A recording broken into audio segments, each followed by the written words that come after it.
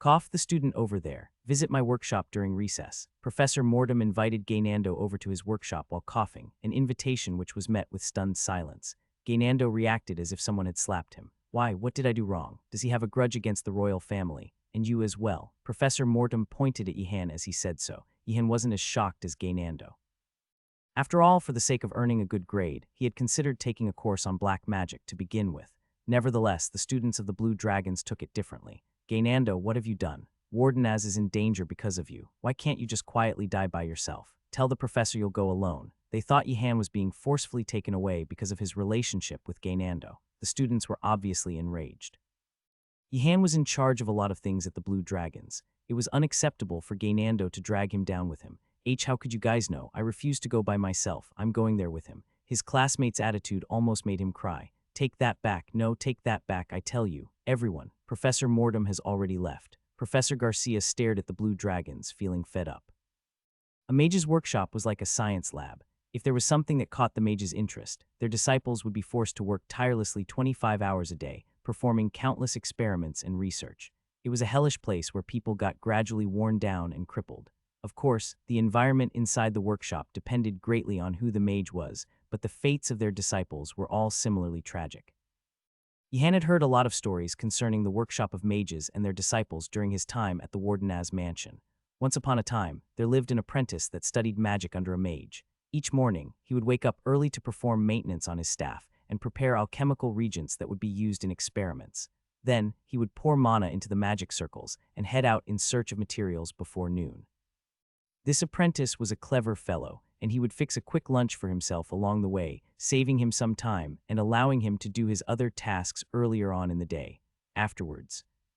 Does this story end with the apprentice killing the mage and taking over the workshop? Young master, you shouldn't make such jokes. The story obviously ends with the hard-working apprentice growing up and becoming a brilliant mage. It didn't matter which world he was in. There was no paradise for those that were in the position to learn. Fortunately, Ihan didn't have to worry about things like that for now. After all, he was still in his first year. He wasn't under any professor at the moment, so he had no need to fear. If a crazy professor tried to recruit him, all he had to do was take a step back and flee. Sob, sob, sob. You're actually crying. Ihan was at a loss for words. Gaynando's eyes were becoming red from his tears. What have I done to deserve this? And why am I being called to this eerily remote location? Hey, it might turn out to be something good, right? And what do you mean by that, huh? I'm sure he's summoning us to torture us. After all, black mages are said to be twisted. They were currently heading to the place that Professor Mortem had told them about. There was indeed something wrong with the location of the professor's workshop. I mean, it is rather unwelcoming.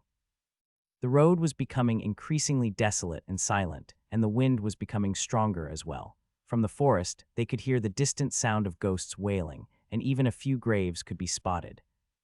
It wasn't surprising, though. To perform black magic, yin attribute mana was a necessity, and when it came to research on undead, there was a need for corpses. It was no wonder the environment here was so dark and gloomy. No wonder none of the freshmen want to come near here. Before them was Professor Mortem's workshop, also known as the...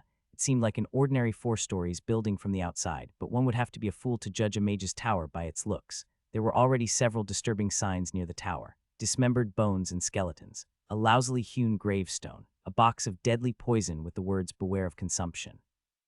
Death upon contact, written on it. They could roughly guess the kind of experiments going on inside the workshop. Noticing the changes in his surroundings, Gaynando's face became pale, so much so that he could probably give the undead a run for their money. Anyone there? Geek. When Yihan knocked on the door, it opened by itself, and the two entered together. Gaynando held on to Yihan's sleeve, shuddering in fear. Finding it annoying, Yihan whacked Gaynando's hand away, hurting the latter's feelings. Gov, gov. You're here? The workshop was filled with blackish blue smoke, and they couldn't see what was going on inside.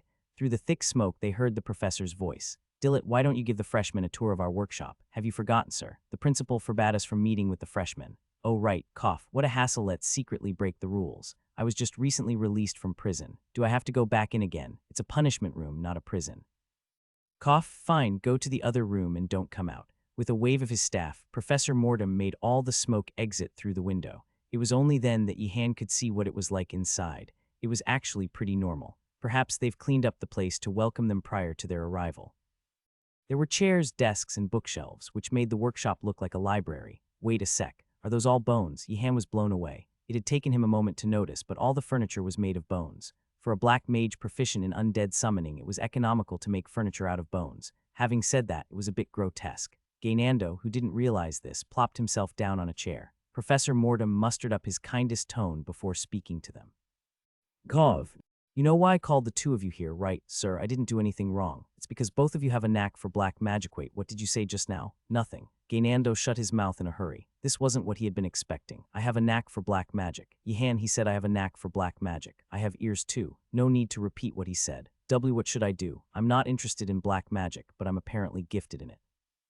What do you think I should do? Yihan was amused by how easily Gaynando was influenced by others' words. How could he be so fickle? Professor Mordum rubbed his hand, and out of nowhere, he produced several candies with a skull drawn on them. Have these while you listen. Because you two are talented in black magic, I wanted to explain the wonders of black magic to you in further detail. Cough, cough. Black magic is often misunderstood, but once you get to know it, you'll learn that it is one of the most beautiful and profound fields of magic out there. Gaynando was already halfway there to being convinced. On the other hand, Yihan listened while feeling sorry for the professor. He knew what was happening all too well. Professors who taught popular classes were often very arrogant and prideful. You wish to study under me? I'll think about it. I'll take you in if you're promising. However, the same couldn't be said about professors that taught classes that weren't popular with the students. Watching them would make anyone feel sorry for them. You see, the best thing about our class is that it can't get any worse. Things can only get better from here. Isn't it wonderful if you think of it like that? Professor Mordum was a classic example of someone that taught an unpopular class. He was trying his best to sweet-talk them, going so far as to give them candies. And that's why black magic is the king among all magic, the best of the best. Got it. I'm interested in black magic now. I didn't know black magic was so profound. Hearing their responses, a big smile appeared on the professor's face. Should I pursue black magic? I never thought I'd be talented in it. But then again, black magic isn't that well liked. But the professor said they needed someone like me. Gosh, what should I do? Ignoring Gaynando, who droned on in excitement, Yihan studied the gift that Professor Mordum had given them while parting. Since they had given him a positive answer, the professor had gifted them something. It was an unknown piece of bone. Sir, what's this? Once you return to your room, study it. It'll serve as a constant reminder of the wonders of black magic. But sir, that wasn't the question. Hoo-hoo, cough, cough. Professor Mordum had seemed very proud of himself, and he had spoken as if he couldn't bear to take away the fun of discovering the bone's secrets from them. Yihan, however, was creeped out by the gift. What in the world was this bone supposed to be? Is there a spell stored inside it? His first guess was that the bone was an artifact that contained knowledge of a spell. Back in the punishment room, he had been tricked by the book that the principal had handed to him. Maybe it was popular amongst the professors to gift students with artifacts that contained spells without offering any type of explanation, almost like a gift that couples exchanged on their anniversaries. No, that's a terrible comparison. Yihan decided to study it more in depth after returning to his room. Yihan, you mustn't tell Macon about me wanting to learn black magic, all right? Yihan knew why Gaynando was saying this. He had teased Janair for wanting to study alchemy. If she knew he was interested in black magic, he'd be teased to no end. Yihan smiled as he replied, but of course, not, I'm telling her right away. Professor Ingerdle, the elven swordsman, was the professor responsible for teaching, and the students that took these courses were mostly from the White Tigers. Hence Yihan, who was the only one from the Blue Dragons, was extremely eye-catching. However, things were slightly different this time around. During the previous swordsmanship lesson, the White Tigers were eager to pick a fight with him, but now they actively avoided making eye contact with him. They'd be obliterated otherwise. How convenient. Yihan had gone on a rampage last time, and he was glad that he did. It was generally a good idea to go on a rampage from time to time. Life was easier that way. That said, it didn't help to lower the difficulty of the class. Don't stop. Continue running. I said no stopping. It's important to use your muscles, but don't forget to breathe and circulate your mana. You can use your muscles much more efficiently by spreading mana throughout your body. Whereas mages used their mana on their spells, swordsmen used theirs on themselves. By having mana circulate smoothly within their bodies, they could prevent fatigue and reduce the possibility of being poisoned by an outside source. But it went without saying that the young students weren't capable of doing this yet. They all ran while panting like dogs, completely forgetting to circulate their mana. Sir, I have a question. Speak. Professor Ingerdle was more than happy to answer Yihan's question. What was he going to ask? Some of us are planning on entering the mountains to gather some materials, and I was wondering if you have any advice for us. My advice is to don't enter, and I'm not saying this half-heartedly. Professor Ingerdle's warning made Yihan uneasy. Is it that dangerous? A lot of powerful monsters dwell in this mountain range. Deep within, there are even some monsters that we professors aren't aware of. Since it's springtime, more and more monsters will wake up from their slumber as time passes. Professor Ingerdl stared warily at the mountain range. As Einregard was a magic academy, the mana in the surrounding area was dense, attracting a lot of different monsters. In particular, the mountain range behind the academy housed pretty much all kinds of monsters. It was a danger zone in Ingerdl's opinion. He wouldn't be surprised if there were large monsters such as ogres, mountain giants, trolls, and wyverns deep inside the mountains. If that was indeed the case, monsters that usually lived in the inner regions would be pushed out to the outer regions. As hot-blooded as you students are, it isn't a wise decision to enter the mountains. In fact, I'd even call it lunacy. It's not like we've got a choice. One of our assignments is to gather materials from the mountains. Professor Ingerdl let out several dry coughs, feeling awkward. He didn't know that it was a task that one of his colleagues had assigned. Is that so? Then it's a different story. Is it? How exactly is it any different? Although Ingerdl was a professor in this academy, he was a swordsman, not a mage. Hence, his way of thinking was remarkably different from that of the other professors. The idea that it was normal for people to die while learning magic absolutely blew his mind. Having said that, just because he didn't agree with the other professors' ideology, it didn't mean he could slander them in front of the students. Professor Ingerdl spoke in a roundabout way, hiding away his real thoughts. Since it's an assignment from your professor, I'm sure you'll be fine. There must be a bigger picture that you can't see yet in acquiring materials from the mountain range. You think so? Yihan looked at Professor Ingerdl with eyes that were filled with suspicion. Just a moment ago, he had called it an act of lunacy, and yet he immediately changed his tune once other professors were brought up. It felt as if the professor was trying to cover for his colleagues. After a fit of dry coughs, Ingerdl changed the topic. That said, it seems you're not out of breath anymore. Excellent. Were you able to circulate your mana throughout your body? Yihan had been panting a moment ago, yet he seemed comfortable now. This wouldn't have been possible without mana circulation. Professor Ingerdl was glad to see his student improve. Oh, this. Yihan smiled sheepishly as he replied, I lost focus just now and ended up discharging the mana. Step 1, gather mana from your core. Step 2, focus on circulating that mana throughout your body. This was the golden standard. By having mana circulate like blood, they could achieve maximum efficiency in body strengthening. The key here was to have it circulate smoothly. Yihan, however, found it too exhausting to focus and opted to release the mana after having it reach various parts of his body. He had mana to spare anyway. Professor Ingerdl stared blankly at Wardenaz, having no idea what the boy was saying.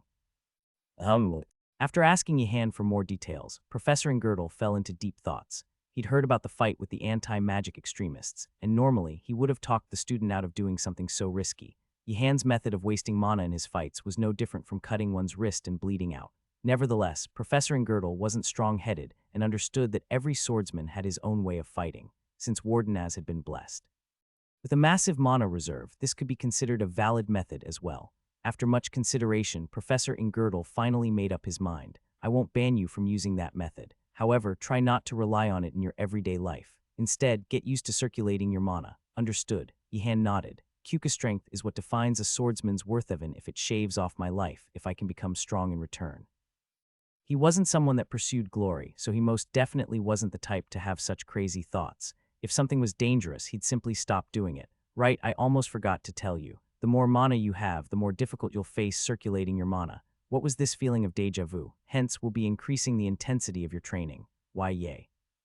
Yihan maintained his usual expression, relying on his unbreakable will. He had to pretend like he was happy. Don't let it show. Don't let it show. Professor Ingerdl, who was one of the only kind professors in this academy, was ecstatic. You don't mind? Great. I was worried that you wouldn't be happy about it.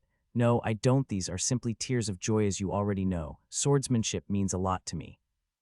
Professor Ingerdl's scarred face was beaming with joy. Of course, Wardenaz, I've always known how devoted you are to swordsmanship. Right, I'll follow along on your trip into the mountain range. Sir, didn't you say it'll be fine? Something about Professor Ureger having a bigger picture in mind and whatnot. But of course, I simply enjoy going on walks in the mountain. With a prosthetic arm and leg, it was questionable whether Professor Ingerdl truly enjoyed going up steep mountains, but Yihan chose to remain silent. The professor's behavior made him worried about the potential horrors awaiting them.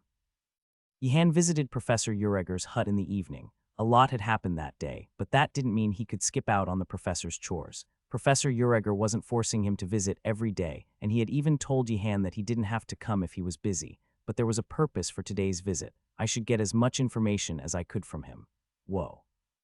Yihan was initially surprised by what was written on the paper, but it made sense. Professor Ureger was a busy man, and he wasn't going to be stuck in his hut 24/7 like a patient. He had students to teach and things he had to tend to as a professor. After a nod, Yihan took the piece of paper and returned to the dorm to fetch Yaner. You want me to search for items inside the hut that might come in handy? Yup. I want to figure out what the potions I have in possession are for.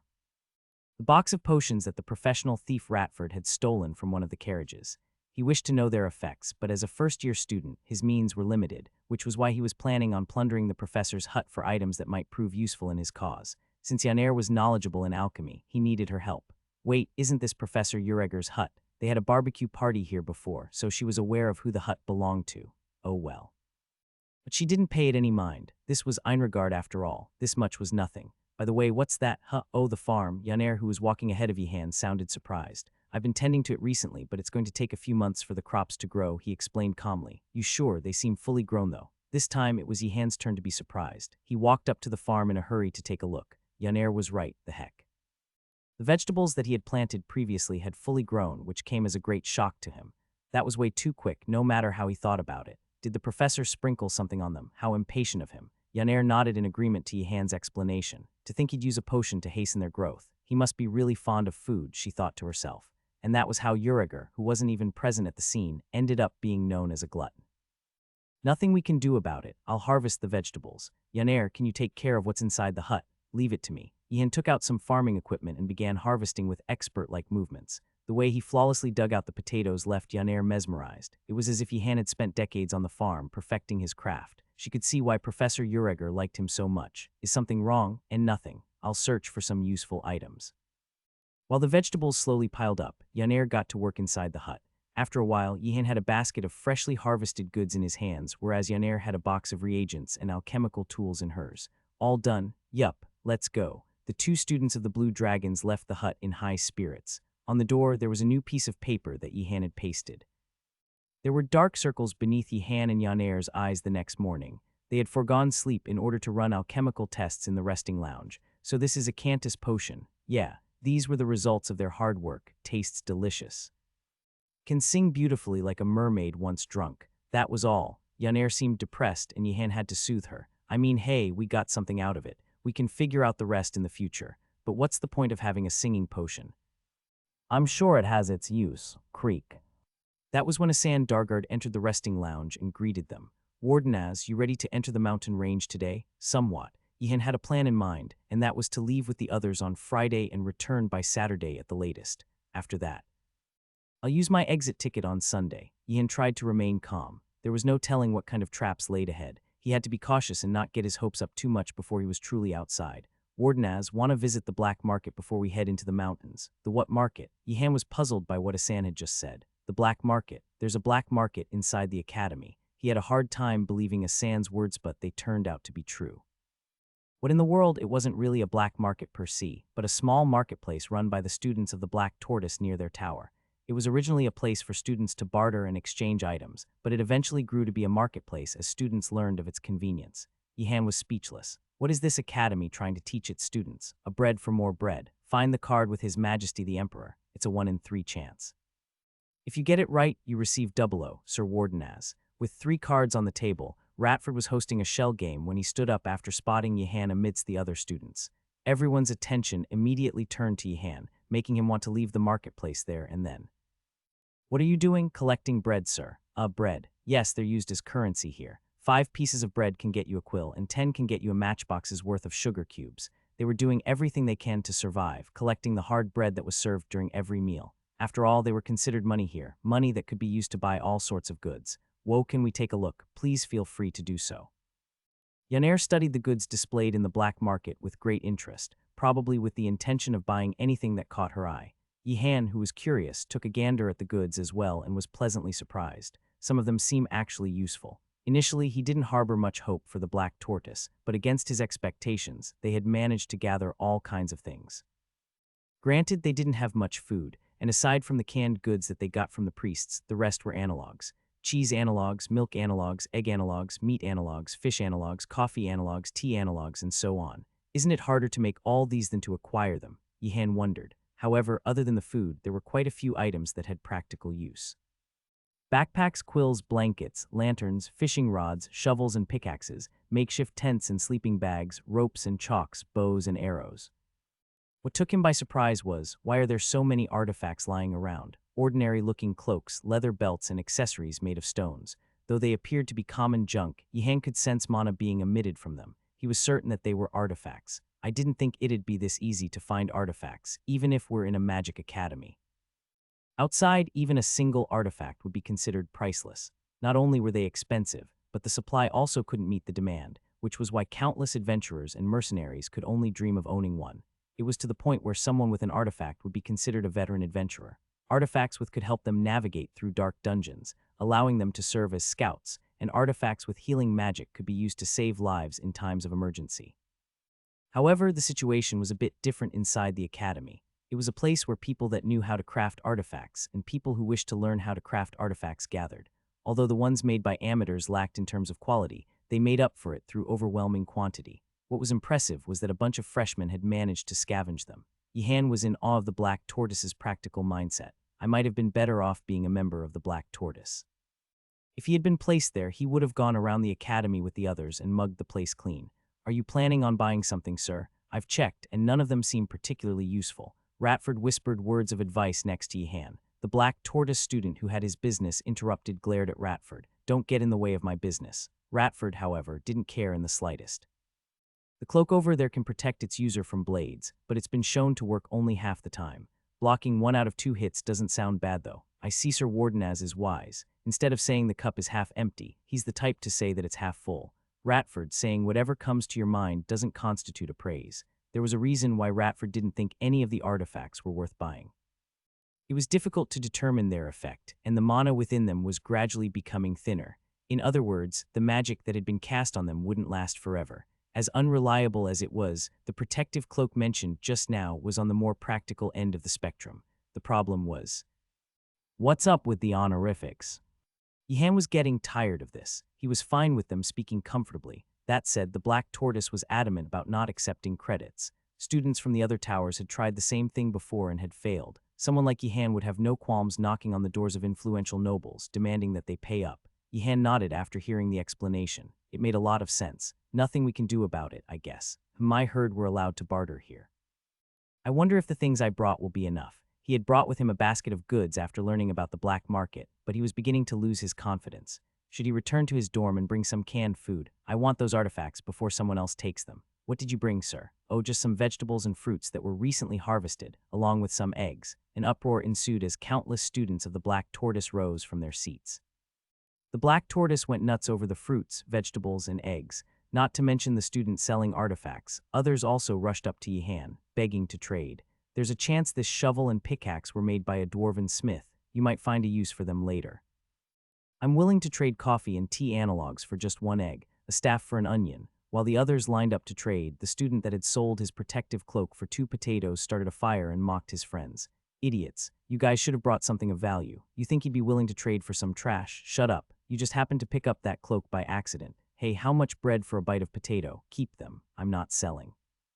I heard potatoes don't taste that good nowadays. You might be better off with this bread. Ignoring all the distractions, the student kept baking his potatoes. Once they were adequately baked, he peeled them, revealing their flesh, which looked absolutely delectable. After blowing on one, the student took a big bite. The potato melted like cheese inside his mouth, putting him in a daze. Yihan, who had been watching, was flabbergasted. Just how starved are they? Salt and butter hadn't been used in the baking process, so there was no way it tasted as good as the student made it out to be. Gather around. I'll cook something for you guys. Yaner, can you help me? She nodded, and the two exchanged glances. Just this once, we won't ask for money. Agreed. As stingy as he was, Yihan didn't wish to ask for money from people so desperate, and there was also another reason. By feeding them before entering the mountains, I can have the Black Tortoise owe me a favor. He was enemies with the White Tigers, and there was no going back from that, but he still had a chance when it came to becoming friends with the Black Tortoise. Yihan chopped up the vegetables that he harvested and sprinkled some salt and pepper, something which shocked the Black Tortoise. However, it was too early for them to be surprised. He added oil and deep-fried the vegetables. An irresistible aroma spread to surrounding areas, prompting the students to gather around the pot like lifeless zombies. Yihan then popped open a can of tomatoes, scooped up its content, put it into the pot, and fried it together with the vegetables. Despite having made it in a rush, the thick tomato vegetable stew looked mouthwatering. Once he was done, Ihan handed out a bowl of stew to each student. Everything around him became silent as the students got to work with their spoons. Once they were done, they expressed endless gratitude and appreciation. So this is what a proper meal tastes like. I've finally recalled what it's like to live. Now, a round of applause for Sir Wardenaz. Don't please, Ihan shoved a potato into Ratford's mouth, stopping him from ruining the mood. Although Ihan tried to turn them down, the black tortoise wished to repay him. As a result, he ended up returning with full pockets and 2 backpacks on his back. A lantern, a fishing rod, a shovel, and a pickaxe hung on his sides. That's so cool. For some reason, Yanair seemed mesmerized by the unique fashion, and Ratford soon followed suit. Sir looks like a top-tier adventurer. Ratford aside, he couldn't tell whether Yanair was teasing him or being serious. After letting out a deep sigh, Ihan put down one of the backpacks.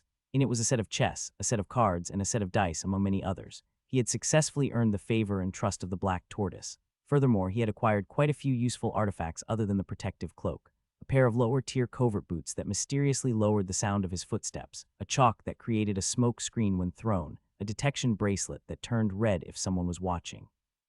Mars seniors must have made these, but for what reason? Ihan began to question the intent of the seniors who took the artifact crafting class. Were these all made to sneak away from the professors? Rattle, rattle. As he was browsing through the artifacts in his backpack, he heard something rattle, and much to his horror, a skeletal hand came climbing out of the backpack. For a split second, he thought someone from the black tortoise had repaid kindness with hatred. But it didn't take long for him to realize that no one could lay such a sophisticated trap using magic yet. Rattle. The skeletal hand came flying towards him, and it combined with the mysterious bone that he had received from Professor Mortem, which he had kept with him. Now the bone had both a hand and a forearm. The bone proceeded to float in the air, like a puppy waiting to be fed. No. Ignoring his protest, the bone approached Ihan, pricked him in one of his fingers, and took a droplet of blood from him. Soon after, he felt a connection form between him and the incomplete bone summon. Sit, stand, turn around, fetch. Yanair and Ratford stared at Ihan, feeling complex emotions. Their friend had suddenly summoned a piece of bone and was giving orders as a black mage would. What a strange gift. But then again, I'd be more worried if a professor gave me something normal. I think it's better if you throw it away. Patadak, terrified by Yanair's suggestion, the bone stuck close to Ihan. This behavior made them feel sorry for the poor piece of bone. I take back what I said. I take it back, all right. In the end, Yanair had to retract her statement. So what you're saying is that this bone is a gift from Professor Mortem. Sir Wardenaz, I'm not too familiar with magic, but among thieves, there's a saying that warns us against getting close to a black mage. His 2 friends pointed out the cold truth. The skeletal summon was indeed a bit eerie as a gift. Why would the professor give him something like this? Even Ihan couldn't defend him this time. I'm sure it has its use. With all due respect, sir, it might. However, it's still uncanny to look at. Though Ratford was loyal to his superiors, he wasn't too sure about this either. Yanair, who caught on to Ihan's ambivalent feeling towards the skeletal summon, rushed to think of some advantages that the summon might have over other creatures. Having said that, you won't have to feed it anything, and it seems loyal to you as well. It can help you in various things. Like what? Yanair chose not to answer Ratford's question. And I guess it looks quite cute. Is weird, Ihan had tried to think of ways in which he could make use of this gift, but to no avail. He could no longer shield the professor's actions. This was absolutely a weird gift. Why would he give me a skeletal summon? Done more importantly, why would he give you a partial summon? Maybe he wants Sir Wardenaz to look for the other parts that are scattered throughout the academy. Yanair laughed at Ratford's suggestion, not believing it in the slightest. As if something like that, wait, you can't be serious, right? Ihan didn't find this funny at all, finding Ratford's explanation rather plausible. Maybe that really was his goal. Otherwise, a random piece of hand bone that he received from a student of the Black Tortoise wouldn't stick so perfectly to the bone that he got from the professor. Someone with common sense would ask who in their right mind would enjoy collecting bones. But as the Academy had shown time and time again, there was no such thing as a professor with common sense. Professor Mortem probably thought they would have a blast going out on treasure hunts. Just thinking about it is giving me the creeps. Ihan shuddered. More so than the summon itself, he was terrified by the professor's twisted view of the world. As a normal person, he couldn't keep up with what the professor was thinking. Wardenaz, how was your visit to the black market? Wait, what's up with that bone? Asand, who joined them a while later, was bewildered when he saw the summon moving around Ihan. What the heck is going on? Quite a few students had gathered before Professor Girdle. In fact, there were students from all 4 towers, as everyone that took the alchemy class had to gather materials for the assignment. This was a chance for them to enter the mountain range with a professor. If they missed it, it would be difficult for them to gather the materials that they needed. Professor Girdle slowly opened his mouth when everyone had gathered. Prioritize safety first and foremost. Nothing is as important as your life. I want members of each tower to gather around and confirm who's here. Once you've entered the mountains, perform regular checks and report if anyone goes missing. Professor Girdle had a knack for instilling fear in the students. Some students had already become pale from the nervousness. Better nervous than dead. If they entered the mountains thinking it was a picnic, they might be met with tragedy. It was better to keep them on their toes. Those from the Blue Dragons all knew each other. This included Yihan, Yanair, Asan, and the princess. "Hey, Wardenaz, I heard the dish you made for the Black Tortoise was out of this world," said Asan. "You're exaggerating." It was just regular stew. Yihan thought the Black Tortoise was embellishing the story. Anything would taste amazing when consumed in a state of hunger. The stew that he made for them was nothing out of the ordinary. He had made it on the spot by throwing in some vegetables, oil, salt, pepper, and tomato sauce. No, it actually tasted great. "She's right, sir." Yihan was puzzled. Ratford aside, he didn't expect Yanair to react this way too, but it didn't even have any meat inside. "Aren't the dishes that I serve at the dorm better?" "No. Maybe it's because we ate it together outside. The stew tasted way better. Is there something different about the ingredients? The vegetables that they harvested and put in the stew?" He could think of no other explanation. The vegetables in Professor Ureger's garden had grown at an unusual rate. Yihan reckoned the professor must have poured some special potion to make them grow and taste better. Wait, could he have used an elixir? Maybe I shouldn't have harvested them without asking. For a split second, Yihan seemed to regret his decision. However, when it came down to it, the professor never mentioned staying out of the garden, and to begin with, that was his part of the garden. Yup, not my fault. If he had known that the stew was so delicious, he would have reserved a bowl for himself. I wonder how it tasted. Wait, aren't you from the White Tigers? Asan was addressing an elf with long black hair. She was the student Yihan had talked to previously, and what was worth mentioning was that she had sworn her allegiance to the princess despite being from the White Tigers. "I've already sought permission from my dormmates. I'll be accompanying Her Highness." There were a couple of other students that didn't belong to the Blue Dragons hovering near the princess. Their loyalty to Adenart was quite impressive. In comparison, Yihan looked around himself. That was when a student from the Black Tortoise carefully brought up a suggestion. "I heard you have a beef with the White Tigers, Mr. Wardenaz. Shall we gather some men to harass them? Is that how you guys see me? This place will do. Now students, go gather the materials that you need." After trudging through the mountains for several hours, Professor Girdle told the group to stop when they came across a flower field. The students split into small groups and moved in an orderly manner as the elven professor watched on with warm eyes. The students had realized by now that teamwork was essential if they were to survive in the academy. "I'm happy to see that you're all doing well." Each tower had a student or two acting as its leader. Though the manner in which they led others differed from person to person, there was no doubt that they played a central role in keeping the groups together. Wardenaz was one such leader, and through his charisma, which befitted the progeny of a prestigious household, he was exerting his influence over his tower's students as well others. Fortunately, he had a good character despite his cold appearance. If that wasn't the case, the Blue Dragons would have been much rowdier than they were now. Leaders are always born within the tower one way or another, but he's a cut above the rest. The stories that he had heard from the other students had shaped the professor's impression of Yihan. He was glad to know that Yihan wasn't the type of person to flaunt his authority over others simply because he came from a lineage of mages. Chirp, chirp, chirp. The professor looked up from where he was seated when he heard birds chirping from above. Pot, and just like that, he vanished. Wardenaz, Yihan was made aware that something was wrong as he was putting turkey tail mushrooms and dwarven hammer mushrooms into his basket. Several Black Tortoise students had approached him with terror-stricken looks. "Is there a problem?" The professor had vanished. Yihan was dumbfounded to hear this. Immediately, several possibilities flashed past his mind. Did the professor leave after giving them a false sense of security to teach them some sort of a lesson? No. I trust Professor Girdle statistically. It isn't wise to trust a professor, but if it's him. Yihan shook his head. Did enemies like the anti-magic extremists infiltrate the academy and kidnap the professor? That's even less likely to be the case. After what happened last time, security must have gone up a notch. If people did manage to get in, the Lick should resign from his position. In that case, did he get done in by a monster? But the professor's a sword master that can go head-to-head against Arlong. Can a monster defeat him without causing any commotion? And would such a powerful monster exist in the outskirts of the mountains? Truth be told, it wouldn't be strange for any monster to appear near the academy, but Yihan trusted the professor's skill. He wouldn't go down that easily. What should we do? What should we do? Calm down, everyone. The professor might have left to fetch something. This was highly unlikely, but Yihan said it to calm the students. We aren't dealing with a monster, and we aren't lost either. There's no need to panic. All we have to do is return from where we came. Although they were in the mountains, there were still paths here and there, probably made by the upperclassmen that came before them. They had climbed a long way, but they could go back by following one of the paths. Shua! Rain suddenly came pouring down, and Yihan was beginning to think that this was all part of an elaborate scheme. Yihan and several other students hid under a cliff to avoid the rain. Nilia wiped herself while looking upset. Finding a path back to the academy would be impossible as things stand.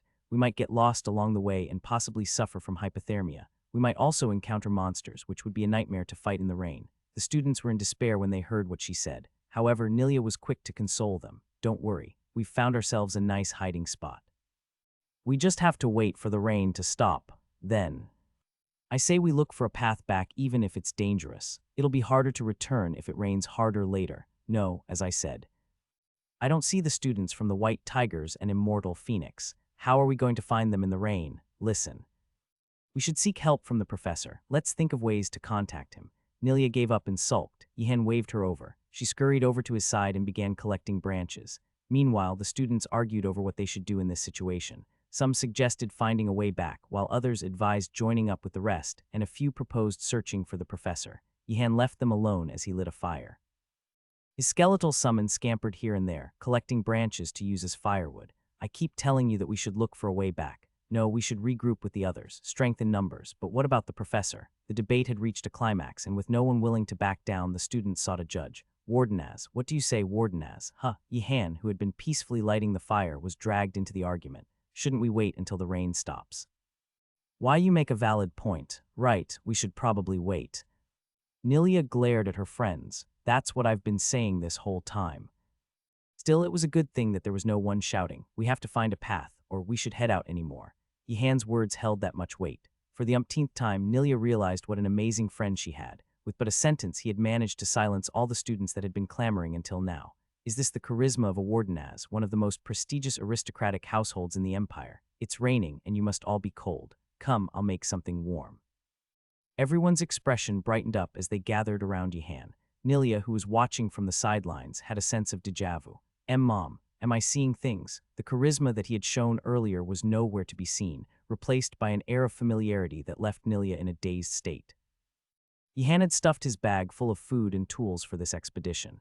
If Gainando had seen the things that Yihan had brought with him, he would have freaked out, asking what they were all for.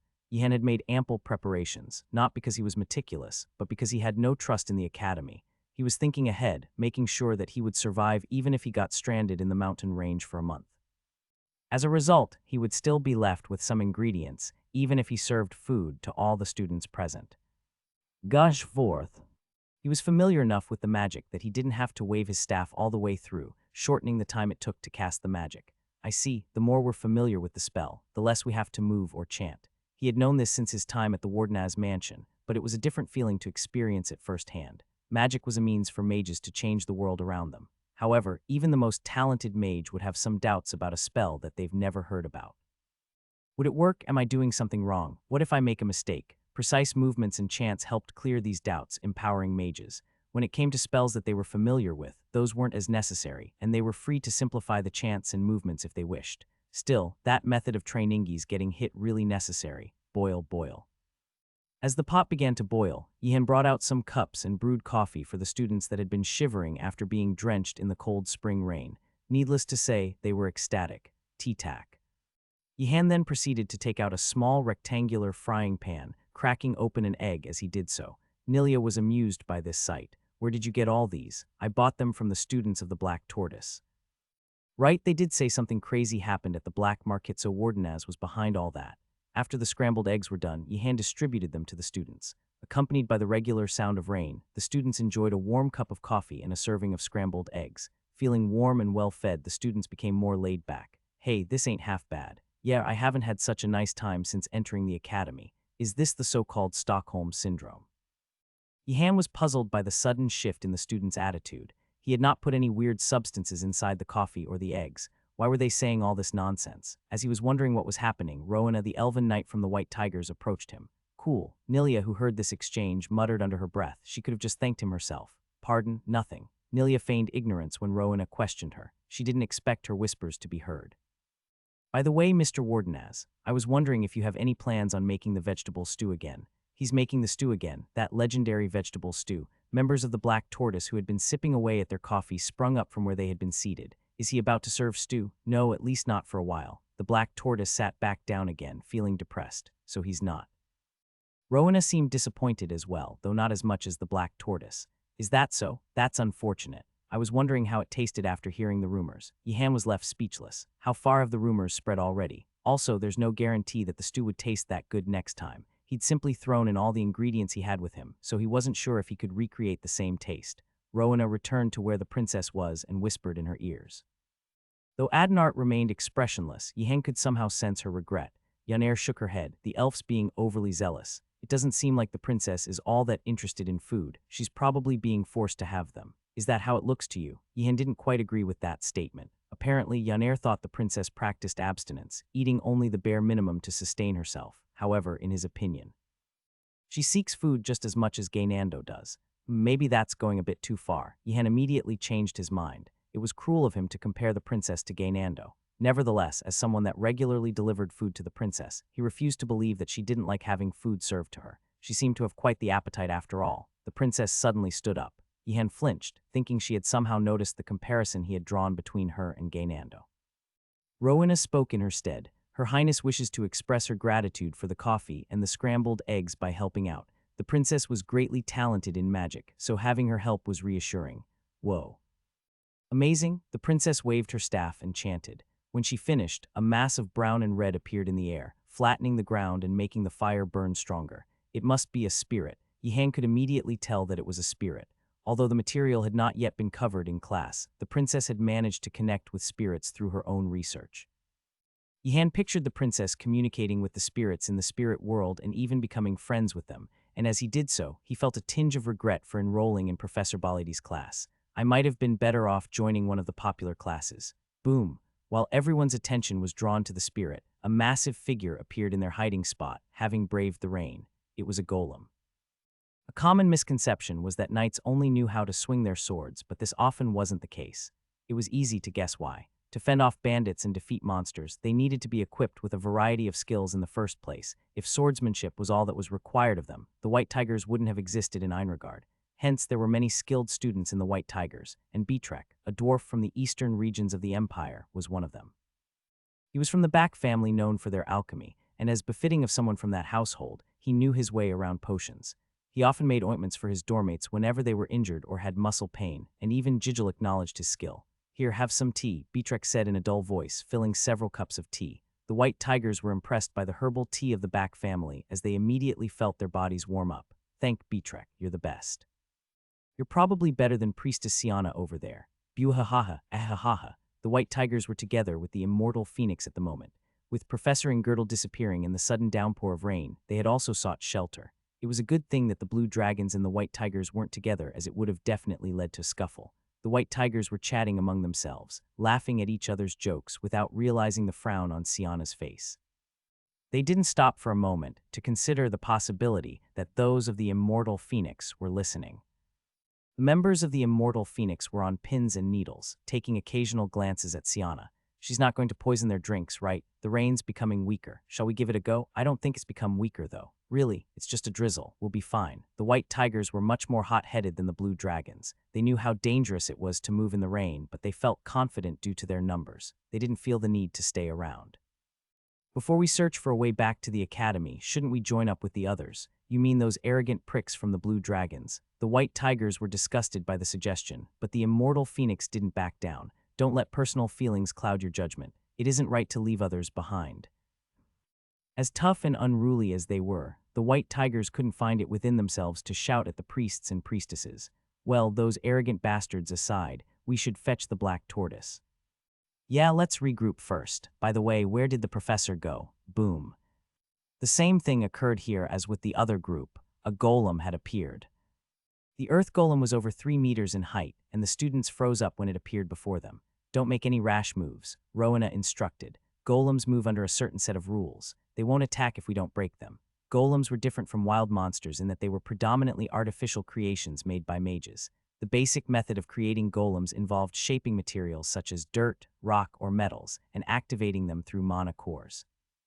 Damages to the core could lead to golems going rogue, and some parts could combine with materials in nature if they weren't disposed of properly. This academy has some serious safety regulation issues. Yihan raised his staff while cussing in his heart. Rowena was right in that golems followed a certain set of rules, be they regular golems or rogue golems. The problem was that it was difficult to infer the rules of rogue golems, if the one before them happened to follow a rule, such as eliminate all the freshmen. Luke. The earth golem approached the students in a threatening manner, only to draw a line on the ground with its foot. A thick line was drawn in front of the students that were hiding under a cliff. Is it saying we shouldn't cross? What happens if we do? Let's try it out. You mustn't, Wardenaz. Gainando's not here, screamed Asan. Naturally, Yihan wasn't about to test it himself. The skeletal summons scampered forth, only to be squashed by the earth golem immediately. Snap! The students were horrified. Fortunately, it didn't take long for the shattered bones to recover. Rowena noticed something off about this. Wait, are summons supposed to revive this quickly? It should take a considerable amount of time and mana to summon a creature that's been destroyed. However, Rowena didn't dwell on it too much as there was something more urgent afoot. They had to think of a way to deal with the earth golem in front of them. So it attacks if we cross the line. Then aren't we trapped in here? Let's not jump to conclusions too fast. Why don't we attack it together? Don't. We might land ourselves in further danger if we act rashly. The students discussed what they should do, each giving their own opinion. As they were in a state of panic, their voices grew and they refused to back down. Fearing that the argument would devolve into a worthless quarrel, Nilia quickly walked up to Yihan. Since they didn't listen to her, she had to get the help of someone that they did. Wardenaz. Meanwhile, Yihan was deep in thought with a frown on his forehead. She had to shake his arms and call him to get his attention. Wardenaz. Oh, sorry, what was that? What's wrong with you? Those brats, our friends, are acting up again. It's your time to shine. Yihan nodded. By the way, what were you thinking so hard about? Nilia asked curiously. Oh, I was just analyzing our situation. This boy from the Wardenaz family was very astute and often noticed things that others didn't. Not only did he appreciate the skills of the hunters and scouts of the Shadow Patrol, but he also thought highly of their wisdom and was willing to be friends with her. Could he have figured out a solution to this predicament? Did you figure something out? All the students, including Nilia, looked at him in anticipation. I think this is a trap from the professor. The unexpected bombshell left everyone speechless. Let me go, calm yourself, Professor Ingirdle. Principal Skelly soothed Ingirdle as he released the professor from the binding magic that he had cast. Professor Ingirdle stared at Principal Skelly and Professor Ureger in disbelief. He had been wondering what was going on after suddenly finding himself in the dark. It turned out he had been kidnapped by the two. These mages were nuts. There's a reason for bringing you here. Let me explain. Go on. With a skilled swordsman like yourself standing guard, the students won't be able to grow when they're confronted with danger. Professor Ingirdle was dumbstruck by this bullshit explanation. Thinking they'd managed to convince him, Principal Skelly and Professor Ureger nodded. I'm glad Professor Ingirdle understands. But I don't. There should be other ways to facilitate the students' growth. For example, have them train and battle each other, or teach them the proper mindset. Principal Skelly shook his head when he heard this, as if to lament speaking to a swordsman. That's not how mages grow. He's right, Professor Ingirdle. Mages aren't nurtured that way. If they already know what to expect, we can't stimulate their creativity. Professor Ingirdle barely held himself back from brandishing his sword. He had to remind himself that this was a magic academy, not a night school. I'd rather be back at night school. Professor Ingirdle might not agree with my methods right now, but one day you'll understand why I'm doing this. Fine. Let's suppose you're having students roam the mountains for hours in terrible rain and making them come across an unexpected danger to train their awareness. Ureger acted as if he was embarrassed. No need to praise me like that. I wasn't praising you. There are lots of monsters in the mountain range, and the paths are such that they may get lost if they aren't careful. How do you plan on saving them if something unexpected happens and they're attacked by a powerful monster? Principal Skelly and Professor Ureger acted as if they couldn't understand the point of his question. They should do something about it themselves, no. Why would we intervene? Professor Ingirdle's shoulders drooped. Right, I shouldn't have even attempted to reason with them. The more skilled a mage was, the more likely they were to be in an abnormal state of mind. A mage skilled enough to be appointed a professor at Einregard would have to be at least half crazy. Professor Ingirdle gave up on arguing with them. I give up, please notify me if a problem arises later on and the students need rescuing. All right, it seems we've finally managed to change your mind. No, I still stand by what I said. Professor Ingirdle let out a deep sigh. In an attempt to pacify him, Professor Ureger poured him a warm cup of tea. There's nothing to worry about, Professor Ingirdle. What I prepared for them isn't that dangerous. They're just bulls that have been strengthened by potions. Professor Ureger had prepared them with care for this particular assignment. Just like before, he had placed them near areas where they could find the materials for the potion. Students might curse him now, calling him a bastard, but in the far future, once they become established alchemists, they would sing his praise in gratitude. I guess you're right. If it's just bulls, the students should be able to manage somehow. Professor Girdle was a little more at ease now. The bulls might have been strengthened by potions, but there were quite a few talented students among the group that entered the mountain range, so they should have no trouble dealing with them. Do they spew fire? No, they don't. Do they teleport? No. Can they perform element-based attacks? Are they infallible against blades? Do they have a deathly aura that instills fear, roars that could paralyze their opponents? How much money do you expect me to invest in some bulls? The questions were getting so ridiculous that Professor Uriger had to cut him off. Raising their strength and speed would be enough for this activity. If he tried to apply everything that the principal had mentioned, he would need to invest several mansions worth of money, and even that might not be enough. Principal Skelly was disappointed to hear this. How boring. Let's hope a different monster appears. Monsters don't spawn out of nowhere, you know. At first, Yehan's opinion seemed like nonsense, but as time passed, it began to make more sense. This was due in part to his credibility. Had Gainando made the same claim, they would have disregarded it without a second thought. However, because it was Yehan, they felt that there might be some truth to it. Also, Professor Uriger had a history of doing something similar. The students thought back to their first lesson. That crazy professor had unleashed several boars to go after them. It wouldn't be strange for someone like him to use earth golems as well. Then where's Professor Girdle? They must be on the same side. How could he, those damn professors? None of them are trustworthy. The students were enraged, to say the least. Even Professor Girdle, whom they trusted, had betrayed them. Yehan carefully processed what happened once more. It's too much be to a coincidence. The moment they arrived where they could gather the herbs and materials, Professor Girdle went missing. Rain began to pour, and an earth golem appeared. It was too far-fetched to call it an accident, which was why he had begun to suspect the professors. Warden, if this is really a part of the professor's ploy, what should we do in this situation? Nothing's changed. We just have to get rid of the golem somehow. Yehan replied matter-of-factly to Asan's inquiry. Yehan sensed that the students were discouraged and tried to boost their morale. Why the long face? Since it's a trap that Professor Uriger has laid, there's got to be a way to solve it. Why, you're right, he was right. If the earth golem was something the professor had prepared, there had to be a method of defeating it. After overcoming the fear of the earth golem's appearance, the students began discussing a solution to their problem. How about attacking it with fire, magic, or corrosive potions? That's only effective against Garsai trolls. Since it attacks if we cross the line, let's try erasing it. It can't be that simple. We should try covering its eyes. Rob its vision and sneak away while it's confused. We should shoot it with arrows. Asan, who had been listening to their conversation, felt that Yehan should step in again to organize everyone's opinion. Otherwise, all sorts of trashy suggestions would be thrown out. Rowena stepped forward and opened her mouth. Her Highness has suggested using her spirit to distract the golem. Where's Warden? Asan looked around in a panic as Yehan was nowhere to be seen. Did anyone see where Yehan went? Was he kidnapped? We must break through the golem and retrieve him. They were much more alarmed than when the golem first appeared. However, Yehan hadn't disappeared in the first place. Yaner was surprised to see that Yehan had suddenly appeared behind the earth golem. Warden, the students couldn't believe their eyes. Yehan had somehow managed to cross the line and appeared behind the golem, and the golem wasn't attacking him. How'd he do it? He must have used an invisibility spell. While the others were engrossed in their discussion, Yehan had conducted an experiment to determine whether he could use the invisibility spell on his belt to go past the golem. As a result, he discovered that the golem couldn't detect those that were invisible. He also learned that it wouldn't attack anyone that had already crossed the line. This was why he was safe even after disabling the spell. This was a huge finding. He knows how to cast invisibility spells. No, I simply borrowed the power of an artifact. He knows how to craft artifacts already. I never said I made it. The Black Tortoise were dumbfounded.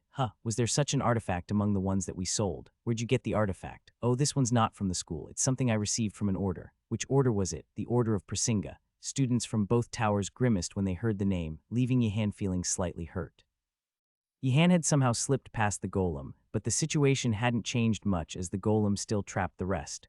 Warden, call a professor. Someone should go with him. What if he betrays us and... Nonsense, you think he's Gainando. All right, sorry. Yehan ignored them. Since this was a trap set up by Professor Uriger, calling for help would be a futile endeavor. We must find a solution ourselves. Given that the golem was prepared by the professor, it had to be something that the freshman could defeat one way or another. Move! He took out his iron orb and waved his staff, making the orb revolve midair. First, I must find where its core is. Yehan's plan was to strike the earth golem until he discovered its core. Will it work? It's a golem after all, Yaner said worriedly. Even if it was made of dirt, it didn't change the fact that it was a golem. Its body had to be extremely thick and robust. She didn't think a spell from a freshman would be effective. However, Yehan nodded to reassure her. Against a wild golem, he would have had his doubts as well. That said, this was an assignment from Professor Uriger. In that case, it shouldn't be that robust. With a wave of his staff, the orb struck the golem. Puck, the orb made a dull sound as Yihan propelled it using his magic, accurately embedding it inside the earth golem. What happened next was unexpected. Yihan was surprised to find out that he had lost his connection with the orb, and he had no way of retrieving it from the golem's body. Crap, I should have thought about this a bit more. He clicked his tongue. Earth golems were monsters that maintained their form through the use of mana. If an object controlled by mana were to enter their body, the connection could be lost due to interference from the golem's own mana. Rattle. The skeletal summon waved its hand, signaling to Yihan that it would go and retrieve the orb. You can do that. In that case, go. The skeletal summon went straight to work upon receiving the order. It climbed up the earth golem's back and did its best to remove the orb. However, the orb was embedded too deep inside the golem, and no matter how much it tried, the summon couldn't reach it. Forget it. Come back. The skeletal summon returned, looking gloomy as it did. Fortunately, the earth golem didn't seem to care. I guess I won't be needing the invisibility spell anymore. Yihan, who had been planning on running away if the golem responded, got ready to attack once more. The iron orb had failed, but how about a water marble? He didn't wish to admit it, but Professor Balidi's teachings were coming in clutch again. Having trained tirelessly under a professor that kept shooting lethal projectiles, Yihan had no trouble conjuring a water marble. The problem was in its destructive power. Is it going to be stronger than an iron orb? It was raining right now, so there was a lot of water to work with, but he had opted to use his iron orb because of its destructive power. It was easier to maneuver as well. All he had to do was raise it in the air, concentrate on the target, and shoot. Since the orb was inherently hard, it came with a decent amount of destructive power. In comparison, shooting water marbles was much harder. Before he could aim and shoot, he had to conjure water and compress it into the shape of a marble, something which required much more effort than simply using an iron orb. He had achieved mastery over iron orbs, but he wasn't quite there yet when it came to water marbles, and this was why he kept getting beaten up by Professor Baladi. Gush forth. Yihan began by conjuring some water in the air before compressing it to the shape of a marble. It felt easier to do than usual, probably because of the rain. Puck, as I thought. The marble managed to hit its mark, but it wasn't as strong as the iron orb. That much was clear based on how little it penetrated the golem. The skeletal summon seemed to agree as it shook its body sideways. Think. They may be beasts posing as humans, cruel creatures with neither blood nor tear, but even the most heartless professor wouldn't prepare a golem that we have no hope of defeating. Yihan began to contemplate. In reality, the golem had nothing to do with Professor Uriger, but he had no way of knowing this. Professor Uriger should be aware that I'm learning under Professor Baladi, and they must have exchanged words at one point. Maybe it's a task that requires me to draw out everything that I've learned until now. Spin, spin. Yihan looked up. He had conjured another water marble, and it was drawing circles above him. A bitter laugh escaped his mouth. All that training under Professor Baladi had made him subconsciously begin to draw circles. That was when an idea flashed in his mind. What if the marble itself spun at a high speed? It should penetrate much deeper than before. Rather than having it go around in circles, he began spinning the marble. Meanwhile, Professor Ingerdle was sulking in the corner, prompting Principal Skelly to send a telepathic message to Professor Uriger. Do something about this. Professor Ingerdle was a rare talent that could not be easily replaced, and the Academy would be in a bind if he were to call it quits. Principal Skelly dreaded what would happen afterward. He'd first have to write a written statement to the Emperor claiming he didn't bully the professor. Then he'd have to explain to the higher officials that he wasn't bullying sword instructors on purpose. Finally, he'd have to seek the knights and ask for someone to replace Professor Ingerdle, promising not to bully the new instructor. Just imagining it gave him the shudders. Why are you asking that of me? Though he wasn't too happy about it, Professor Uriger went downstairs to the storage room of his hut and fetched several glasses worth of honey mead. At the end of the day, he couldn't say no to the principal. Don't forget to bring some snacks as well. Professor Uriger couldn't be bothered to complain as he silently grabbed some vegetables and smoked dried jerkies from the shelf. That was when he caught sight of the vegetables that Yihan had left behind. I shall eat these when I'm alone. Professor Uriger was determined to keep the vegetables for himself. He had been robbed blind by Yihan, so he had to get something in return. Unfortunately, Principal Skelly had noticed the pause. You're not planning on keeping the goods to yourself, are you? Damn it. Giving up, Professor Uriger brought everything with him. Coon, you must be hungry, Professor Ingerdle. By all means, try some of the honey mead that I made. It goes well with vegetables and dried meat, both of which I personally prepared. My honey mead made by our dear alchemist. It must taste divine. Principal Skelly wasn't used to flattering others.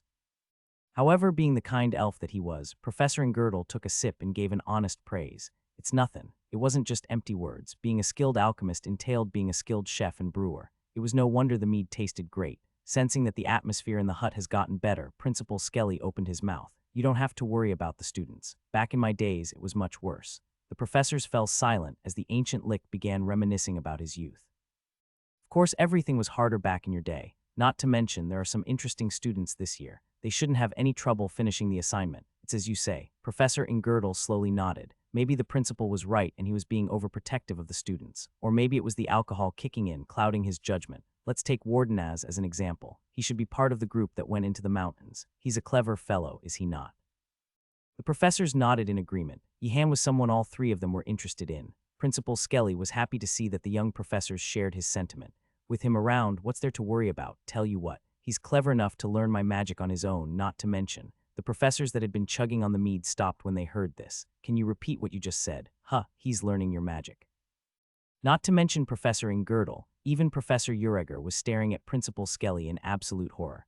Granted, there was nothing wrong with professors giving personal lessons to certain students. After all, Einregard was a place to learn magic. Having said that, Principal Skelly was an exception. He was a madman from ancient times, equipped with a set of morals and beliefs that differed greatly from the present. It took a moment for the lick to realize his mistake.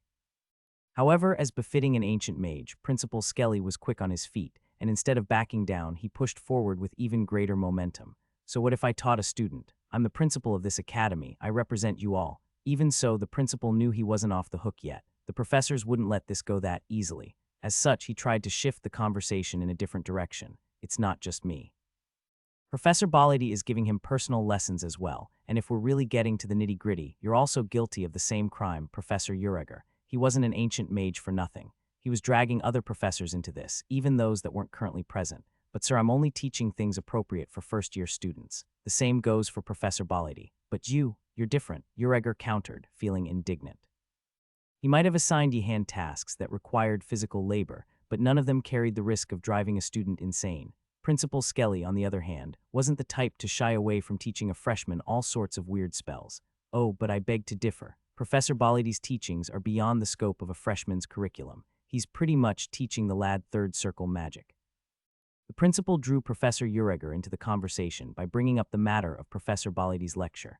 What he said wasn't entirely false. Professor Baladi was teaching Yihan something akin to third circle magic. During the previous lesson, Wardenaz managed to draw a perfect circle using an iron orb. Is that so? It's quite a feat to achieve such excellent control over magic, even if it's just a spell of the first circle. He's as exceptional as I thought. What's next? Water marble. That's a second circle spell. Circles were used to measure the difficulty of a spell, and they were based on the number of processes involved in the activation of the magic. Conjuring water and maintaining it in a spherical shape was thus equivalent to second circle magic. He was able to form a marble, so I made him draw circles with it. Adding in control, the difficulty level would spike up to that of the third circle. But of course, it wasn't a true third circle spell. Spells of the third circle required all three processes to be completed in a single go. Conjuring water, compressing it into a marble, and drawing circles with it. These were three separate processes, so strictly speaking, it was different from that of third circle magic. Nevertheless, it was still impressive as it meant that with enough practice, Yihan would have no trouble using third circle magic. Second circle spells were already considered difficult for first-year students. If it had been any other professor, they would have been shocked to hear this, but the principal accepted the news readily. That's great, really great. And then he thought to himself, since Professor Baladi's going this far, there shouldn't be any problem with me teaching him some of my spells, right? What kind of grass-eating dwarven bullshit is this? Your magic and his magic aren't the same. Professor Ureger wasn't going to be swayed that easily. It was a problem that Professor Baladi was teaching something equivalent to third circle magic, but a lesson from the principal was far more dangerous. I'm not making him do anything dangerous. In fact, I've only taught him magic that he can handle. I swear it on my honor. I swear it on my magic. Well, in that case, we'll trust you for now. It was only then that the professors gave way. They were afraid that Yihan would fry his brain trying to learn ancient magic that even the principal himself couldn't decipher. Fortunately, that didn't seem to be the case. By the way, what is Professor Baladi teaching him? Magic combat using spells of the water element. The principal explained further in depth. After listening, the professors were in awe. Although it wasn't a true third circle spell, it was surprising that a freshman could display such a high level of mastery. It wouldn't have been possible without both talent and effort. I'm not a mage, so I'm not very clear about this, but is it normal for a first-year student to achieve so much in so little time? Not at all. He probably has a high affinity for water magic. He seems to be talented in various fields after all. Wait, isn't Professor Baladi an expert in magic combat? He's having him do repetitive training in that, not to mention mana. The mental strain must be enormous. My, what a terrible person, but he seems to be keeping up just fine. Don't worry, with his lesson being as difficult as it is, Professor Baladi won't push him any further than he already has. Shiik, it's finally complete. The water marble was spinning at an insane speed. While holding his head, Yihan looked up at the earth golem before him. God knows how many times he had to try, but he was somehow able to complete the marble. Having said that, Yihan, I'm not too familiar with the spell you're using, but is it supposed to be that big? Yaner asked nervously. The other students felt uneasy as well. It used to be around the size of a fist when he first started, but now it was as huge as a boulder. It felt ridiculous to call it a marble anymore. Swish, swish, swish, swish. The giant marble let out menacing sounds as it revolved around its axis. The sand was quick to defend Yihan. You think Wardenaz would use a spell he couldn't fully control? I can say with full confidence that the spell's meant to be this way. Is that so? It just seemed a bit too powerful for a freshman to handle. Nilia snapped at Rowena for doubting Yihan. Who do you think he is? We're talking about Wardenaz here. If there's anyone that can do it, it'd be him. It was too much pressure for him. Did I go too far? There was a saying among fledgling mages not to tinker with spells. Spells were by themselves a complete formula, and nothing good would come of touching them, especially if the mage wasn't experienced. Though it wasn't by much, Yihan had transformed the nature of the spell. Am I doing something wrong? It wasn't easy maintaining the shape of the marble and having it spin at the same time. What Yihan didn't know was that even his seniors would have had trouble replicating his spell unless they specialized in a related field. In other words, his spell could be considered advanced magic, especially if it had been done using a limited amount of mana. To keep the marble spinning, Yihan, who didn't have much notion of conservation, kept pouring in more and more mana. Whenever he did so, the marble would begin to spin faster, but in exchange, its shape would threaten to crumble. Whenever that happened, he would add more water to the marble. It was raining outside, so there was plenty of water to use. But once he added more water, the marble wouldn't spin as fast, thus creating a vicious cycle. This would usually result in one of two things. Either the water marble would explode, or the mage would collapse from exhaustion. However, Yihan's mana was bottomless, and his concentration didn't allow for the marble to explode either. As a result, he was able to complete his spell after tens of minutes. A water marble that was barely maintaining its shape and spinning at a dangerous speed. It was dozens of times bigger than the previous one, though. I think I'm able to keep it under control somehow. He aimed the cannon like water marble at the golem. Even that was strenuous at the moment. Go, quang! The ball of water surged forth with great momentum. Unable to keep up with its own strength, it veered slightly off course. Crap. He had aimed it at the golem's back, yet the marble had hit its shoulder. Yihan clicked his tongue in dismay. Do I have to start all over again? My head's about to explode, and that's just from making one. Boom! The students couldn't believe what happened next. The earth golem was blown to smithereens after its shoulder was struck by the marble. WAHHH, WRDNAZ, WRDNAZ, WRDNAZ. What did I say? What did I say? Yihan stood there dazed as he stared at what remained of the golem. He had missed, and yet he couldn't tell whether it was his spell that was absurdly powerful or the golem that was surprisingly brittle. I guess we have Professor Baladi to thank for his lessons, he thought to himself, unaware that it had nothing to do with the professor. Wardenaz, are you all right? I can carry you if you want. No, let me. No, I'll do it.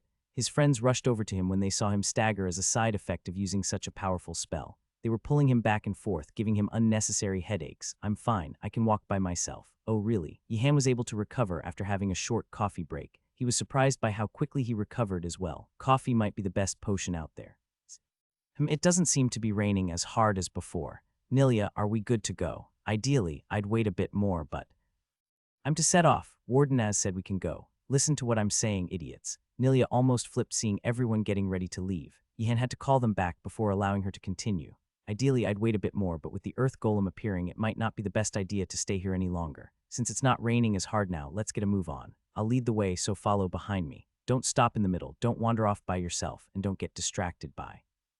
Hey, what's that fruit over there? It looks delicious. Whack! Yihan whacked a student of the black tortoise with his staff. The student that got smacked was surprised and apologized profusely. I beg your pardon, Sir Wardenaz. We beg your pardon. In the blink of an eye, the order was restored, and the students of the black tortoise tidied their appearance before straightening their backs. Shit, I should have had someone else do the hitting. It had somehow turned into a good cop, bad cop situation, with Nilia being the good cop and Yihan assuming the role of the bad cop, although it was an effective strategy while on a trip. Yihan wanted to be seen as the good cop, should have had Nilia do it herself. Oblivious to what was going through Yihan's mind, Nilia continued. I want everyone to form groups. Make sure you keep an eye out for each other and report if something happens. Is everyone ready? Then let's go." The students left their hiding spot in an orderly fashion. They were so well behaved, in fact, that an outsider would question if they were really from a magic academy. Light. To help those that were behind him, Yihan lit up their surrounding by casting a ball of light. It wasn't just him. The students were helping each other with their magic. A sudden thought crossed his mind when he saw this. Maybe I can try out a fire spell, and it seemed like the most appropriate spell to cast as well. Although the rain was getting weaker, the students were shivering from the cold. Professor Garcia warned me against it, but she had told him to hold off against using fire magic until he was better at controlling his spells. This was so that he wouldn't accidentally hurt himself while practicing, but since it was raining right now, he reckoned it wouldn't hurt to try. He was more worried that his fire would get extinguished by the rain. After all, a lot of students were having trouble generating fire. It wasn't simply because of the weather either. There was a spiritual aspect to it as well. It's raining right now. Will my spell work? A seed of doubt such as this was enough to ruin a spell. Let's give it a go. Flare up. After forming an image of fire in his mind, he cast the spell. He had watched on in jealousy while the other students practiced during Professor Garcia's lesson, so he knew the movements that were involved. Roar. Nilia, who was leading them with her ears perked, nearly had a heart attack as Yihan suddenly unleashed a column of fire. The flames quickly dissipated, but the shock remained. Oh, oops. Nilia swallowed her scream so as to not alarm the other students. As expected of someone from instead, she expressed her surprise in a different way. She flailed her arms around, widened her eyes, and shook her feet, conveying a clear message. Sorry, I thought I could control it better. What was that? Nilia asked, her voice shaking. Nilia questioned what she just heard. When did this spell become so outrageous? It was my first time trying, but it's fine now. I'm pretty sure I got the hang of it. To prove his point, he produced a ball of fire in the air and kept it under control. A strong gust of warm air came over Nilia, melting her body. Flare up. Is something wrong? And nothing. Nilia was going to ask if he was all right casting spells continuously, but then decided otherwise. Just as Yihan had shown respect for her as a huntress, she was going to reciprocate that respect for him as a mage. That was what being a friend meant.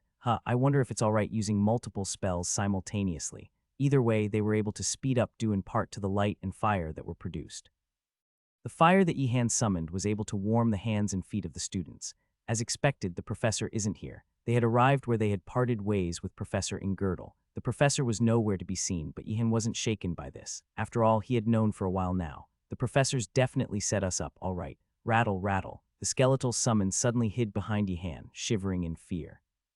It behaved as if it was afraid of the spot where the professor had disappeared. What's wrong with it? Yihan focused his mind. He felt a familiar trace of mana from the spot where Professor Ingirdle had disappeared. Now whose could this be? Quang. The students turned toward the source of the sound. An earth golem was charging toward them from the opposite side of the field. Yihan had taken on the role of a leader on his side, but there was no one to step up and assume that role over on the side where the immortal phoenix and the white tigers were confined. When the earth golem appeared, they failed to come to an agreement. Let's throw potions at it. Why not gang up on it? We can finish it off while it's distracted. Won't spells work better? Let's try all of that. Yeah, why not? Imagine a project where each person did what they wanted without arriving at a consensus. It was as disastrous as that. Keep throwing, the potions are working. Way to go, Beatrek. Weren't those made by Priestess Siana? Were they? My bad. Everyone scatter, don't bunch up. For a group that didn't have a plan, they actually did rather well. They weakened the earth golem with potions that were made on the spot before chipping away at its body with swords and spears. As one would expect of the white tigers, they fought valiantly. However, that was it. They failed to take out the golem, and the moment they ran out of potions, they began to be pushed back. Retreat, retreat if you don't want to be annihilated. Run, run for your life. Their weapons were no longer effective, so the students all fled in a panic, and they happened to run in the direction where Liam's group was at. Yihan muttered under his breath as the chaos approached. Those useless maggots. Nilia pretended she didn't hear to preserve his image. Should we just abandon them? Getting involved would most likely land us in danger as well, Asan said in a hurry. The blue dragons and the black tortoise stared at him in astonishment when they heard what he said. How could he be so heartless, they all thought.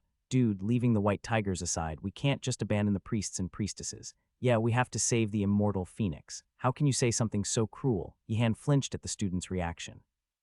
Truth be told, he agreed with Asan on this matter. It's too late. Spread out, everyone. Nilia cried out in a hurry. She'd had several encounters with dangerous monsters in the mountains before, so she knew what they had to do in this situation. Showing one's back and fleeing could lead to even greater danger. They had to spread out and tie down the monster so that they could slowly make their retreat.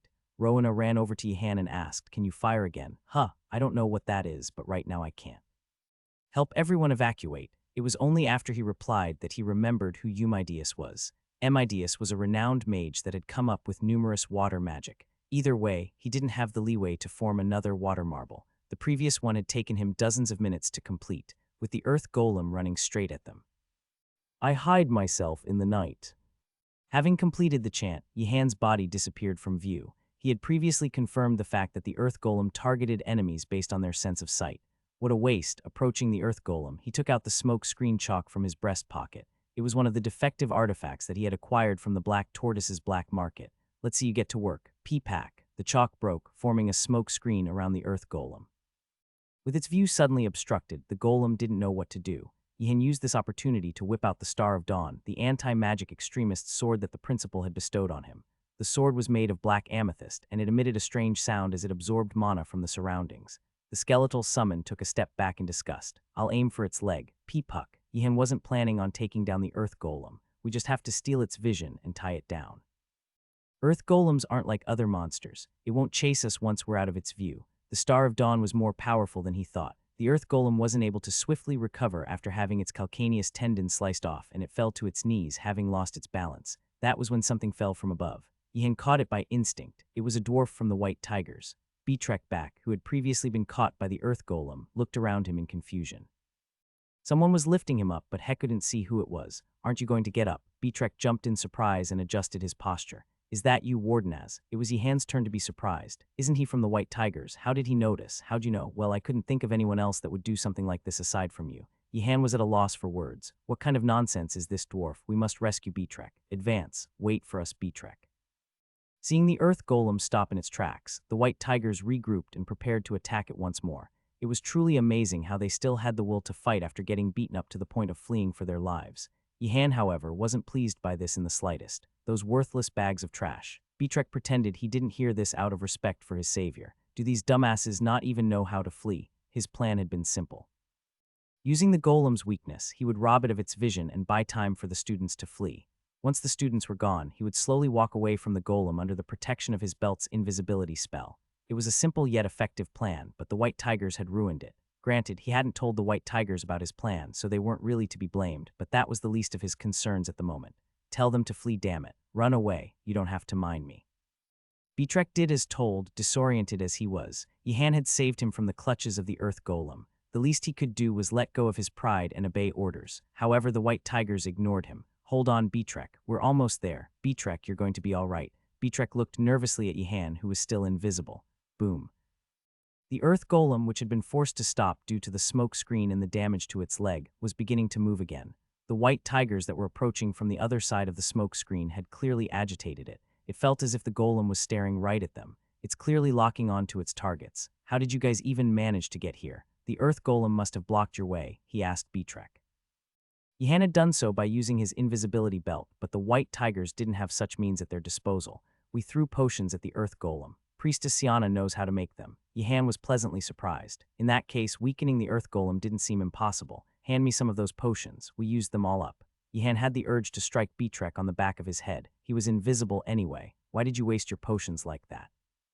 "Are your heads for decoration?" Who, after letting out a deep sigh, Yihan focused once more. Since the White Tigers were hell-bent on engaging the earth golem, he had to deal as much damage to it as he could before the smoke screen completely disappeared. What would be the best way to go about that? Using Star of Dawn won't do much damage to its massive figure, and it takes too long to make a water marble. The White Tigers were drawing closer with each passing second, giving him little time to think. The earth golem raised its fist. "Damn it, flare up." Relying on his instincts, he cast a spell. He believed this was the right move as the earth golem was right in front of him, not to mention that this spell packed more punch than the others, and it went surprisingly well. Betrek was so shocked that he fell on his back. A column of fire had suddenly erupted and engulfed the earth golem. It should have been extinguished by the rain which was pouring down, but it kept burning, fueled by Yihan's mana. Amazing. He exclaimed in astonishment. There were many people in the White Tigers who harbored hatred or jealousy towards Wardenaz. However, there was no denying the significant gap between them. It was truly unbelievable that a freshman could set an earth golem ablaze using just one spell. Rather than feeling jealous, he was awestruck. "Shit." Yihan, on the other hand, exclaimed out loud in frustration. "I'm sorry, Professor Garcia." He finally understood why the professor had told him to refrain from using fire magic. As he was in a hurry, he had poured a lot more mana into the spell than he knew how to control. As a result, the fire was burning uncontrollably. He had been too confident after his initial success. Fortunately, the earth golem was big enough to withstand the fire that had sprung out of control. Otherwise, the magic might have shot off in a different direction. Crack, huh? The sound of something cracking prompted Yihan to look up. The earth golem was crumbling down after being burnt to crisps. It was a common misconception that fire could harden dirt, but that was only the case for dirt that had been specially prepared. In most cases, the dirt would crumble. So this was what you were aiming for. It was surprise after surprise for Beatrek. Yihan, however, couldn't be bothered to react anymore. Yihan undid the invisibility spell, working together with the white tigers to chop up the earth golem. With cracks forming all throughout its body, the golem was swiftly defeated. We did it. We frickin' did it. Yihan was startled by the white tigers that had come to express their gratitude. The heck, he could understand why they were happy, but why were they acting familiar all of a sudden? By the way, who are you? I don't recall meeting you anywhere. Which household are you from? The white tigers soon realized something was wrong. They had seen Yihan fighting next to Beatrek with a sword in hand, so they had assumed that he was one of them.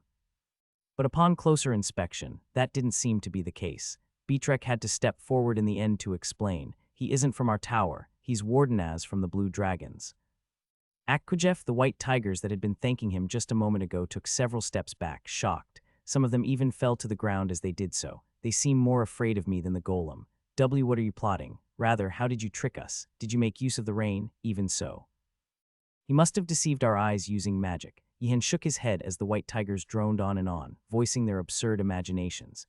Beatrek was limping, possibly from getting caught by the golem. Enough with the nonsense. Wardenaz here came to help us, and he even saved my life. Beatrek, are you all right? It's just a sprain, I'll be fine. We should call the other students back before they get lost. The white tigers nodded in agreement. Not all the students were hot-blooded like them. The immortal Phoenix, as well as a group of students from the white tigers who Yihan thought were smarter than the rest, had fled instead of returning to fight. They had to call them back before they got lost in the mountains. But should we be leaving Beatrek alone with Wardenaz? Won't he do something to Beatrek? It's not that we don't trust you, Wardenaz. Beatrek's injured and all so. Under Yihan's cold gaze, the white tigers began putting forth several excuses. Anyone missing? None. Everyone's accounted for. Yihan confirmed that everyone from the Blue Dragons and the Black Tortoise was present. The white tigers and the immortal Phoenix were doing the same. Unlike Yihan's group, there were a lot of injured students among the white tigers. They had foolishly charged at the golem, which was why most of them were bruised or had fractures. Those of the immortal Phoenix were giving them treatment, and Priestess Siana, who belonged to the Order of Flame, was handing out painkillers and potions that helped with bruises. Yaner was beyond impressed. As expected, she's amazing. Not only does she know a lot of recipes, the speed at which she brews potions. There was a lot going through Yihan's mind as he had heard of Priestess Siana's jealous nature. With you gone, I'll be first place. He couldn't help but imagine her saying this. I've already made an enemy with the white tigers. Antagonizing the immortal Phoenix doesn't seem to be a good idea. While he was having such thoughts, Priestess Siana approached him. I heard you fought with the earth golem. Please drink this potion. It'll help with your injuries. Oh, there's no need for that. Yihan's not in. Before Yaner could finish her sentence, Yihan received the potion and chugged it down in one go. Then, this thighs is the best potion I've ever had. Yaner was puzzled by his over-the-top reaction. Sure, Priestess Siana might be proficient, but could a potion that she quickly brewed be that effective? However, this was only the start of Yihan's flattery. He made full use of the skill that he acquired while entertaining his boring professors. Did you make this potion yourself? Unbelievable. You can sell this on the market. It's simply divine. He took a quick glance in Priestess Siana's direction, only to catch her smiling with glee. Sensing that his flattery was working, Yihan began praising her even harder. He slapped his forehead and said, as expected of Priestess Siana, your skills are simply unrivaled. Did you hit your head somewhere? Yaner asked in a whisper. It seemed like he had taken the wrong medicine this morning. However, other than her, everyone else seemed to agree with his words, and Priestess Siana appeared extremely pleased. Sir Wardenaz, you have good eyes. No, even a blind man would recognize how amazing this potion is. I'm flattered. Priestess Siana had to cover her mouth with her sleeve to hide the smile that had crept up. Yihan was happy to see this. After exchanging several more words, Priestess Siana joined up with the others from her tower, feeling immensely satisfied. Phew, that was tough. Yihan let out a deep sigh as he thought so. Coming up with empty praises was harder than he initially thought, but it was worth it. After returning to her group, Priestess Siana began complimenting Yihan to those around her. Sir Wardenaz is of such noble disposition. Not only is he polite, but he also has a refined taste as well. Did something happen there? No, but he's a well-taught gentleman that. Anyway, he didn't have to worry about the immortal phoenix turning against him now. Yaner, even if you get first place in alchemy, I won't spike your drinks with poison. Seriously, what's wrong with you? Yaner stared at him, feeling worried. After providing first aid to those that needed them, the students began their journey back. Those with broken legs were carried by those in good shape, and they luckily didn't encounter any monsters along the way. Beatrek, are you sure Wardenaz didn't do anything to you? Beatrek, he might have brainwashed you without you realizing. Beatrek, perhaps a forbidden curse. I've been telling you guys he didn't do anything. Beatrek was at a loss. No one was willing to believe that Yihan had saved him. We're all freshmen. How the hell is he supposed to know a forbidden curse? That's the thing. I thought they were just rumors, but if it's him, it's not entirely impossible. Yeah, at first, I didn't believe the rumors surrounding him either, but some of those stories might be true. The students of the White Tigers nodded in unison. As absurd as it was, some of them genuinely believed in the rumors. The Wardenaz family must have trained him ever since he was young. What a terrifying household. Stories of his powerful telekinesis spell and his performance during the lesson on black magic had made a round around the academy, becoming more exaggerated as time passed. Students from the other towers didn't have such misunderstandings about him as they had interacted with Yihan on several occasions, and even if they had, it wasn't that far-fetched. It was only to the extent of he's overflowing with confidence and charisma, or he rules over the blue dragons with an iron fist, showing no mercy to those that go against him. However, the White Tigers were different, and they were genuinely afraid of him. As Moradi has previously pointed out, Wardenaz isn't such a scary individual. Beatrek tried to resolve the misunderstanding. It was the least he could do after being saved. Beatrek, who was it that took down the Earth Golem using magic? Wardenaz. And would you consider that fire magic normal? Beatrek became silent. There was nothing he could say against their argument. To think I'd lose to these fools that believe in such absurd rumors. Hey, Yihan had crept up to them while they were chatting. When the White Tigers saw him, they instinctively drew their wooden swords and stared at him with trembling eyes. Are you guys herbivores or what? WWW, what's your business here, Wardenaz? Nothing serious here, take these. You must be tired. Saying this, he took out some snacks from his bag. They were among the oldest snacks that he had stored in the cabinet of his Panther private room, but they tasted just as great as the others. Bread with jam and cookies with sugar sprinkled on top. Their expiry dates were soon approaching, which was why he had brought them with him as a means of getting rid of them and showing off at the same time. He had previously picked a fight with the White Tigers after being provoked without cause, but that was just him retaliating. On a fundamental level, he disliked having meaningless fights as well. The White Tigers were experiencing an inner conflict. Will it be fine to eat these? But I'm famished. The latter won out in the end. They were still at an age where they were growing, and it was difficult to fight off the hunger. Beatrek back right, I heard you're from the east. Here, have this rice ball. Beatrek was slightly moved by this gesture. Yihan had gone out of his way to give him something he was familiar with. Since the empire was so vast, not many students were interested in food from other regions. It wasn't like Yihan was from the east, yet he had shown him such kindness. As I thought, the rumors surrounding Wardenaz are far from the truth. The others from the White Tigers seemed to agree to this as well, and they began to discuss amongst themselves after Yihan left, devouring the snacks as they did. Maybe we were wrong about him. Hey, hear this, I picked up something from the Blue Dragons. Apparently Wardenaz took down the Earth Golem in a single blow using a water spell. They said he summoned a dragon. The White Tigers were blown away when they heard this. What a fearsome fellow. Professor Ureger noticed something soon after drinking several glasses of mead. Where did all the vegetables go? He had served the vegetables that his disciple had grown, but they were gone before he knew it. It couldn't have been Principal Skelly, which left only one suspect. Is there something wrong? Asked Professor Ingerdle, noticing his gaze. Oh, nothing serious. You seem to like your veggies. Ureger, just because Professor Ingerdle's an elf, it doesn't mean he has to like vegetables. That's an old prejudice. As the Academy's representative, I'm sad to hear that one of our professors is so narrow-minded. Would you be happy if people assumed you like beer because you're a dwarf? And what's wrong with that? I like my beer. Oh, I'm sorry. Professor Ingerdle apologized when he noticed what this was about. I'm usually not one to obsess over vegetables, but for some reason I couldn't help myself today. Is that so? What's the big deal? It's not like you enjoy having vegetables. That's not true, I'm not picky with food. Hess, you probably eat them with loads of meat. Don't be petty. Why are you putting Professor Ingerdle in a difficult spot over vegetables? I'm really sorry. No, there's no need for apologies. Ureger swore never to invite the principal ever again. Principal Skelly couldn't eat or drink, so his greatest joy in life was making others' lives miserable. But I wonder how they tasted. Since he didn't get the chance to try them, he was curious as to how the vegetables tasted. Professor Ureger smacked his lips. The students are returning. What did I tell you? They'd be just fine by themselves. Professor Ingerdle rushed out of the hut. Seeing this, Professor Skelly shook his head. How soft-hearted. The students weren't surprised to see Professor Ingerdle and Professor Ureger waiting for them. After all, Yehan had already told them what had happened. They glared at the professors, their eyes filled with hatred. The first thing I'll do when I become a grand mage is give the professors here a taste of their own medicine. The first thing I'll do when I become a swordmaster is beat the living daylight out of the professors here. The first thing I'll do when I become a high-ranking government official is... Professor Ureger let out a boisterous laugh. I'm glad to see you all back. You don't look all that surprised. Good, you must have figured out the truth by now. Indeed, that was my doing. But the path to becoming an alchemist is wrought with dangers. Never put down your guard. No one knows what fate has in store for us. The students were starting to seriously consider an ambush on the professor. It was their sincere wish to see something unexpected happen to the dwarven professor. Professor Ingerdle, on the other hand, appeared apologetic. I'm sorry, everyone. I really wish to stay here, but... Yeah, right, HMPH, they're all the same. Even the white tigers were glaring at him, which made him panic. But I'm telling the truth. The principal suddenly appeared and teleported me away. You don't have to lie to us, Professor. We aren't going to trust anyone anymore. Isn't that what the Academy wishes to teach us? The students had become more mature after experiencing the trial. None of the students had any faith in the professors. This was true of students from all four towers.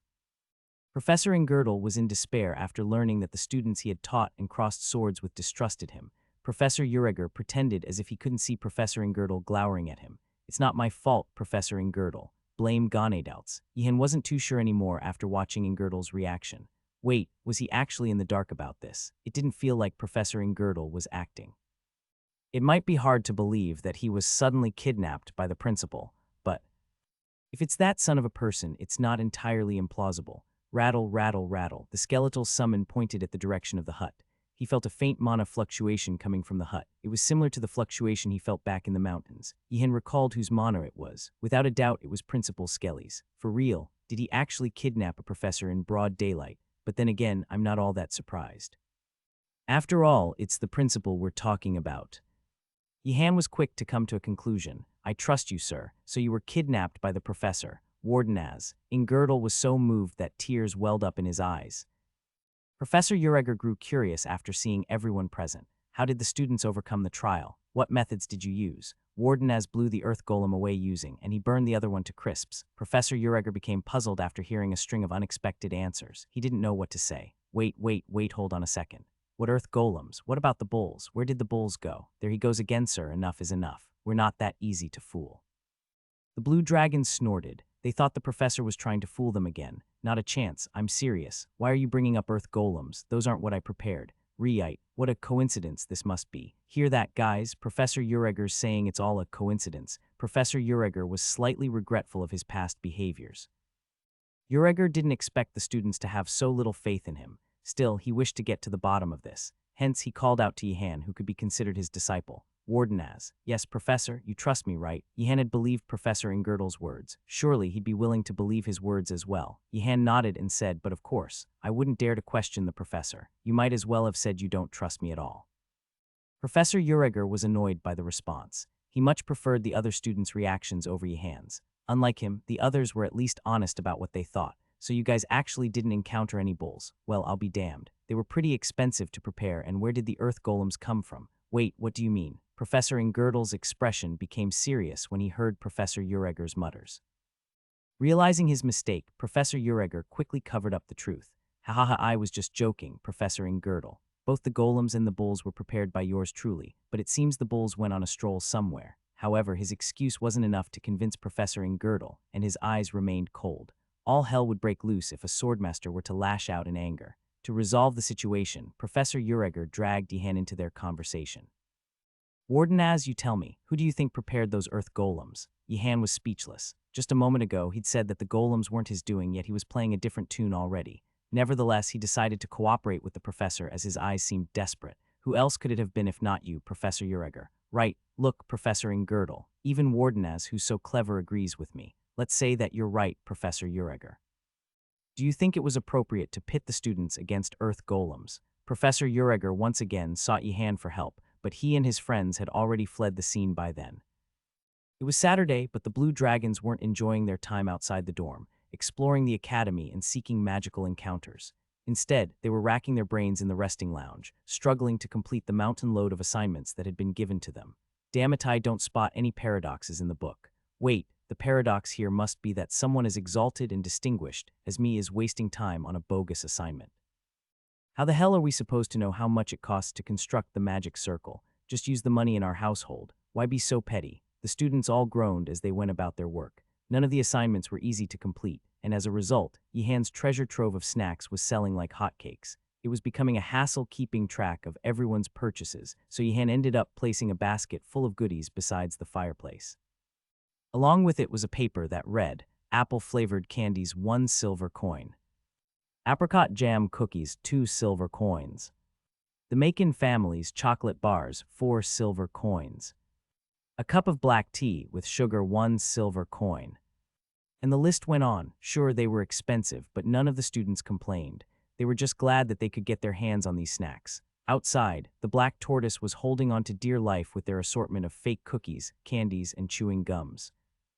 Stop complaining, the classes you guys are taking are easy, nothing like our alchemy class. Yeah, you call this hard. Compared to our alchemy assignment, this is child's play. There were a couple of students among the Blue Dragons that took alchemy with Yihan and the others, and they were bragging about their experience in the mountains. They seemed so proud, to the point where onlookers would think they'd slain a dragon or something. Pretentious bastards, I bet Wardenaz did all the work. Leave them be, I kind of pity them. I mean, an encounter with earth golems. You're right, the professor must be insane. How could he have students fight against earth golems? Instead of telling them to shut up, their friends were kind enough to listen to their tales. It was truly a product of friendship and honor. What they don't know is that they'll probably experience something similar. Ian shook his head sympathetically. They were thinking to themselves, we're not taking alchemy. What's the worst that could happen? But that was where they were wrong. Take as an example. Having a loose screw was one of the prerequisites of being a professor in this academy. Even if one were to avoid a class with an insane professor, they'd only find themselves in the class of another one. They'll learn the truth when the time comes. Bubble, bubble, bubble. Orcish bellflower and mushrooms. Add them together and then. Yo, what's this smell? Are you sure this is right? Those that took alchemy were discussing how to complete the assignment, each with their cauldron in front of them. They'd gathered all the ingredients necessary to concoct, but they were just beginners when it came to alchemy. Gathering ingredients for the potion was only half the journey and the other half was brewing them. They had limited ingredients to work with, so they were naturally nervous and their hands sometimes trembled. Boom, ah, boom, bang, boom. Bang, ujia, hold on a sec. Yihan held his hand out and signaled his friends to stop. During class, they had already learned that even a small mistake in movement or timing could lead to failure. However, there must be something else that's wrong here. Something felt off. Yihan had been watching the students brew the potion, and curiously, smoke rose up from the cauldrons even when they performed quite well. Minor mistakes would only lead to a drop in the potion's quality, yet the potions produced looked nothing like the one in the picture. Is something wrong? Don't you think there's a chance that Professor Ureger taught us the wrong recipe? Silence descended in the resting lounge, and a gust of cold air passed by them. The other students that were working on assignments from other classes also looked up in disbelief. That's going a little too far, don't you think? But we're talking about Ureger here. He must have tricked us, I'm sure of it. If it had been before, they would have thought no way and moved on. However, their trust in the professor had hit rock bottom, finally assimilating into the academy. That psychopath must have withheld the recipe on purpose. Is he telling us to figure it out ourselves? There was an outcry among the students. Yihan, however, was deep in thought, and so too was Yaner. Their friend's anger was justified, but this concerned their grades. Even if they wished to grab the professor by the collar, they had to turn in their assignments first. We should test out various recipes, modifying the one that the professor has given us one line at a time. Yaner, any idea where we should start? The presence of demon beard flower, troll mushroom, jade dragon flower, and marlene is suspicious from what I know. They have nothing to do with spirits. You mean they're all there to trick us? Not quite. I think only 1 or 2 of them are unneeded. Even if they don't have a direct connection to spirits, some of them might amplify the effects of the potion or help fortify the user's mind. Yihan was impressed by Yaner's analysis. He was an old-timer when it came to conducting experiments, but he couldn't hold a candle against Yaner, who had read countless books about alchemy ever since she was young. Other than the economics column of the newspaper, I should have read up some books about alchemy as well. We can try removing the ingredients one at a time, but the problem is we might not have enough ingredients by the end. Yihan began contemplating the purpose behind these traps. Why did Professor Ureger fiddle with the recipe? We might have to flip through some books related to alchemy and compare the recipe we have on hand with the ones used in the past to determine where the problem lies. Yaner muttered, sounding discouraged. That gave Yihan the answer he had been looking for. He wants us to arrive at the answer ourselves instead of relying on others' recipes. Knowledge obtained through one's own work and studies always lasted longer. Yihan shivered when he arrived at this thought. He was getting so good at reading the professor's minds that it gave him the shivers. If you gaze long enough into the abyss will also gaze back at you. To get rid of this thought, he shook his head violently. I refuse to be swayed by the professors. Should we go look up some books? Yaner, will that take up the whole weekend? Probably. Then no, I'm leaving the academy tomorrow. Yihan said this with a look of determination on his face. His eyes conveyed conviction, one which left no room for argument. Yaner felt slightly moved. At the same time, she felt conflicted. Is this something to get emotional over? Everyone, pause what you're doing and come over here. We're going to use trial and error to brute force this, but we'll run out of ingredients then. We should each have some ingredients to spare. We'll pool them together. Let's seek the other tower's cooperation as well. Asan was in awe. Ingredients from one student would be nowhere near enough for the trial and error approach, but it was a different story if they all came together. They would definitely have enough ingredients to spare. Yaner nodded in approval. Getting help from the other towers is indeed a good idea. Some students may know something that I don't. Priestess Siana would be a big help. She belongs to the immortal phoenix. What if she doesn't cooperate? I hear she's been singing Wardenaz's praise. I bet she'll agree to come if it's his request. Leaving the others behind, Yihan confidently left the resting lounge. His confidence portrayed his firm conviction. He wasn't going to let anything get in the way of his holiday. Wardenaz, we'll leave it to you. I'll be back. Oh, and please call her highness as well. Yihan stopped in his track when he heard this. Can't you do that yourself? But we're not close with the princess. Yeah, you seem to be acquainted with her, so. She's royalty and all. Right then I'll. It wasn't anything difficult, so he was about to nod his head in agreement. Hey, Gaynando, you got the multiplication wrong. We have to start all over again. I wasn't wrong, you were. Bullshit. Who are you trying to trick here? Your calculation here is wrong. Yihan was at a loss for words. These sons of your highness, it's Wardenaz. When Yihan knocked on the door, the princess rushed out looking expectant. She immediately looked towards his hands, but was disappointed when she noticed that he hadn't brought anything over. She walked downstairs to the resting lounge after hearing the explanation. Her shoulders drooped. Yihan felt sorry when he saw this. I should probably bring something with me next time. The others were willing to pay for her, so the more he brought, the more he would profit. It pricked his conscience a bit as he was essentially tricking these naive kids and robbing them blind. It's here, right? Upon arriving at his next destination, Yihan looked around him. Since he belonged to the Blue Dragons, he didn't have much chance to visit the other towers. Unlike the excessively extravagant Tower of the Blue Dragons, the Tower of the Immortal Phoenix exuded an air of piety. It accurately reflected the students that resided there. Hold on. How does one enter? It was only when he arrived before the tower that he realized he didn't know how to enter the other dormitories. He decided to try it out first. Tuong. Yihan was immediately pushed out by an invisible force that protected the tower's front gates, probably a spell that defends against intruders. I guess this much is to be expected. It would be a huge issue if anyone could just waltz into the Tower of the Immortal Phoenix. Sir Wardenaz, a familiar voice sounded from behind. A snake demihuman wearing a priestess uniform was staring at him, confused. The moment he saw Priestess Siana, he began flattering her, almost like a reflex. If it isn't Priestess Siana who brewed those amazing potions, your praise is excessive. How could that be? I'm only stating the truth. These are potions that I just brewed. Please take them with you. They'll help with your fatigue. Saying this, she handed him some potions, a wide smile hanging on her face. Yihan received the potions and placed them in his pockets. To think I'd have the honor to receive such great potions. Words alone cannot describe how moved I am. May I ask why you're here? If there's something you need help with, please don't hesitate to ask. Yihan told her about the nasty trap that the professor had prepared for the assignment. Priestess Siana, who had been listening with an earnest look, exclaimed in surprise, having recalled something. Yes, I remember seeing some odd ingredients within the mix. I was thinking of browsing through some books later on. We're currently in the process of pooling together all our ingredients to test out several recipes, and we'd be delighted to have someone like your respected self with us. After all, when it comes to alchemy, none would dare to claim that they're better than Priestess Siana. Priestess Siana immediately nodded, excited. But of course, I'd be happy to help. I'll call the other students from the Immortal Phoenix as well. If only the white tigers were this easy to manipulate, such were Yihan's thoughts as he watched the departing figure of the priestess. The black tortoise were even easier to convince as Nilia and Ratford brought them out. In fact, he had a harder time placating the students that rushed over from the black market to trade with him. They lined up in front of him, thinking he was here to trade again. Wardenaz, how about this knife staff? With this, the white tigers won't be your match. Move aside. Wardenaz, want this talisman. It helps you avoid golems. Then came the white tigers. Wardenaz is here, don't charge at him by yourself. Dalju had to intervene in the end and speak to his friends, but even then the white tigers refused to budge. Eventually, Yihan came back without them. Well, we should have enough ingredients even without the white tigers. With 3 towers cooperating, they had ingredients to spare. With the help of Priestess Siana, Yihan and Yanair measured how many ingredients they had altogether. Then they split them into 2 piles, one of which was used for the experiments. Preparations are done. We can proceed with the experiments now. Good work, everyone. All the students present let out a deep sigh. They had to go through all this trouble because of the BS trap that Professor Ureger had laid. By the way, is it true that you're leaving tomorrow using an exit permit? The Blue Dragons were aware that Yihan had received an exit permit, but the students from the other towers were blown away by this news. Not only were the Black Tortoise staring at Yihan with looks of surprise, but the Immortal Phoenix were as well. Why you received an exit permit?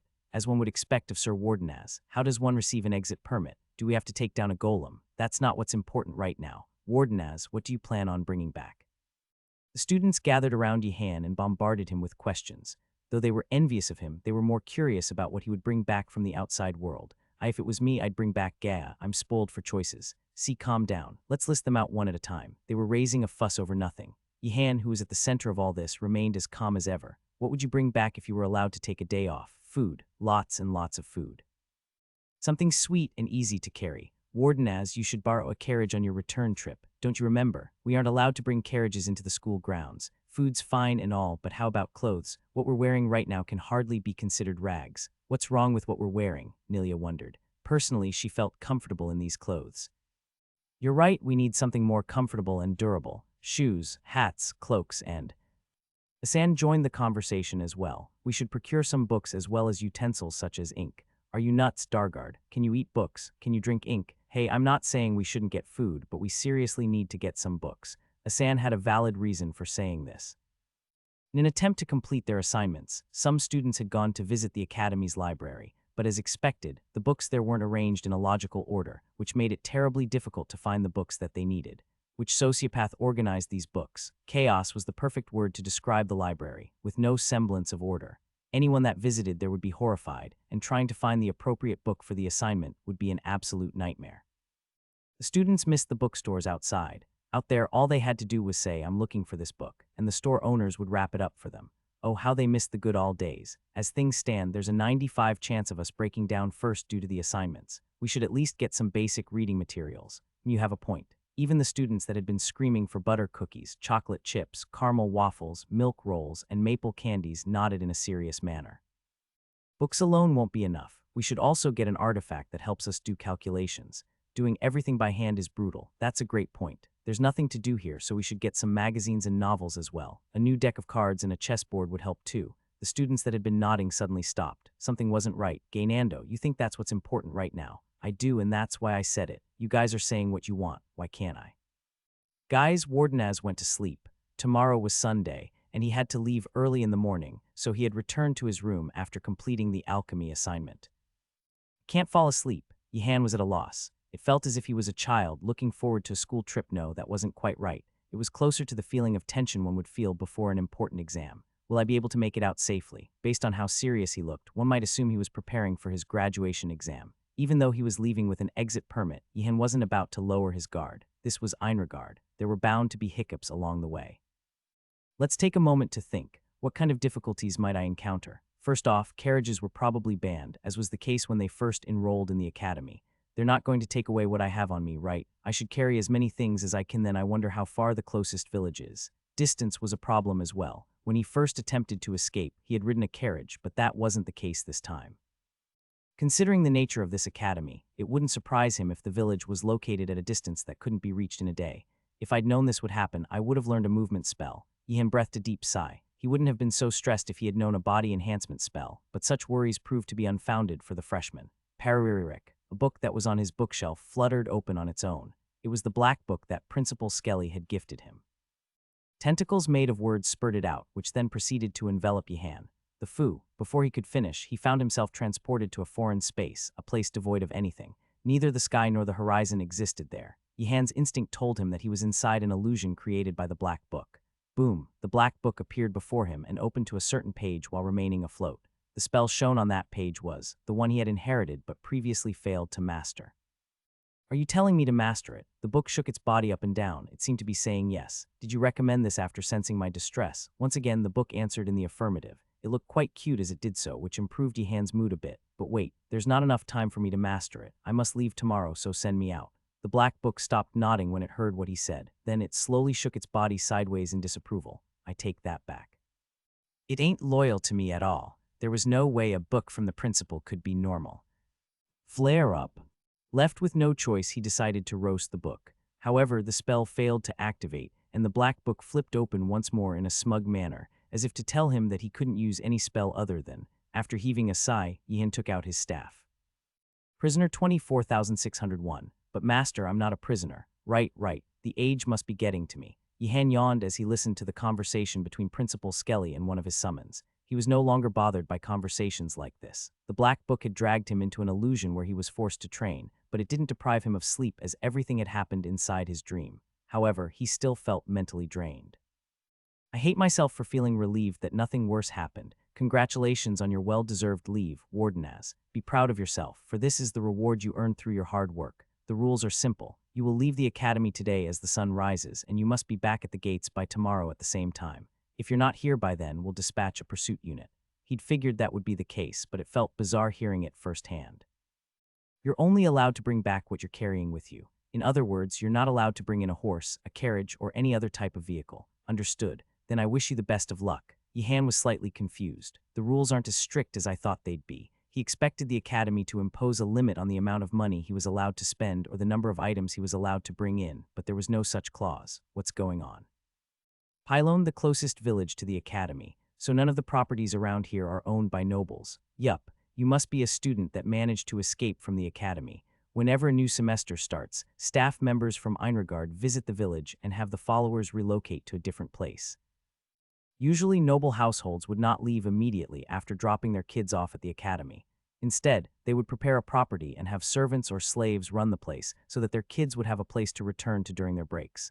Though Yihan wasn't a huge fan of such ostentatious displays of wealth, he'd been banking on them. He had brought with him the account book containing the students' signatures, and his plan had been to exchange it for some money. He didn't think he'd run into such a setback. This academy of ours is seriously nuts. Where did they relocate to? Grangdon City, which is over in that direction. And how long would it take to get there? A few days on horseback. Yihan finally realized why the academy didn't impose any limits on the amount of money he could spend or the weight and volume of the things he could bring back. There was no way for students to spend money in the first place, and even if they somehow managed to escape the academy, they would be left in utter despair upon realizing the truth. Do they have to go this far? Did you say something? Nothing. Yihan raised his head. He wasn't so easily defeated. Where's the closest Merchants Association? Merchants Association. There's one over there, but why? I'm going to borrow some money. The villager was astonished. The boy in front of him seemed to be from a distinguished family. Is he going to be all right? High-ranking nobles of the empire never borrowed money from others. More specifically, they never went out of their way to borrow money from others as it would put a blemish on their reputation. Of course, there were times when they needed money as well, but merchants that were associated or wished to be associated with them would seek them out before they had to do anything. They would greet the nobles politely, attempt to make small talks, praise their estate and household, and then offer them money while saying it's nothing much. But we hope your distinguished selves will find this useful in supporting your endeavors. The nobles would then nod, pretending as if they have no choice but to accept. The rest of the discussion would be left to the butlers that worked for the nobles. As a result, high-ranking nobles never had experience asking for money from others. Then would their descendants be any better? The young masters and mistresses wouldn't even know where to begin. That was why Arian, the branch manager of the Keiko Merchants Association, was shocked when a young man who clearly belonged to a distinguished family came knocking on their doorstep, asking for money. Is he really from the Wardenaz family? Despite its size, Pylone was a prosperous village, with lots of people walking about and stores of all nature lining the streets. Normally, a village like Pylone would only have one inn, but that wasn't the case here. Several inns were placed side by side, each filled with customers. It wasn't just Pylone, the villages and cities nearby were also bustling with activities. The reason was simple: they were close to Einregard. Since there was a magic academy in the vicinity, the region was rich in mana, meaning it was a hotspot for dungeons, monsters, and rare materials. Furthermore, the mages that studied or worked in the academy often required materials and reagents for their experiments. Where would they get them? Most mages spent their time sitting before a desk and were fragile as a twig, which meant they'd employ adventurers whenever they needed to gather materials. Since they were promised rich rewards, adventurers naturally flocked in, and with a fast and steady supply of materials, the mages would become excited, conducting experiments at a rapid pace. However, they'd soon run out of materials and once again rely on the adventurers. Eventually, the Empire's Minister of Finance would review their monthly invoice and summon O's Ganedouts in a fit of fury. Thus, the cycle continued, with all but a select few contents with the system. Yihan was glad that this was the case. As long as he had money, he could purchase most of the things he needed in this village. It was at least better than not being able to purchase what he needed despite having the money. That's why I'd like to borrow some money. But young master, please wait a moment. Is that a no? Definitely not. We are, of course, willing to lend money to the young master. The goat demihuman branch manager shook his head with both hands raised. If the young man was truly from the Wardenaz family, lending him money would definitely benefit them in the long run. They wouldn't even need to ask for the money back. Just the fact that they could form a connection with the Wardenaz family would be enough. Arian made up his mind. Right, even if I have to take money out of my own pocket. Indeed, the branch manager was troubled by something else. How much would the young man demand? If it exceeded his total fortune, he'd have to contact the higher-ups ASAP and ask for permission. How much does the young master require? Yihan hesitated, which frightened Arian even more. Just how much was he going to ask? How about 20 silver coins? Sorry, 15 would work if 20's too much. Arian became speechless for a moment before he noticed the uniform that the young man was wearing. It was Einregard's uniform. He's from the Magic Academy, and a first year to boot. Arian, who knew of the Academy's crazy rules, was shocked. How did a freshman manage to escape?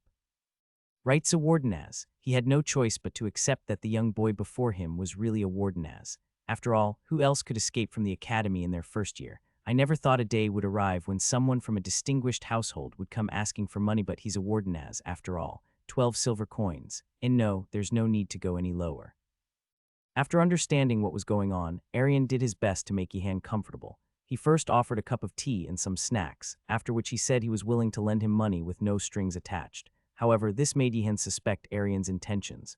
Please don't misunderstand. We're not trying to conduct any fishy businesses. I think it's time I go elsewhere. Please, we were just trying to be generous since young Master Wardenaz doesn't seem to have anything on him at the moment.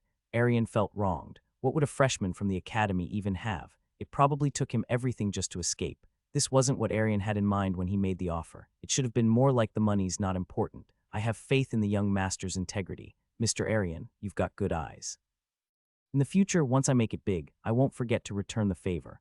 Oh, I see. In that case, I have something that might be worth some money. Arian cocked his head. It was hard to believe that a freshman that had escaped could have anything worthwhile on him. Is he talking about his staff? Inside, Arian revealed a bitter smile. It was a misunderstanding that the students often had. Last year, a third-year student that had escaped from the academy tried to sell his staff but ultimately failed. The staff that the academy provided wasn't really that valuable. Here's an account book containing the signatures of all the nobles that owe me money. Arian's jaws were about to drop to the floor. What the actual fuck? I was originally planning on going around the neighborhood collecting money using the account book, but that damned lick cough, excuse me, the principal has made everyone move to a different city. I see. Certainly, this is worth some money. The account book could directly be used to exchange for cash, and it wouldn't end there. If he sought out the nobles with the account book in hand, he would probably be given a generous reward for helping their family members. After all, they were all proud individuals. But though it was tempting, Arian drew the line there. Enough. We can lend the young master his money, then this account book. Please keep it. Yihan stared at Arian with an expression that said, is it his first day at the job? When borrowing money, it was natural for the lender to retain something from the borrower. It didn't make sense for Yihan to keep the account book. Arian felt like crying. This is supposed to be a gesture of goodwill. There was a reason why Arian decided not to accept the account book. The account book was like a promise between the Wardenaz family and the various noble households. When young Master Wardenaz visited the nobles' estates later on, he would be welcomed with open arms. If Arian were to take the account book away from him, he might be able to make some immediate profits, but the Wardenaz family would not see him in a good light. That sly merchant must have tricked Yihan out of the account book. Arian didn't wish to be misunderstood, and he wasn't going to take any chances, even if it meant losing out on some money. But in the end, he was still misunderstood as a rookie merchant. Young master, please take a moment to consider. You hail from the Wardenaz family. What difference does it make for me to have the account book or not? You're right, but still. Would you like a tour of the village? There must be a lot of things that you need. Arian quickly changed the topic of their conversation. He knew what an escapee like Yihan needed. I would appreciate that, but you won't take me to stores affiliated with your Merchants Association, will you? Asked Yihan, nodding. Of course not. Arian was beginning to question whether Yihan was from the Wardenaz family or the Wardenaz Merchants group. The boy before him had none of the naivety that young masters often had. Arian was about to follow Yihan out of the room when he realized that all the snacks were gone. Did he eat them? Strange, I don't remember him eating. That was when he noticed that Yihan's pockets were full. Surely not would you like these cream puffs. They were made by one of our best patissiers. The young masters of the academy would no doubt appreciate the rich fragrance of the cream contained within them. No need. I'd like you to recommend things that are small and easy to store. Yihan was like a quartermaster stocking up food for a war. Anything big, easily spoiled, or hard to store was rejected, regardless of their taste. He pursued maximum storage and efficiency. These canned goods. Aren't their designs wonderful? They've been popular recently in the Empire. What's up with their shape? I can't store them properly. It took Yihan less than a second to reject the items. Arian was seriously beginning to consider whether to offer Yihan a seat at their Merchants Association after he graduated from the academy. He would definitely make a fine merchant.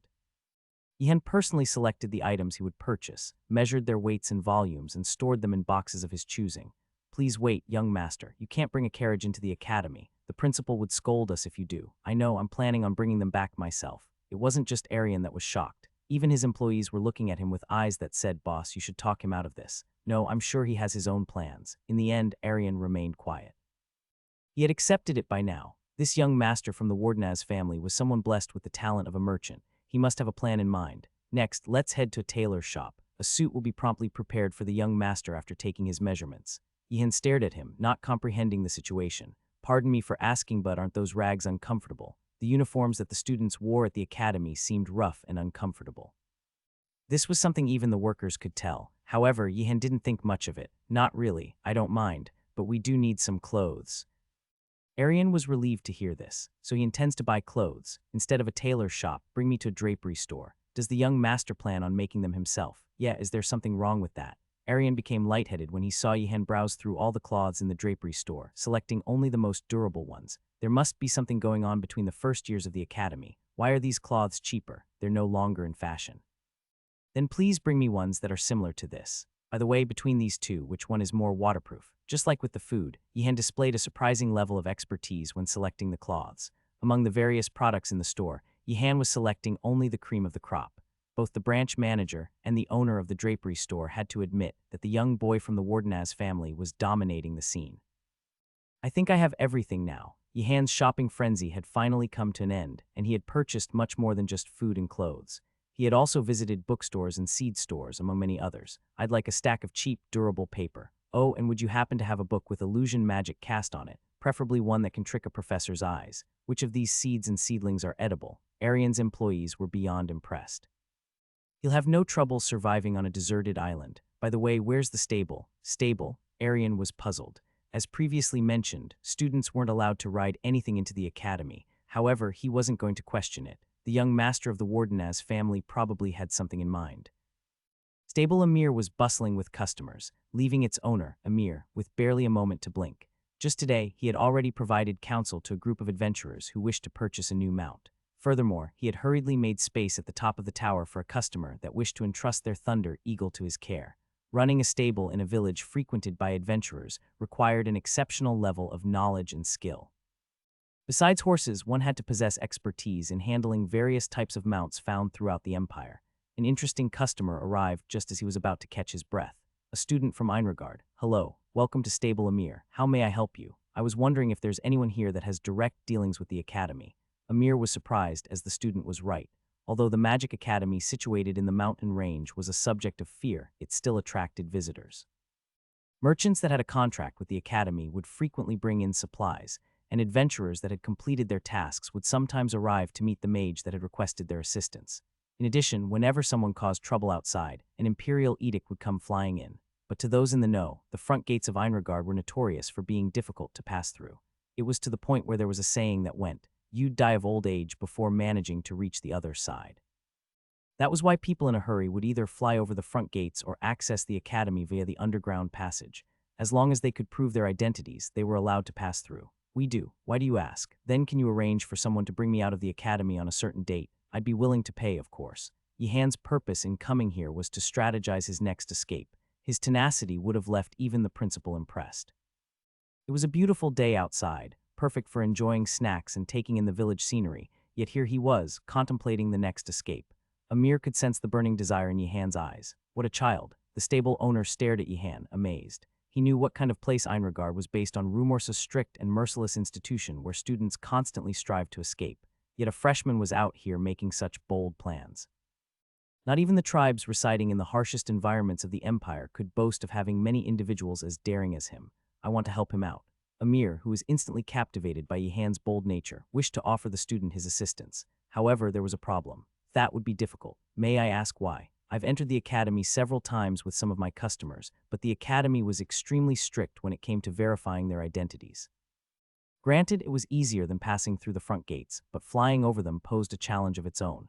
Those that wished to enter through the skies had to first stop at a predetermined location. The academy would then signal them that someone would arrive to check their identities. If they were indeed scheduled to enter, they would be allowed in. But you just said you were able to enter several times in the past. Can't you make up a random excuse? Yes, I can, but entering's not the issue here. It's when we exit. They verify your identity when you exit as well. In other words, if Amir entered the academy alone, riding an eagle, they would verify that he was on an eagle by himself when it came time for him to leave. They would make sure that no one was hiding by casting several spells, so it was near impossible to sneak someone out. Yihan's expression became dark when he heard this. Damn it, how far are they willing to go? In his opinion, how far are you willing to go? Should have been the academy's slogan.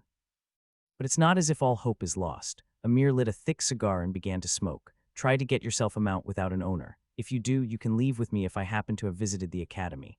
Yihan couldn't follow what Amir was saying. Wouldn't he be caught while leaving? I thought they check our identities when we leave. See, there's a caveat to that.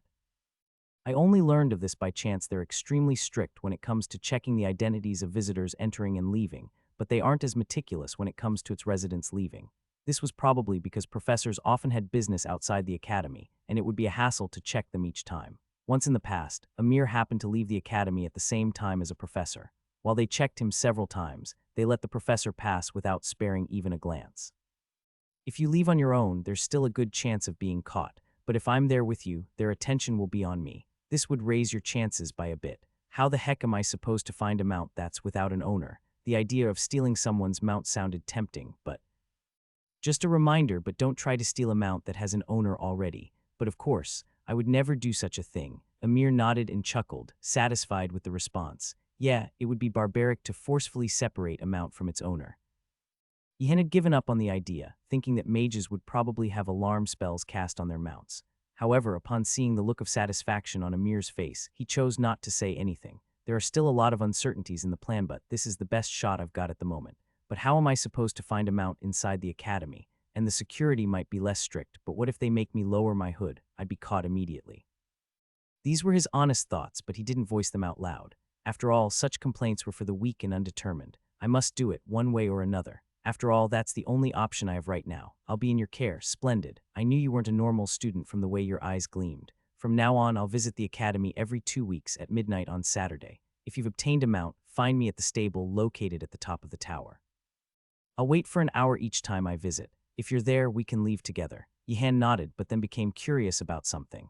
Although he had promised to pay, it didn't seem worth it for Amir to go through so much trouble. After all, there was no guarantee that Yihan would be there, to visit every other week and wait an hour each time. Pardon me, but may I ask why you're willing to help me? Amir grinned while scratching his beard. The academy is making its students suffer by imposing cruel rules. People in my hometown loathe such things. How could I remain a bystander when there's a student trying to fight against injustice? Yihan was moved. Turned out justice and kindness existed outside the academy. His holiday was coming to an end, and taking into consideration how long it took to return to the academy, he didn't have much time left. There's still one place that I have to visit. Yihan quickly rushed to. Not all mages worked as officials for the empire. Some mages joined adventurers and made a living out of completing quests, whereas others set up small workshops in towns and villages and offered their service to the citizens. Yihan was visiting one such workshop. Valderon was baffled by the appearance of a student from a magic academy. Why would an academy student visit my workshop? Valderon was only a third circle mage, which was only equivalent to a second or third year student from Einregard. The academy should have several grand mages, so why would someone visit his tiny workshop? Not to mention, the student didn't seem like your average Joe. Although Yihan was dressed in rags from the way he spoke and conducted himself, it was clear to Valderon that the student hailed from a distinguished family of nobles. To what do I owe this pleasure? I'm here to consult you about magic. Valderon was stunned. Is he here to pick a fight? Maybe the young mage was looking down on him and his workshop. Please speak. Nevertheless, he'd already received payment, so Valderon decided not to jump the guns. See, I'm trying to enter a certain tower, but spells that prevent intruders have been cast on it. Since you're an expert at illusion magic, I was wondering if you could give me some advice on how to get past them. Valderon was once again at a loss. It was clear as day which tower Yihan was referring to. He must be talking about one of the towers in Einregard. Upon closer inspection, Yihan's uniform seemed to belong to a first-year student, which blew Valderon's mind. This freshman wasn't content with simply escaping from the academy and had come to ask about how to get past the academy's alarm spells. He's bound to make it big in the future. Valderon was in awe. Back when he was young, he used to smoke and hang out with his friends all day. Countless spells exist that can prevent intruders. It's simply impossible for a mage to know all of them. A skilled mage would be able to analyze the spell, and an even greater mage would know how to dispel them. However, Valderon trailed off. This was a matter of knowledge and experience. A skilled robber would have the blueprint of tens of thousands of locks in their mind. Even if they encountered a lock that they'd never seen before, they could compare the new lock with the ones they'd already picked and quickly grasp the new lock structure. This analogy could be applied to getting past spells. Only someone equipped with the knowledge of countless alarm spells could quickly determine whether the spell they were examining contained similarities to other spells. Without the appropriate knowledge and experience, even a genius would have to give up on dispelling them. This requires vast amounts of knowledge and experience. I can share information about some of the spells that I know of, but if you're not familiar with them, dispelling them would be impossible. You might as well resort to forcefully breaking it down. Valderon paused for a moment as he had said the last bit without thinking. Dispelling spells quietly and effectively was a difficult task. However, forcefully breaking down spells wasn't easy either. In fact, it was even harder in some sense. Since they were talking about spells that had been cast on the academy, they were bound to contain huge amounts of mana. It would require a tremendous amount of force to destabilize such spells. It wasn't realistic in the slightest. Pardon me. Forget what I've just said. No, please tell me about that in further detail. Valderon panicked when he heard the request. He felt distressed knowing that his offhand comment had given the young mage false hope. The method he was referring to was a dangerous one that could cost the mage his life. Breaking apart spells required a tremendous amount of mana, and if the student wasn't familiar with the spell, it could lead to devastating consequences. However, Yihan wasn't about to back down. Please tell me the method. I promise to be careful when using it. Still. You've accepted my payment. Very well. Valderon ended up conceding. Having accepted the payment, he was duty-bound to fulfill the customer's wishes. First of all, you'll need a lot of mana, much more than what you have in your body. I suggest getting some mana stones and setting up a formation. Formations and mana stones were often used by mages to make up for their lack of mana. Casting high-level magic required an equally high amount of mana, and sometimes it wasn't realistic to use one's own mana reserve. Hence, mages drew formations to gather mana in one place or carried jewels charged with mana to serve as extra batteries. Have you learned how to draw formations? We're learning to draw them right now. Yihan recalled his lessons on drawing formations was like solving complicated math problems. Rather than intuition, it demanded patience and an understanding of mathematics, which meant students had to put in a lot of time and effort. This was why many students were struggling in class. Most students only knew how to add or subtract numbers. Having them solve equations involving postulates and rules was way out of their comfort zone, and some students developed mental trauma as a result. Good. Once you've drawn the formation, you must control the mana that flows out of it. Yihan would have to control the mana that the formation has gathered before dumping it all on the spell he was trying to break. It sounded simple enough, but this was a difficult task when put into practice. Controlling it was one thing, dumping it all out without hesitation was another matter altogether. Having the mana flow out like a river wouldn't suffice. It would have to gush out relentlessly like a broken-down dam. This was something most mages weren't familiar with. After all, they were used to meticulously calculating the amount of mana they used in each of their spells. They rarely had any experience dealing with such a massive quantity of mana. Should be easy enough.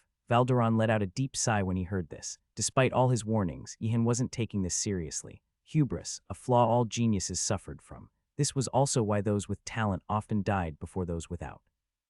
They would blindly trust in their talent and engage in reckless experiments that ultimately get them killed. To some extent, this was to be expected of someone that had enrolled into Einregard and escaped in their freshman year. Alas, Valderon decided to confront the young mage overflowing with talent with the harsh reality. The youngster before him would no doubt become a grand magus in the future. He felt unqualified to teach such an outstanding individual, but he felt compelled to do so. Coveting the moon, I draw upon the water that reflects it. Valderon took out some powder that had been ground from a moon night stone and began chanting a complicated spell with his staff in hand. He drew upon his mana as he completed the lengthy incantation, successfully casting the third circle spell. This illusion spell had the power to neutralize enemies that ambushed him during the night. It was a spell that all illusion mages aspired to learn, and one that brought Valderon great pride and joy. Yihan was stunned. Valderon should have been sitting on the other side of the table, but it felt as if the distance between them was much greater.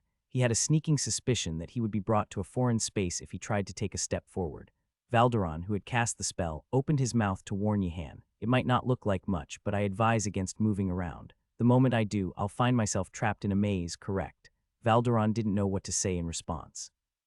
He was wondering how Yihan had figured it out so quickly. Did he know about this spell beforehand? From the boy's expression, that didn't seem likely. That left only one explanation. The youngster had deduced it based on the nature of the mana emanating from the spell. What an amazing sensitivity to magic. Yes. Anyway, the reason why I cast this spell was to show you how difficult it is to forcibly break a spell. I see.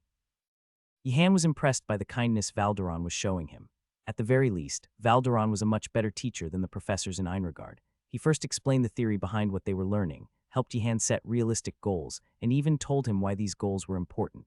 Tears welled up in Yihan's eyes as he compared this lesson with the times he had spent suffering under Professor Baladi's ruthless training. Now, try having a go at it. Take as much time as you need, but you must stop before it gets too dangerous. Valderon noticed the look of respect in Yihan's eyes and grew confused. What's with the exaggerated response? Huang, the explosion was contained inside the workshop, but Valderon had clearly heard the distinct sound of a spell breaking down as mana collided. How is this possible? Valderon's eyes were about to pop out. It only took Yihan once to succeed. To make matters worse, it didn't seem like Yihan had exerted himself in the slightest. The youngster didn't even bother drawing a formation. He lightly tapped into his mana and threw it at the spell, almost as if to test the waters. Yet that alone had been enough to shatter. Yihan's mana had surged like a tsunami, obliterating the spell that Valderon had painstakingly created. Valderon couldn't comprehend what had just happened. While the youngster may be a genius, that was hardly enough time to gather the necessary mana. And even if he did somehow manage to pull it off in that time frame, it still didn't make sense for him to control it so effortlessly. Unless he'd been born with an immense mana supply and had grown accustomed to handling it, much like how people breathe in air, such a precise control seemed absurd. It was as preposterous a notion as a first-time sailor knowing what to do when faced with a storm. How in the world? Yihan expressed his gratitude, unaware of what Valderon was experiencing. For a brief moment, he wondered if Yihan was mocking him. Perhaps a deranged professor from Einregard had disguised himself as a freshman and left the academy just to pick a fight with him. But the innocence in the youngster's eyes seemed too genuine for that to be the case. For the time being, he decided to accept the gratitude. No, this is my first time meeting someone that can teach as well as you, Mr. Valderon. Please don't say that when you're with others. Valderon was about to be at his wit's end. If one of Einreguad's crazy professors heard this, they might turn him into a frog out of spite. Yihan gave a serious bow. I'll visit Mr. Valderon again the next time I visit the town. No need, no need. There's nothing for me to teach you anymore. What he wished to say was don't come anymore, but he couldn't in good conscience voice this out loud to a customer that had paid. In the end, he could only resort to saying he had nothing to teach. However, this only served to further Yihan's respect. How modest of him, the bows that bore most hung lowest. In Yihan's eyes, Valderon's modesty was a sign of his virtue. He admired Valderon for serving the community by setting up a workshop in a small town. The more exceptional a mage is, the less they like to travel. Valderon must have set up his workshop as a pastime of sorts. Until next time. For quite some time, Valderon sat there, dazed, but eventually stood up and flipped the signboard on the door that read open to close. Then he flipped open his textbook on illusions that he'd been neglecting. Whether this would be of any help, no one knew, but at least it was better than nothing. Sir, why are you here? Principal Skelly was floating next to Professor Garcia, who was standing guard at the front gates. There was absolutely no need for the principal to be there. Principal Skelly seldom went out of his way to do something that wasn't part of his responsibilities, which meant he was doing this for his own amusement. He must be hoping that Yihan arrives late. The number of students that received exit permits was abysmal compared to the number of students attempting to escape from the academy. Those that were fortunate enough to receive one would leave in a jubilant mood, but the academy wasn't exactly sending them off with their best wishes. All sorts of traps would lie ahead of the students. They would soon realize the hopelessness of their situations and despair. Without a penny to their name, they would barely hold out until they were dragged back, kicking and screaming. And that would be their last time stepping out of the academy, as the requirement for receiving the second exit permit was much higher than the first. Since exit permits are meant to be rewards, shouldn't we let the students enjoy themselves when they're out? Ah, you're still too naive, Professor Garcia. If you're too soft on the students, they would become spoiled and weak. A true mage is one that's born from. All right, let's stop right there. Garcia interjected before Principal Skelly could finish. She was sick and tired of hearing him say, a true mage is one that's born from trials all the time. What were they going to do with this ancient mage? I'm looking forward to seeing his expression. You might be disappointed. After all, Yihan's not your average student. You have a point. Surprisingly, Principal Skelly didn't refute her claim, showing how highly he evaluated Yihan. But this has nothing to do with his talent in magic or his strong mentality. He would need to have money to purchase items, but he won't have anywhere to earn them. Even if he does acquire funds, he'd be limited in the things he could bring back and the deadline's fast approaching. The smarter he thinks he is, the more challenging the time he'll have to decide what to bring back. Oh, how I wish time would flow faster. Hunting him down would be so much fun. You should keep your thoughts to yourself, sir. Though she said this, Professor Garcia agreed with most of what Principal Skelly said. The majority of students that left using an exit permit returned after being captured. This was the result of them being too greedy, thinking to themselves, things might turn out for the better if I have a bit more time. Upon arriving in town and confronting the harsh reality, students would have to swiftly recalculate what to bring back. If they attempted to acquire everything they needed, they would find themselves caught in Principal Skelly's trap. Pack. A massive figure appeared atop the hill in front of the academy's main gate. For a split second, Professor Garcia thought it was a giant or a troll, but that turned out to be wrong. It was Yihan carrying a mountain load of luggage. The two senior mages were dumbfounded by the solution that the young mage had come up with. However, that was just the beginning. When he reached the top of the hill, they saw several boxes floating behind him. Principal Skelly had to give it to him. Professor Baladi has done a bloody good job of teaching his student. Not only was he carrying a mountain of supplies, but he was also employing on the boxes floating behind him. In situations like this, any other mage would have resorted to higher-level spells, as was not meant to be utilized in such a manner. Its intended application was to assist the user in moving objects like quills and erasers. At best, it could lift a marble. Such performance was beyond impressive. In fact, it was even freakish to some extent. Could this still be considered a first circle spell? And he's using a physical enhancement spell as well. Who taught him that? Professor Garcia, who had been marveling at the boxes floating behind Yihan, finally took notice of the aura of magic that surrounded his body. The mana was arranged in an intricate manner, assisting his movement. There was only one such type of magic physical enhancement. Physical enhancement spells were popular as their effects were immediately apparent, but they required channeling magic into a human body, so the repercussions were just as great. Unlike seasoned mercenaries and veteran adventurers, most students had frail bodies as they spent most of their time sitting before a desk with a quill in hand. This was why they weren't taught physical enhancement spells early on. Then where could he have learned it? That's a great question. Principal Skelly feigned ignorance, maintaining a constant expression that truly embodied a lick-like demeanor. Maybe he learned it through one of the books in the library. I should have given him a warning. Oh, don't be like that, Professor Garcia. The students won't be able to grow properly if we keep imposing restrictions like that. Is he the one behind this? Professor Garcia grew suspicious of Principal Skelly. She had no physical evidence, but her intuition told her that he was the culprit. The spell that Yihan was forced to learn was quite unique in nature. Usually, physical enhancement spells only affected one particular aspect or field, such as strength or agility. This was especially true of lower circle magic. After all, if one became too greedy with a lower circle spell, it could turn into a bizarre magic that nobody could master. It was precisely one such example, a bizarre first circle spell that enhanced the user's strength, agility, cardiovascular endurance, and reflex, and for that reason it was difficult to learn as well. If it was a simple magic that only enhanced the user's strength, all one had to do was imagine an invincible warrior. If it enhanced the user's agility, an image of a swift bird would suffice. Combining all four into one image wasn't as easy. I see why it has ganedouts inside its name. Yihan gritted his teeth as he complained to the Black Book. In some cases, a spell would bear the name of the mage who created it. This served both as an honor to the mage for their accomplishment and as a signpost indicating the nature of the magic. The fact that ganedouts was included in the spell's name was a clear indication that it was a dogshit of a spell to learn. Since it contains the phrase nimble footsteps, shouldn't it only boost the user's agility, at least make the name match the spell's effects? Yihan had to go through countless trials and errors to roughly figure out the approach to this spell. He possessed a rich imagination and was flexible in his thoughts, which, unbeknownst to him, were even greater advantages than his abundant mana. Utilizing these strengths, Yihan imagined what Principal Skelly would have been like in his youthful days.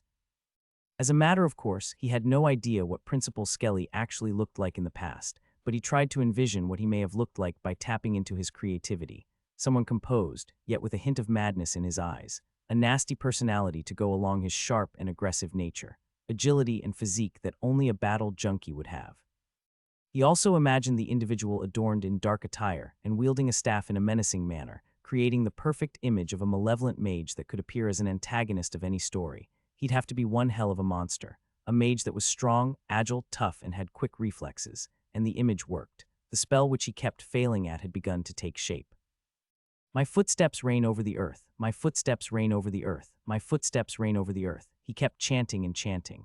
After what felt like an eternity, Yihan finally managed to pull it off. The mana from the spell enveloped him, embedding itself in his body as a tattoo would. Not only did he experience a boost to his strength and agility, but his cardiovascular endurance and reflex grew as well. Parariric.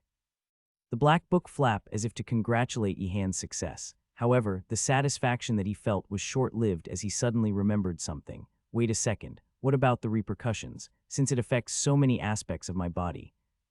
Before he could finish his sentence, the black book chased him out of the imaginary space. Despite feeling ill at ease, Yihan had no choice but to use the spell as he had too many things to carry back. After casting, he used the method that Professor Girdle had taught in class to circulate mana within his body. Quite frankly, however, he wasn't circulating the mana. Due to his lack of sufficient control, he ended up releasing most of it into his surroundings. But that was enough to lighten the burden and keep his body well protected. Afterwards, he blasted the boxes with. At this point, even Professor Girdle would have struggled to circulate mana properly. Taking into consideration the enormous amount of mana involved, a regular mage would have fainted after taking a few steps. How boring, he's still overflowing with mana, Principal Skelly complained in his heart. Yihan must have used, but he seemed just fine, much to the principal's dissatisfaction. It's just a first circle spell. How bad could it be? Those that learned the spell before him had all arrived at this conclusion, only to miserably collapse after depleting their mana, a sight which brought great pleasure to the spell's creator. All of Principal Skelly's disciples had gone through this, pleasing their master to no end. A first circle spell it may be, but its difficulty, mana consumption, and effect were far from being at the first circle. And yet Yihan wasn't affected by any of this. Welcome back. Yihan was delighted to see the disgruntled look on the Lick's face as it meant he had managed to pass all the traps. Yihan, there's no need for you to thank him, said Professor Garcia. It wasn't out of kindness that the principal had allowed him to leave. It was because of his stunning accomplishment. He's a polite one, isn't he, Professor Garcia? The professor ignored the principal's words. Yihan, once you're back in your room, make sure to rest after drinking a recovery potion.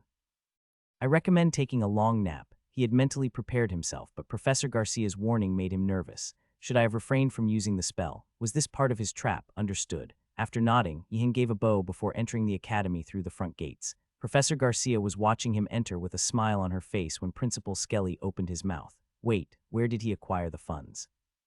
Before he collapsed, Yihan did everything that he had to do. He unpacked, explained what happened to his friends, and drank a recovery potion. Afterwards, he slept like a log, but he was surprised to find out the next morning that I'm completely fine. In fact, he felt too fine to the point where he became nervous. After all, feeling fine when one clearly shouldn't was a bad sign in itself. Yihan carefully walked out of his room. Wardenaz, several students of the Blue Dragons were anxiously waiting for him in the resting lounge. Wardenaz, you've woken up, we were worried. Some of them even had tears in their eyes, which left Yihan confused. What's this? Are they trying to pretend as if they care after seeing how much food I've brought back? I did push myself, but aren't you guys blowing this way out of proportion? Huh, are we? Gaynando told us that you might die. Instead of replying, Yihan sat down on one of the chairs. Some of the items that he had brought back were quietly sitting in one corner of the resting lounge as they were too big to store in his room. Now that he looked at them, I did bring back a crazy amount, didn't I?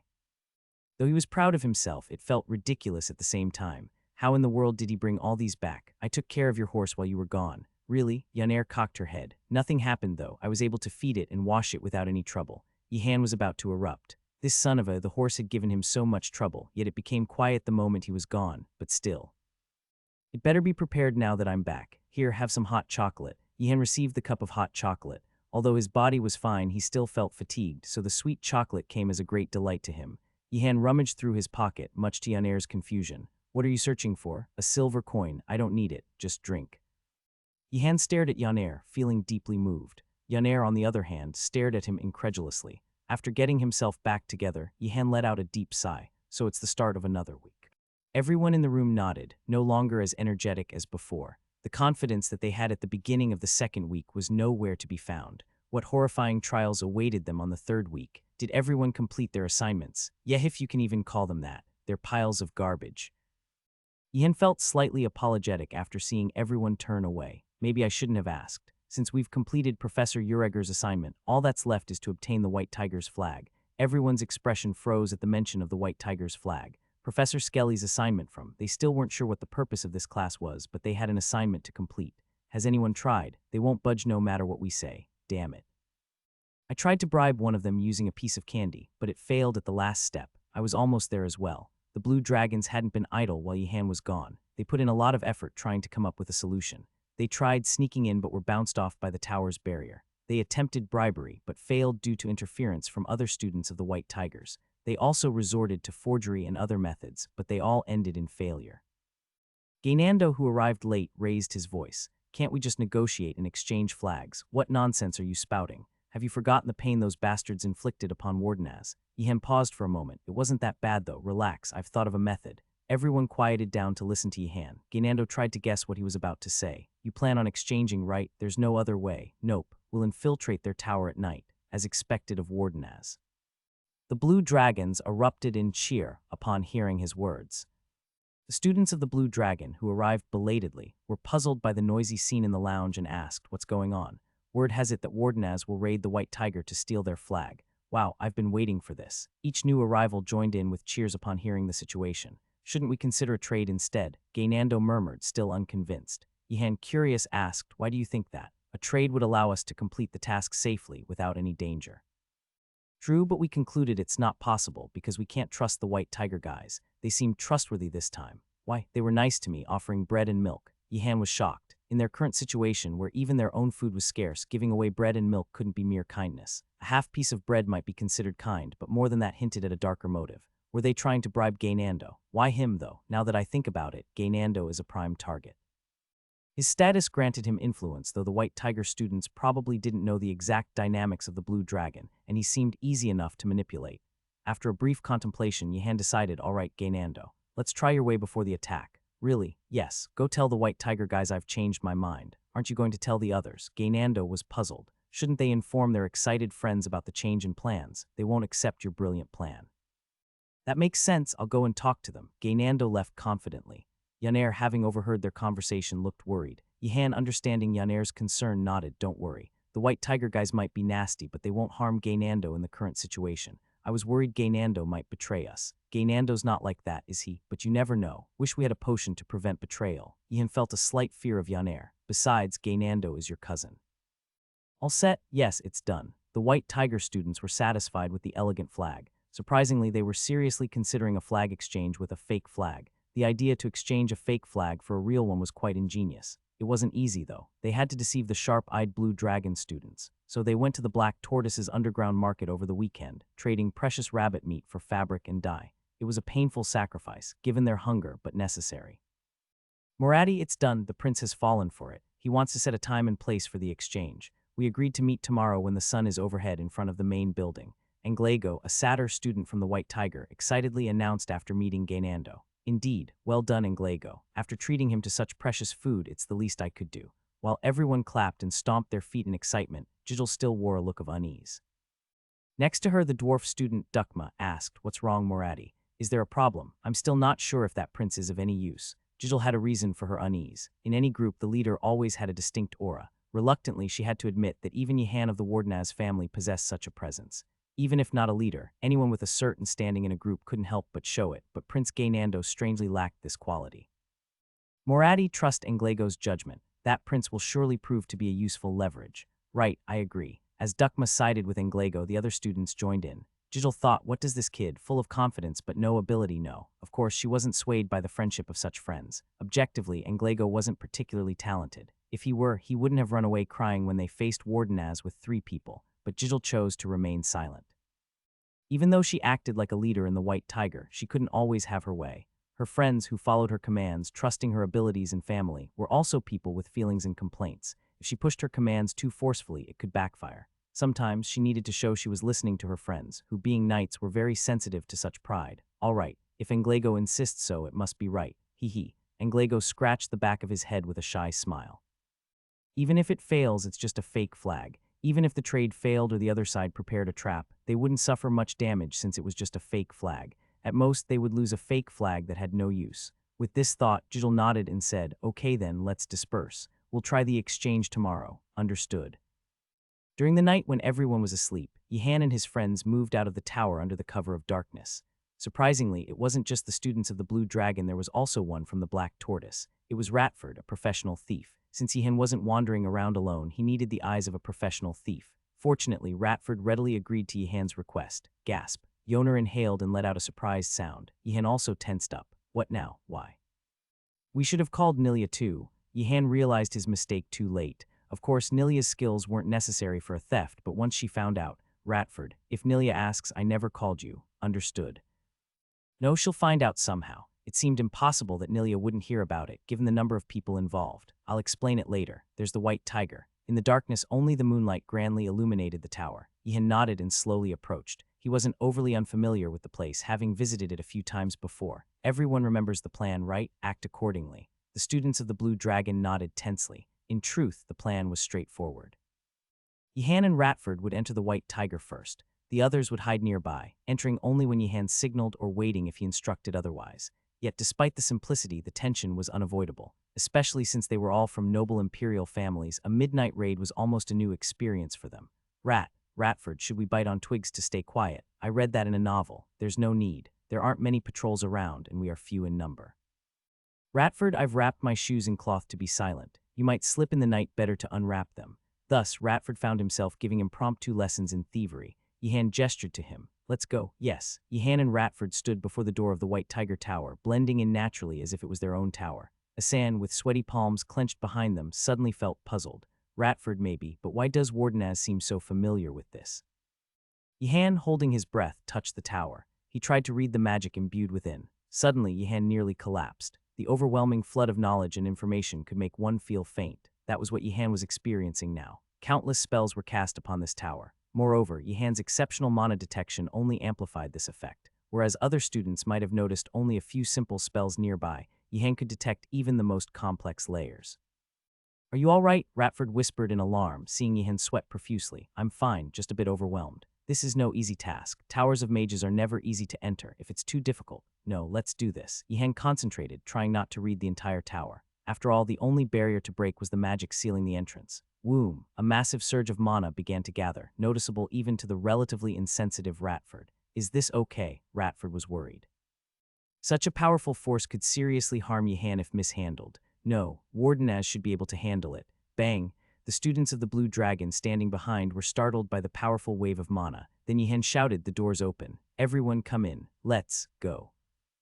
Master, the magic of the White Tiger Tower has stopped. Those anti-magic fools again. How did they breach the walls? Deep in his underground workshop, the Skull Principal, engrossed in his magical research, was taken aback. It appears to be the work of the new students. If that's the case, it's understandable. They must be tackling the task I set for them. Should have done it earlier. The Skull Principal quickly regained his composure. Wait, but new students shouldn't be able to deceive the tower's magic.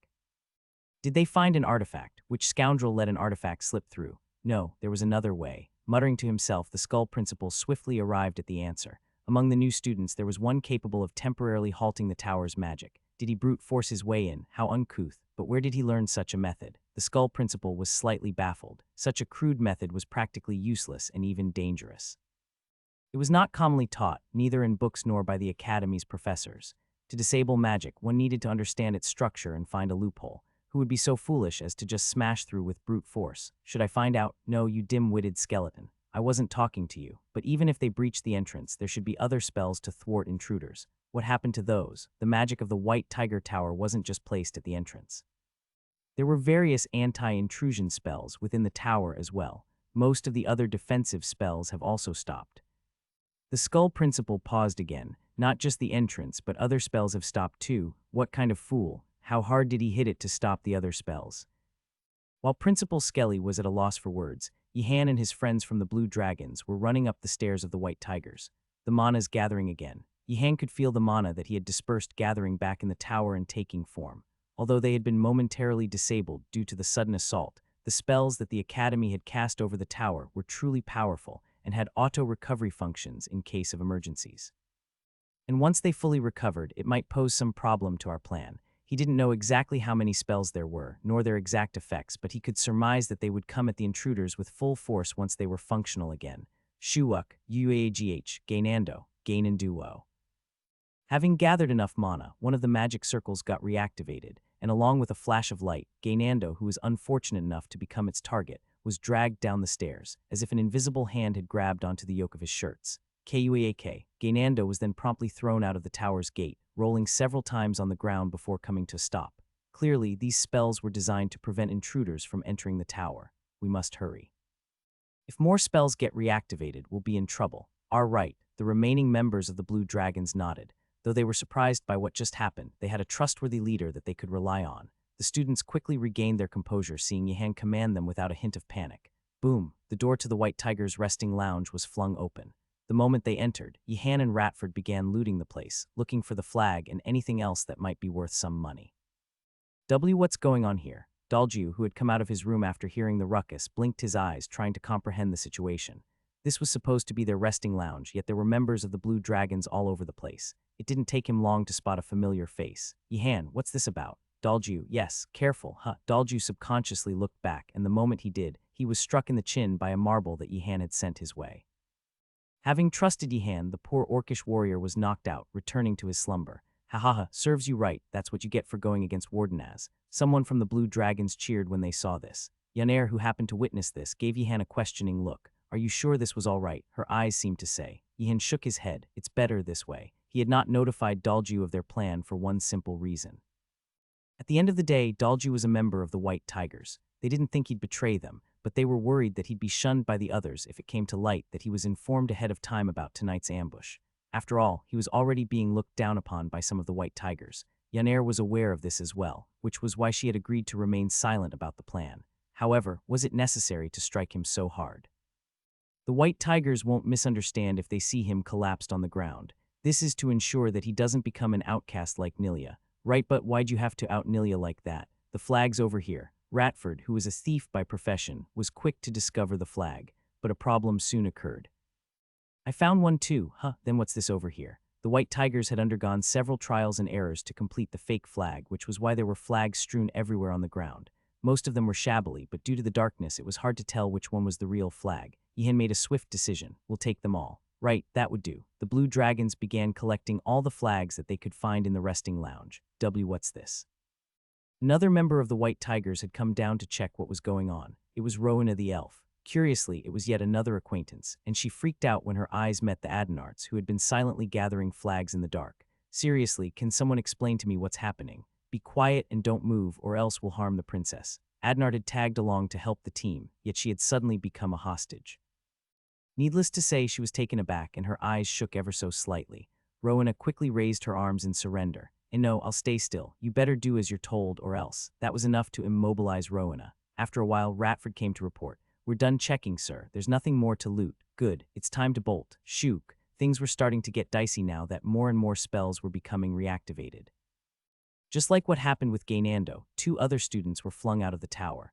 When you're out, head to the Tower of the Blue Dragons. Ratford, run. Yes, sir. The slimy bastards from the Blue Dragons have infiltrated our tower. An increasing number of students from the White Tigers were arriving at the resting lounge due to the commotion. They had come down to see what was going on, only to realize that they had been robbed. It didn't take long for them to wake up all their friends. Rowena, why did you stay still? They held Her Highness hostage.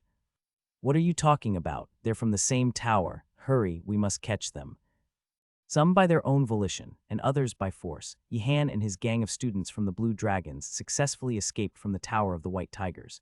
Yihan had just barely managed to escape by the skin of his teeth. Shivers ran down his spine as he felt the spells become functional again right after he left.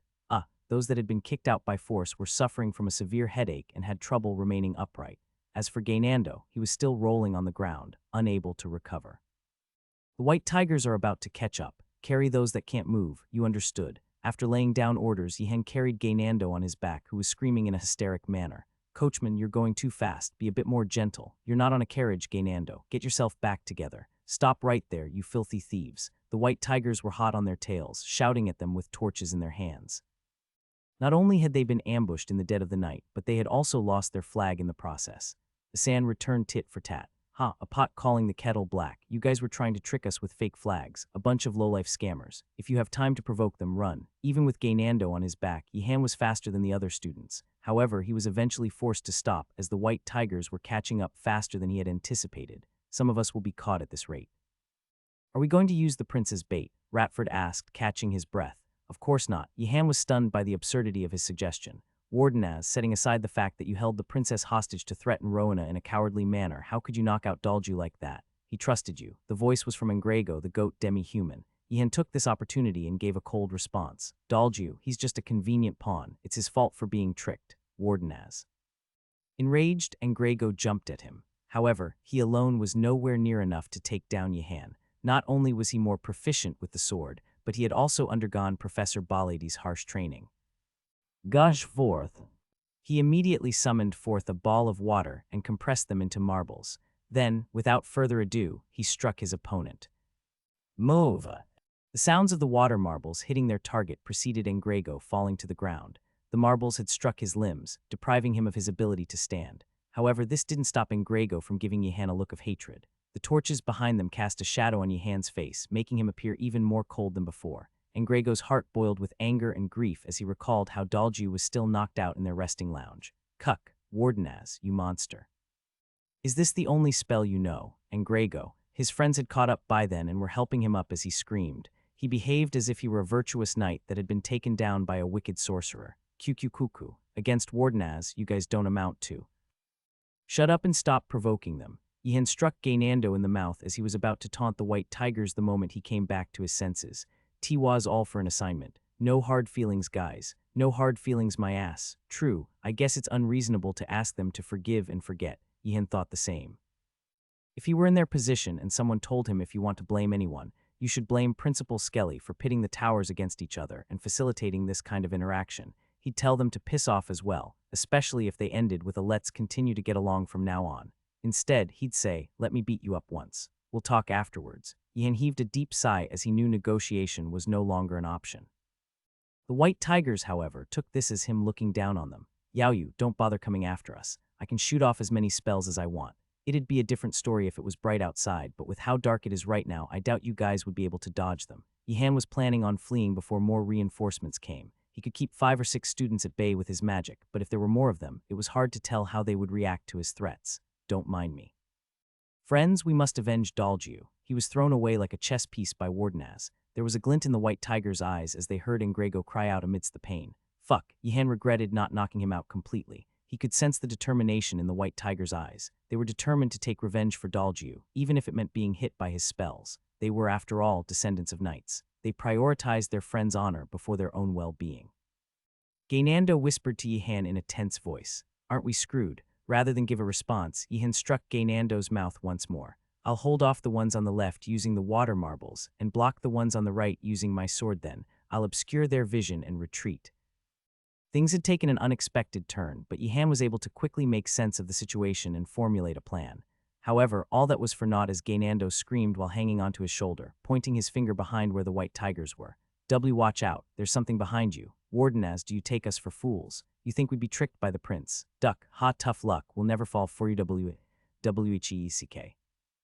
A huge vine wrapped itself around one of the white tigers and lifted him up into the air. A massive vine monster had appeared from the dark. For a split second, Yihan thought it was one of the tower's defense mechanisms, and he had accidentally triggered it. Fortunately, that didn't turn out to be the case. A summoned monster has escaped from the greenhouse. I repeat, a summoned monster has escaped from the greenhouse. It's heading toward the freshmen. This ain't my fault.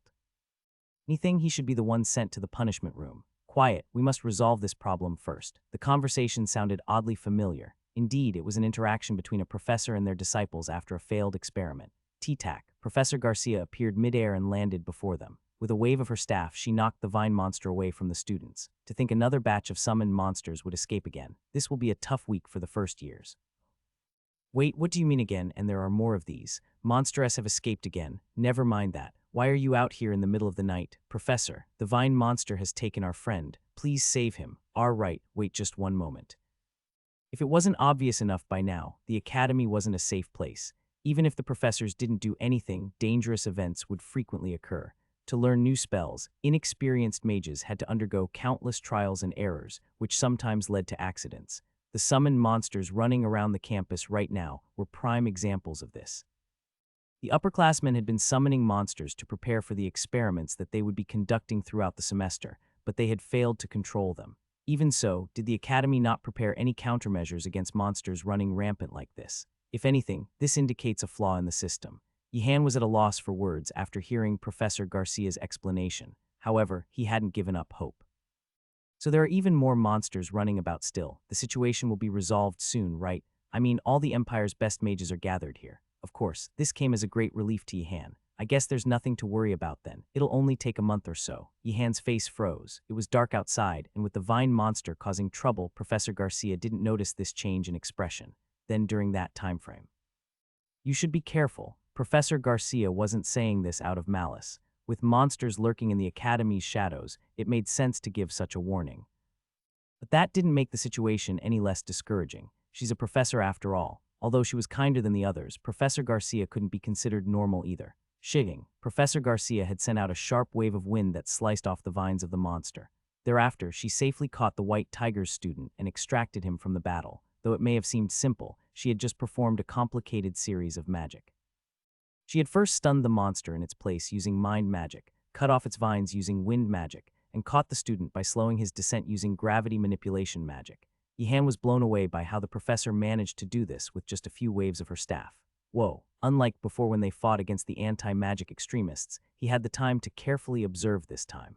Watching Professor Garcia shoot off her spells reminded him of a ballerina.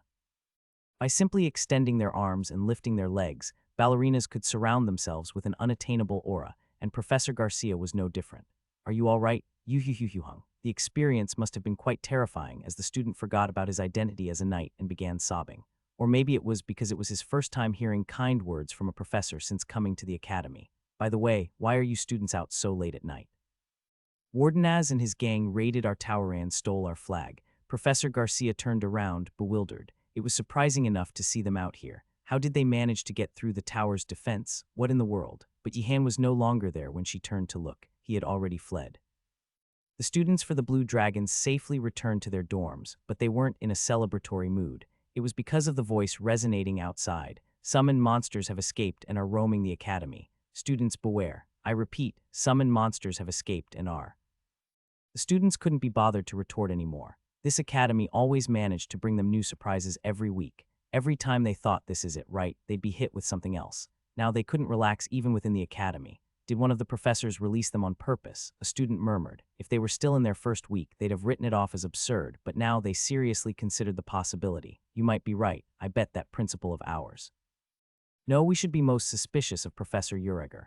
And if monsters did escape, why aren't they catching them straight away? Yihan, who had been listening to their exchange, came up with a conjecture. I bet they're just too lazy to catch them themselves. 1 month sounded way too long. With so many mages scattered throughout the academy, if the professors really wanted, they could surround the monsters and capture them in one swoop. Even a dragon would be no match for them. However, professors refused to budge under normal circumstances. Even if they messed up, they would instruct their disciples to handle the aftermath. And if it was their disciples that messed up, they wouldn't bother moving an inch. As that was the case, they probably weren't too keen on the idea of going out and capturing the monsters themselves. But I better not tell this to the others. Yihan was taking into consideration the well-being of the students' mental health. They should at least tell us what kind of monsters escaped, and what are our seniors doing, exactly. Not only were the students angry at their professors, but they were also angry at their unknown upperclassmen. They went on a rant and cursed their seniors. If it weren't for their mistake, they wouldn't have had to suffer like this. Enough. Stop chatting and come get your breakfast. I took special care since you all worked hard last night. Yihan lifted a huge pot that was placed in front of the fireplace. Needless to say, the Blue Dragons were delighted to see the tomato beef stew contained within the pot. Yihan had brought back a wide variety of ingredients, but he had no intention of wasting them. After all, he didn't know when his next leave would be. Nevertheless, everyone had worked hard yesterday, so he was willing to prepare a generous meal for them. I should grow some more vegetables. He planned on expanding his field. Sweet potatoes and potatoes were a given, but he also wished to try his hands at growing wheat and some fruits. I'd also like a couple more hens. If I were to raise pigs as well, would Professor Ureger call me crazy? By managing a field, he had learned the importance of having fresh vegetables in their lives. The quality of food they could have differed drastically depending on whether they had vegetables or not. Take the tomato beef stew, for example. Much of the flavor and aroma came from the tomatoes and the spices, while the large chunk of beef meat provided a visual impact. However, what truly contributed to the rich and deep flavor were the vegetables such as onions, garlic, carrots, potatoes, and mushrooms. Having sautéed these vegetables beforehand, he was able to prepare the foundation for the stew. Wait, what am I thinking? Yehan's thoughts came to an abrupt pause. For some reason, it seemed like he had gained more insights into other areas rather than magic since coming to the academy. The blue dragons enjoyed a hearty breakfast as they stuffed themselves with tomato beef stew and bread. The warm morning sun streaming through the stained glass windows made it feel as if they were back in their own homes. Summoned monsters have escaped and are roaming the academy. Students beware. I repeat, summoned monsters have escaped and are. Now my appetite's gone. Then do you mind if I have yours as well? If you haven't removed your hand by the time I count to 3, I'll challenge you to a duel. Yehan stood up to deliver the meal to the princess. He was used to it by now that others didn't have to remind him. But for some reason, the door to her room remained shut. Yehan knocked on the door several times, but ultimately returned after giving up as the princess didn't respond. What's wrong? Did Her Highness say she didn't want it? No, she didn't open the door. Ah, she must be asleep then. It was a long night after all.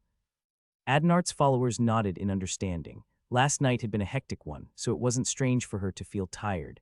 Yehan, however, had a guilty conscience. I hope she doesn't hold it against me for taking her hostage. Unlike Gaynando, Adnart possessed the skill and was revered by the students around her. If she were to tattle on him during summer or winter break, claiming that Wardenaz held her hostage, things could get quite tricky, which was why he had generously added extra beef to her stew. Yehan cocked his head. Is that so? But she seemed to enjoy eating a lot. Gaynando, who had been gulping down the stew like there was no tomorrow, joined the conversation. Rather than letting her starve, wouldn't it be better to wake her up? She could sleep whenever she wants, but as for food. Shut up, Gaynando. Her Highness isn't like you. Yeah, she's not obsessed with food. Yehan actually agreed with Gaynando for once. She could wake up, eat breakfast, and go back to sleep if she really wanted. Whatever, her followers should know her best. By the way, are you going to be all right for today's morning class? Morning class. Oh, Yaner pestered Yehan to check his schedule. I should be. Her skeptical gaze said it all. It was clear that she didn't trust his words at all. Basic swordsmanship. After what happened yesterday night, the white tigers were staring daggers at Yehan. Only Dalju was willing to approach him. You didn't have to do that, he said with a stern expression. He had realized the moment he was about to be knocked out that the honorable Yehan had chosen to vilify himself to protect Dalju's position. When he woke up, the white tigers filled him in about what happened, telling him that Wardenaz was just using him as a chess piece, but Dalju remained firm. Real friends wouldn't be deterred by other people's opinions. They would respect each other's honor and help in times of need. What a wonderful thing to say, Dalju. I don't think raiding a tower to snatch one's flag could be considered honorable, though. However, Yehan decided to respect Dalju's opinion, so he simply nodded. Since Dalju was willing to forgive him for what he did last night, why would he bother explaining himself? Hence, you don't have to portray yourself as the villain from now on. Right, though he agreed, he wouldn't hesitate to repeat what he did if a similar situation arose. Dalju might not mind, but the same couldn't be said about the rest of the white tigers. As a case in point, they were glaring at him even at this moment. He's trying to trick Dalju again. We should make it so that they can't come into contact. Some were grinding their teeth, ready to separate them, even if they had to resort to force. They behaved as though Yehan was brainwashing Dalju. Good morning, students. Professor Ingerdle, the elven sword master, arrived while using his sword like a cane. The students that had been chatting until now respectfully greeted him when he appeared. The professor spoke in a soft voice, contrary to what anyone would expect from a swordsman. When I woke up today, I was notified that monsters have been unleashed into the academy. My, what an absurd place this is. All the students present nodded. This was something everyone agreed to, regardless of their affiliation. But the students would have to continue attending classes, so I asked myself, how could I help them? For reasons unknown, Yehan had a bad feeling about this. Professors caring about their students rarely resulted in positive outcomes. And that's why I've brought one of the monsters here. Let's practice fighting one in today's class. Professor Ingerdle seemed to be adapting to the ways of the academy, much to Yehan's dismay. You're correct, Professor. Retreating out of fear will not result in victory. A truly strong knight confronts and battles against their fear, these crazy lunatics. Yehan shook his head from side to side. If they were other tower students, Yehan would have joined hands with them and said, Professor Ingerdle, please snap out of it. Unfortunately, the White Tiger's Tower students were the kind who wouldn't listen to anything Yihan said. Even so, it was hard to believe they would be so in favor of fighting against unleashed summoned monsters like that. Isn't learning how to avoid it a common thing? Sometimes Yihan felt lonely, thinking he might be the only sane person in this school. I have good students indeed. Professor Ingerdle nodded with a satisfied expression at the reaction of the White Tiger's Tower students. He intended to reconsider it if there were any students who were afraid or wanted to avoid it. However, as expected of talented swordsmen, they tried to face their fears and fight instead of avoiding them. While looking around, Professor Ingerdle's gaze suddenly stopped at Yihan. Yihan reflexively shouted, "That's truly an excellent idea, Professor." Upon hearing Yihan shout like that, Professor Ingerdle smiled with a proud expression. After contemplating various things and considering the idea that came to his mind, it seemed to be a quite good idea.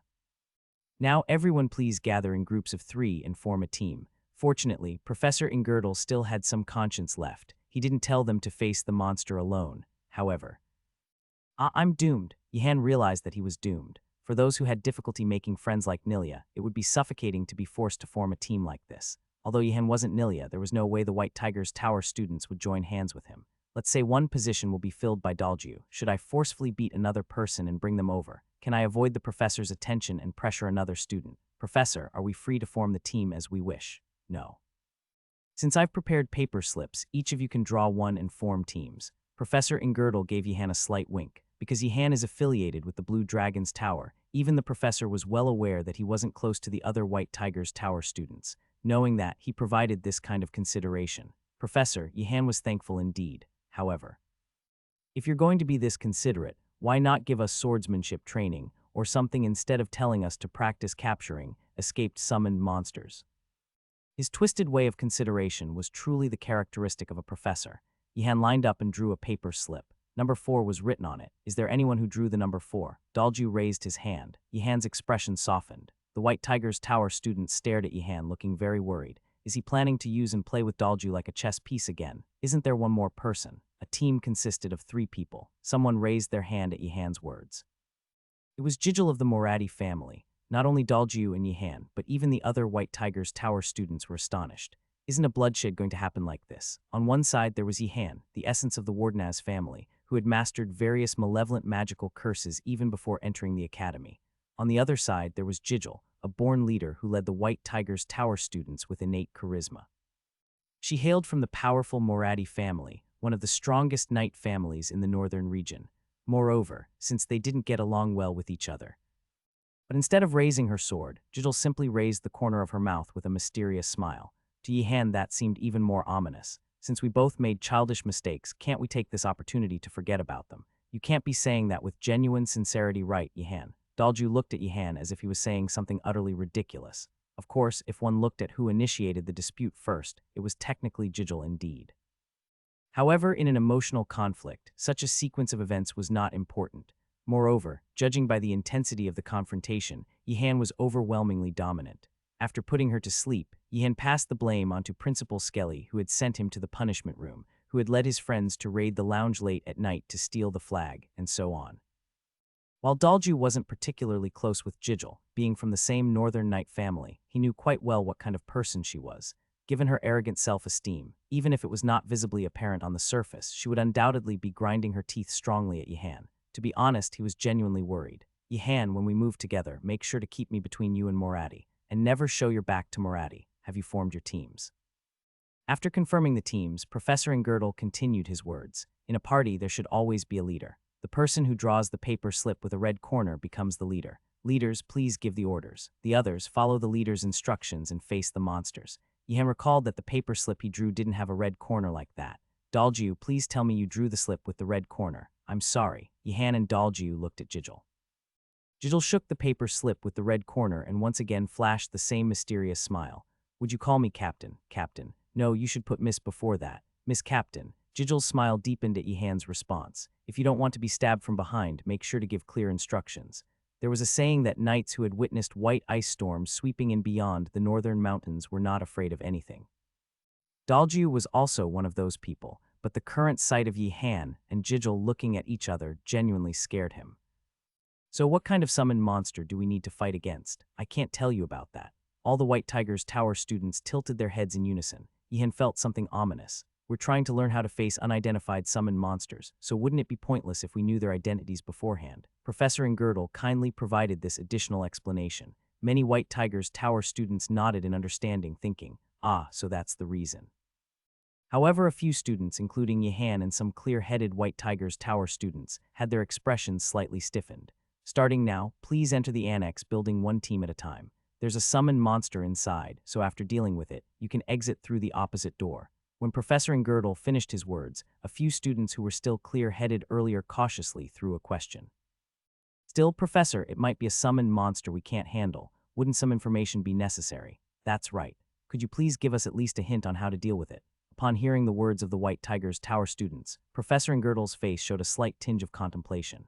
Upon reflection, he realized that the practical exercise might be too challenging for them. Well, it's true that even the experience of finding ways to confront each other requires some basic information. During this moment, the normal student senses started to return after being paralyzed by the professor's eccentricity, and the White Tiger's Tower students chimed in. Don't talk like a coward. What do you think the professor thinks of us? Do you think he would see us as weaklings who can't do anything? No, everyone. Professor, we are all right. We don't need hints. We'll find a way to confront it using our hands, feet, and swords. Isn't this a magic school? Yihan thought to himself. Let's use magic, kids, and if possible, get some hints too. Idiot trash, seriously. What? Why? Yihan turned his head to Jijil, who had spoke as if to say, so what? Originally, managing expressions and behavior was about being thoughtful of the other person. But there was no need to play innocence in front of the warden who knew everything. I agree on the idiot part. I must admit, you do say things that resonate sometimes. Listen to the instructions I give as well. If you do that, there shouldn't be any issues, Jijil said as if giving a warning. It seems that there's a misunderstanding. As long as there's no issue with the instructions, I have no complaints. Why would I start unnecessary conflicts? I don't like picking fights with others. Not just Jijil, but even Dalju was slightly taken aback. To say something like that, with how you've been beating up people too naturally. And being that person who had betrayed others and had handed them over to the principal, Jijil crossed her arms and spoke with an exasperated tone. Her gaze was already as sharp as if she had drawn her sword several times. Since we weren't exactly on the same side, it's not really betrayal, is it? Yihan, I'm not a very good conversationalist, but I think it would be best if you stopped talking. Dalju stopped Yihan. While Dalju didn't particularly like Jijil either, he realized that if he let things continue as they were, either Yihan or Jijil might collapse even before fighting the monster. I was trying to clear up a misunderstanding. No, Yihan, some misunderstandings can't be resolved. And Yihan, you.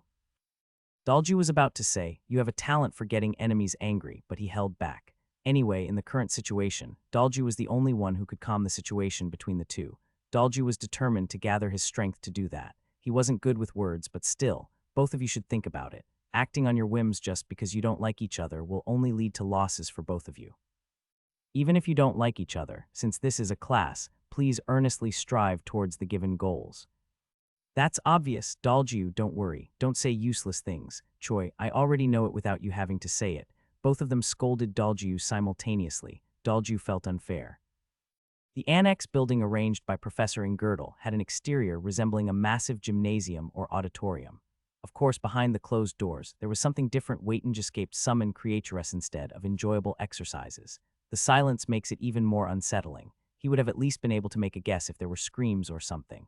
But with the silence persisting as if the summoned monster was magically muted, it was even more chilling. What did they bring along?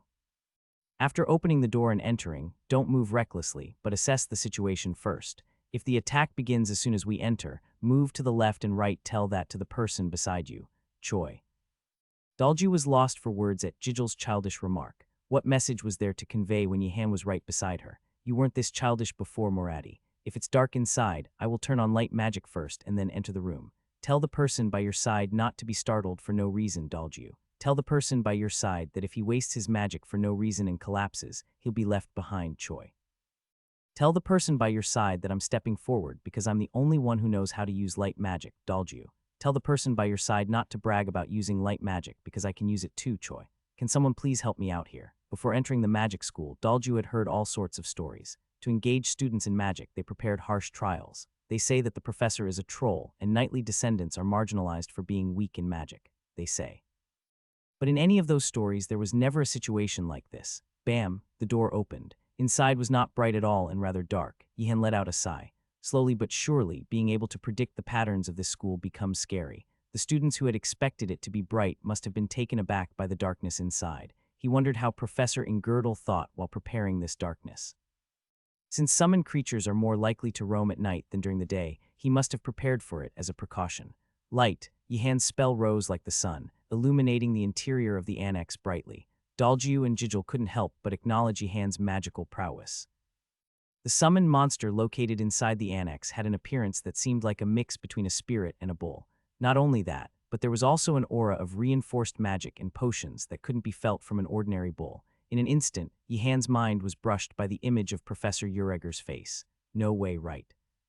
Professor Ureger had asked questions like, wasn't there a bull? Why is it missing? Upon seeing the returning students the previous time, Yihan couldn't figure out why that image from that time suddenly flashed through his mind. Let's focus. Yihan averted his gaze. The elemental ox in front of them was emitting a distinct and unique energy. There were two types of magic on it. There was clearly the aura of reinforced magic and an aura of a potion. Theoretically, it was difficult to explain, but the energy of reinforced magic that was shown externally and the magical potion working from within had distinct differences. Additionally, there was another energy similar to magic but with a different trajectory.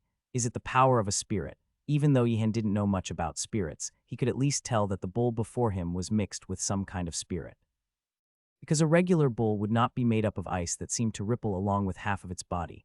Each time it stamped its hooves menacingly, staring in his direction, the ground beneath it was covered in a thin layer of frost. Yihan, it's staring this way. Do you think it might charge at us? What do you think? I do not really have much thought, but it might be angry because I lit a light. Daljiu and Jijil turned their heads and looked at Yihan. Hey, what? One should turn on the lights in the dark, shouldn't they? The one who gets angry when the lights are turned on should be the strange one. Right now, I don't think it's important to debate whether the spirit-infused bull is strange or not. Ask him if there's a way to deal damage to it, Choi. Is it not over yet? When Jijil conveyed her message to Yihan through Daljiu, Daljiu let out a deep sigh. Perhaps ordinary physical attacks won't work against the elemental aspect. Enchanting weapons with magic is still beyond our capabilities.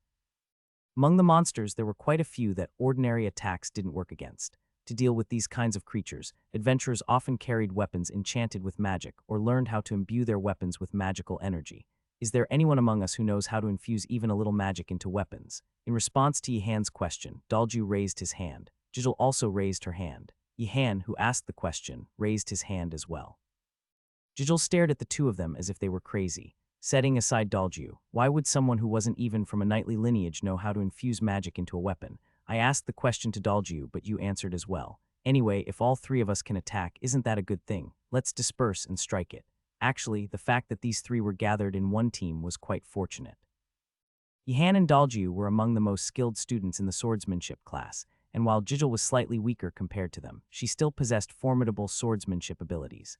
Of course, their relationship still wasn't very good. Ask him who's going to stand in the middle, Choi. In a situation like this, if they started approaching, there was a high chance the elemental bull would dislike whoever was in the front. With respect for the captain, Yihan inquired.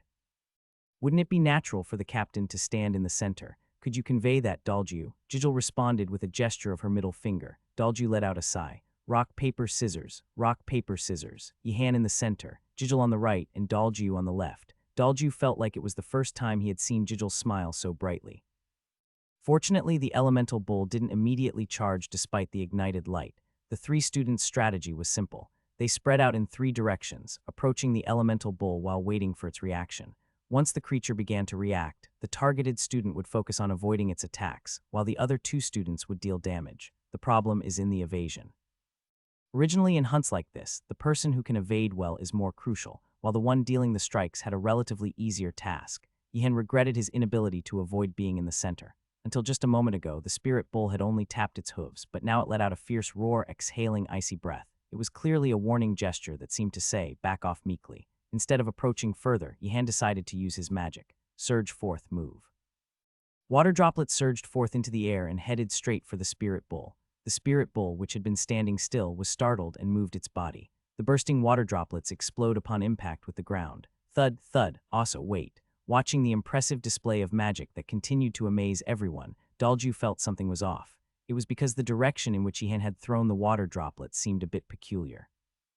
It seemed as if he was aiming to bring the elemental bull down from above, and the result was as if he was pushing the elemental bull to the right. Damn, son of a bitch. Jijil drew her twin swords. Daljiu noticed, hence there was no way Jijil could have missed it. Since the first time, Jijil had also intended to push the elemental bull to move towards Yihan's side when it came her way. Dash, Jijil jumped diagonally backwards to the left. It was to redirect the attention of the elemental bull, which was focused on her back onto Yihan. While it was momentarily distracted, it was clear that the elemental bull perceived one of them as a more imminent threat. It was a clever attempt, but in the end, it was a move that sealed their own fate. Provoked, the elemental bull completely changed its angle and charged towards Yihan and Jijil. "I'll hide at night." Yihan's figure disappeared. Jijil didn't even have time to curse. To confront the elemental bull, she had to draw her twin swords and wield her magic blade. She waved the sword in her right hand to lure the elemental bull's attention, and with the sword in her left hand, she aimed directly at the bull's jaw. Jijil, like a skilled bullfighter, sidestepped and managed to deal damage to the elemental bull as she passed by. Tusk. Jijil clicked her tongue at the sensation she felt at her fingertips. It seemed like she had attacked the elemental part, but the bull appeared to take no damage at all. The sword she held was covered in frost, but the area where the elemental bull had been attacked was instantly restored. Creak, the elemental bull made an unpleasant noise as it changed direction. Despite its massive size, it was surprisingly agile and flexible. With a nod, Jijil swung her sword again, as if signaling for it to come forth again. Boom. In that moment, the elemental bull was sent flying sideways as if struck by something. Yihan dispelled the invisibility spell and revealed his form. The sturdy wooden sword he had been holding was completely reduced to dust. Of course, it might sound like an excuse, but Yihan had a reason for shifting the elemental bull's attention towards Jijil. For Yihan to execute a proper attack, someone needed to divert the attention of the elemental bull. Telling Jijil would not make her believe it, of course. It would be painful for her feelings, but he had no choice except to show the results. "Will this be okay, Yihan? It's fine. We wouldn't have to be in the same team outside of this lesson anyway." With a cheerful response, Yihan chased after the back of the bull in his transparent state. Feet gripped the ground. Yihan's muttering transformed into an incantation that surged through his entire body. With his already sharpened focus, his vision became even more precise, allowing him to perceive the movements of the elemental bull more distinctly. Wuong, remembering the last time his sword broke, Yihan infused his magic without hesitation. Yihan swung at the spirit bull before the sword shattered. Naturally, the attack ended with the sword breaking apart. Boom. Still, the effect was evident. The spirit bull was knocked to the side.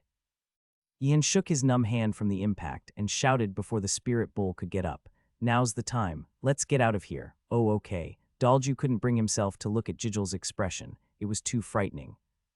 The goat-headed centaur, Engrego, looked at the exit with a worried expression. Having entered first and come out, Engrego from Team 3 was deeply concerned about Team 4. "What should we do if that Wardenaz bastard uses Dalju again?" "Don't worry. Moradi is there. Moradi will prevent him from doing that." "Right, since Moradi is around." Although everyone said that, their expressions were still filled with worry. It felt like putting a wolf and a lamb in the same place. As the three of them walked out, the students couldn't help but breathe a sigh of relief. What a relief. Finally you came out, Dalju. Moradi, you worked hard. However, the students who came out realized that there was something strange about the atmosphere of Team 4. Wardenaz was usually an expressionless and cold guy, but even Dalju seemed to be acting awkwardly with an unfamiliar expression, as if he didn't know where to put himself. Moreover, Moradi. For some reason, there was a tense atmosphere that seemed as if they would be killed if they spoke to her. Engrego stopped trying to speak to her because he was too scared. Engrego, Dalju, did you avoid it well? Yeah, we managed to avoid it. How did you guys handle it? Dalju asked curiously. No matter how much he thought about it, he couldn't imagine other team students solving it the same way as Yihan did. We grabbed a torch hanging in the corner, threw it, and while the creature was distracted, we made our escape. We conjured flames and threw them at the creature, then ran like crazy before making our escape. Hey, you guys are clever. We don't have those abilities, so we had to take turns luring the bull while barely finding our way to the exit. Students from each team spun tales of their adventures. There were teams that cleverly strategized their way through, and others who charged in headfirst, relying on brute force to overcome the challenge. With each story he heard, Dalju's expression grew more rigid. Come to think of it, the professor did say to confront it, and then head to the exit. He didn't specifically tell us to defeat it, right? Professor Ingirdle hadn't uttered a word about knocking it down, yet due to Yihan and Jijil's conversation about how they should beat it down, Dalju had also been swept up in the atmosphere. The next teams that entered also came out one by one. Some students emerged with their cloaks or clothes covered in frost, looking disheveled and distressed. You all did great. I instructed you to face the challenge and make your way to the exit, but there was even a team that went so far as to beat the summoned monster. While that wasn't my original intention, the team's excellence in beating it deserves nothing less than praise. The students buzzed in response to Professor Ingirdle's words. Some students were about to ask Jijil, did you do it? But seeing Jijil's foul mood, they simply backed off. How did it feel to face the monster? It was stronger than I thought. Movements were fast too. I didn't expect that the attacks themselves wouldn't work. The White Tiger's Tower students expressed their impressions according to what came to their mind. The elf professor nodded in response. I'm sure everyone thought the same. As he listened to the professor's words, Dalju pondered where his team had gone wrong. Everyone probably felt differently. However, while escaping from the monster, you must have realized one thing. That is, there's no need to be so terrified. You are right. White Tiger's Tower students agreed. Even if it was just running away, facing the monster directly and experiencing it firsthand diminished the fear more than expected. Ultimately, in order to dispel fear, one must face that fear directly. Facing monsters is ultimately akin to the fundamentals of swordsmanship. Stay composed, assess your opponent, and think about how to escape if you can't win. I'm pleased that you all seem to have gained an invaluable lesson today that words alone couldn't teach. Daljiu agreed with the professor's words. Of course, Daljiu's team just beat it outright though. Oh, for this semester's lessons, I plan to proceed with the teams formed today. It seems the balance is better than expected. Dalju nodded his head as he listened, but then froze in place. After that, he looked at Yihan and Jijil. Their expressions were similarly frozen, much like Dalju's. Yihan asked Dalju in a low voice, do you think it's a good idea to apologize now for what happened earlier? I think it might be best to let me be the mediator for that. Still, if we're going to be in the same team from now on, I might need to clear up the misunderstanding. No, Dalju also understood now. Although Yihan said it was a misunderstanding, that wasn't a misunderstanding. Yihan was always ready to give Jijil a hard time whenever the opportunity arose. Of course, Yihan would claim it was self-defense, though. It'll be fine, probably. I'll act as a mediator between you two. I hope that helps. Oh, Dalju, seems like you liked being the messenger. Dalju had no strength to retort. A few students from the Blue Dragon's Tower were gathered in front of the swordsmanship training room, chatting and waiting. The White Tiger's Tower students spoke with displeased expressions. Why did you all come here? We've come here to help prevent you all from attacking Wardenaz as a group. What? That's something we should have said. The White Tiger's Tower students were truly feeling unfair. Of course, they had taken the initiative, but considering the exchange of blows, they had been overwhelmingly dominated by Wardenaz's attacks. However, the students from the Blue Dragon's Tower weren't buying such excuses. They made threatening noises and quickly grabbed onto both arms of Yihan as he emerged, pulling him back forcefully. Let's go quickly. Who knows what kind of dirty tricks those bastards might do. I will be okay, though. It's dangerous enough with the summoned monsters unleashed, Wardenaz. We'll protect you. Yihan was unable to even say his farewell to Dalju properly as he was dragged along. I'm really okay, though. The students from Blue Dragon Tower exchanged wary glances and spoke. You need to be careful, Wardenaz. The White Tiger's Tower punks are like wild beasts. The next class is alchemy, right? Let's go together. Yaner looked puzzled as she watched him being dragged along by her friends. Why do you hold both of his arms and drag him along, Macon? You can't lack that much sense of safety. You have to consider the area outside the tower as inherently dangerous. Even if you all gang up on him, it seems like Yihan would still win. Knowing Yihan's abilities, Yaner looked at them with a very strange expression. That's right. The current situation is very dangerous. The Order of Flame's pride, the unmatched prodigy, a master of alchemy, Priestess Siana. It's been a while. Trapped between his friends holding onto his arms, Yihan spoke. The unmatched prodigy, a master of alchemy. His friends from the Blue Dragon's Tower tilted their heads. While Yaner knew that Siana was skilled in alchemy, was she really at that level? Priestess Siana smiled proudly as she held out a flask. This is a potion I've created to repel monsters, Yihan of the Wardenaz family. Take it and give it a try. If you sprinkle it around, it emits a scent that monsters dislike. I'm truly touched by such a wonderful gift. Arriving belatedly, Nilia whispered with curiosity. Why do you speak so formally in front of Priestess Siana? Nilia, to survive in society within the Empire, you have to do this much. Nilia didn't quite grasp the situation. Yihan didn't expect Nilia to understand immediately either. Yihan carefully accepted and kept the potion for monster eradication. Seeing the summoned monsters roaming around the academy grounds during the third week of the semester, Yihan could not help but wonder if, by around the fifth week, those summoned monsters might even make their way into the dormitories. Around the seventh week, there was even the possibility that demons might appear in the academy. Everyone take your seats. Professor Ureger stepped in, yawning, and opened the door to the angular pavilion. All the students suppressed their resentment and greeted him. Is the potion all ready? Of course, let's see about that someday. Despite not having telepathic abilities, Yihan felt as if he could hear the unspoken thoughts within the words of the students. What? It's all finished. Are you sure you didn't make a mistake in checking it? With a voice filled with disappointment, Professor Ureger asked. Priestess Siana responded in a curt tone. We've been pondering collectively over the method you, Professor, provided because it seems to have some issues. Why would you do such a thing? Aren't you on bad terms with each other? Even the tower students who weren't on good terms with each other naturally grouped together, causing Professor Ureger's grumbling. Anyway, you've all worked hard. Since you've gone through the process of creating them from start to finish, you can consider yourselves as novice alchemists who have taken their first steps. Of course, the final results might not be perfect. Professor Ureger picked up one of the flasks placed on the table in front of him, which the students had submitted, and opened the lid. Then he grabbed a peculiarly moving twig and shook it above the flask, causing it to sway. A faint candle-like light faintly appeared on the twig. Look. The power of the potion is weak, isn't it? Professor Ureger swiftly extinguished the flame. Then he opened the adjacent flask and shook the twig once again. The faint light appeared again, just as before. Professor Ureger turned off the flame with a satisfied expression on his face. Whoosh. However, in the next flask, an intense flame burst forth from the twig, burning it completely. Startled, Professor Ureger quickly pulled his beard back to avoid the flames and shot a resentful look mixed with annoyance at Ihan. Ihan felt extremely unfair. Seriously, he wasn't even looking at the potion name tags. Of course, there might be some well-made potions, but it's too early to be arrogant. If you act too smug and rely on luck, you'll end up with a seriously hurt ego. Asan nodded, quite impressed by the professor's words. Ihan wanted to warn him not to be deceived, but he didn't get the chance to do that. Now then. Professor Ureger swung his staff and opened all the flask lids, then observed the flames.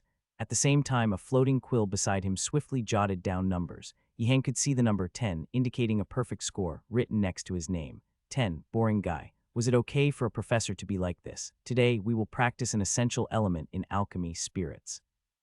A skilled alchemist should not only focus on merely completing a potion, but also understand how to enhance its effects. And among those methods, the relatively easier one is dealing with spirits. Professor Ureger gestured with clenched and unclenched fists. Suddenly, a cute rabbit made of snowflakes appeared on his palm as if it had been created from a snowball. All the students present exclaimed in admiration. Ihan suddenly had a thought and turned his gaze towards his waist. The bone-summoned monster bound to his belt rattled as if questioning why he was behaving that way. There's a reason dark magic isn't popular, I see. This is Master Rabbit, the ice elemental I often use. It might look small and cute, but never underestimate it. It's a spirit that could easily take all of you here down by itself. Master Rabbit nodded with a sense of pride. The students were greatly baffled. It didn't look like it at all.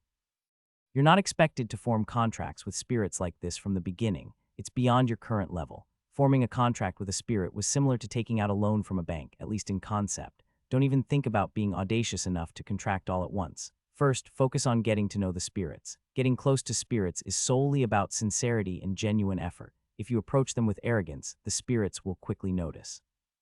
The students listened intently to Professor Ureger's words and took notes. Honestly, among all the lecture materials they had heard so far, this was the most exciting topic. Compared to the risks of going to the mountains to gather dangerous materials and timing the ingredients into exploding cauldrons, getting to know the spirits felt like a fascinating and romantic task. That was what they wanted. Professor Ureger scattered gems and reagents around the corners of the classroom, drawing magic circles as he went. For wizards to connect to the spirit realm, it was advisable to attempt it in places where the aura of the spirits was strong, such as areas abundant with mountains and water. Currently, by tossing these gems and reagents while drawing the magic circle, Professor Ureger's aim was to amplify the aura of the spirits. Drink the potion. The students drank the potion with eager anticipation. Ihan also took a sip of the potion. All right, then go meet the spirits and come back. Ureger swung his staff, and in that moment, Ihan's vision darkened. Ihan had seen such a landscape before. It was similar to the landscape shown by the black book given by Principal Skelly. If there was a difference, it was that the black book brought Ihan's mind into an imaginary landscape and forcefully trained magic onto him, while Ureger sent him to the spirit realm to meet the spirits forcefully. It's quite surreal. It was clear that he had landed near the territories of fire elementals and ice elementals in the vast expanse of the spirit realm. It wasn't bad. Both the fire elemental and the ice elemental were useful spirits. The fire elemental would be useful for boiling soup or making fried eggs, while the ice elemental would be helpful for keeping fresh pieces of meat. What crazy thoughts am I having? To regain his senses, Ihan shook his head. Forming a bond with spirits had nothing to do with one's lineage or magical prowess. Only sincerity mattered. Just like Professor Ureger had said, Ihan hadn't even thought about trying to form a contract all at once. If he continued to make sincere and consistent efforts, someday a spirit might extend its hand to him. Ihan blinked his eyes. On the charred ground, a lump of fiery orbs in the shape of a puppy spirit was bouncing around. Yihan cautiously called out to the puppy, "Are you the esteemed fire puppy spirit, sir?"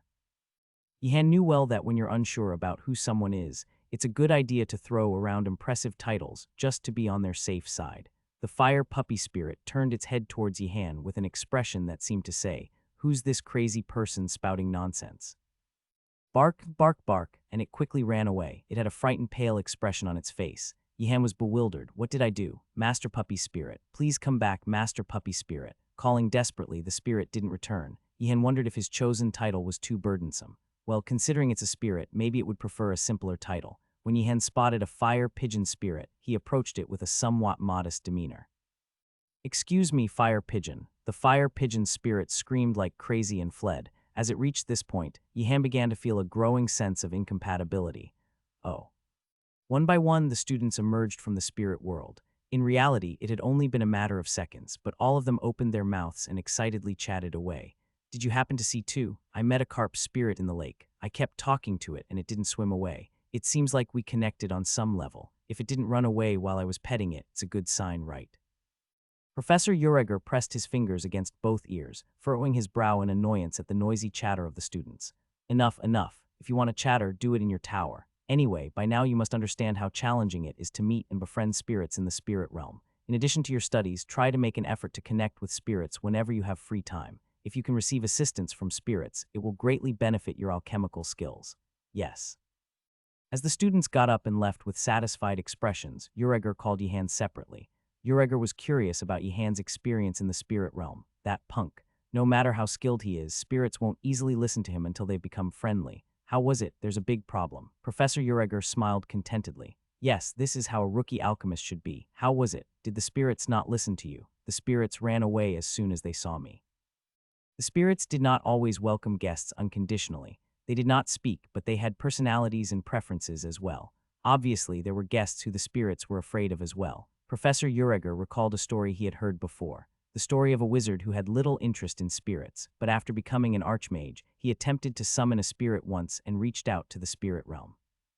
As skilled as the wizard was in magic, and while reaching out to the spirit realm was easy, the spirits did not take the archmage kindly. It was the intense aura emanating from the wizard's soul that had frightened the spirits. Those who had lived a tumultuous life, such as mercenaries who fought in countless battles, or swordsmen who had defeated dozens of opponents, will inevitably have their soul's color changed.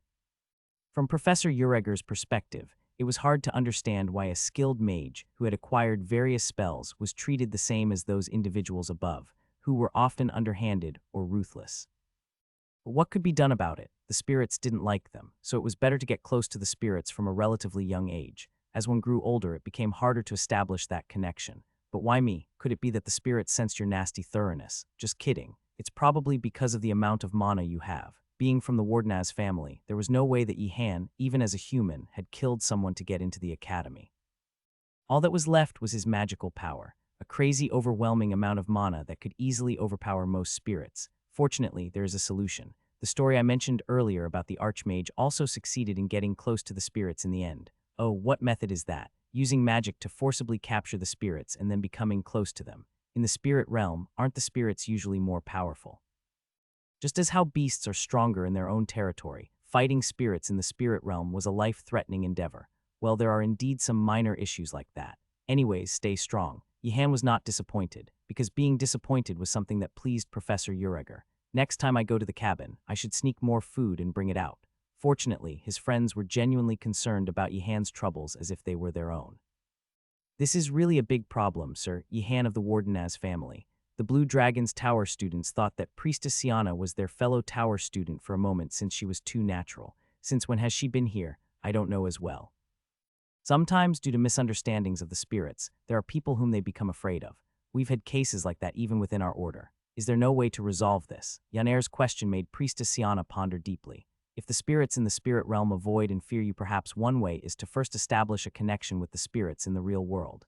Gaining their recognition or building an affection with them to earn their token of appreciation might help ease their caution.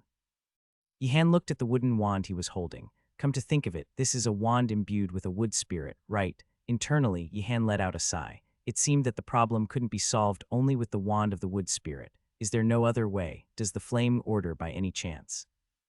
In our order, we often use potions to resolve such issues. Being an alchemical order, the Flame Order had sought solutions through alchemy. Upon Priestess Siana's words, Yihan rejoiced. Can it be solved with potions? Of course. The potion he drank during Professor Ureger's lecture was also a potion for befriending spirits. A potion that made it a bit easier to connect with the spirit realm and allowed him to stay there for a longer period. Since that was a low-level potion, using a more potent one could potentially dispel the spirit's fear and make him appear even more appealing to them. Ooh, to think that's possible. The students of the Blue Dragon's Tower were amazed. The reputation of the Flame Order was not in vain. Yaner spoke with eyes full of anticipation as well. I've heard of it before. Among the prospect potions of the Flame Order, there's one specialized for spirits. You know it very well, Miss Yaner of the Macon family. I've assisted in crafting one of the prospect potions. If you wish, I can create it for you. Priestess Siana spoke kindly. While it was the prospect of the Flame Order, it could be bestowed upon those who, like the boy from the Wardenaz family, recognized and respected the greatness of the Flame Order. That was the ideology of the Flame Order. If it's completed, could we also? Of course. At the cautious words uttered by the students of the Blue Dragon Tower, Priestess Siana nodded her head as well.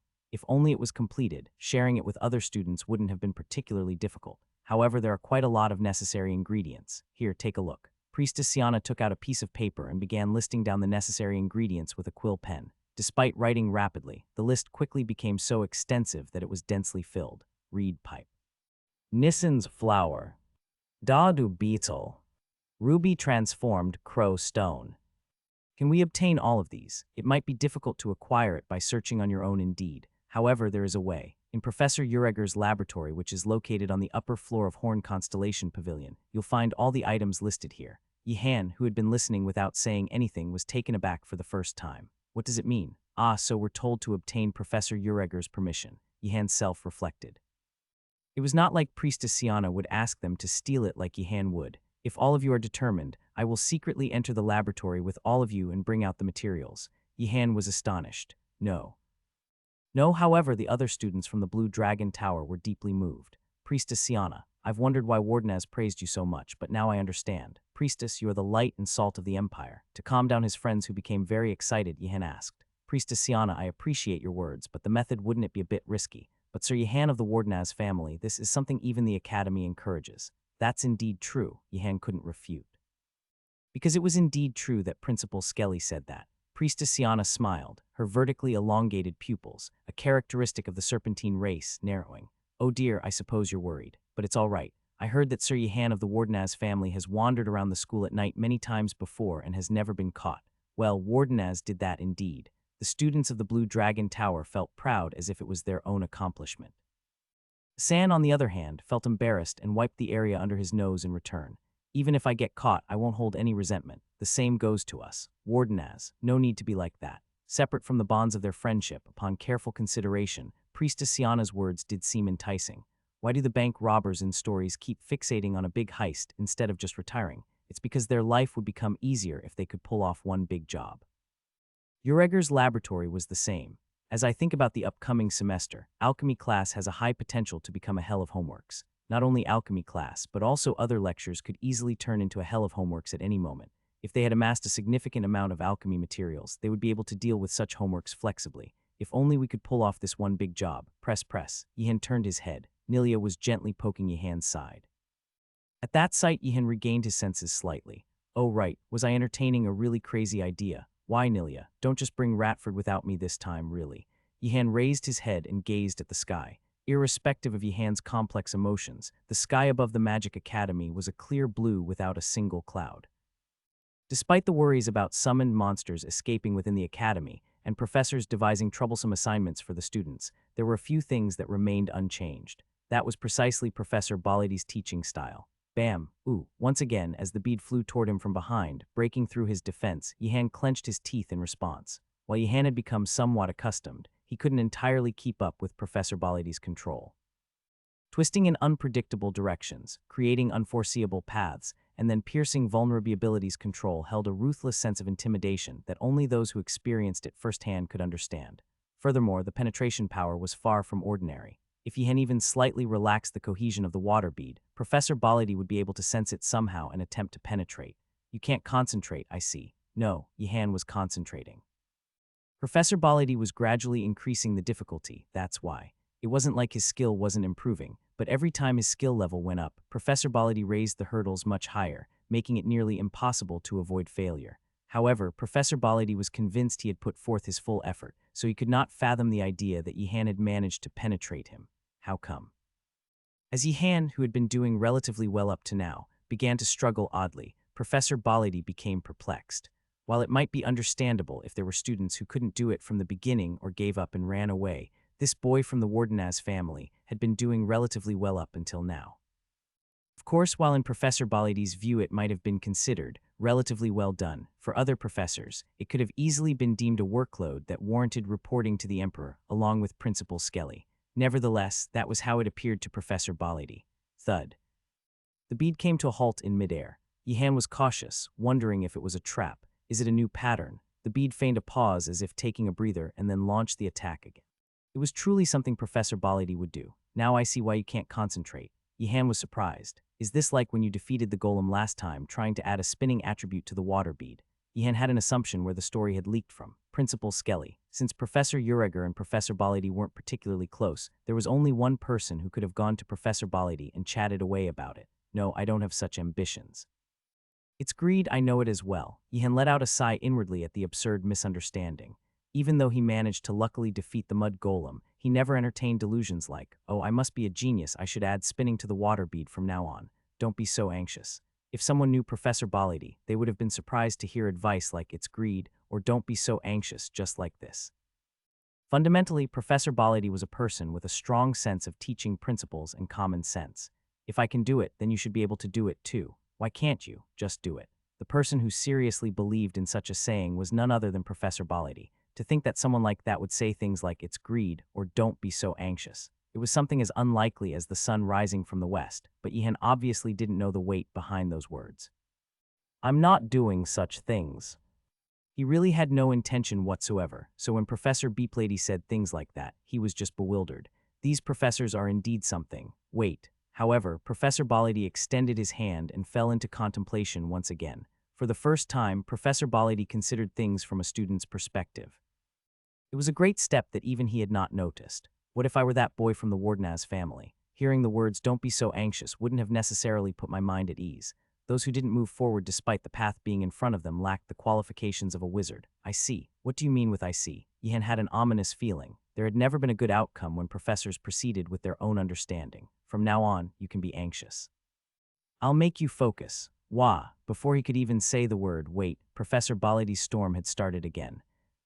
What should be done to deter a student who was opening their eyes to a new attribute of magic and was intending to follow that path? It would be enough to inform them that they could die the moment they step onto that path.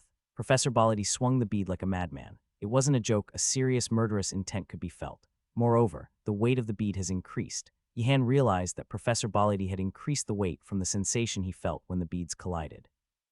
He sensed the meaning of to avoid fixating on futile rotations, but rather compressing the water bead even more. But even if that was simply said aloud by words, Yihan would have understood. Inside the classroom where there were only two of them, sparks flew. In the atmosphere that was tenser than before, only the sound of bursts could be heard. In silence, they locked eyes, manipulating the magical sphere, all while keeping their gaze fixed solely on each other's pupils. Should I kill the professor?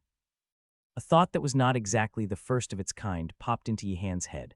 Of course, the idea of killing was a joke, and it was more like causing some minor injuries by hitting him a couple of times. It was not a thought made purely out of his emotions. Right now, Professor Baladi was seriously radiating murderous intent as he launched the beads.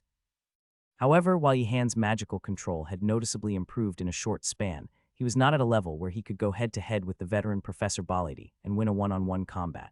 In this situation, what did Yihan need to do to survive? Even if he wasn't going to kill the professor, he at least needed to disrupt the professor's concentration enough so that he could not properly focus. Will I be able to do it? Yihan focused all his attention. While maintaining the compressed and swirling water bead before him, a new incantation flowed from his lips. Spring forth. With the incantation, new water began to take form and appear in the air. While such simultaneous magic was almost forbidden for inexperienced freshmen in magic, it held little significance for Yihan. He had already confirmed through personal experience several times that a little mana wastage was not a problem. Moreover, at the moment, Professor Baladi before his eyes posed a greater threat to his life than the mana wastage.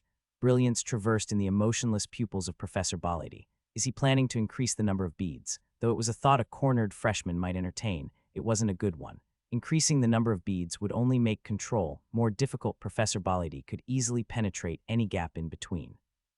While taking action instead of staying still was good, the direction was row. Shield unfold. With a strong desire, Yihan shouted. In an instant, a massive mass of water transformed into the shape of a sturdy shield, enveloping him.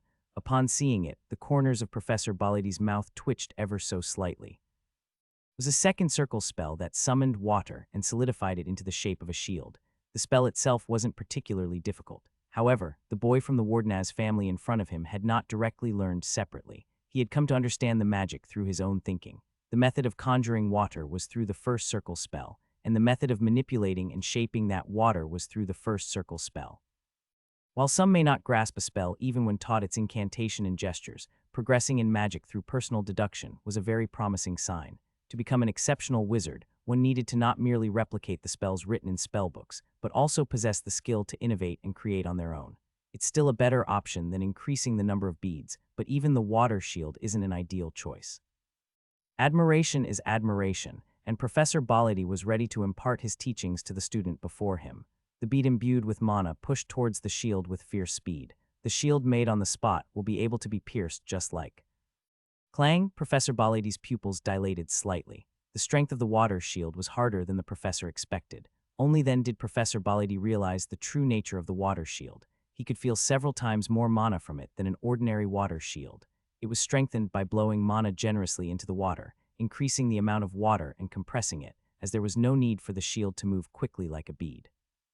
Water beads required control, but water shields were relatively less in need of control, so their overwhelming amount of mana was more easily visible. Before he could even exclaim in surprise, a water bead flew from the side and hit Professor Baladi's head. The momentum had shifted. Professor Baladi slightly tilted his head and avoided it. There was no sign of bewilderment in his expression. Go and bite him, Yihan commanded the skeleton-summoned monster. The skeleton-summoned monster, who was waiting on his belt, rushed in. At the same time, Yihan kicked the chair under the water shield and sent it flying. His determination to destroy Professor Baladi was felt somehow. Professor Baladi smiled at all the attacks. Yihan became uneasy as if he had encountered a demon from hell. Now, in addition to the one bead that Professor Baladi had been dealing with so far, one more bead had appeared. Crash, crunch, splash. The newly appeared bead shattered the skeleton-summoned monster, smashed the flying chair, and completely destroyed the water shield. Professor Baladi looked at Yihan. Yihan listened to what the Devil's Archduke of Hell had to say. Well done. Was it not the Devil's Archduke, but the Devil's King of Hell? After asking 17 questions, Yihan was able to understand what Professor Baladi was thinking. No, he could guess it. Professor Baladi's thoughts would probably never be fully and perfectly understood. So it was now a lesson to deal with the control of water beads, but Professor Baladi was someone who generally viewed students' creative attempts if they were effective favorably. So even when he summoned a water shield, kicked away a chair, and sent a skeleton-summoned monster, he saw it in a positive light. When he heard those words, Yihan was curious if Professor Baladi would say that he did well even if he set the classroom on fire. He felt like he was going to set fire to the classroom if his life was threatened again. No. In that case, Principal Skelly would kill me. Yihan felt that it was such a shame. Your thoughts of rotation seemed to have diminished. Yihan had to make an effort to prevent his voice from having any murderous intent in it. Now, being attracted to the appeal of rotating attributes is a natural thing. However, don't be in a rush. You will eventually learn rotating attributes intensively. Sometimes the way back can be a shortcut. If another professor had said it, it would have been impressive, but it wasn't very impressive when Professor Baladi, who always followed him behind with a sword, was already the one telling him to take a shortcut every time. I feel like we are already taking a shortcut. Yes, I will focus solely on what I am learning right now, without even dreaming of rotational attributes. You probably already had a guess. Since Professor Baladi had a habit of omitting words, Yihan wasn't surprised. Let's calmly understand the situation. The next challenge for the practice will be exactly that. I apologize, but what are you talking about? What you just demonstrated. Once the control over a single bead became manageable, it was time to move on to the next step. A wizard could not afford to stop even for a moment. They had to constantly evolve and explore. Professor Baladi gestured, and the tables and chairs around them all rose simultaneously, as if they were threatening Yihan. From now on, you will learn how to concentrate amidst chaotic situations around you. Whoa, you can use the things you just demonstrated again. Is that so? Yihan was slightly surprised. If it were Professor Baladi, Yihan would have expected him to say, use only the beads to block in order to improve your skills. To think he allowed the shield. Sure, I'll adjust the difficulty, so just focus on the task at hand and don't get too anxious. If Yihan could handle the beads while using other magic, there was no need to hold him back from it. It would be more beneficial to control the beads while using other magic at the same time. Just as I gave up on rotation, will I focus better if I also gave up on shields and summoned monsters as well? No, rotation directly affects the control of the water bead, but shields and summoned monsters don't. The sooner you adapt, the better. She didn't tell the story about him igniting flames on the mountain to roast the mud golem. If she had included the story about the flames, he wouldn't have even imagined how dreadful the situation could have been. Night, as Professor Bungiger saw the weary look on Yihan's face while he was tending to the garden behind the cabin, the professor grew concerned. Of course, fatigue was something shared by all students in the academy, but the boy from the Wardenaz family was much firmer compared to the others. But to be this exhausted. What have you been doing lately to be so exhausted? Is that so? I'm actually fine. Yihan dug up potatoes and put them in a sack. Even though he tried to appear composed, the fingers holding the potatoes trembled greatly. Tell me about your schedule for today. I'm really fine. With a look that seemed to ask, why are you like this? Yihan explained his schedule for today. Yihan started by waking up early in the morning, heading to the stable to coax the stubborn horse into eating, then feeding it, giving it a bath, and brushing its coat. After that, he would go for a walk with the horse and return. Among the groceries, he selected items that needed to be consumed quickly and prepared breakfast using a relatively simple dish that could be easily portioned up. After feeding the Blue Dragon's Tower students generously, he would attend morning classes, return for lunch preparation, and then head for afternoon classes. What's the matter, Professor? No, go ahead. What classes are you taking? Now that I think about it, I'm curious. I attended Professor Balidi's lecture on repetitive learning of basic magical combat today. Bungiger's expression twitched noticeably. Why did it have to be a lecture from a madman like Professor Baladi? Anyway, I finished all the lectures roughly and came here to work on the garden like this. You're truly the one born to become the representative of Blue Dragon's Tower. Never mind. So after spending such a difficult day, don't you have any complaints about working in the garden? At that moment, Yihan had doubts. Usually when professors say, if you have any complaints, let us know, it's important to be suspicious. There was a high chance that it could be a trap. And even aside from that, the work in the garden itself wasn't really something to complain about. Not really. With a potato in one hand and a carrot in the other, Yihan spoke. The compensation he received from working in the garden was quite satisfactory. Suddenly, a sense of unnecessary guilt welled up within Bungiger as she looked at Yihan in that moment. Is it acceptable for the Empire's finest talents to be in such a situation? Su sure. Oh, I have a cow brought along behind me. If you want, you can take some milk from the cow whenever you need. Professor. With newfound respect that he had never shown before, Yihan gazed at Professor Bungiger. Bewildered, Professor Bungiger was about to say something but held back. While Yihan worked in the garden, Professor Bungiger seemed to be bored as she kept asking him questions. After finishing the work and washing his hands in the flowing stream, while shaking off the water, a thought suddenly occurred to Yihan, so he asked, Professor, by any chance can someone obtain a flying vehicle at the academy? Why are you asking about something like that? Though there was an odd wavering in Professor Bungiger's voice, Yihan didn't realize it. It's just pure academic curiosity. Yihan was skilled at deceiving professors. One of the most renowned explorers in the Empire, Professor Bungiger, couldn't have possibly imagined that Yihan was searching for a flying vehicle to escape the academy. I suppose it's possible to obtain one. Professor Bungiger carefully responded, examining Yihan's expression to see if he had noticed anything. Fortunately, the boy from the Wardenaz family seemed unaware of it. One of the horses taken care of by the newcomers at the stable was a griffin. This academy has just about everything imaginable, but there's no warm meals nor essential items. Does the academy have no consideration for the students? Professor Bungiger pretended not to hear what Yihan said and ignored it. There's no shortage of places to explore here, from mountains and lakes to underground dungeons. If you look around, you're bound to find some flying creatures. If I find them, do you think I could tame them? That might be difficult. Taming wild creatures, especially flying ones, is a challenging task even for experienced trainers who have studied it for years. Professor Bungiger spoke sincerely. If taming them were that easy, people wouldn't choose to fight when encountering monsters outside. Moreover, most of the monsters that know how to fly were usually difficult and violent in nature. It was difficult to handle them with just the determination and knowledge of a freshman. First, you need to fully understand what kind of creature you're dealing with. Usually, relying solely on knowledge won't work. If you're familiar with their habits, you can gradually get to know their characteristics and get closer to them, although it sounds simple. In this process, you'll likely fail more than a dozen times. Professor, if it's possible, could I receive instruction during your free time? Of course, I don't intend to make any reckless attempts right away. That was a lie. From the moment he felt confident that he could do it, Yihan was ready to take action right away. If I ever have the chance to tame a monster in the future, I don't want to miss it. The look in Yihan's eyes burned intensely, with genuine sincerity shining in his gaze. Upon seeing those eyes, Professor Bungiger suddenly felt a surge of enthusiasm. With a disciple showing such interest, it wouldn't be right for her as a professor to just stand still. All right, I'll make time to teach you. Don't regret it. It's a really difficult subject to study. Memorizing thick books about monsters that might appear in this area and then confronting them in person was a challenging task, but Professor Bungiger believed that if it was the boy from the Wardenaz family, he would be all right. With that level of interest and passion, it should be more than possible. He seems to have a keen interest in flying or exploration. That kid, I should find and tame a flying beast, then make an escape. The professor and her disciple nodded, each with their own thoughts. After the conversation ended, Professor Bungiger strolled around the garden that Yihan had finished working on, taking curious steps, and she found herself surprised. No, what is all this? The garden that Yihan received from Professor Bungiger was of a moderate size, not incredibly wide or incredibly narrow. Professor Bungiger probably thought that Yihan would plant a few vegetables and take them with him, providing a suitable amount for his needs.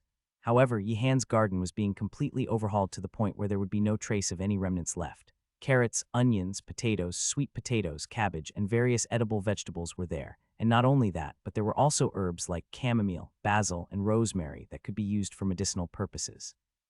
Is he setting up a farm? Noticing the look in Professor Bungiger's eyes, Yihan responded as if to reassure her. I was also worried at first. About what? Professor Bungiger looked at the pitcher of milk placed on the table. It was the pitcher that had been put for Yihan to take with him on his way back. Seeing the work he was currently engaged in, it seemed like that wouldn't be enough. Wait a moment. It would be better for you to head back after eating something at least.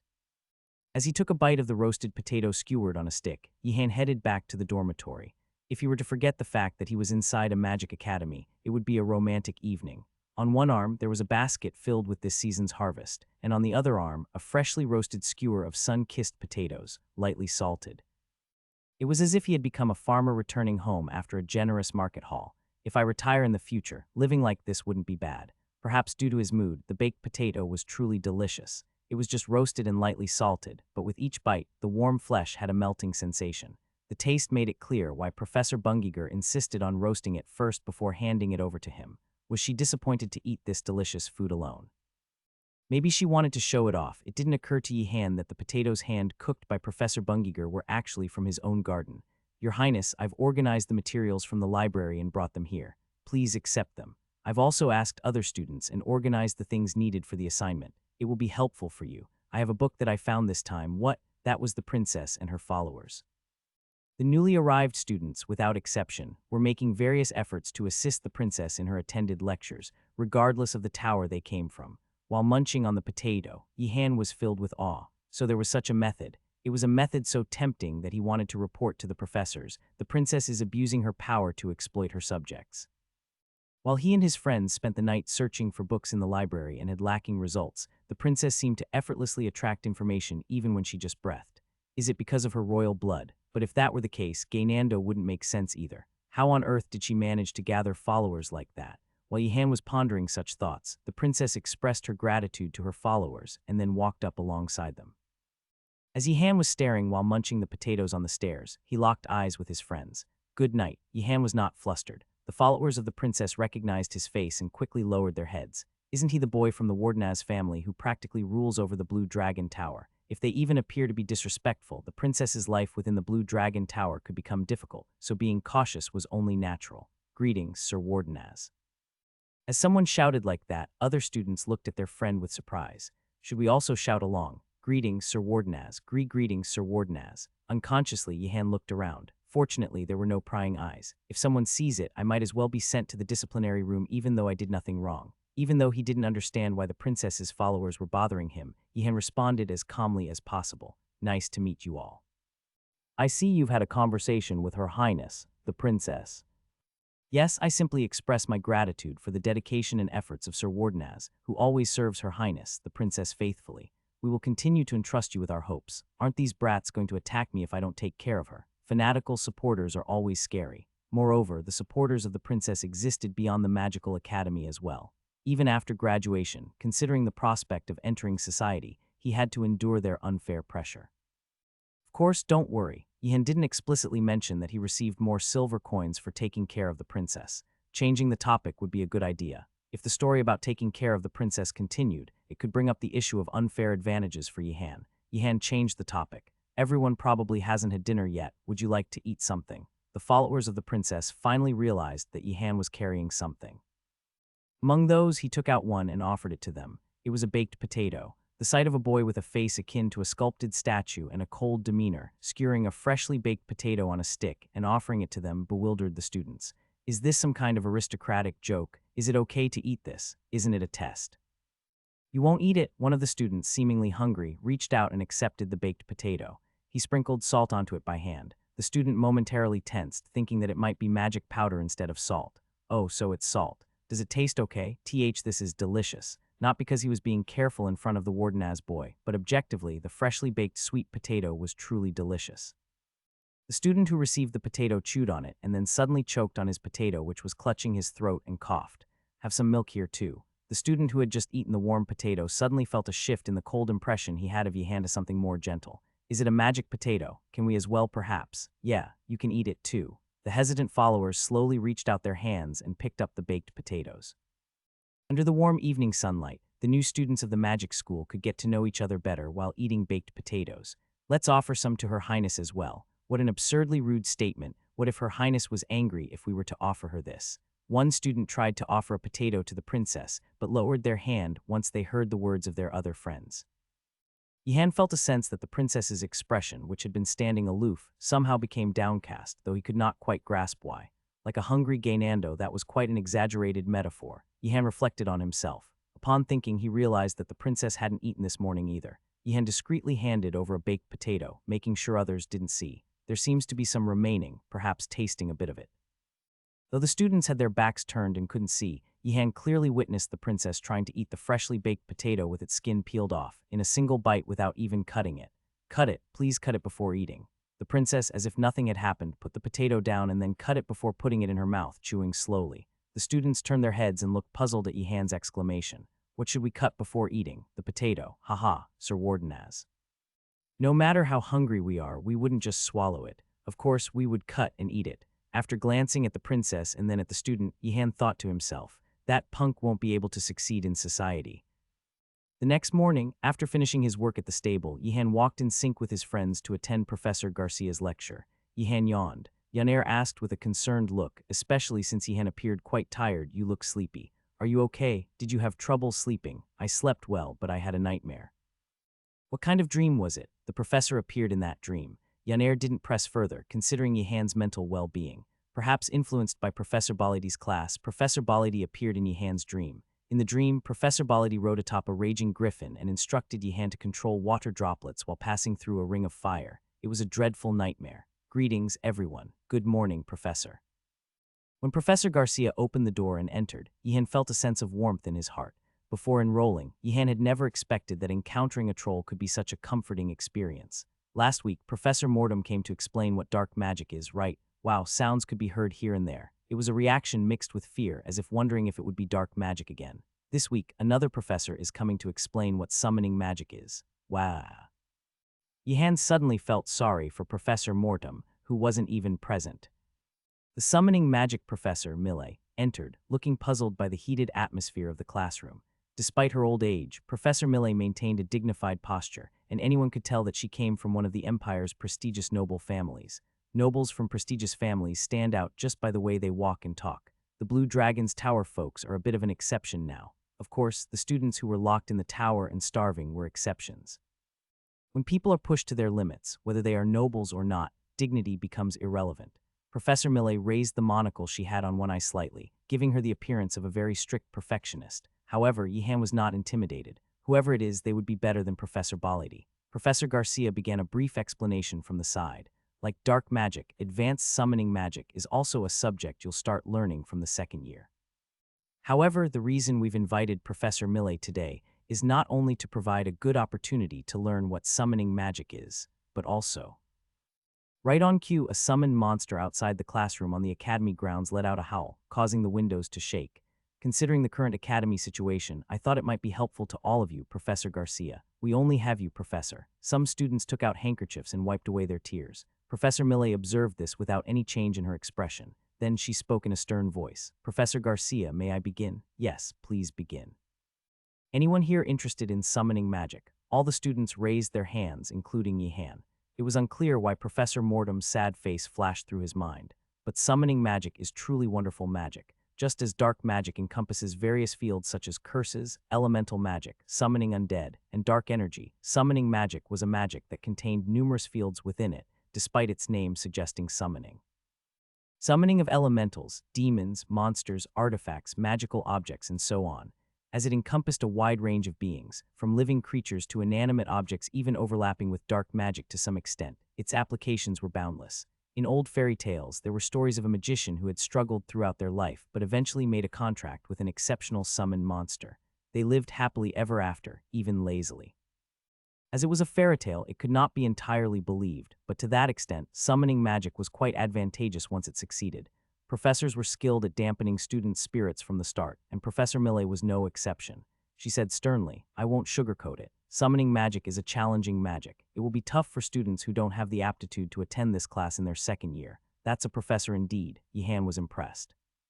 If a student lacks the ability to learn, you should either discourage them or wait. If you start asking, why can't you learn? Can't you learn even before you die? Then that's more like a gangster than a professor. Summoning magic cannot be learned with just superficial knowledge of one specific field.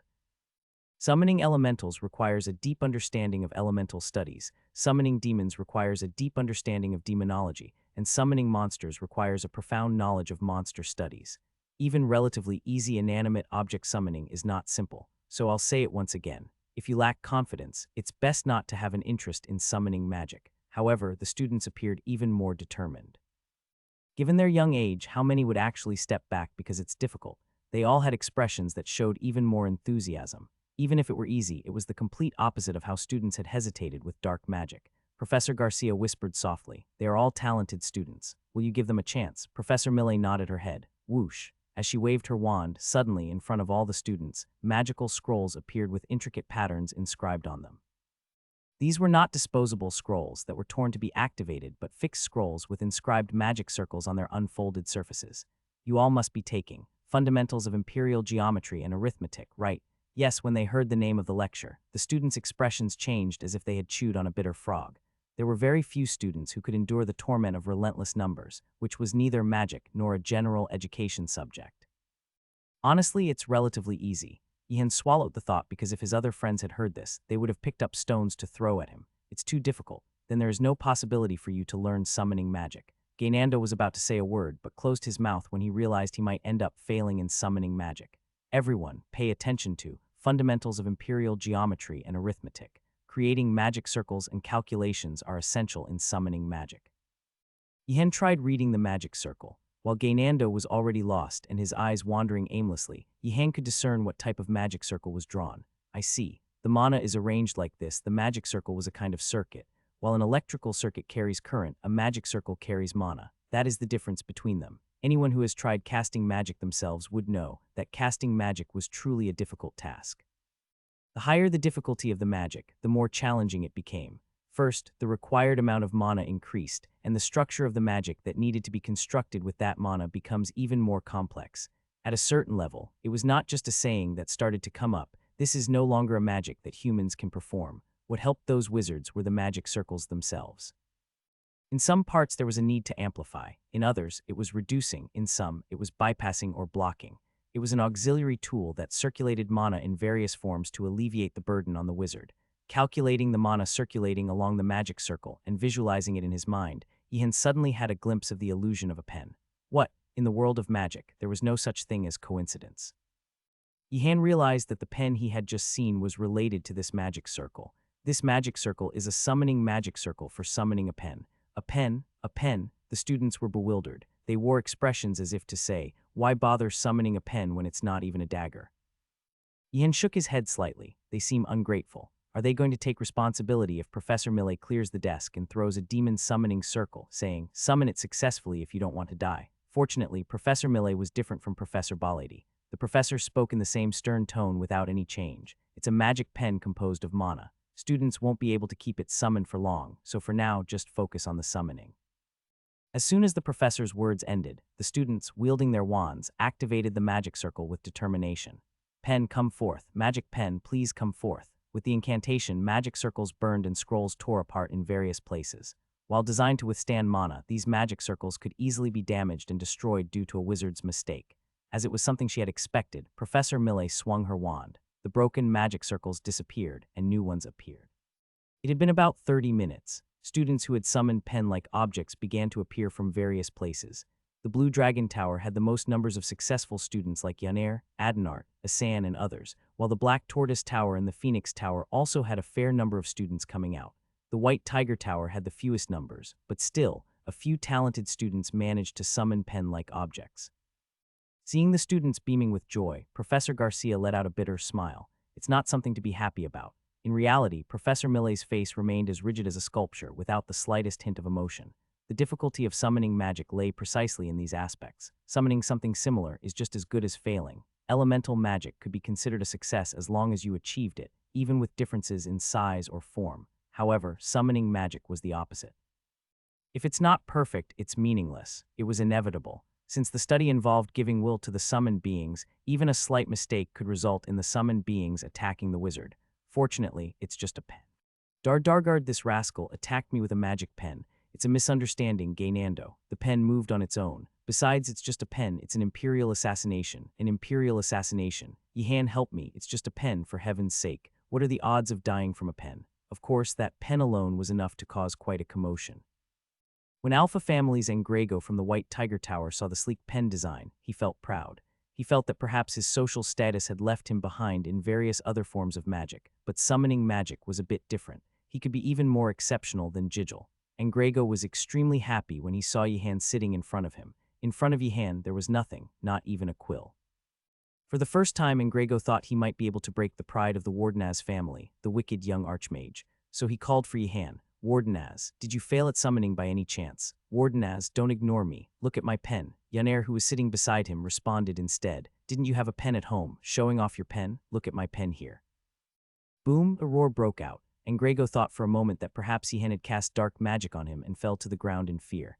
Magic pens began to appear above Yihan's magic circle. Yihan looked at the floating pens with a sour expression. So I failed. Even though Grego was shouting something from behind, Yihan could not hear. He was that focused, channeling magic into a fragile magic circle to complete the summoning spell. While it was simply a difficult task for other students, it was excruciatingly challenging for Yihan. Just a slight loss of control, and the surge of mana could tear the magic circle apart. That was why when others started, Yihan had already given up halfway. Summoning magic might not be suited to my aptitude after all. Perhaps fate had something else in store for Yihan, like being a battle mage, much like Professor Baladi. But surprisingly, the magic circle didn't break. It surprised even Yihan himself. Was I capable of this? A perfect understanding of the magic circle, and recently forcefully improved mana control. When these two came together, Yihan succeeded in not destroying the magic circle. It was an astonishing result. Oh right, the assignment was about summoning. Overwhelmed by the ability to channel magic without destroying the magic circle, Yihan continued to send mana into the circle until he snapped out of it. The assignment was not about not breaking the magic circle, but about summoning a magic pen. Come forth, magic pen. Yihan mumbled low while waving his wand. Boom. At that moment, with a loud noise, magic pens started to appear above the magic circle. Surprised by this unusual and unprecedented failure, Professor Garcia turned her gaze to the side. Professor Millet's eyebrows seemed to rise like that for the first time. It's because that student, Yihan, naturally has a lot of mana, so such a failure. In response to Garcia's excuse, Professor Millet reverted her expression to its usual state and calmly spoke. That's not a failure, Professor Garcia. In summoning magic, failure means when the result deviates from the goal by even one. However, the magic pens falling from the sky right now matched the targets perfectly. They were just numerous in number. Professor Garcia quickly understood the meaning and nodded in agreement. I see, it's not a failure. The troll professor let out a slight sigh of relief. It was inevitable that the boy from the Wardenaz family was of particular concern to her, despite the professor's responsibility to treat all students equally. Due to being born with an exceptionally large amount of mana, even basic magic was bound to be of higher difficulty to him. Fortunately, despite his status as a freshman, Yihan faced the challenges that came his way with a brave and resolute attitude. However, as a professor, there was a sense of guilt for putting him through this. This should have been a situation where the teacher would have found a solution, originally. Professor Garcia, who couldn't find a proper solution, was the only one among the professors at this magic academy feeling guilty about it. Student Ihan seems to have quite some talent, doesn't he? Seeing him succeed so perfectly. As Professor Garcia spoke with assurance, Professor Millet nodded her head. He has talent. Do you really think so? Professor Garcia was well aware of how difficult summoning magic was and how strict Professor Millet could be. Therefore, Professor Millet's approval felt even more valuable in that regard. He has the potential to learn summoning magic. However, he has one weakness. Professor Garcia was slightly taken aback. Of course, he has quite a bit of, well, actually, an enormous amount of magical power, but his control is improving and… Professor Garcia, who was about to tell a lie, couldn't bring herself to do it because of her conscience. However, considering the amount of mana that Ihan possesses, he was adapting at an incredibly fast rate. I think it will only get better as time goes on. I wasn't talking about his amount of mana, Professor Garcia. Then, the weakness I mentioned is arrogance. Arrogance. Professor Garcia was slightly confused. Of course, the boy from the Wardenaz family might be seen as arrogant at first. His cold, marble statue-like appearance, combined with his aristocratic atmosphere, made it quite difficult for most people to approach him. However, Professor Garcia knew very well that Ihan was not that kind of boy. The student who fed and took care of the Blue Dragon Tower students could not have such an arrogant personality. It seems there might be a misunderstanding. Professor Garcia, please take a good look. Professor Millet spoke sternly while pointing at over dozens of magic pens. The student succeeded on the first try. However, deliberately summoning over dozens of magic pens, what could that possibly mean? Succeeding in summoning magic pens on the first try means that the student has a high understanding of magic circles and excellent control over mana. But why would such a student deliberately summon over dozens of magic pens? If they had the ability to succeed at once, then summoning just one would have sufficed, wouldn't it? There was only one correct answer. He did it to flaunt his abilities arrogantly. No.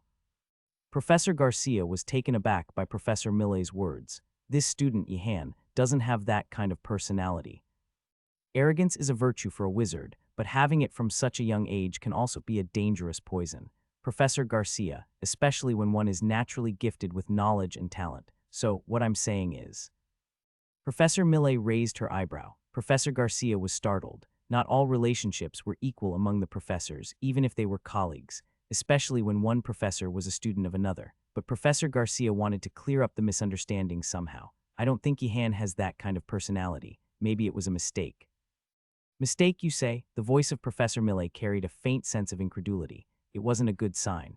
So are you saying, Professor Garcia, that this summoning was a mistake? Professor Garcia's face turned red. Upon reflection, she realized how absurd her words were. To summon multiple pens with that magic circle, it wasn't as simple as pouring several times the amount of mana needed for summoning one pen all at once. Since the magic circle wasn't originally intended for summoning multiple pens, increasing the mana abruptly and pouring it all at once could result in the destruction of the magic circle or unintended consequences. Once mana was infused into a circuit, it exhibited different properties than before it was imbued. As a result, the calculations were constantly changing. To infuse mana into a circuit that had already received mana required recalculations. Thus, the only way to summon multiple magic pens with that magic circle was to repeat the process carefully several times, calculating and precisely injecting the required mana for summoning onto the magic circle, then meticulously assessing the altered state of the magic circle and recalculating the precise amount of mana needed before injecting it once more, repeating it once more, repeat and repeat. It was a subtle art that anyone wouldn't choose unless they had strong self-confidence in their abilities, a feat that required intention to achieve. Perhaps he practiced first to avoid destroying the magic circle, and maybe he forgot that there was still mana left in the circle. Professor Millet, who had been staring at Professor Garcia with a stern expression, relaxed her expression. It was a compassionate look, as if she felt sorry for her kind-hearted student. That's right. Professor Garcia had nothing to say and remained silent. Honestly, Professor Garcia also felt that her excuses were rather weak. But what could she do when there is a high probability that it might be true? Believing in and nurturing students is a good thing, but it's not right to turn a blind eye to their shortcomings or mistakes, Professor Garcia. Sometimes, affection and trust can cloud someone's judgment. Yes.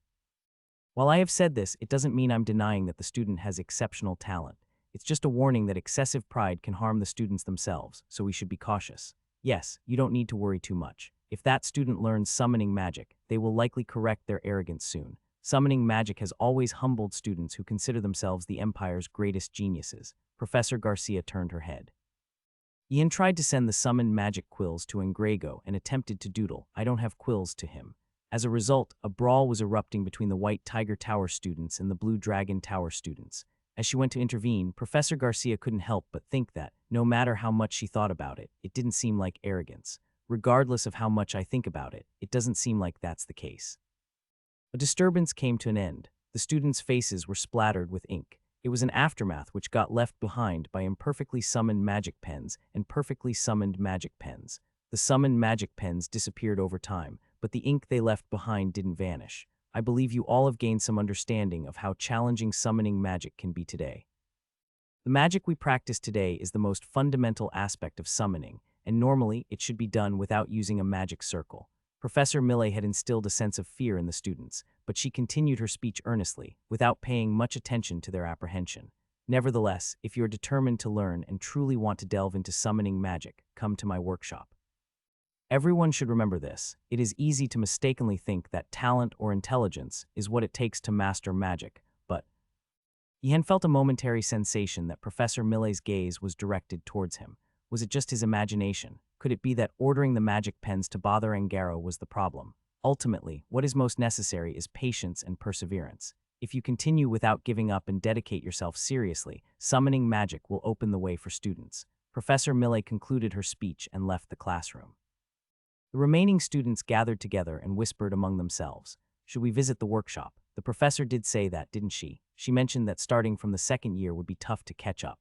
If we want to learn summoning magic, it seems essential to practice from the first year. The students nodded their heads. After trying to summon the quills, they understood just how difficult summoning magic could be. Can we go to the professor now and learn summoning magic separately? Sure, why not?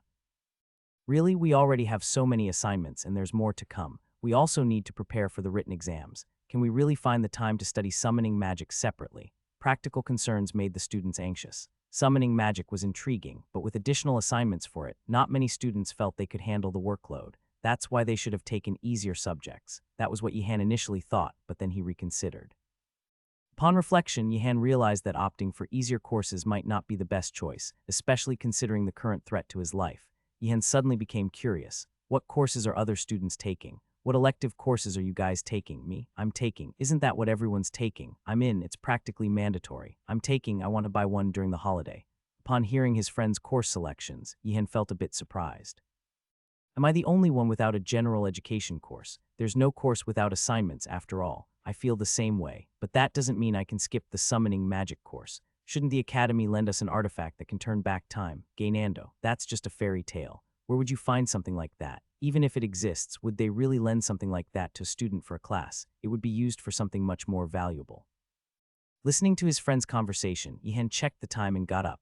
Gainando, let's go. Where are you going? And why are you taking Gainando with you? Are you planning to use him as bait when you meet a summoned monster? No, we have to meet Professor Mortem. While everyone was debating whether to take the summoning magic course or not, there were also professors who were left alone, feeling neglected and unimportant. That professor was none other than Professor Mortem, who taught dark magic. As they directly addressed Professor Mortem by name, unlike other students, Yihan and Gainando had to visit him periodically to learn dark magic. Do you have to go? Can't Gainando go alone? Even though his friends didn't want to send Yihan off, Gainando had no intention of going alone. If I go alone, I'll recommend all of you. Gainando, my noble friend, I think there's a misunderstanding. The friends immediately changed their stance. Yaner asked as if to inquire if it was all right. Maybe the students who are trying to learn summoning magic will be looking for you now. Will it be okay? Since he didn't specify the time, we'll go meet Professor Mortem and then I can just join Gainando to find the others. Yihan also had an interest in summoning magic, but he had prior commitments. It was best not to break promises with professors, especially if the professor was lonely, with no students coming to see them. Then let's meet next time. Be careful, Wardenaz. Be careful with the unleashed summoned monsters, and don't forget the potion that Priestess Siana gave you. Be careful with Professor Mortem as well. Be careful too, Gainando. Hearing Asan's words, Gainando showed a slightly touched expression. Dalkard. If Gainando makes a mistake, you could be in danger too, so be careful. It was not a warning to be careful for Gainando, but a caution to be wary of Gainando for Yihan. Upon meeting Professor Mortem, Gainando made up his mind to recommend Asan right away. Pitch Black Chamber. The tower that Professor Mortem was using as his workshop was still gloomy. It seems that if he wants the students to come more often, he should start by improving the surrounding environment. Skeletons, bones, tombstones, and venomous potion bottles lying around usually made people reluctant to come. In Yihan's opinion, among the new students this time, it seemed that only Yihan and Gaynando would come to learn black magi. Yihan was surprised. There was another new student in front of the pitch-black chamber, 2 new students on top of that. Why did those kids come to learn black magic? Is there a reason for you to be so serious? Yihan was puzzled by Gaynando's reaction. Gaynando replied as if it were obvious. Professor said I was the only one with talent. Didn't you say you don't like black magic? Yihan was about to say something but gave up and changed the subject. Gaynando, even if they don't have as much talent as you, they might still want to learn black magic. That's true indeed. Gaynando reflected slightly on what Yihan said. Upon reflection, it seemed like it might be okay to be a little more lenient. Hey, guys. Don't act friendly with me, you scoundrels from the Blue Dragon Tower. Gaynando felt triggered and was about to strike the other person with his wand. Yihan grabbed his arm and stopped him. So you're from the White Tiger Tower. Yeah, a faint golden light flickered in the opponent's eyes. With the foreign facial features that gave an exotic impression, Yihan realized that his opponent had mixed blood. Are you an angel hybrid? Yes, I carry the ancestors' glorious blood. As something to be proud of, blood seems quite faint. Tizalin, who is a demon hybrid, had such a strong bloodline that you could tell just by looking at their appearance right away. In contrast, the White Tiger Tower student in front of him was quite hard to recognize. If it weren't for Yihan's keen sensitivity, it would have been difficult to notice. You carry the glorious blood of our ancestors, yet you obey the Manhwaedit family's command. Yihan attempted to mediate right away. As the number of White Tiger Tower students who obey Jijil's orders decreases, wouldn't life become more pleasant for Yihan and Dalju? The honor and pride of the knights were sensitive vulnerabilities. Don't be mistaken, Wardenaz. I, Rafidal, do not obey Manhwaedit's orders. What? If you don't obey Manhwaedit's orders, why are you being such an aspic motherfu? Unable to find the right words, Yihan simply ended the question. Why are you acting like that? Do you ask because you don't know? Rafidal looked at Yihan as if he was dumbfounded. It didn't make sense to play innocent. Gaynando whispered from the side. Isn't it because we sent the White Tiger Tower guys to the disciplinary room last time? Just because of that? Gaynando was perplexed. That's a pretty good reason, isn't it? Rafidal narrowed his forehead and spoke to Yihan. Choi family's Dalju, you won't pretend not to know after I said that. It's the name of the honorable friend you are wickedly exploiting.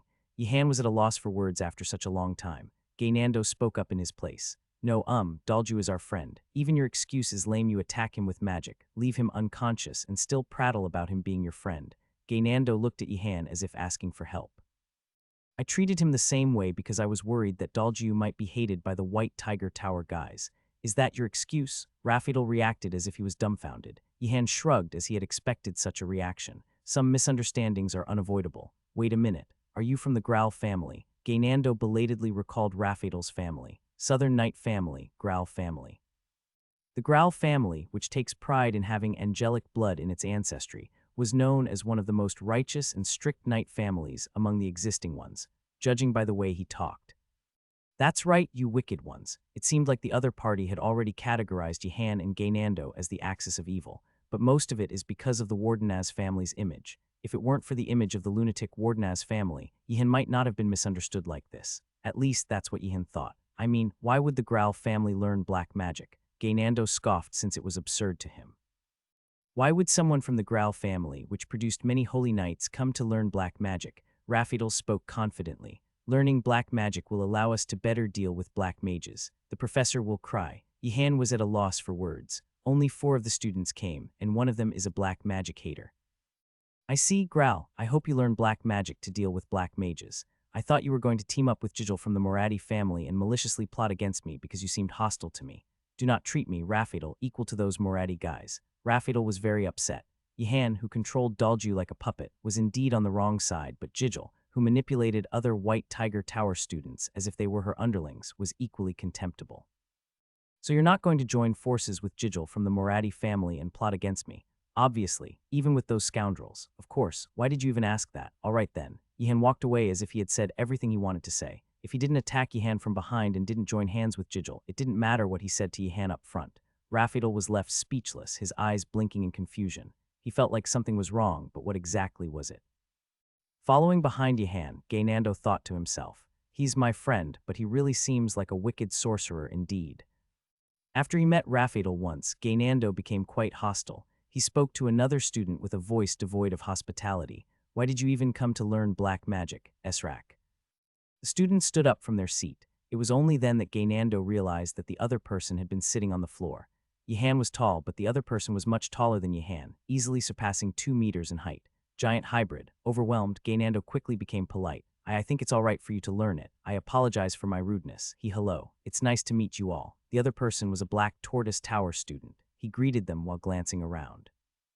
My name is Emerg. I'm Yihan. This is Gainando. But may I ask why you're looking around? My friends don't like me hanging out with students from the Blue Dragon Tower, so Yihan was surprised. Well, it's not that strange. Except for the Phoenix Tower, tower students generally stuck together. It was natural for Black Tortoise Tower students, who had few nobles or knightly backgrounds, to avoid mingling with students from White Tiger Tower, where knight families were dominant, or with students from the Blue Dragon Tower, where noble families were dominant. Someone like Niliana Ratford was an exception. Still, Yihan wanted to make sure just in case. It's not because you think I'm a wicked sorcerer, is it?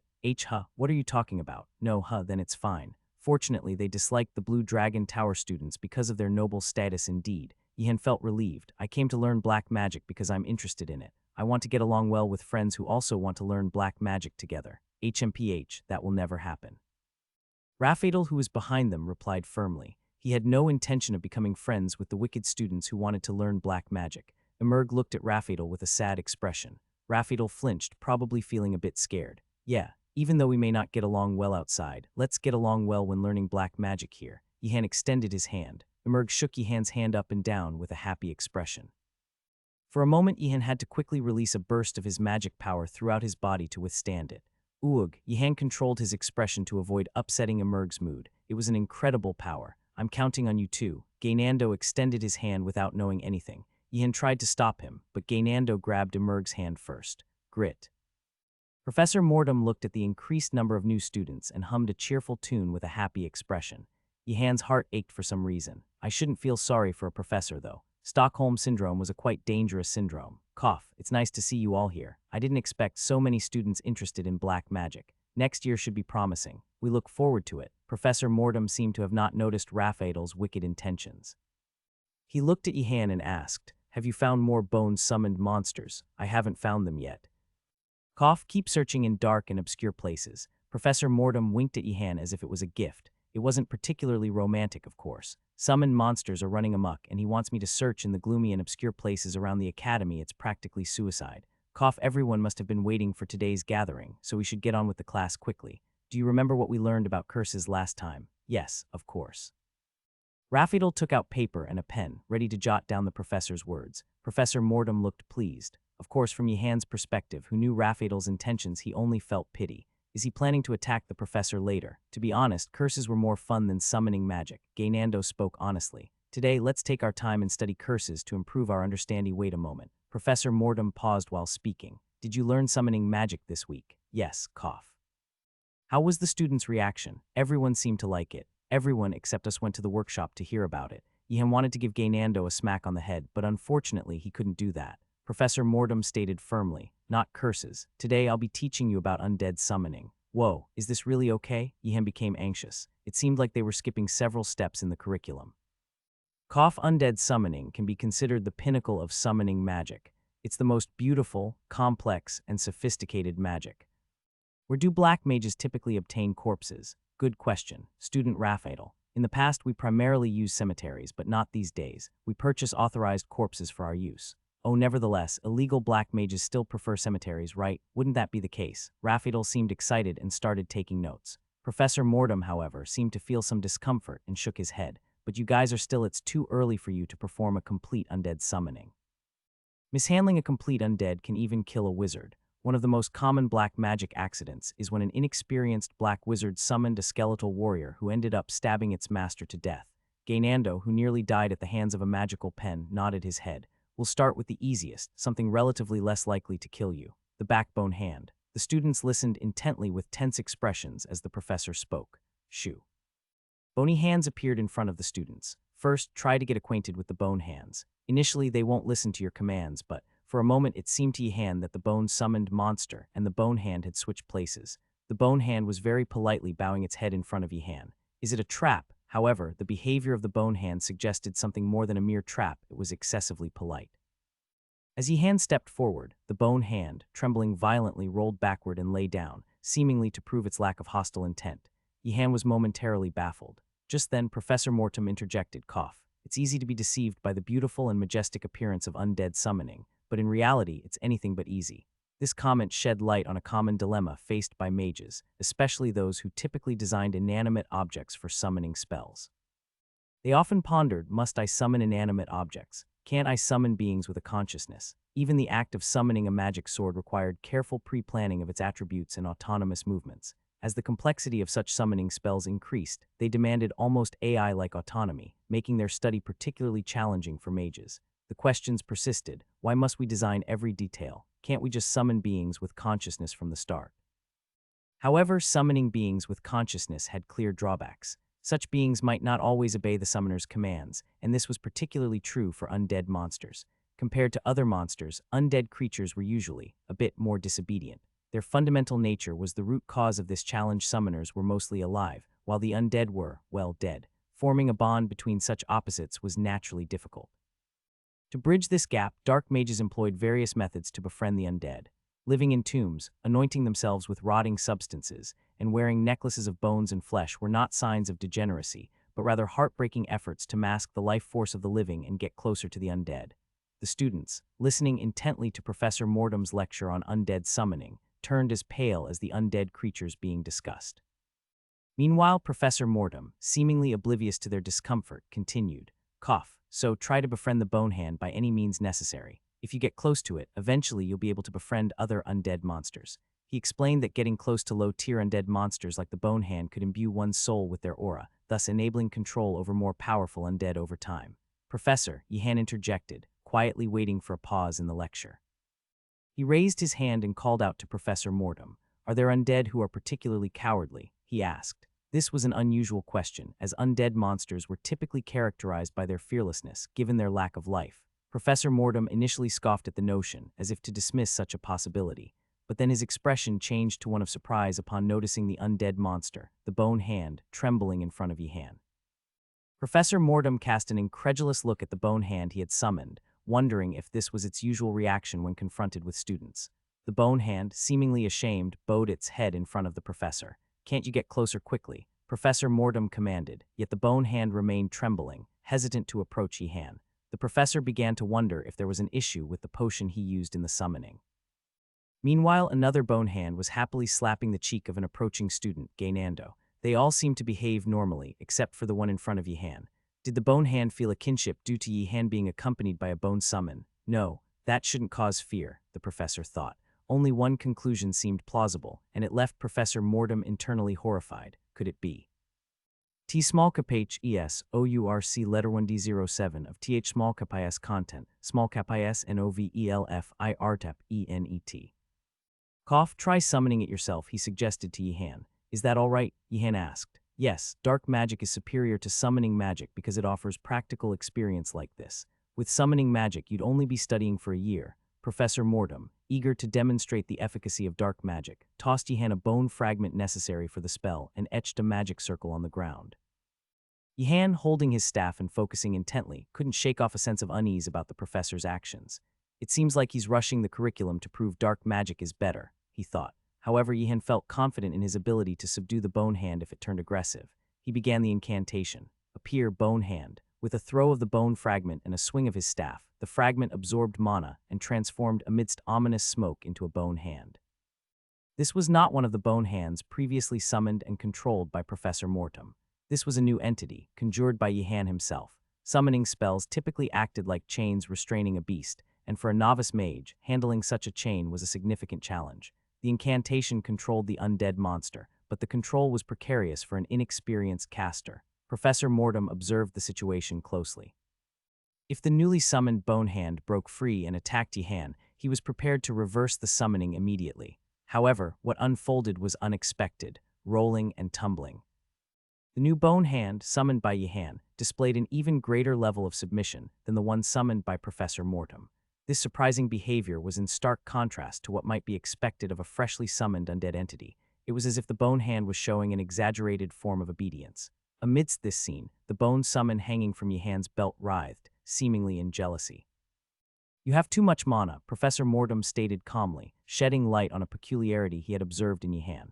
Reflecting on past events, Yihan realized there had been indications of this since the curse class. He hadn't comprehended the severity of his condition, not until seeing the undead monsters cower and submit before him. Yihan, feeling like a patient diagnosed with an incurable disease, asked solemnly, I see. Professor, is there a way to cure this? Cough. Why cure it? It's a blessed talent, Professor Mortem responded, surprising Yihan. Yihan was taken aback. He had always considered his excessive mana a hindrance.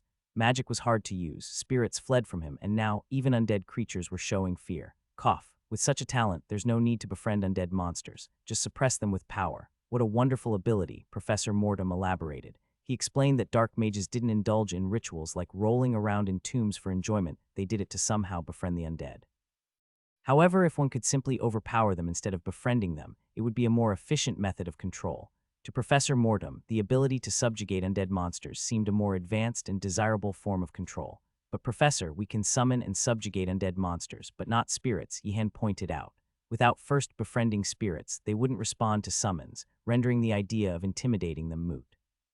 Professor Mortem, understanding Yihan's concern, kindly offered a solution. Cough, there's a good solution. What is it? Yihan inquired, intrigued. Just give up on summoning spirits, Professor Mortem advised. Cough, why try to graze on grass with such good teeth and claws? Dark magic suits you best. I don't usually say this, but you have a genius talent for dark magic, the professor declared.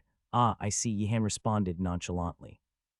This time it was Professor Mortem who was taken aback by Yihan's indifferent reaction. The professor had given a rare and valuable compliment, yet Yihan seemed too casual about it. Perhaps due to his Wardenaz family lineage, Yihan's response was unexpectedly indifferent. The time to be swayed by professors' praise has passed, Yihan thought. He knew that professors often used praise strategically, especially in less popular fields, and being beguiled by it could complicate one's life.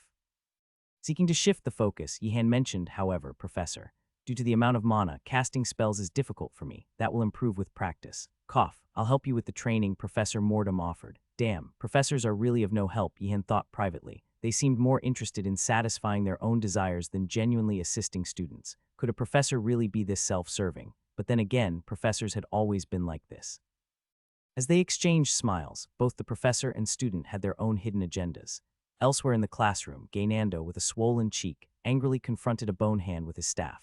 Raphael, equally battered, brandished a wooden sword at another bone hand. Immerg, the only one unscathed, had managed to grab and pin down a charging bone hand. Catching Yihan's disbelief, Professor Mortem elaborated, cough. Having a talent for dark magic doesn't mean one quickly befriends the undead.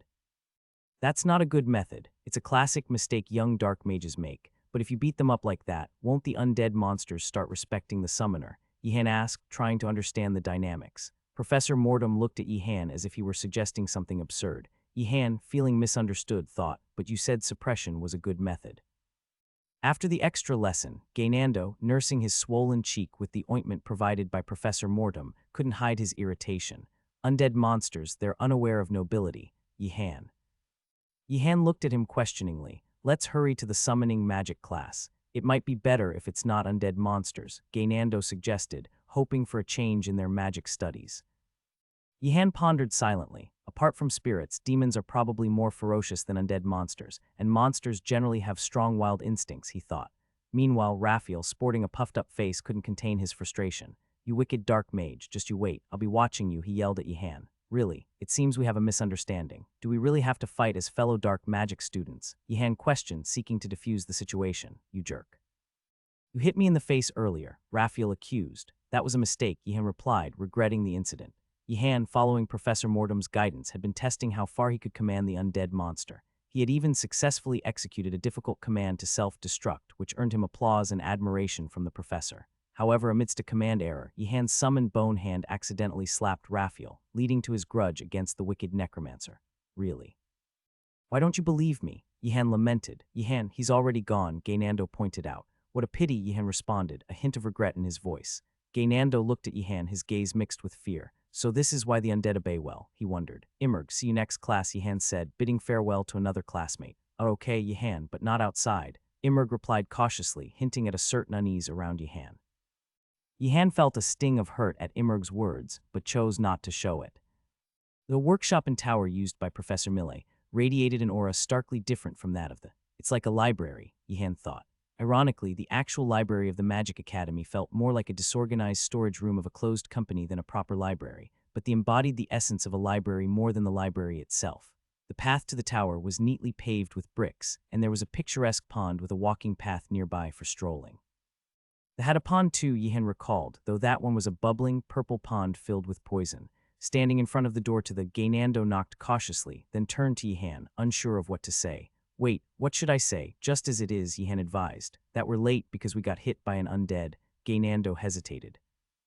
Let me handle it, Professor Millet. We apologize for arriving late. Another professor had a prior engagement. If there was a prior engagement, it can't be helped. No need to apologize, Professor Millet responded from within and opened the door. Descending to the first floor to greet the latecomers, Professor Millet raised an eyebrow upon noticing Yihan. It seemed as though he was surprised to see him there. What? A sense of foreboding washed over Yihan. He wondered if Professor Mortem had spoken to the other professors, instructing them to lose interest in him with a message like, "This one will be my student," so everyone stopped paying attention to him.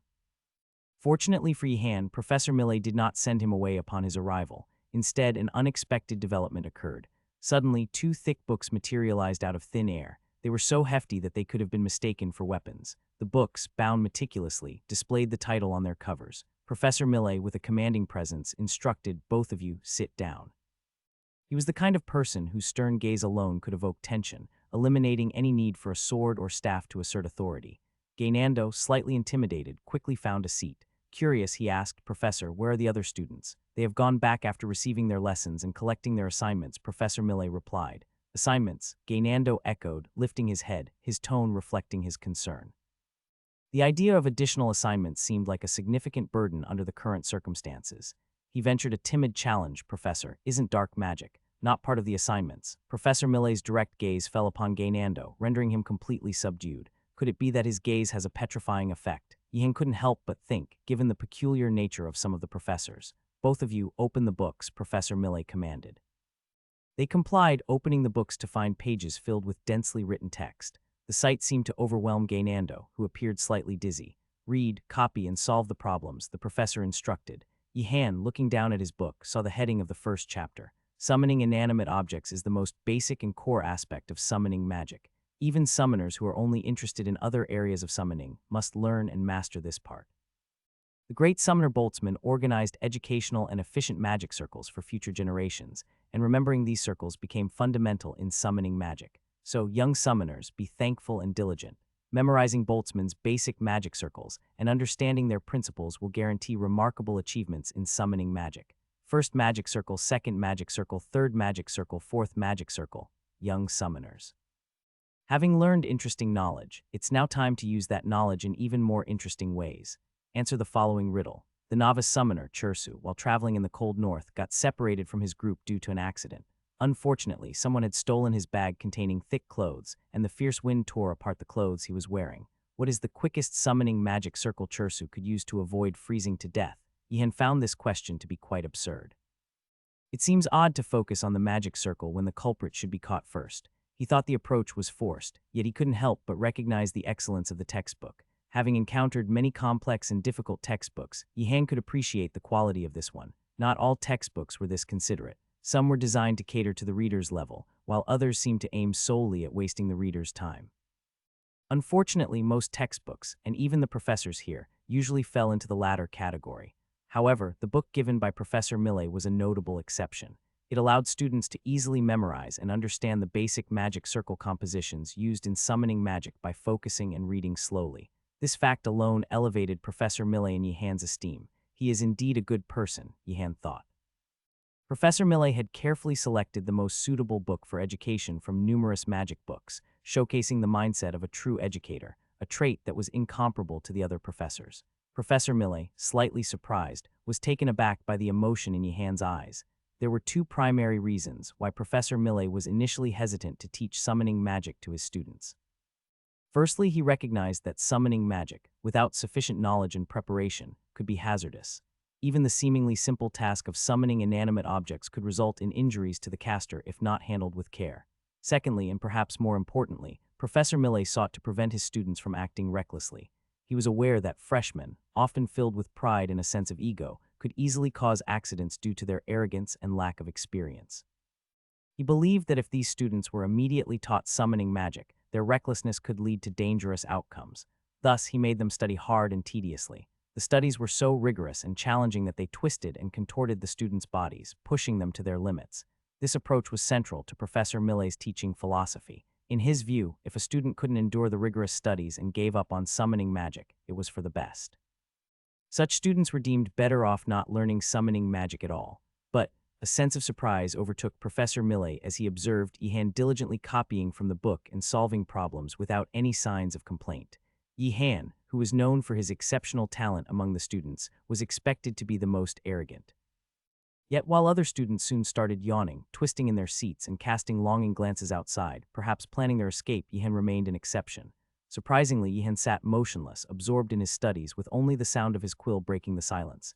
His focus and dedication were unlike his peers. Yihan, Gainando called out suddenly. "What?" Yihan responded. "I need to go to the bathroom," Gainando said. Trying to escape, Yihan asked, half joking. What? No, I'm not," Gainando vehemently denied it, but Yihan, having casually posed the question, now felt sure of his suspicion. He was trying to escape. Yihan had initially thought that Gainando might consider switching from dark magic to summoning magic, given his earlier struggles. However, observing Gainando's current state, it seemed that such a shift might not be necessary after all. "I miss Professor Mortem," Gainando later muttered, almost like a madman, after returning from the bathroom. Gainando's initial hope that hard study might lead to something positive was thoroughly dashed. Professor Millet, unwavering in his approach, had them study rigorously until the very end of the session. Yihan, on the other hand, nodded with a sense of satisfaction. Such lessons are necessary too, he thought. After experiencing several tumultuous classes, this focused, high-quality theoretical study was a welcome change, almost sweet in its nature. As they stood up to leave, Gainando whispered to Yihan, "Hey, do you understand this stuff?" Yihan, finding value in the material, replied, "Isn't it quite substantial? It's interesting too." Gainando's expression, a mix of shock and disbelief, was more astonished than when Yihan had subdued Raphael. To him, Yihan's engagement with the material seemed almost unfathomable. "That's enough for today. Study this material and be ready by next week," Professor Millet announced as he collected the books and handed out a thick bundle of papers. Gainando received them, his expression a mix of respect and resignation. In that moment, both Yihan and Professor Millet foresaw Gainando's future with a similar prediction. He wouldn't show up next week. It seemed obvious given his reaction to the material. "See you next week," Yihan said, bidding farewell respectfully. He recognized the importance of maintaining good relationships with professors, especially those of character. Such connections could prove invaluable, perhaps even saving him from potential punishment in the future. "I apologize for misjudging you, student Yihan," Professor Millet suddenly remarked. "Excuse me," Yihan responded, taken aback. "Let's meet next week then," Professor Millet said with a faint smile. However, for Yihan, who was left in the dark about the professor's initial judgment, this statement was open to numerous interpretations. What? He wondered, puzzled as the door to the closed behind him. He was left contemplating what Professor Millet could have misjudged about him. Could it be he discussed my future with Professor Mortem? Surely he didn't say I should only focus on dark magic, right? Or maybe even with the skull principle. Yihan's mind raced with possibilities, leaving him in a state of confusion and contemplation that persisted until he fell asleep that night. As the days passed, the students grew increasingly haggard, while the skull principle seemed to gleam brighter in the eyes. The skull principle entered the classroom with a cheerful voice. "Is everyone having a happy week?" If it had been the first week, a few students would have politely responded, but now all students from the 4 towers remained silent. The skull principle rattled his bones unconcerned, forcing the students next to nod up and down involuntarily, all except Yihan.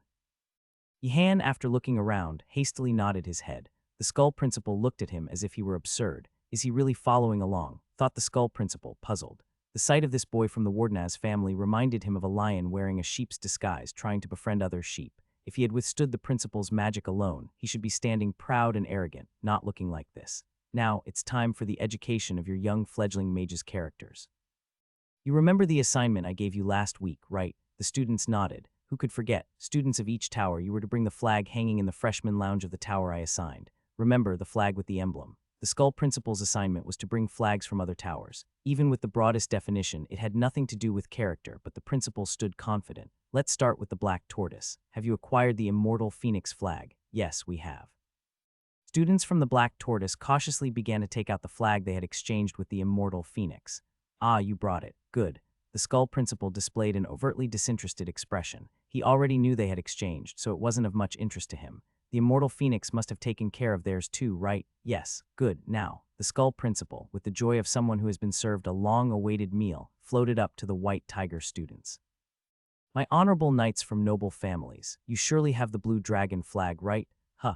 The faces of the white tiger students flushed with humiliation and shame. Even Yihan, who normally didn't care what others thought, found the situation a bit uncomfortable. The back of my neck is prickling, thought Yihan, feeling uneasy. The white tiger students glared at Yihan with resentful eyes. Why aren't you taking it out? Huh, why? Don't tell me you didn't bring it. Enough already. Yihan silently wished for the skull principal to stop his antics. Of course he didn't. The skull principal, having had his fill of fun, changed the topic. As I said before, this lecture isn't about making you fight. The purpose is to get to know each other, become friends, and unite. None of the students believed him. It's a pity you misunderstand my intentions. So for the next assignment, I'll give something easier to understand. Yihan grew anxious. What more could he be planning? There's a lake if you go west from the main building. Some of you might have seen it. That was a lake. Students who had wandered around were confused, saying they thought it was. I thought it was the sea. Why would there be a sea inside an academy? Well, I just thought that in this academy there might be a sea. It was an immensely large lake. As there were deep and rugged mountain ranges difficult to gauge the end of, so too was there a lake in this magic academy. On that lake there was an island. There I had hidden a pass for leaving the academy grounds. The students' eyes momentarily flashed like those of starving beasts. Work together to bring it to me. We understand. This response was the most enthusiastic of any they had given so far. Remember, Immortal Phoenix students should move together with Black Tortoise students and Blue Dragon students with White Tiger students. You're free not to listen, just like the last assignment, but the skull principal smirked. I assure you, you won't pass if you do that. Students from the Blue Dragon and White Tiger looked at each other and scowled. They all had the same thought. Together with these guys, that's what they must be thinking. Can we forget our misunderstandings and work together for a better future? I'd rather dream of the academy falling apart. One of the White Tiger students replied like that. Yihan, considering this, mused that it wouldn't be so bad. Of all people, Wardenaz, you speaking of cooperation. To some White Tiger tower, Yihan was already an evil great mage. Because of you seizing that flag, we lost our chance to score well in this class. That seems to be a misunderstanding. An F isn't certain yet. Yihan logically attempted to persuade the students, hoping to convince these obstinate knights of the benefits of cooperation. Though the chances of getting an F are probably 95. Haha, an F. Of course, there was no guarantee that his friends from the Blue Dragon would be of any help. Asan and Gaynando tried to intervene on Yihan's behalf, only to shrink back under his murderous glare. Did we do something wrong? Asan wondered, confused. We just wanted to help, Gaynando thought, feeling disheartened. Think about it. The principal holds this class for our education. Do you really think one mistake on an assignment warrants an F? Though Yihan believed it possible, he didn't show it. Giving up over one mistake might be the real reason to deserve an F if we work hard from now. Everyone can earn an A by the end of the term. Plus, the outside world is a paradise. I've been there. No early risings. Eat whatever you want. Barring the principal's traps, he thought, considering the challenges they faced, the White Tiger students, despite trying to ignore him, found themselves intrigued. Some began to ponder, should we cooperate this time? Yet things didn't resolve easily. Jigel stepped forward. Really? Do you think so? Moradi, you ordered your men to attack me. Everyone, don't be deceived. Moradis. What about those who ended up in the punishment room because of Wardenaz? That's a misunderstanding. The principal took them. And who attacked the lounge last time? That too, the principal's doing despite Yihan's best efforts to defend himself. The mood had already shifted. Thud. Yaner shook her head disapprovingly, grasping Yihan's shoulder, indicating there was no further recourse. Damn it, Yihan thought, frustrated. Pretending to be virtuous had its limits due to his past actions. He sighed. Is there no other way? Dalju, come here. Dalju, the orc of the knightly Choi family, hesitated when his friends cautioned him against approaching Yihan. Yihan is not that kind of friend. Silence lingered. Not that kind of friend. Despite his friend's dissuasion, Dalju approached. I'm here, Yihan. What's the matter? As Dalju neared, Yihan grabbed him and shouted fiercely, if you don't cooperate, I can't guarantee Dalju's life. I'll take him to the lake, use him, and then dump him at the bottom. That bastard, for real. The White Tiger students were aghast. So this was Wardenaz's true nature. Dalju looked flustered but soon realized the situation. Yihan is doing this to mediate between the two towers, he thought. Save me please. Dalju spoke with a pitiful, sad expression, and some White Tiger students felt their hearts tearing. Raphael burst out, stop it, you Wardenaz. We'll cooperate, just let Dalju go. Right, we'll cooperate, so release Dalju. The White Tiger students unanimously cried out to Yihan. On your honor, on our honor. Fine, I'll let him go, but be careful in the future. Yihan released Dalju. Jizil looked at Yihan with a shocked expression as if he were insane. If only you had agreed to cooperate earlier, it would have been easier for both sides. You're more evil than I am, Wardenaz. Feel proud. I've never seen someone like you. You would think that. Yihan retorted brusquely to Jijil's comment and turned away. Gainando nodded in agreement, then hesitated upon making eye contact with Yihan. You're not thinking what I think you are, right? Oh no, I was just stretching my neck. Although a challenging assignment came up Yihan and his friends couldn't focus on it. Not because of the cooperation with White Tiger students, but, so, when are you going to act, Mr. Yihan of the Wardenaz family? Priestess Siana asked. I'm still considering. At Yihan's response, Yaner whispered in confusion. But why are you speaking formally to Priestess Siana? You didn't use to. Did I do that? Yihan realized then he had unknowingly been overwhelmed by Priestess Siana's madness. It wasn't really Yihan's fault. Anyone would feel daunted if told. We need potions, so let's raid the professor's workshop. What's the matter with you two? Haha, it's nothing. I mean nothing. Yaner, seemingly catching on to Yihan's thoughts, defended him. The Flame Order often resorts to any means for alchemy. Yaner is not cut out for promoting the order. Yihan thought, reflecting on her statement. The real issue wasn't Priestess Siana's or the Flame Order's madness. It was crucial to decide when to raid the workshop. If he opened the door to the workshop and made eye contact with Professor Ureger inside, he would have nightmares for a month. The timing should be in the evening or at night. But which day? Should we do it on a weekday or the weekend? Yihan pondered, trying to figure out the best time. Yihan couldn't accurately pin down Professor Ureger's schedule. He knew the times they met at the cabin, but not what the professor did otherwise. Asking Professor Ureger might later make him a suspect. Wardenaz, no need to come to the cabin today. Professor Bungiger, descending for the class, informed Yihan. Yihan had been learning various training techniques for flying mounts after finishing chores at the cabin. Is there a problem, Professor? I'm thinking of taking my nephew to the market. There are things I need to buy. Ah, I see. Yihan managed his expression as best as he could and spoke with all his effort to hide any awkwardness in his voice. When will you be going? I'll head out after today's lecture and return by tomorrow. It's unfortunate that I can only take my nephew with me. Professor Bungiger sincerely apologized. Honestly, she felt that hardworking students like the boy from the Wardenaz family deserved to be taken along, given how industriously he worked, almost like an ox. It's all right, Professor. The academy rules apply equally to everyone, don't they? Did Ganadouts threaten you? Anyway, I understand. I'll bring you some beer candy when I return. Dwarf snacks were a bit unusual, but Yihan chose not to comment. Any gift was appreciated. And then, tonight, opportunity had suddenly presented itself. Yihan discreetly called his friends together. Tonight. His friends wore surprised expressions at the abrupt plan, but none backed out. Better this way. We can rest all weekend. Tonight, I was waiting for it. Isan extended his hand with a determined expression, saying, for a comfortable semester without assignments. For a comfortable semester without assignments. Yihan was puzzled. When did you guys come up with this slogan? Stop chatting and take your positions. Now everyone should be getting friendly with their horses. Some feed and groom their horses from early dawn while others lazily pet them. Gainando flinched. I won't say anything. This academy leads students to the water but doesn't force them to drink. It's up to you to decide. It seems more like throwing us in the water to start, thought one of the students, uneasy about the challenge. Are we riding horses today? One student asked nervously. They were still too unfamiliar with the horses to perform complex equestrian skills. No, it would take a whole semester of devotion to become that close. Today, you'll learn how to handle a different kind of monster. Professor Bungiger put her finger to her lips and whistled sharply. A fiery puppy bounded out from behind, hopping around. The students, accustomed to seeing all sorts of crazy beings, naturally gasped in awe, but Yihan tensed up. In this magic academy, cute creatures might be more dangerous, but that didn't mean the ferocious-looking ones were any safer. Those who thought it was cute and liked it are disqualified. Before admiring its cuteness, you should have noticed the flames. The moment this puppy charges, half of you would be dead. The burning puppy panted and rolled around playfully. Professor Bungiger scratched its belly approvingly. Mages are generally good with elements, but that's true for those who have survived various accidents. Why do you think the Empire believes mages are adept at elements? Because the foolish ones die before they become well known. There are too many mages who have tried to tame fire attribute monsters and died to list their names. The students involuntarily stepped back, having moved several meters from their original positions. Today, we will learn to handle monsters with a fire attribute. Be thankful it's only a puppy. If it were as big as a horse, you'd be worrying about getting trampled to death before even burning.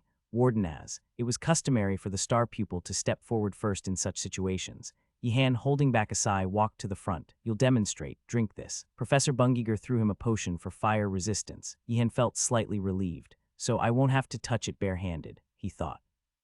Thinking that Professor Bungiger would have been outraged had she heard Yihan's thoughts. What do you take me for? Yihan drank the potion. It burned his throat like strong alcohol. Breathing in, he caught a slightly acrid smell. Finished it, well done. Now try to mingle with that puppy for as long as you can. How long does the potion's effect last? That's for you to figure out. Yihan hesitated. So I'm supposed to realize the dangerous moment and get out on my own. He thought, recognizing the challenge of the task. It was training to hone a mage's instinct towards danger, not just relying on elemental resistance spells or potions. Convincing himself of that wasn't easy. Damn it, it seems like being last is advantageous, he thought, considering the benefit of gauging the timing of the potion's effects on others. Yihan focused. He readied his mana to cast a spell at a moment's notice, in case of an emergency. Then with a gentle smile, he approached the fiery puppy. The burning puppy made a pained noise, its expression scared. Don't be scared, Yihan reassured. I didn't even do anything. Yihan looked at the burning puppy with an expression of injustice, but the puppy had already run far away. The students of White Tiger murmured among themselves, watching the scene with an "I knew it" expression. Yihan felt annoyed for no reason. Cheer up, Wardenaz. Being afraid of by a puppy doesn't define a person's character. That's right, Mr. Yihan of the Wardenaz family. Despite the encouragement from friends of other towers, Yihan didn't feel any better. I have to think that unless they are foul-tempered enough to kill me or undead, they will all run away. With a sad realization, Yihan rummaged in his coat pocket. The burning puppy continued to bark and howl. Professor Bungiger wondered what Yihan was doing. Surprisingly, Yihan pulled out a sweet potato. Gainando tried to walk forward carelessly toward him but was caught by his friends. Come here. Yihan flicked his fingers, enticing the puppy with the sweet potato. The burning puppy stopped barking and slowly approached, lured by the smell of the sweet potato. Not bad, Professor Bungiger smiled. Although the lesson was to teach methods of enduring the temperamental burning puppy, not enticing it with sweet potatoes. It was a good idea. Instead of forcing or being stubborn with the monster's reactions, it was about flexibly understanding and catering to what the monster wanted. This was the first step in taming a monster. The boy of the Wardenaz family understood this well, even without being taught, evident from his actions. Thump, Yihan, seeing the distracted puppy, quickly lunged and hugged it tightly. He then lay on top of it to prevent it from escaping. Got you. Professor Bungiger was astonished. Yelp, woof, grrrr, whine, whimper. Initially startled and barking, the puppy soon submitted to fear, becoming docile and looking up at Yihan. Lying on the ground, Yihan scratched the puppy's belly. The puppy wagged its tail, panting happily. Although different from Professor Bungiger's idea of friendly taming, it was taming nonetheless. Using deception and fear, Professor, look, we've become friends. Yes, good job. Stay hugging it for a while. Raphael of White Tiger, looking at Yihan hugging the burning puppy without getting up from the dirt, wore a disgusted expression. Such a ruthless fellow. Was this level of ruthlessness necessary to possess such dark magic abilities, even though he was not from a knightly family but a high noble family? Yawn, how much time had passed? Someone yawned, followed by several students. Only then did Professor Bungiger realize something was off. Has it been this long? The duration of the flame resistance potion prepared by Professor Bungiger varied for each student to prevent them from predicting and preparing in advance. But it shouldn't have lasted this long. What? Professor Bungiger scrutinized Yihan. To her astonishment, the potion's effects had already worn off. There was no sign of flame resistance energy in the body. Yihan was simply emitting mana from his body, repelling the flames of the burning puppy. The puppy whimpered and spat flames, but they couldn't reach Yihan and were pushed to the ground, dissipating. To block the flames purely with the release of mana, without using a protective barrier or any other spell, was remarkable. That was not a mage's technique, but a swordsman's. What a brute. Yihan misunderstood Professor Bungiger's gaze as having a different meaning. Professor, I too need to survive. Yihan had his reasons. After all, depending on a single potion and risking one's life to hug a burning puppy was dangerous. Yihan, having instincts, had no choice but to protect himself in his own unique way, though his method was incredibly unconventional and something others couldn't possibly imitate. Yihan had yet to realize that the effects of the flame resistance potion had ended. He had thought that even with his mana, he would feel the heat if the potion's effect wore off. But stroking this puppy, I feel strange. It was a kind of delusion of grandeur. It was as if he had gained a newfound confidence in using fire elemental magic. It was similar to how he felt more confident in handling the bead after his near-death experience with Professor Belatti. The latter had a basis, whereas the former did not. A trap, Yihan gazed intently at the puppy. The burning puppy wagged its tail and panted. The potion's effects ended a while ago. What, really? Startled by Professor Bungiger's words, Yihan came to his senses. Seeing this, Professor Bungiger thought to herself, next time I must bring a creature that can't be blocked by mere mana. Unaware that he had dug his own grave, Yihan asked the professor. Professor, can the fire puppy cast hypnosis? Did you drink alcohol instead of the flame resistance potion? After hearing Yihan's explanation, Professor Bungiger dismissed it casually. That's not hypnosis or deception, but your genuine heightened understanding of the fire element. Haha, is that so? Yihan responded with an air of disbelief. Professor Bungiger nearly hit him, then stopped. It's true. You're learning basic elemental magic, right? What's important when using basic elemental magic? Familiarity with the element. When using basic elemental magic, what mattered was how vividly and strongly one could visualize the element. A student who grew up in hot, fiery places would be attuned to the fire element. A student from the wave-crashing coast would connect with the water element. Depending on their life experiences, students would naturally be influenced differently by the elements. Conversely, continuous contact with a specific element increases understanding of that element. Theory is important, but as a mage, don't lose touch with your intuition, Wardenaz.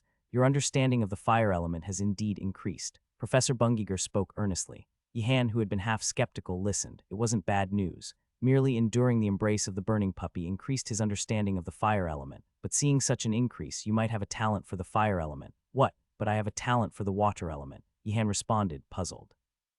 It was unusual to possess talents in opposing elements. Professor Bungiger replied as if it was obvious. You wouldn't gain such an understanding from petting a burning puppy for several minutes if you didn't have a talent for the fire element. Yihan realized he hadn't had many opportunities to test his talent for the fire element. Professor Garcia had warned him of its dangers, and he had nearly died a few times from misuse outside. How could it be that I actually had a talent for the fire element? His burning anger towards the professor might have unwittingly developed into a talent for the fire element. Perhaps his affinity for the water element was just because Professor Belatti constantly harassed him, making him familiar with it. Wardenaz, don't limit yourself. It's better to try things out and gain understanding through experience. You can learn how to use the flame resistance potion another time. I'll prepare a suitable monster for you. Yihan called out desperately to Professor Bungiger, but the professor coldly walked past, leaving him behind among the students who were getting beaten up by the burning puppies. Evening, Yihan was diligently sewing with Nilia. Other friends were also sitting together, busily working their needles. All around, the students' clothes and coats bore burnt holes here and there, scars left by the flaming puppy. Nilia's face lit up with admiration as she looked at the fabrics Yihan had bought from outside. Her expression resembled that of an old master artisan admiring a protege. You have a good eye, Wardenaz. You chose well. Sturdy, tough, and water-resistant. Yes, this is the right material for a coat. We should also prepare for camping. To complete the task set by the Skull Principal, they had to cross the lake. If unlucky, they might have to spend the night there. I know all about camping. Yihan's declaration excited Nilia, who eagerly raised her hand. The students of the Blue Dragon let out exclamations of awe as they looked at Nilia. Yihan felt a sudden pang of sympathy seeing Nilia's elongated ears perk up. Those from the Black Tortoise, they're too stingy with praise. Such a kind friend. What should we prepare, Nilia? A camping tent? It's fine. Just a coat will do. Oh, what about a camping blanket for the ground? It's fine. Just a coat will do. Don't we at least need a blanket? It's fine. Just a coat will do. Nilia was excited to share the wisdom with her friends. The knowledge of sleeping in a cold ravine with only a coat was essential for them. However, the faces of the Blue Dragon students darkened. Unable to bear it, Yihan intervened. Don't misunderstand everyone. Nilia was just joking. Ha, ha ha, it was a joke. Ha ha ha, I was 100% sure it was a joke. Nilia looked at Yihan as if to say, what are you talking about? I wasn't joking. I only need a coat. Yaner quickly covered Nilia's mouth. Despite minor issues, the friends finished mending and preparing their clothes. The newly made cloaks and masks of dark fabric would protect them in any situation. Ratford said with a pleased expression, you all look like splendid thieves. Haha, don't say it like that. It's embarrassing. The Blue Dragon students were at a loss for words at Ratford's compliment. Were they really that impressive? It's time. Let's go. Yihan and his friends rose from their seats. Tonight, they would raid Professor Ureger's workshop. The students were divided into two groups, those who had ventured out at night several times and those who had never done so. Yihan was naturally among the former. He no longer felt any hesitation wandering the academy in the evening, with a casualness akin to taking a leisurely stroll. Yihan of the Wardenaz family. Do you know how to open the door to the Gaksu Pavilion? Yihan nodded in response. Ratford would handle the physical locks. Yihan would deal with the magic ones. We've already finished checking. It was easy to check the first-floor main gate lock of the Gaksu Pavilion, as it was frequently used for classes. Ratford had already made a fake key. Yihan instructed his friends and approached the main entrance of the Gaksu Pavilion with Ratford. His friends cautiously trailed behind them. To their surprise, there was a large hole in the main door of the Gaksu Pavilion. It looked as though something large and bulky had charged through and broken it. The students were in awe. You prepared this in advance. Amazing. What is this? At Yihan's bewildered voice, the students there were startled. Wardenaz, wasn't it you who had prepared in advance? I sometimes wonder what you all think of me. Yihan checked the shattered hole and clicked his tongue. Not good. Why is that? The debris is inside the Gaksu pavilion. It must have come from outside. If the creature that had been lurking inside the Gaksu pavilion had broken out, it wouldn't have been a concern. However, the current state of affairs clearly indicated that a large monster from outside had entered the Gaksu pavilion. Ratford looked at Ihan with a slightly impressed expression. You truly have the qualities of a great thief. Tusk, me too, Ratford, I can deduce as well. The students of the Blue Dragon showed a strange sense of competition. Even if they fell behind in academic grades or magic abilities, they did not want to be outdone in their skills as thieves. Nilia looked at them as if wondering why they were behaving like that. Why are they acting like this? It's probably because they grew up reading fairy tales about honorable thieves. At Yaner's words, Nilia thought it was absurd. Do the nobles of the Empire really grow up reading such ridiculous fairy tales? Are there no hunters? I'm sure there are fairy tales about a thief who turned into a hunter. While his friends were conversing, Ihan made up his mind and opened the door to the Gaksu pavilion. Listen, everyone, we are not here to sneak into the Gaksu pavilion. Not sneak in. Then what? Were they planning to write, visited by the students of the Blue Dragon, on the walls with paint? We have voluntarily gathered to stop the summoned beast that arbitrarily invades the Gaksu pavilion and protect the precious items of the professor. Indeed. The invasion of the summoned beast was not entirely a disadvantage. If things went wrong later, they could blame it on the summoned beast. Of course, whether this excuse would work with Professor Ureger was another matter. Light, Ihan conjured a sphere of light. The dark first floor of the Gaksu pavilion brightened up. The greenhouses and classrooms located next to the corridor. Students who had wandered around the Magic Academy at night knew that the academy at night was entirely different from the daytime. Classrooms that looked ordinary during the day seemed like they could be hiding a few undead at night. And the plants that grew in the warm greenhouse under the sunlight seemed to be holding their breath in the darkness, waiting for an opportunity to attack. It wouldn't be surprising if Professor Ureger had actually prepared such plants. The first floor was familiar to all students, but from the second floor onwards, it was uncharted territory. What could possibly be there? As they ascended the stairs to the second floor, a strong mana was felt from within. The space itself was imbued with magic. Space expansion. The space on the second floor appeared tens of times larger than the first floor. It was a vast botanical garden. The students were overwhelmed by the sight of strange and enormous plants, the likes of which they had never seen or heard of. There is a saying that a great alchemist must be a great gardener, but even so, the scale is truly remarkable. Priestess Siana murmured in awe. As much as alchemists needed to traverse mountains and fields to gather ingredients, it was natural for them to grow what they could. But even considering that, the scale was truly impressive. Wow, what's the name of this plant? Gaynando pointed at a flower shining in iridescent colors at the front, marveling at it. The way it swayed with the soft moonlight coming through the window was truly beautiful. Ihan kindly responded, that flower is a nepholops. Oh, what effects does it have? It swallows whole any beast that touches its petals. Gaynando stepped back in alarm, but the honey produced by that flower sells for quite a high price. Is that really important right now? I was just answering your question. Ihan replied and looked around. There were many more things in the vicinity that Ihan didn't know than he did. Yaner and Priestess Siana were likely in the same situation, but the Gaksu Pavilion was not a dormitory tower. Being a workshop used by Professor Ureger, it couldn't possibly be filled with so many traps. After all, Professor Ureger himself had to walk around there too.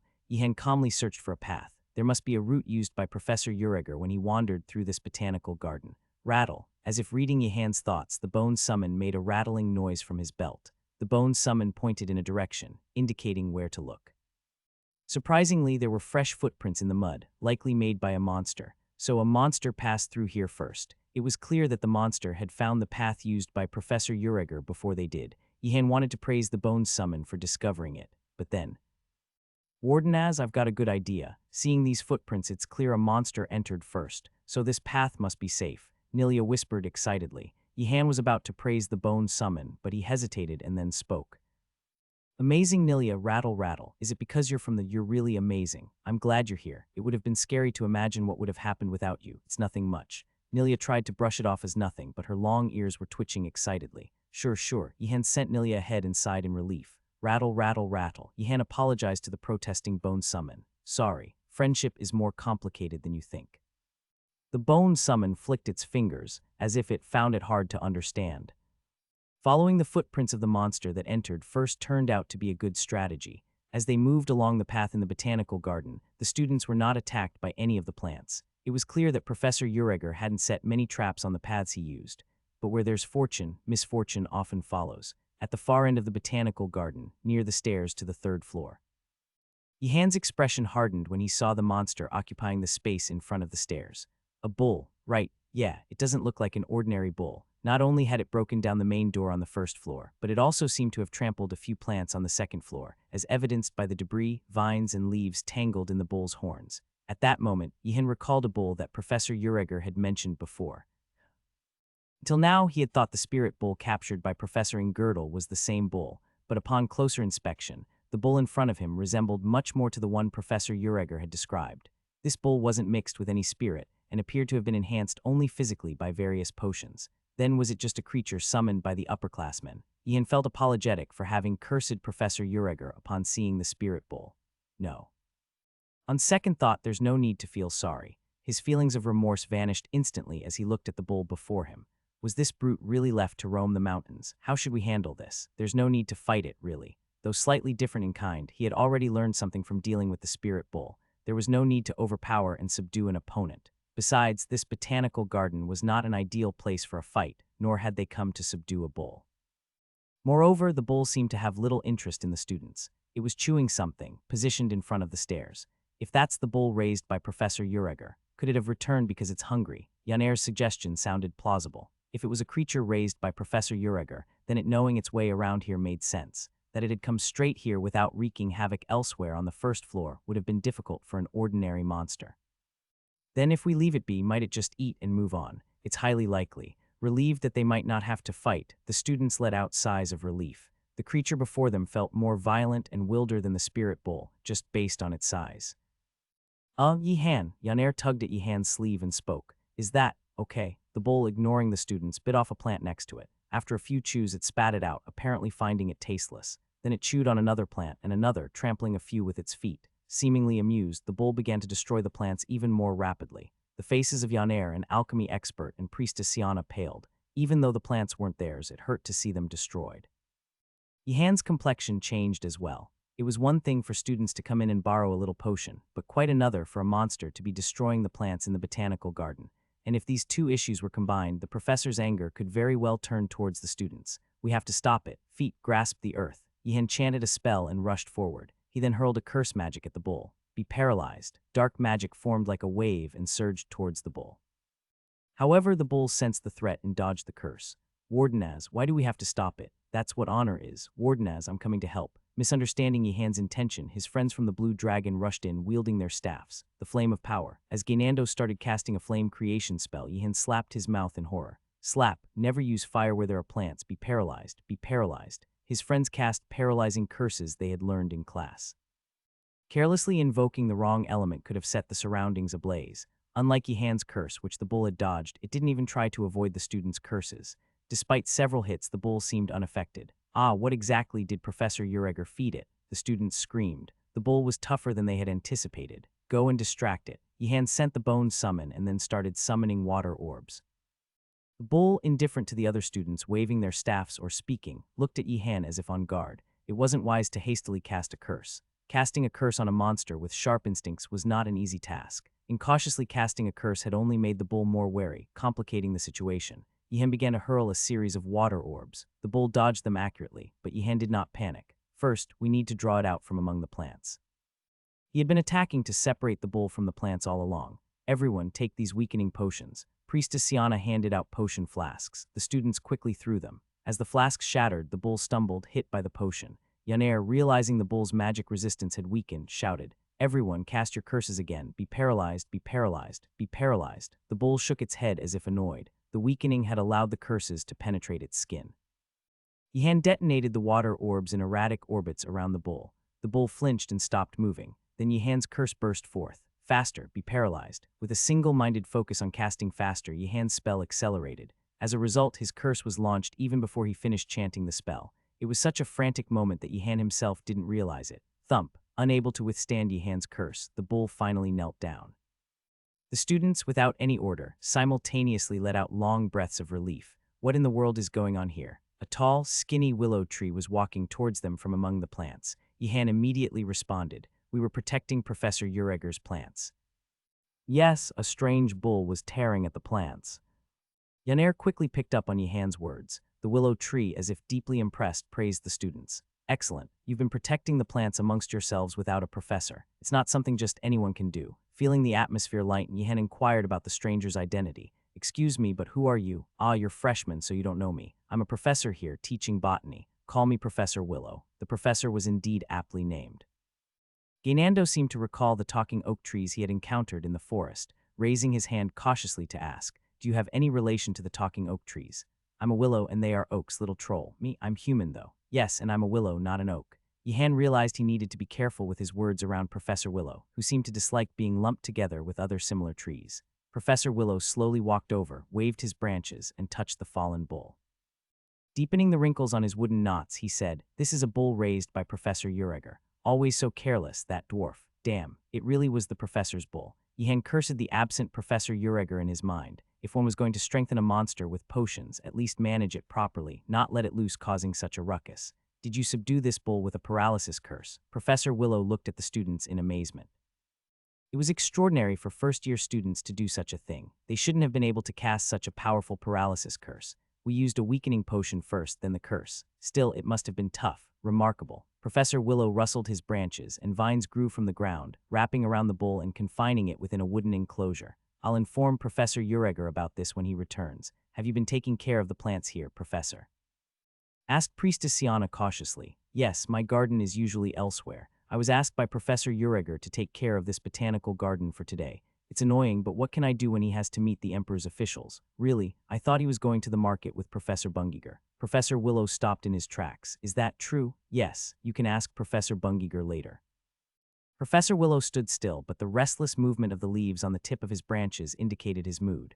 You're from the Wardenaz family, aren't you? Yihan was slightly startled when the professor suddenly guessed his name. What? Professor Willow expressed his gratitude in a gentle tone. Do you need anything? If so, let me know. We're planning to practice alchemy. Do you know where we can find useful ingredients or reagents? Professor Willow pondered. Of course, the vast grounds of the Magic Academy were abundant with ingredients and reagents, but most of the places were a bit dangerous for freshmen. Yihan observed Professor Willow's expressions with utmost attention. It didn't matter that the other was a tree spirit-like being. As a professor, he couldn't escape Yihan's keen observation. Now, Yihan took a gamble with his next move. Perhaps from Professor Ureger's workshop could we borrow? Ah, no, never mind. That was too impudent of me to ask. Yihan bowed his head as if embarrassed, but Professor Willow rustled his branches as if it was a great idea.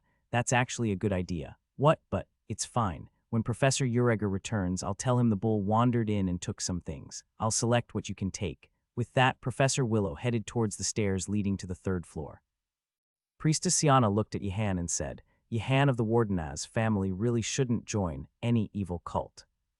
As they stepped onto the third floor, they were greeted by pitch darkness, impervious even to light spells. Be careful not to lose your way. The paths here are notoriously complex, advised Professor Willow, swinging his branches. Suddenly, something in the darkness began to approach. It was a door marked Workshop 6. Clunk, Professor Willow turned the doorknob and opened it. The workshop inside was engulfed in blue smoke, freezing everything within. Quickly, he shut the door. This workshop should be permanently closed. Pushing aside Workshop 6, Professor Willow called up several more workshops. Most were in disarray. Workshop 17 had distorted space, with water falling from a desk flowing upwards to the ceiling, and Workshop 29 was being consumed by a pitch-black darkness. Yihan took out a piece of paper and meticulously noted down everything Professor Willow did. He wasn't sure when he'd return to the third floor, so that's how it is. Yihan roughly understood the layout of the third floor. The reason there weren't many traps on the first and second floors was that the third floor itself was almost maze-like. If one didn't know what each workshop contained and how to summon it, being on the third floor was essentially meaningless. Breaking the magic with force in such a jumbled space was dangerous, as it could lead to disaster. The solution was to learn everything step by step from the beginning. Just like there was no shortcut to learning, the same applied to thievery. Workshop 6, swing left twice and then 6 times. Workshop 17, 4 times to the right, once up and then 17 times. Workshop 29 is, found it. Professor Willow located a suitable workshop. Yihan quickly tucked the paper into his coat. The workshop they entered now looked more like a typical alchemist's workshop, filled with various alchemical tools and flasks. The students entered with slightly frightened expressions, having seen the previous workshops. Here, take these. Professor Willow began to sweep up alchemical tools and flasks, throwing them one by one. Yihan, unfazed, deftly caught them and placed them carefully into a leather bag he had brought. Did I give too much? As soon as Yihan's leather bag was full, he would hand it to his friends and take out a new one. His speed of swapping bags was so quick that even Professor Willow might mistake it for an artifact swap. This should be enough for your practice. I didn't give anything too dangerous, or anything that Professor Uriger is too fond of. That's more than enough. Professor Willow carefully tidied up the workshop, which appeared to have been ransacked by thieves, using his branches. The scattered tools found their way back to their rightful places, and the open drawers closed once again. Noticing some withering potted plants in a corner, Professor Willow's expression soured, and he summoned a watering can. "I'll help," volunteered Yihan, stepping forward. "I must make a good impression." Although Yihan doubted Professor Willow would snitch to Professor Uriger, human affairs were unpredictable. Moreover, there was no harm in making a good impression on a professor. After all, Yihan might attend Professor Willow's class someday. Unaware of Yihan's ulterior motive, his friends rolled up their sleeves to help, but Yihan shook his head. "Go back, all of you." "Why, Wardenaz, we can also." "Professor Uriger might return at any time. Take the bags and head back to the dormitory." His friends marveled at Yihan's command. Indeed, Ratford, visibly impressed, spoke up. "You're truly remarkable. I have nothing left to teach you." "Don't flatter me, Ratford. There's still much I need to learn from you." Yanair, sensing something odd about the situation but not wanting to disrupt the warm atmosphere, stayed quiet. "Then Wardenaz, I'll move ahead. See you at the dorm." The students grunted as they hoisted the bags and descended. Yihan, noticing Yanair still present, looked puzzled. "Why, I thought it'd be good to have someone to help you. Even if I'm not with them, they can still carry the bags." "What's this about? It's nothing." "Wait, should I?" "Don't ask if you need to apologize."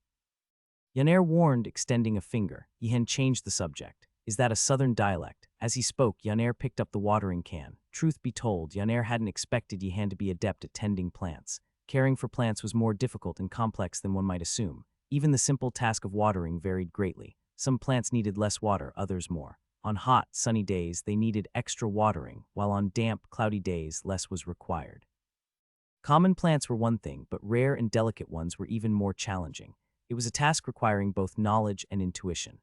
Yanair had confidence in this area, having nurtured plants while reading alchemical tomes back home. "But Yihan, you're doing well," commended Professor Willow in an admiring tone. Both Yihan and Yanair were not novices in handling plants. Yihan, sensing Yanair's surprised gaze, asked quizzically, "What's up?" "Oh, no, just, you water them so well."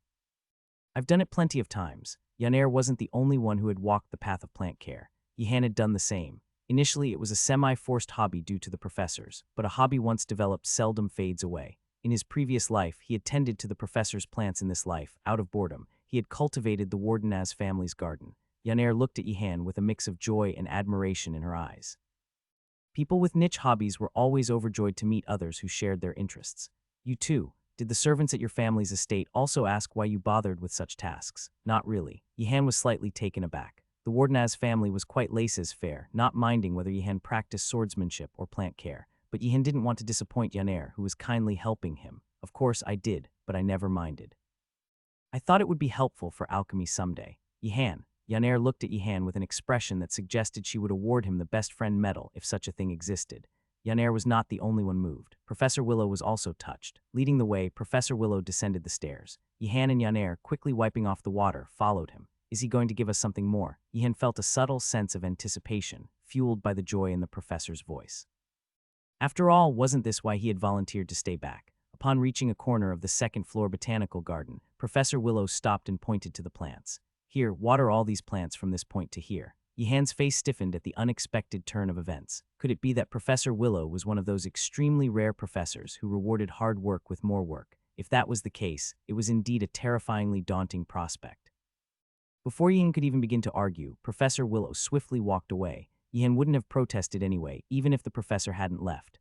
After all, a professor who would listen to protests wouldn't have given such a task in the first place. "Yanair, I'm sorry." Yihan apologized sincerely. He should have escaped when he had the chance earlier, instead of trying to impress the professor, which now had its consequences. Sorry for what? But Yanair was already busy digging around the dry soil near the plants, feeling its texture to check if it needed water. "You angry about this unfair labor? Taking care of plants is fun, isn't it? You like it too, don't you?" Surprisingly, Yanair didn't seem displeased at all. Loving to take care of plants, the opportunity to personally tend to the rare species she had only read about in books was very satisfying for her. "I like my own plants, but others, especially the professor's plants, are a bit. Never mind. As long as you're happy, that's what matters." Yihan started to say something, but then stopped. Upon reflection, he realized Yanair's perspective was quite positive. Thinking of it as a chore assigned by the professor could be depressing, but considering it as a chance to see rare plants they could only read about in books. But still, it doesn't completely erase the gloom. Yihan was too pragmatic to be as optimistic as Yaner, yet Yihan moved into action. Feelings were feelings, but work was work. Yihan, the soil is dry. Should we water it? The leaves are firm and the book said it doesn't need much water, so let's skip it. But this one definitely needs water. Wait, that plant needs only rainwater. I've read about it. Right, I've read that too. Did I make too amateurish a suggestion? No, it's good to check our knowledge against each other. The two students at the botanical garden shared a knowing smile. Experts recognize each other. Other students of the Blue Dragon wouldn't understand why they had to go to such lengths for a single plant. For youngsters from noble families, gardening was a meticulous and labor-intensive task. But for Yihan, it was different. Plants are better than professors. Of course, checking the soil daily, adjusting the water type and temperature, removing pests or mold, ventilating the air, and giving potions could be bothersome and annoying. The plants were quiet and taciturn, which made them more endearing than any professor. How many hours had passed? Are we done? Yeah, they wiped their sweat and straightened their backs. Gardening was as demanding as swordsmanship, training their muscles screamed in protest. I am watching you, young humans. Yihan immediately drew his staff and aimed it in the direction of the voice. Surprisingly, the voice came from the nearby pond. With a bubbling sound, a massive water entity emerged from the pond. It was clearly a powerful elemental spirit. My name is Farakis. I am the spirit of this pond. You young humans must be the dwarf's disciples. Yes, do you know the professor? Yes, I have a contract with the dwarf to help tend this garden. It was evident that the spirit looked favorably upon them, and the reason became clear immediately. It is rare among young humans to find ones who care for plants as diligently and meticulously as you two. Aha, is that why? Seeing Farakis, Yihan began to understand why Professor Willow had sent them here. Professor Willow was a professor of botany. He must have been moved by Yihan and Yaner's genuine care for the plants. That's why he sent them to this spirit who valued caring for plants highly. If they truly cherished the plants, they would surely be recognized by the spirit. I'm sorry, Professor. Yihan quickly apologized. He had thought Professor Willow had merely tasked them with his own work, but there was a deeper meaning behind it. He was touched by this revelation. Normally, spirits do not like revealing themselves in front of people, but they couldn't remain idle after witnessing such dedication. Having finished speaking, the spirit looked at Yihan, puzzled. But you seem to be the type that spirits would fear. How do you have a tree spirit with you? Yihan felt slightly hurt by this remark. Yaner, without realizing, jumped to his defense. Yihan may not seem like it, but he's really a kind person. I'm sorry, young human. Lower spirits do not have the ability to discern the nature of their contractors. The weaker and lower the spirit, the lesser its intellect. To understand the nature of a contractor like Yihan would require a long time of coexistence and mutual understanding, which was difficult for Yihan, as most spirits would likely flee from his powerful mana. I received this staff as a gift from the talking oak trees. Ah, I see. Don't be too heartbroken. The tree spirit of your staff was scared at first and still is, but it praises you as a good human. Yihan looked at his staff unknowingly. It was scared of him. Yaner, feeling sorry, asked, Farakis, is there any way for Yihan to make a contract with a spirit? Even when he tries to contact spirits in the spirit world, they avoid him. This is a dilemma I haven't encountered before. Farakis immersed in thought with splashing sounds. How about this? What is it? Yihan felt a flicker of hope. Being a powerful named spirit, he would have a wise solution. Instead of trying to make a contract with spirits, why not form a contract with other beings? With such powerful mana, most would be afraid, but that's not necessarily a bad thing. There are beings who would appreciate such power. But I do want to make a contract with a spirit. I see. If they like such traits, they would probably be malevolent beings. That wouldn't suit someone with a benevolent heart like yours. Yihan was puzzled. Was that so? But Yaner showed no sign of surprise, nodding in agreement. That's right. I'm not insistent on contracting only with spirits. If you insist on contracting with a spirit, another way might be to form a contract with wild and ferocious spirits. Farakis suggested another approach. Not all lower spirits were timid and innocent. Some, even as lower spirits, were wild and fierce. Especially the spirits of unstable and destructive elements tended to have such tendencies. There's such a method. Wait, but the professor didn't mention anything about this. Yihan realized something odd. Could it be that Professor Ureger deliberately didn't tell him, possibly as a prank? It was a highly plausible scenario. Well, even if a lower spirit is wild and fierce, it's not so foolish as to not recognize danger. It's more likely they would flee or run away. Yihan and Yaner fell into silence again. Yaner's sympathetic gaze was somehow heart-wrenching for Yihan. But the method I mentioned is not entirely wrong. The stronger and higher-level spirits are less likely to run away at the sight of you, and such spirits might be able to discern your true nature through conversation. No, not all strong and high-level spirits would work. Ideally, it should be a wild and fierce one. Of course, not all spirits who aren't like that will necessarily run away, but spirits generally don't like meaningless fights. Yihan thought he might have been better off not hearing Farakis' explanation, which now felt even more daunting. Yaner asked with a pleading tone, "Farakis, would you consider making a contract with Yihan?" "Yaner, it's okay. Let it be. No, I want to help." Yaner wanted to repay Yihan for the help she had received, but Yihan was starting to feel embarrassed. It was like a teacher asking, "Isn't there a spirit who can be friends with Yihan?" "A young human mage contracting with me is a bit much. You'd collapse right away." Farakis, looking at Yihan, changed its statement. "You might not collapse, but I'm sorry. I have a contract with the dwarf right now. It would be difficult for me to follow you and help. It's okay." Yihan thought he might have to start getting friendly with undead creatures. "How about this? There's a spirit I know at this academy. It was summoned here. If I introduce you, it might at least listen to you." Yihan was surprised. It was an unexpected and welcome suggestion. "Would that be okay? I don't want to be a burden. Seeing you two young gardeners, I really want to help. Don't worry too much." And Farakis hesitated for a moment, wondering if it should say the next part. Finally, it spoke, "But don't be too disappointed if that friend avoids you. Understand?" Yes, Yihan started to wonder just how powerful a spirit he had to find to even have a conversation. Would he have to seek out the Spirit King? Farakis coiled up and floated, emptying the water from the pond.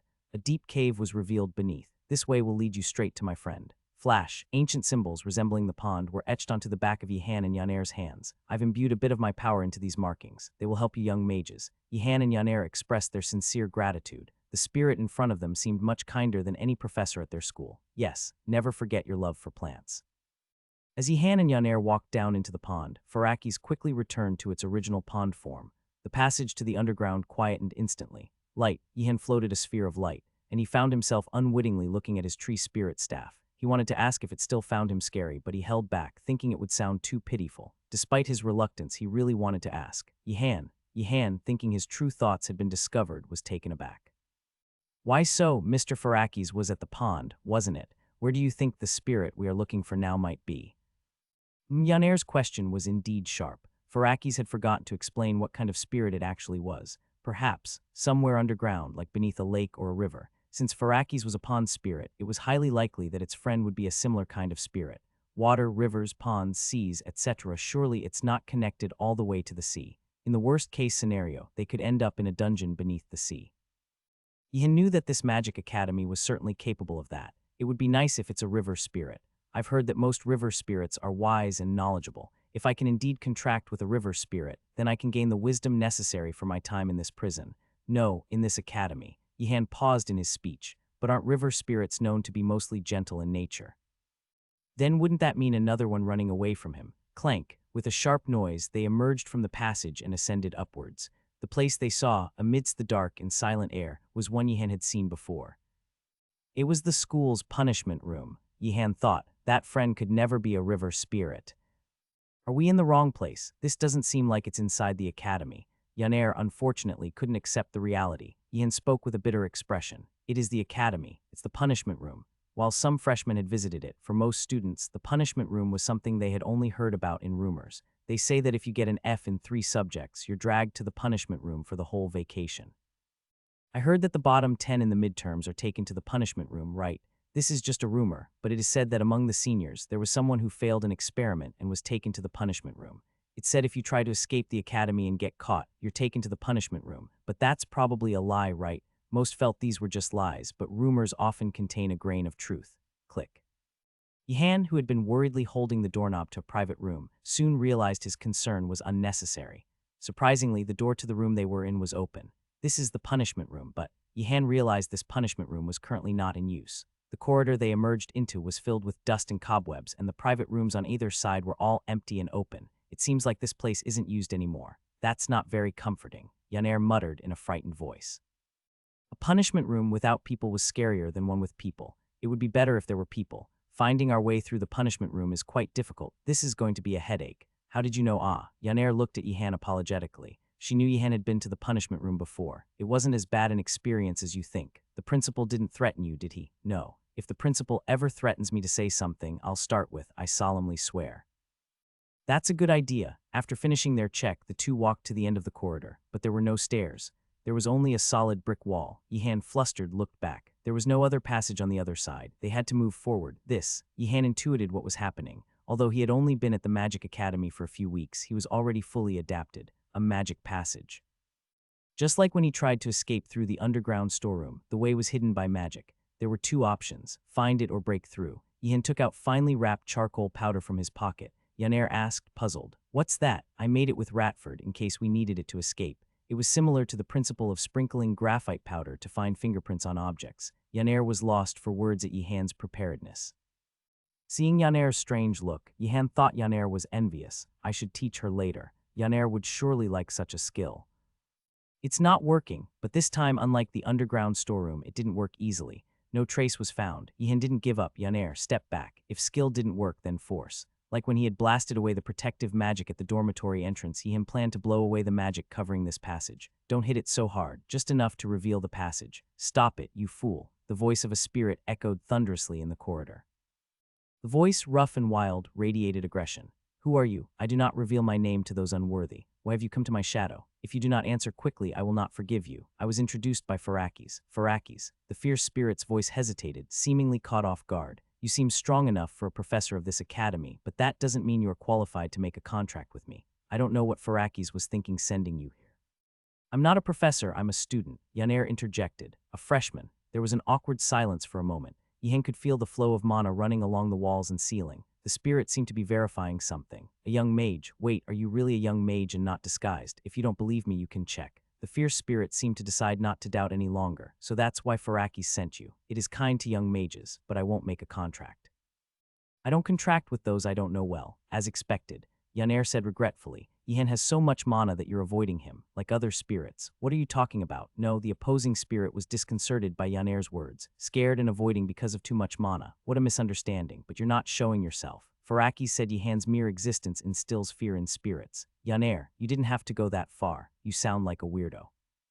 So you're not showing yourself because of that. No, do I look like a spirit who would hide just because of mana? Then why aren't you showing yourself? This time Yihan asked curiously. The spirit hesitated before responding. I avoid meaningless fights, that's why. Yihan and Yaner looked at each other, then seemed to understand. I see, that's possible, you young human mages. Do you think I cannot read the meaning behind your words?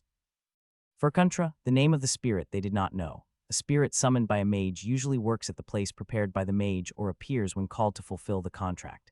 The important thing here was the contract. A mage couldn't ask the spirit to do more than what was initially agreed upon, and the spirit wouldn't comply with such demands. But conversely, it meant the spirit would honor what was initially agreed upon with its honor at stake. Then why was Furkuntra here like this? In a punishment room with people maybe, but in an abandoned, closed one.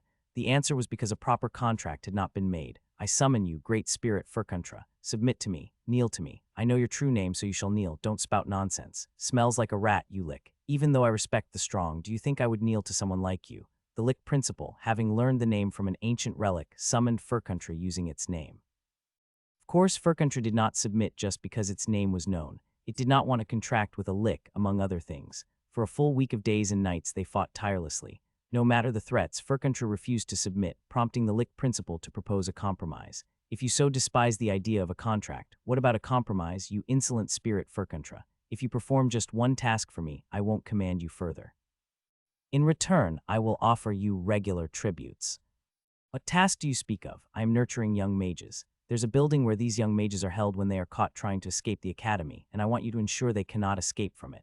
Is that all? Just that. Furkuntra was swayed by the lick principal's words. Compared to complex and detailed contracts, monitoring a building and preventing young mages from escaping didn't seem too difficult. Moreover, without a formal contract, it wouldn't need to be too close to the lick's soul. If I refuse, you insolent spirit, this is my last offer. If you refuse, I'll tear your entire body to shreds, seal you away, and bury the books bearing your name in a forgotten tomb. Will you plunge into eternal oblivion or accept my proposal? Fine, I accept. Realizing it couldn't defeat the lick principal, Furkuntra reluctantly agreed. It thought the young mages might attempt to escape the academy, but not often. At most, they would be trying to escape because they missed the outside world. But surprisingly, the young mages were more capable and made frequent escape attempts than it expected.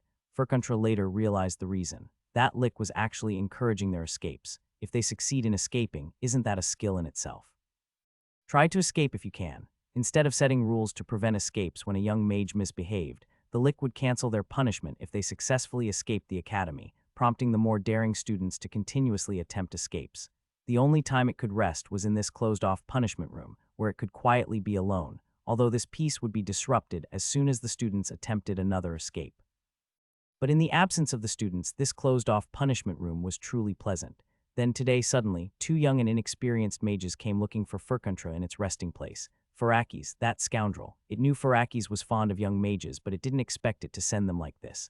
Furkantra muttered, writhing, "I'm not revealing my form as a courtesy to you young mages. Ah, I see."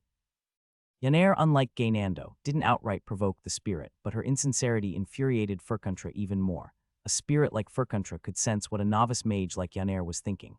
Yaner was internally assuming Furkantra was scared. What a ridiculous misunderstanding. Of course, the young mage beside her did possess immense mana, but Furkantra was not a spirit to flee in fear of such things.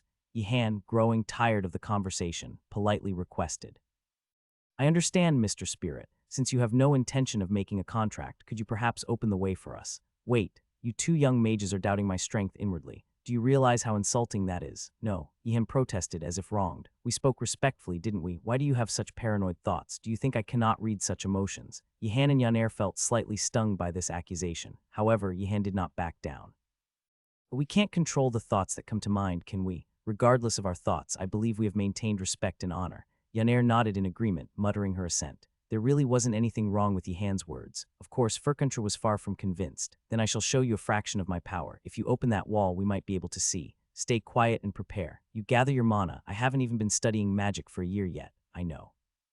That's why I'm trying to show you in the simplest way possible. Convert the mana you've gathered into an element." The spirit showed no signs of backing down. Yihan, resigning himself to the situation, gathered his mana. It seemed he needed to persuade the spirit to find a way out. "What element should I use? The most destructive power. I told you not to doubt." The spirit, seemingly reading Yihan's inner thoughts, erupted in anger again. Yihan flinched. Blaze.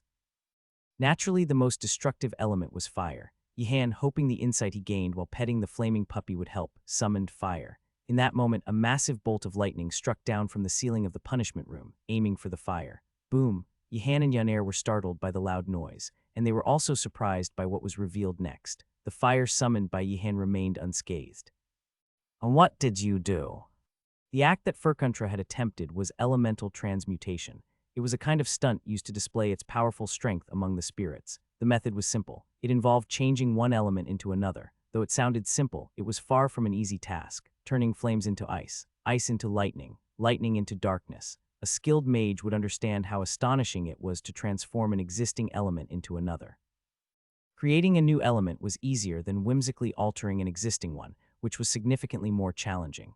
Moreover, these were elements summoned by a mage. This meant that it was possible to change a fireball launched by a mage into a spear of ice and send it back. In other words, it was a proof of powerful ability to directly interfere with the elemental concept included in magic. Having failed, there was neither proof nor anything else. Yihan and Yaner were seriously whispering about what Furkantra had just done. It must have been trying to show us lightning. Lightning. Indeed, it was a remarkable bolt, but what does it have to do with summoning a fire element? Maybe it was trying to contrast the power of lightning more. When lightning strikes fire, the flames scatter. Is that so? It doesn't seem very effective, though. Have you seen? "This lightning bolt is the manifestation of my power." Furkantra quickly changed its statement. After all, it had its pride, unable to admit its failure in front of the young mages. Upon hearing the spirit's words, Yihan and Yaner nodded, so it really was trying to show us lightning. But it didn't seem very effective to the conjured fire. SHH. A spirit's sensibility might be a bit different. Furkantra gritted its teeth. The young mage's sincere consideration made the powerful spirit feel even more humiliated. Why? Furkantra looked at the flickering flames. Originally, it could have easily controlled and transformed the elements of even more experienced mages than the one before it, but it couldn't even take away a single flame from this young mage. It was then that Furkantra realized something was strange about the flame conjured by Yihan. On the outside, it looked like a normal flame, but inside it was a dormant, seething power ready to explode. It was akin to a dragon's flame, capable of transforming in any way depending on the mage's will. Furkantra felt a chill down its spine for the first time in a while. Young mages were prone to mistakes and accidents. Even when casting a simple fire spell, they might raise the heat of the flame to unbearable levels for themselves or fail to maintain the shape of the flame, causing it to explode in all directions. The reason young mages were relatively safe despite such mistakes and accidents was that they infused less mana into their spells. With less mana, even if a spell ran amok, it wasn't too dangerous. However, the young mage before him was different. What if he lost control and let the flame run wild? The sealed punishment room would melt away, and the two mages would likely die instantly. Why would he do such a reckless thing? Cursing inwardly, Furkantra soon realized the culprit. It was itself. It had urged the gathering of mana and once again prompted the transformation into a destructive element. Naturally, the young mage would have gathered as much mana as possible and created a destructive flame, just as the spirit had instructed. And then Furkantra even tried to seize control. When someone attempts to take control, a mage instinctively clutches it even tighter. Because of this, it was clear that the amount of mana had unconsciously surged. I made a mistake. I should have considered that there was so much mana. Now, Furkantra's pride was no longer important. What mattered was somehow calming the young mage and canceling the flame without causing panic. You have witnessed the grandeur of my lightning, haven't you? Yes, it was truly impressive. So could you please clear the way now? Yihan's words were only half sincere. The other half was flattery, motivated by a desire to leave quickly. Furkantra wanted to curse but couldn't, as a massive flame was still blazing before Yihan. Cursing would lead to the young mage becoming emotionally unstable or angry, which in turn could influence the flame, risking a catastrophic outburst. Just wait, I will open the way. I promise on my honor. Really? Yihan was puzzled. The spirit seemed kinder than expected. I thought it would be more troublesome. But then again, a spirit is not a professor. Perhaps Yihan had misjudged the spirit. So don't panic, stay calm, don't be afraid. Understand, if you do say so. Furkantra lacked eloquence in speech. Yihan and Yaner quickly sensed something was off. Why is he acting like that? Is there a problem? There's no problem. I tell you, no problem at all. Yihan tilted his head, puzzled, and moved the flame aside with his staff. Furkantra was so startled it almost screamed. It barely managed to hold back. Don't. Wave the staff. Yihan was perplexed. He looked at his staff, wondering if the wood spirit within it was the cause. Don't wave it, I said. Furkantra restrained itself from shouting. Startling Yihan would be more dangerous. Why not? Furkantra was truly frustrated. It wanted to tell them how dangerous the flame was, but doing so might cause the young mages to panic and create more trouble. I don't like it when you wave your staff in front of me. Yihan and Yaner wore dubious expressions. Furkantra could tell they thought of it as an eccentric and strange spirit, but it had no time to argue. The longer the flame stayed, the higher the risk of it going berserk. It had to find a way to make them cancel the flame by any means necessary. But how? No matter how much Furkantra pondered, it couldn't come up with a solution. If it told them to cancel the flame, they would ask why the young mage gets emotionally stirred. The agitation affects the flame goes berserk. I've changed my mind. I will make a contract with you. Yihan was starting to doubt the mental state of the spirit in front of him. Does it have bipolar disorder? Of course, it wasn't the time for Yihan to be picky, but he wasn't keen on befriending a mentally unstable spirit. May I ask why? Furkantra really wanted to strike him with a real lightning bolt. Ungrateful despite everything. But there was no time. He had to convince the young mage somehow. I see infinite potential in you. What? What exactly did you see? Furkantra's clumsy praise only seemed to heighten Yihan's wariness. Even the red-haired mage looked wary. It seemed suspicious. Right, we've barely been talking. Your mana. The mana you possess is a monstrous thing, something no other mage can match. You know this, don't you? But just now you said you wouldn't make a contract because of the amount of mana I have. With someone you don't know well. That was because I didn't know then. But now I think I understand. Hurry. Make the contract with me, Furkantra, growing increasingly anxious, shouted out. The flame could burst out at any moment. Does it really have bipolar disorder? Yihan pondered. Despite doubts about the spirit's mental state, the opportunity to make a contract with a spirit was enticing. If Farakis recommended it, it must be a spirit of exceptional abilities. He didn't understand why the spirit had initially refused and then suddenly changed its mind. But perhaps this was an opportunity. Maybe this was the one time when the eccentric spirit would soften. All right, I will make the contract. Well thought. Open your soul and accept me. As Furkantra sent its invocation towards Yihan's soul, Yihan became aware of Furkantra's true name. The Spirit of Lightning, Furkantra, that was the name of his counterpart. Ah, the Spirit of Lightning, is that why it's mentally unstable? Now that we're contracted, I can feel your doubts too. Stop it. Oops, their souls intertwined with a mark. I recognize you as my companion. You have the right to summon me. But remember, I am not your servant, and you are not my master. I had no such thoughts. Good, be careful when summoning me. Even calling forth just a part of me, your mana could. Furkantra stopped mid-sentence. Upon reflection, mana wasn't the issue. If you summon me thoughtlessly, you might not be able to when you really need me. Having a contract with a spirit didn't mean one could summon it on a whim. Their relationship was based on mutual respect. Especially for a mighty spirit like Furkantra, who had strong pride, it would not tolerate being summoned frequently. Don't worry, I won't summon you unless it's really necessary. Yihan didn't particularly want to meet a mentally unstable spirit often. Furkantra, sensing Yihan's emotions, held back its curses. There was something more urgent. Now that the contract is complete, I will show you my power. What are you going to do? This. With a shout, Furkantra inhabited Yihan's arm. It then exerted all its power to control the flame. Hurry, disperse this flame, cancel it. To Furkantra's concern, Yihan easily dispersed his mana and dispelled the flame. Furkantra finally breathed a sigh of relief. You fool, do you realize how dangerous that was? You foolish young mage. Furkantra's angry outburst perplexed the young mages. Yaner, even in her confusion, asked a piercing question. But didn't you encourage gathering mana and transforming it into the most destructive element? I'm speechless, I'm lost for words. Yihan and Yaner could sense that their counterpart had nothing to reply. Anyway, never do that again, it's really dangerous. This entire punishment room could have melted away. Furkantra's warning was sincere. In that moment of sincerity, Yihan could feel how dangerous the situation had just been. As Professor Garcia had warned, flame magic might still be too advanced for Yihan. I barely escaped death. Professor Garcia's warning was not in vain. Uncontrolled flame magic could potentially kill its caster. Yihan resolved never to recklessly infuse so much mana into his magic again. Now you understand, I presume. Remember this, no matter how exceptional your talent may be, it's meaningless if you let it control you. Wait, if you hadn't told me to gather that much mana in the first place, it wouldn't have been dangerous at all. Yihan pointed out again. If Furkantra hadn't instructed him to do so, they would have been safe. It tried to gloss over it, but Yihan wasn't fooled. Now that we've made a contract, I have a question. Why did you tell me to gather so much mana and transform the element? I will open the way. Look, here is the way out. What do you think? Although a wall opened up and a new staircase appeared, Yihan was unswayed. He was quite curious about it.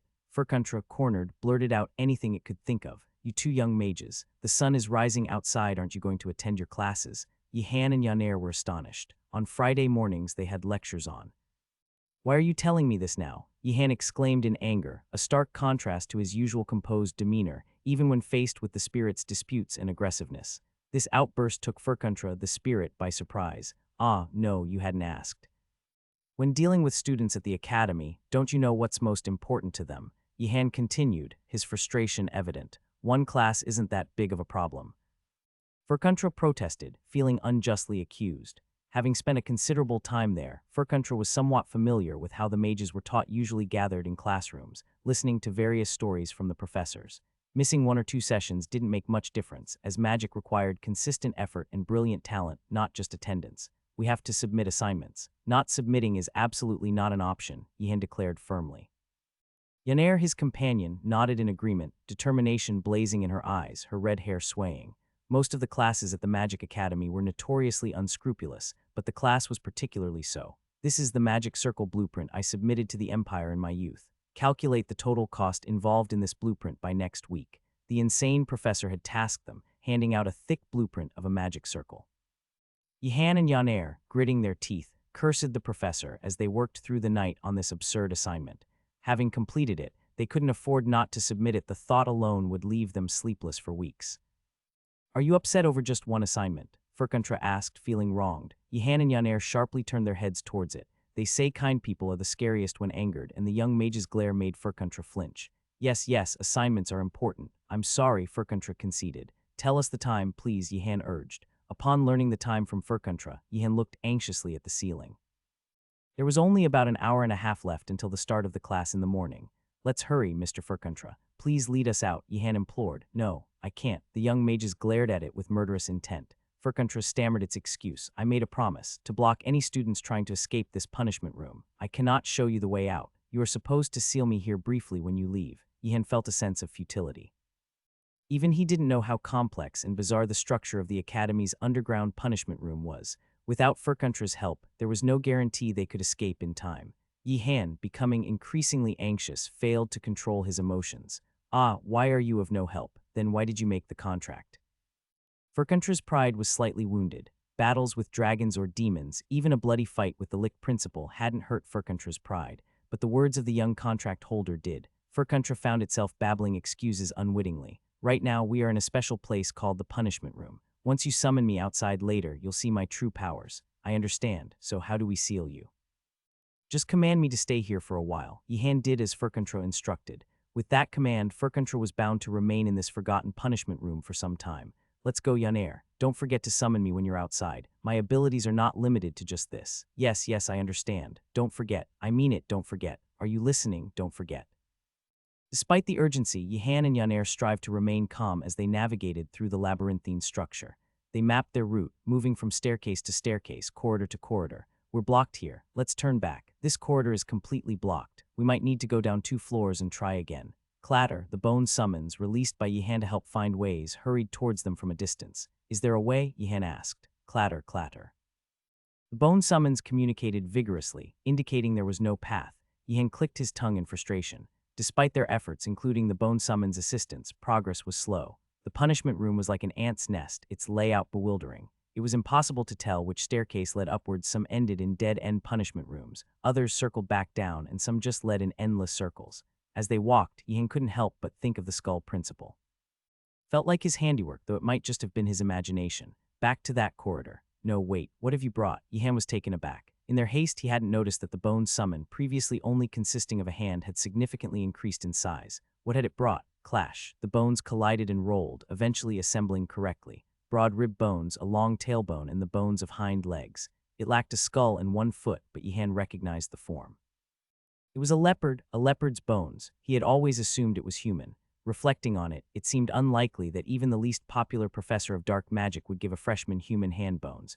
I'm ashamed to have thought they were human hand bones. The bone summons, now a leopard bone summon, stamped its feet confidently. Its increased size seemed to have boosted its confidence. However, its missing skull and arm made this confidence appear somewhat grotesque.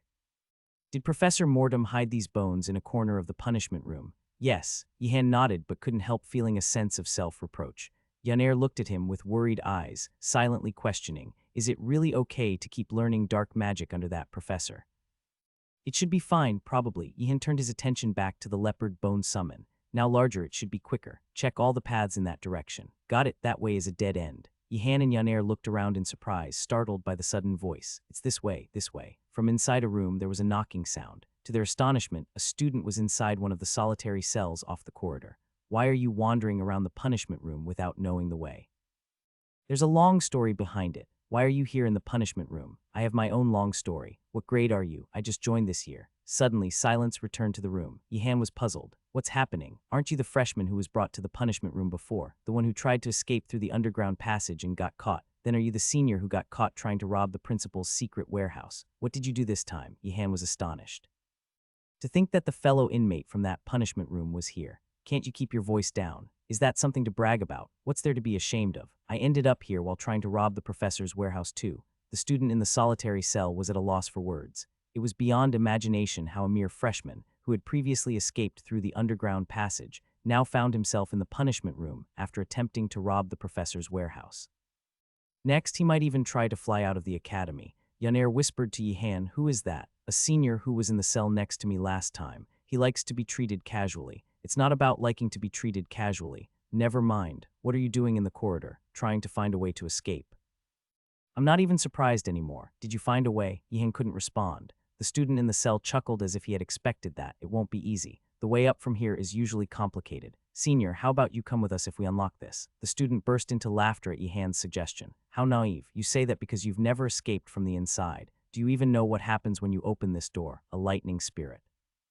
How do you know that? The student stuttered in confusion. We met it on our way up. The student swayed, overwhelmed by the thought of how they could have possibly evaded it. You, how did you? Never mind. Sorry, but I have no intention of escaping. Why not? I'll be released in 6 hours. Yihan found the reasoning indisputable. Then could you at least give us some advice on finding the way out? The student's response was similar to before, tinged with mockery. Why should I help you?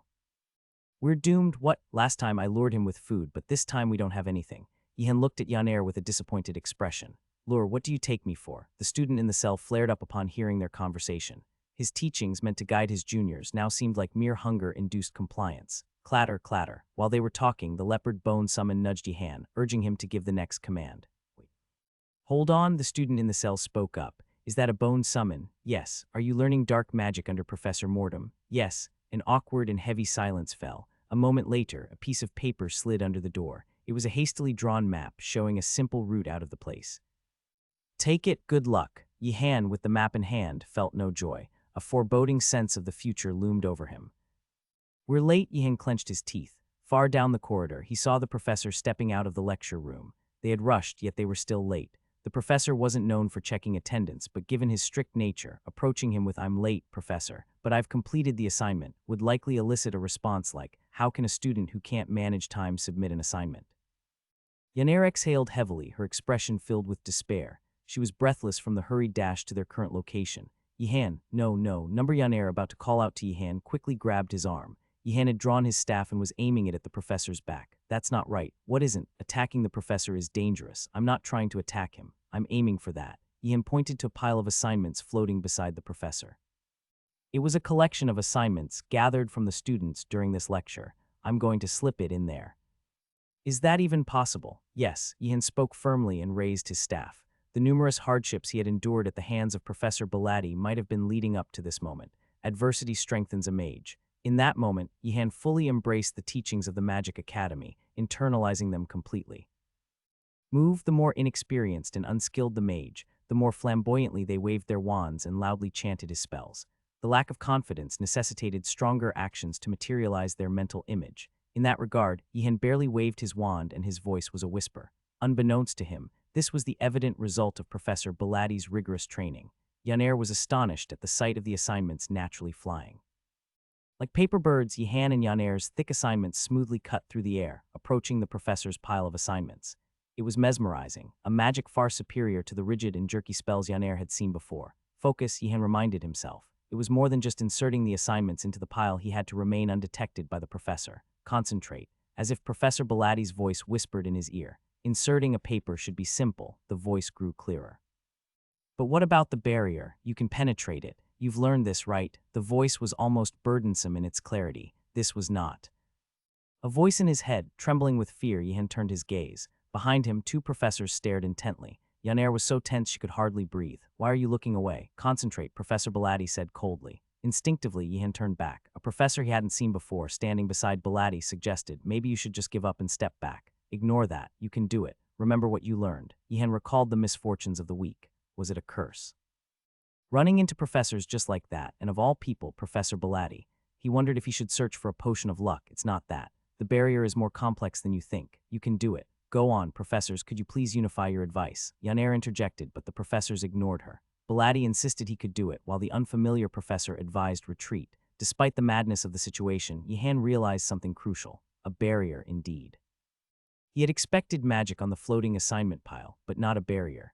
The unfamiliar professor explained that barrier creates a loud noise if touched. It may be hard for you to sense, but there are invisible layers of mana rotating around that pile of papers. Hearing this, Yihan focused to sense the mana. Despite the overwhelming mana emanating from him, his talent was not limited to sheer mana. His exceptional resilience, unwavering strategic mind in crises, a presence that even intimidated spirits, and especially his ability to detect mana were unparalleled. It's visible. As he concentrated, Yihan could indeed feel the bands of mana slowly rotating around the pile of papers. At your current level, it's almost impossible to approach without touching the mana bands. So don't be swayed by Professor Bagrak's words and make a rash attempt. Wait for the next opportunity. As you know, Professor Bagrak doesn't really consider the students' perspectives. That's true, Yihan agreed internally, but outwardly he said something different. No, Professor, you always consider the students. Is that so? Professor Belati took Yihan's words at face value. If Yihan had agreed, Belati might have thought, I don't really consider the students. But Yihan's response led Belati to believe his teaching method was indeed student-oriented. No other possibility seemed apparent. Really, your student is really kind. That's illogical. Wardenaz, do it. He's walking over there. No, don't, Professor Belati urged while the unfamiliar professor dissuaded, and then Yihan moved. With a swift motion, the thick assignment smoothly flew, navigating through the moving mana bands. If there had been even a slight misstep, the bands would have torn and created a loud noise. Without hesitation, Yihan sent the next assignment flying. Yaner's assignment also landed precisely on the pile. Unknowingly, Yaner clapped her hands. Professor Belati faintly nodded his head. That's impossible. How? Because I've learned it. Yihan spoke without revealing his emotions. The unfamiliar professor was even more amazed. Such an excessively talented student. Pleased to meet you. You must be Wardenaz, right? I'm Professor Kerman Ku. Normally we would shake hands, but I don't recommend it due to my species' circumstances. Professor Kerman was the polar opposite of Belati, cheerful, with a bouncy voice, and dressed impeccably without a wrinkle in his attire. It was surprising to see him converse so amiably with Belati. What field do you teach, Professor? I specialize in illusion magic, particularly in barriers. You just saw, didn't you? Yihan's face lit up. Previously, when hearing him speak, Yihan had wondered if he might be an expert in barrier magic. I'll be entering Professor Garcia's classroom at least once this semester. I need to teach the students how fun and enjoyable illusion magic can be. Illusion magic is useless. Yihan was shocked at Belati's dismissal of another professor's field. Could this lead to a duel? But Professor Kerman simply ignored Belati's comment. Deceiving a mage above a certain level with illusion magic is several times harder than other types of magic. Yes, you've said that 100 times. But the mages you're talking about, above a certain level, are rare in this vast empire. So Wardenaz, why did you try to put those papers there? Ian pondered for a second. He weighed the professor's moods, contemplated whether a lie would work, and made his best judgment. It's better to be honest. I was late submitting the assignment. Yanair blushed with embarrassment. Professor Kerman seemed taken aback by such an unexpected reason. All this for being slightly late with an assignment. I'm sorry, Professor. Yihan first apologized to Professor Belatti. However, as expected, Belatti didn't seem concerned. Why? For being late with the assignment. Was it an assignment I gave? I knew he would say that. I see. Professor Kerman watched the professor-student duel with a sense of odd fascination. It had been a long time since he had seen anyone get along with Belatti so well. Whether a professor or a student, a few minutes of conversation would typically result in remarks like, I hope the sun rises above your head, you damned vampire, followed by a swift exit. So what was the lecture about? Professor Alpin Knighton. Ian tensed up at Kerman mentioning the name, aware that in the face of professors' friendships, a student's promise meant little. Well done. You did well. Honestly, that professor's assignments aren't worth bothering with. Kerman surprisingly praised Yihan, and even Belatti rarely added a comment. Alpin Knighton is a mage who worked as a senior administrative officer in the Empire. He's more skilled in handling power than magic. Did you know that scoundrel cut my research budget in half back in the day? The two professors gnashed their teeth, cursing the professor of. Yihan sighed in relief at their familiar behavior. Not all professors were on good terms. Especially pure magic researchers did not look favorably upon mages who took high positions in the Empire and were actively involved in governance. The reasons ranged from purity of magic to temptations and corruptions of secular life, but Yihan suspected it was more about the latter having control over the former's research budget.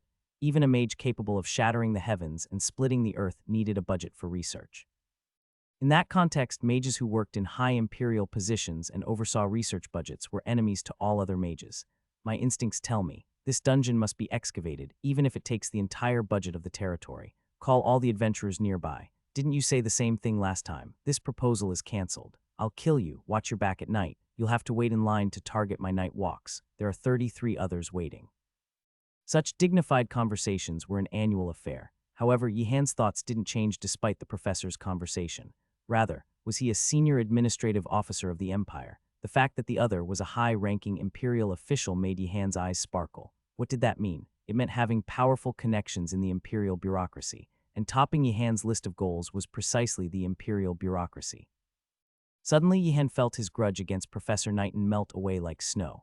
Even the burdensome amount of assignments seemed like the responsibility of a high official bearing the weight of the Empire. I need to make a better impression from now on. Wardenaz, I hear you are exceptionally talented. Be careful. Don't get dragged into imperial bureaucracy. If you're too outstanding, they'll send various temptations your way. Belatti, uncharacteristically frowning, spoke at length. Stop joking now, Ku. Wardenaz won't walk such a trivial anti-magic path. Right, what was I thinking? Coming from the Wardenaz family, becoming an imperial bureaucrat. Unlikely, right? Yihan felt cold sweat trickling down his back for the first time in a long while.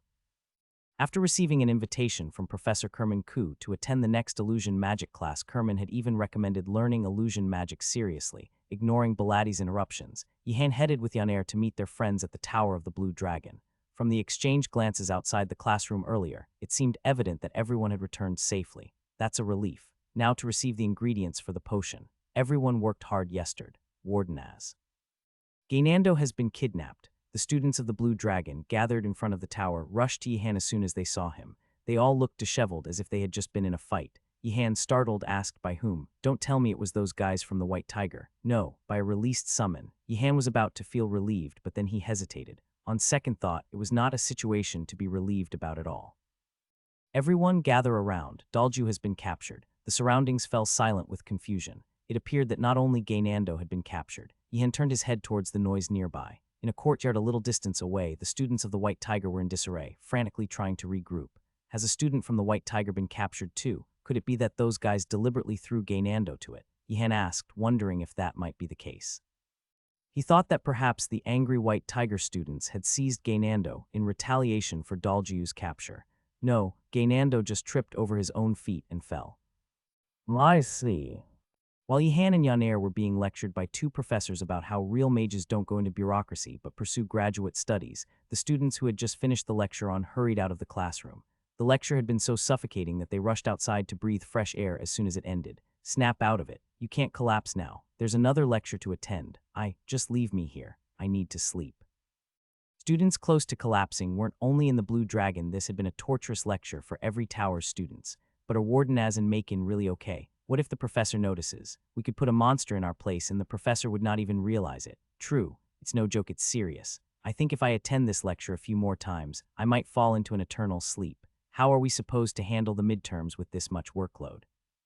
Would it be okay to submit a blank paper? What if we're dragged to the punishment room? To be honest, during the class I thought about setting a fire. Me too. I wish that some summoned creatures would appear and free us. Bang! As if responding to the student's words, or perhaps just due to the noise, a summoned creature really did appear from the bushes. Several students screamed in alarm when they saw the vine monster which they had encountered before. Everyone run, head into the building.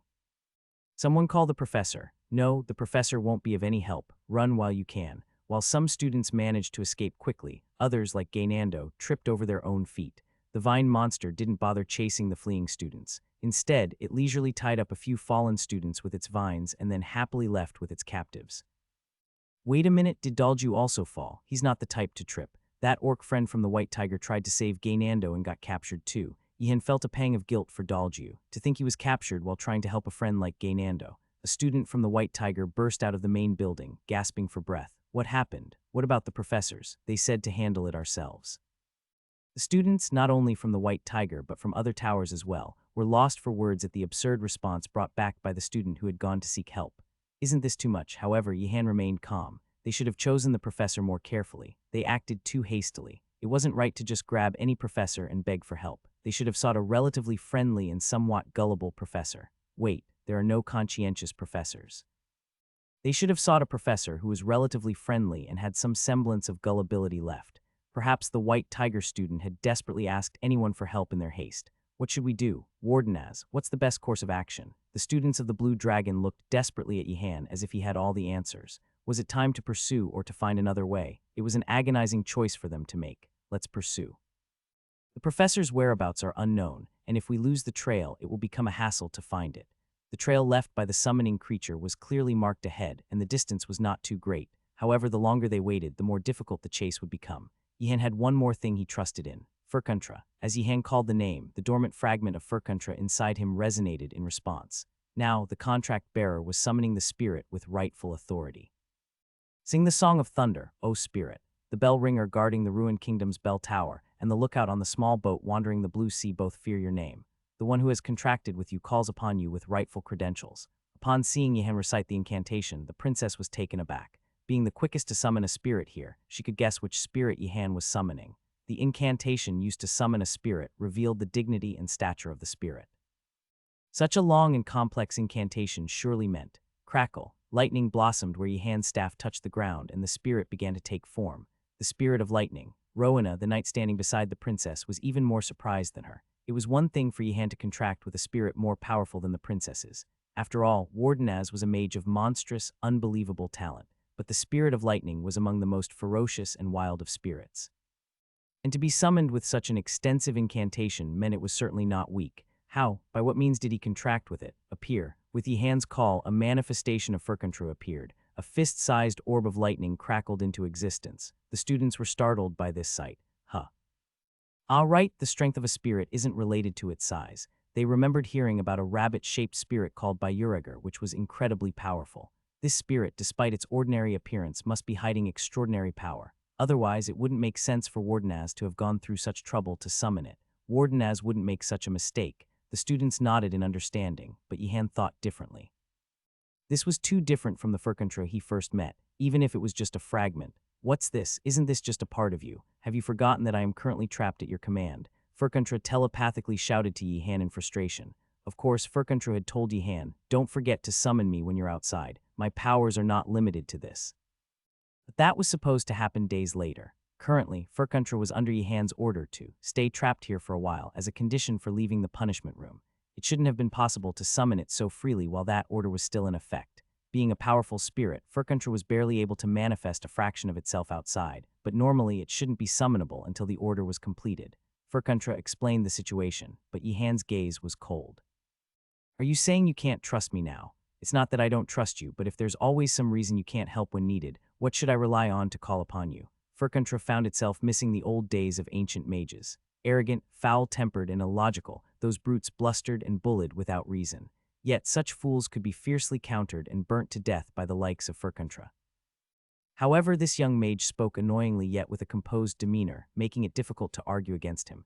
Do not worry. Though I'm not sure why you summoned me, I have enough power to handle this. Just watch and see. Really, I can feel your emotions. No, don't you even think. Let's respect each other's privacy. Ian hurriedly followed the trail with the students of the Blue Dragon. Ahead, students of the White Tiger were also chasing, running swiftly. These kids, stop following us. That's our line, you buzz off. Can't even cast magic properly. Huff puff. The outcome of this chase seemed almost predetermined. The White Tiger students, trained in swordsmanship and physical conditioning, were a challenge too great for the Blue Dragon students to keep pace with. Ihan looked at his friends with a pitiful gaze. Why didn't you exercise more regularly? They have absurd physical strength. Huff puff, I'll go ahead, follow as much as you can. No, Wardenaz, cough, if you go alone, the White Tiger guys will. It doesn't seem likely, I don't think that will happen. Friends like Rowena and Asan, who knew Yihan well, thought this to themselves. For any other student, facing the White Tiger alone would be perilous, but Yihan was different. Wouldn't it be the White Tiger students who were in danger if left alone with him? It's okay, follow when you're recovered. Why are you so physically fit? Furkantra, watching Yihan sprint, was puzzled. He didn't seem to be from a knight's family, so why? But before it could get an answer, Furkantra urgently shouted, "Enemy." The enemy is hiding, I hide in the night. Yihan instinctively recited a spell, but no attack came. Where is it hiding? There's nowhere nearby. There were no large bushes or hiding spots nearby. To find any cover, one had to run towards the mountains. Below, Yihan immediately leaped into action. If the enemy was hiding underground, it would likely detect Yihan through sound and vibrations, even if he used invisibility. However, the vine monster didn't target Yihan. It sprang from the ground, grabbing a White Tiger student. Anglago, no, a satyr was swiftly entangled and lifted by the vines. How was it hiding? It must be some needless ability granted by the mages. Normally, this monster doesn't have the power to blend into the ground. This school isn't just about the professors causing trouble, but the seniors as well. Yihan gripped his staff and focused on the vine monster. The captured White Tiger student slumped, seemingly drained of strength. The creature absorbs mana. Be careful not to let it drain you. Though you could afford to lose some, still be careful. Getting caught would be troublesome. I had no intention of doing so. Yihan was not foolish enough to be caught by a vine because of his high mana. He swung his staff, summoning flames. Blaz. No, absolutely not. Furkantra, traumatized by Yihan's flames, desperately protested. It couldn't allow Yihan to use fire magic until it was certain it was safe. You mean it's not allowed, it's dangerous. You could burn the other students to death. It's not for attack, just to prevent it from approaching. Still, it's too risky. No, is it that serious? Yihan was puzzled. He thought it would be safe enough to just float fireballs nearby to block the creature's approach. Normally, I could subdue it in one go, but right now I lack the strength. Yihan looked at Furkantra with a gaze mixed with betrayal. It had said earlier that it had enough power. Furkantra hastily continued, but I'll teach you magic. You'll use it in my stead. Why can't you just use it directly? I'm worried about using it right after learning. Believe in yourself, Furkantra exclaimed, a sentiment it would normally never express, feeling quite embarrassed by its own words. He was always an annoyingly persistent fellow, while other mages lacking ability would arrogantly say things like, I think I can do it. Why do you say I can't, spirit? Just watch me, I won't die. And then fail. Yihan, despite his competence, would respond with, I don't think it's possible. Why are you so reckless? Or are you saying it's not your problem? There was humility, and then there was excessive modesty. Confidence in oneself comes from objective analysis of the situation, not just from a few words of encouragement. Now, concentrate and do as I say. Furkantra, ignoring Yihan's words, continued with its own agenda. It had realized that getting involved would only frustrate itself. Imagine the image of lightning as you have with other elements. This was the basic principle of elemental magic. The process involved vividly imagining the element and manifesting it in one's mind, altering one's mana to match that of the element. This was considered a fundamental practice. However, the lightning attribute was a bit different. Don't imagine lightning striking down from the sky. The image most mages found easiest to conjure was exactly that, a bolt of lightning flashing down from the sky. But when transforming one's mana to the lightning attribute, conjuring such a bolt was dangerous. A mage had to maintain and control a certain amount of mana in one place, but the image of a lightning bolt was inherently contrary to such control. Flames, still water, or frozen ice could all remain in one place, but lightning was intrinsically fleeting, destined to scatter in all directions after striking down from the sky. If a young mage rashly imagined a bolt of lightning while transforming their mana to the lightning attribute, they might lose control, causing lightning to wildly discharge in all directions. Furkantra, having nearly died in the underground punishment room due to carelessly meddling with Yihan's fire magic, was particularly cautious about safety. Given the young mage's mana, even a single mishap could lead to a major disaster. Of course, you might think, how can one envision the form of lightning without thinking of a bolt? But numerous mages who have handled the lightning attribute have overcome this limitation and succeeded. You, too, will eventually become accustomed to it. A true mage accepts reality not to settle but to alter it to their will. Now lend me your arm. Furkantra was not a foolish spirit spouting reckless ideas without any method, as Yihan might have thought. It acknowledged Yihan's exceptional talent, but for a young mage to handle the lightning attribute without any practice was indeed a difficult task. It had a plan. Just like in the punishment room, it intended to inhabit Yihan's arm and assist in controlling the lightning. Although it had lost most of its power upon being summoned, it was still capable of that much. But then, crackle, done, shall I lend you my arm now? Furkantra was astonished by the sphere of lightning formed over Yihan's staff. Remarkably, this young mage had completed the elemental transformation and succeeded in maintaining the lightning attribute's magic in one place, even before Furkantra could intervene. How on earth did he do that? Contrary to Furkantra's astonishment, Yihan did not find handling the lightning attribute particularly challenging. From the start, Yihan's way of thinking was different from other mages. He approached the problem very simply. The inability to conjure the image of a bolt of lightning was not an issue for him at all. He just had to imagine a sphere of magic on his staff, treating it like a battery. To Yihan, this was an obvious approach. Imagining electricity charging up inside the sphere was not a difficult task for him. Perhaps because this method was well suited, he succeeded immediately. In fact, he even felt it was more stable than handling other elements. It's easier than I was told, such a fuss over nothing. Yihan entertained a rather impolite thought. Reflecting on it, Furkantra had been quite over the top since their meeting in the punishment room. The same was true with his handling of fire. You seem to have quite a talent for lightning. Do you think so? Yihan responded indifferently. Having heard similar praises about his affinity for various attributes, he had started to become skeptical. Was it just a polite compliment? It was common to boost young mages' confidence by saying, "You have a talent for this attribute." And Yihan's indifference was not lost on Furkantra. Furkantra was flabbergasted. Praise from a spirit of Furkantra's stature was a rare occurrence. Do my words sound false to you? You truly have talent. Yes, well, that could be true. Yihan thought perhaps his talent for lightning stemmed from frequently cramming for exams, or maybe lightning attribute magic was not as difficult as he had thought. Most likely the latter, but when will you take over my arm? Yihan asked, puzzled.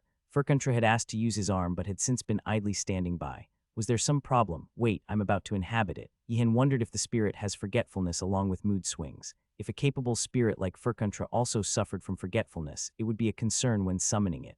While Yihan pondered this, Furkantra inhabited his arm. Now concentrate on the spell I'm about to transmit. Furkantra intended to pass on his magic to Yihan. The magic of spirits was wild and capricious, but with the mighty Furkantra controlling his arm, even a fledgling mage could use it. It was a second circle magic spell that Furkantra was now about to teach Yihan. The principle was simple. Convert the mana into lightning and then launch it. No need to shape it into sharp arrows or spears, or add other complex attributes.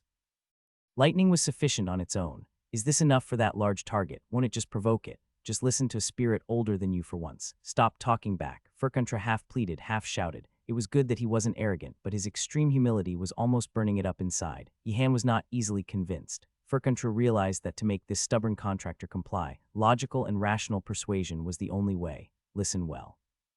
Lightning is the most destructive and wild among all elements. Coming from the spirit of lightning, that somehow sounds different. The other elements are not as straightforward to use for attacks. Yihan agreed with this. To use water elemental magic effectively for attack, several additions were necessary. Not only did the attribute of water require additional elements like sphere or spear, but it also needed the addition of control. But lightning is different. It possesses powerful destructive force on its own. But what about fire? There's no need to shape it, no need for complex aiming either, because as long as it hits, that's all that matters. Furkantra interrupted Yihan's words to continue with its own. That summoned creature was originally a common plant monster, but it became complex in nature due to students fusing it with various other monsters. However, this made it more susceptible to lightning. Think about it. Your current goal is to rescue the students it has captured, not to kill it, right? That's true. Then this lesser thunderbolt is enough. The moment it's struck anywhere, the creature will release all the students it's holding. The power of lightning makes the enemy shrink back. It won't want to keep fighting you. Having fed on enough mana, it'll flee when attacked. That's a convincing argument. Yihan was persuaded by Furkantra's logic. The age-old spirit was not to be underestimated. was similar to that Yihan knew. It involved only transforming the mana into the attribute and launching it. It had the power to paralyze the opponent. The difference was that caused more physical damage, and unlike an easily dodged or blocked curse, it gave no opportunity for escape. It was highly effective in the current situation. Understood, I'll cast it now. Finally, that took forever. Ignoring Furkuntra's comment, Yihan swung his staff and recited the spell. Strike down Furkuntra's thunderbolt. Well done. As Furkuntra watched the successfully launched lightning magic, it was about to praise Yihan, but then it belatedly realized something odd. The mana of the lightning attribute concentrated in the sphere was far more than it had expected. During the short time Furkuntra had been having a needless conversation with Yihan, Yihan had unconsciously gathered more mana. No, this can't be. While students from the Blue Dragon and White Tiger chased after the Vine Monster, students from the Immortal Phoenix and Black Tortoise acted more wisely. They set off to find Professor Garcia. Professor, over here. Fortunately, the students found Professor Garcia walking by. The Skull Principal was also floating by, and Professor Belatti was there too, but the students didn't even speak to them. Hurry, it's urgent. Everyone, stay calm. Professor Garcia swung her staff, and the shouting students instantly calmed down. The ground trembled, smoothly propelling Professor Garcia forward. Together with the students, they rushed like a whirlwind. Is this the right way? Yes, yes. Fortunately, the trail left by the Vine Monster had not yet disappeared. Professor Garcia spotted the Vine Monster fighting in the distance. Students from the White Tiger were surrounding it, swinging swords, but their efforts seemed ineffective. Instead, more students were being captured. Professor Garcia raised her staff, planning to immobilize the Vine Monster with a spell.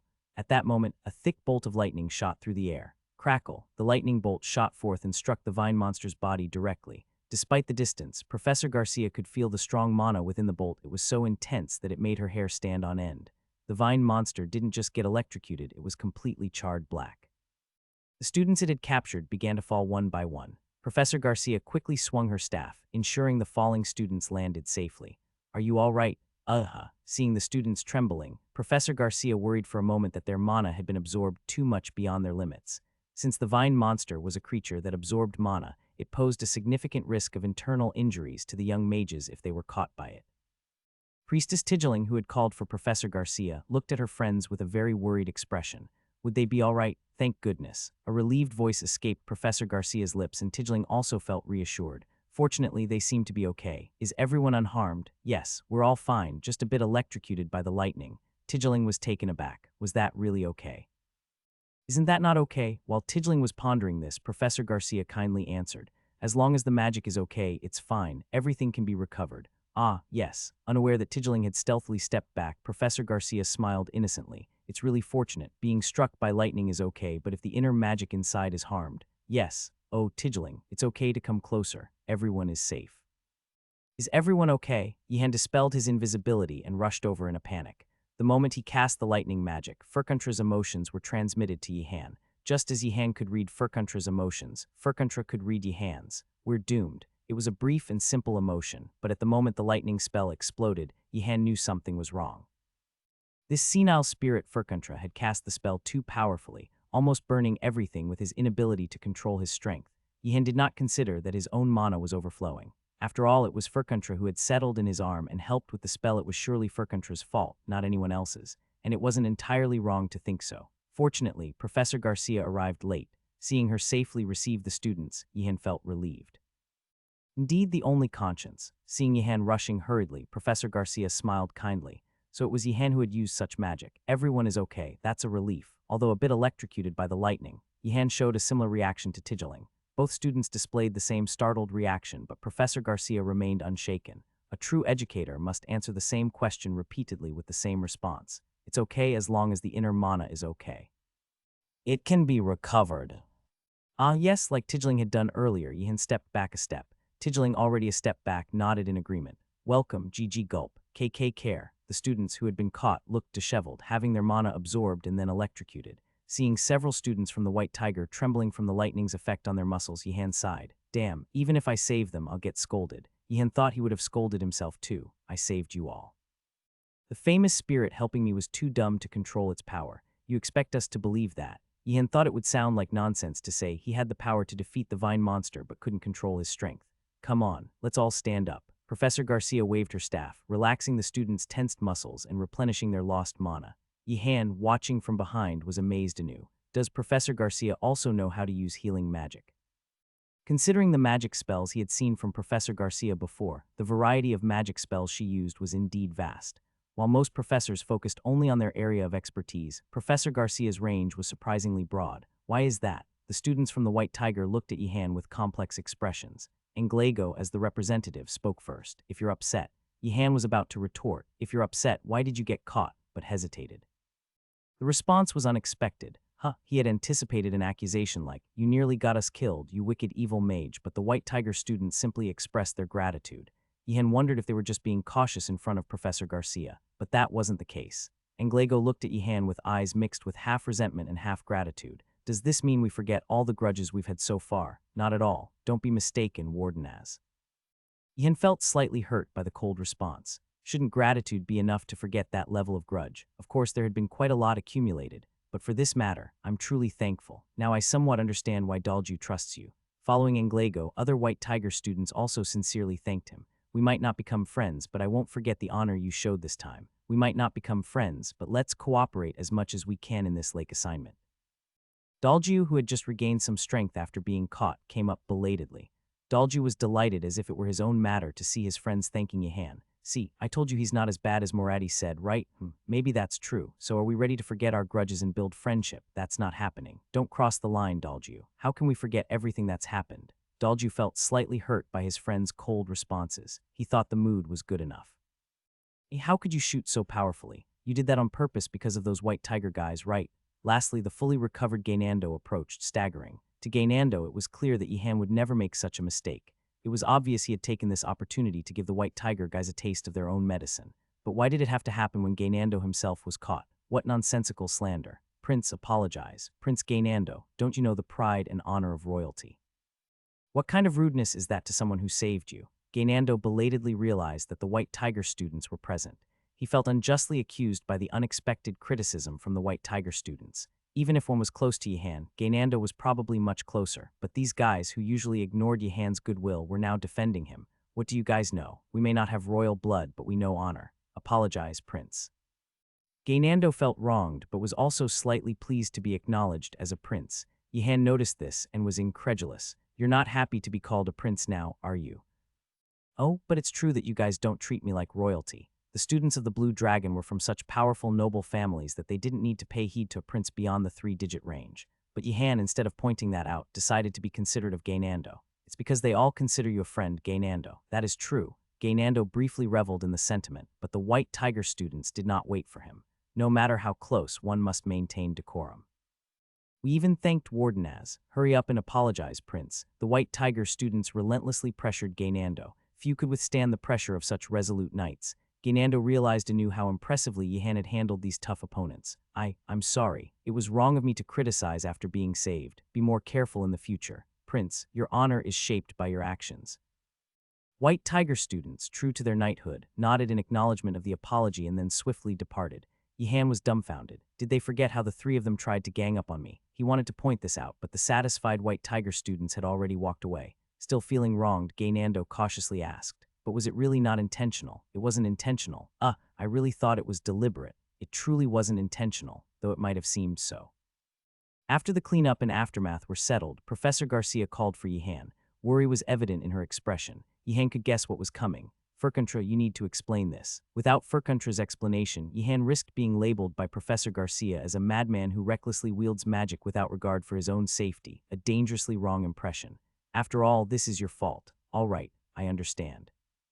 Furkantra felt just as wronged as Gainando, but accepted the responsibility. It wasn't without fault, after all. As long as Furkantra resided in Yihan's arm, it should have ensured that the mana was under control until the end.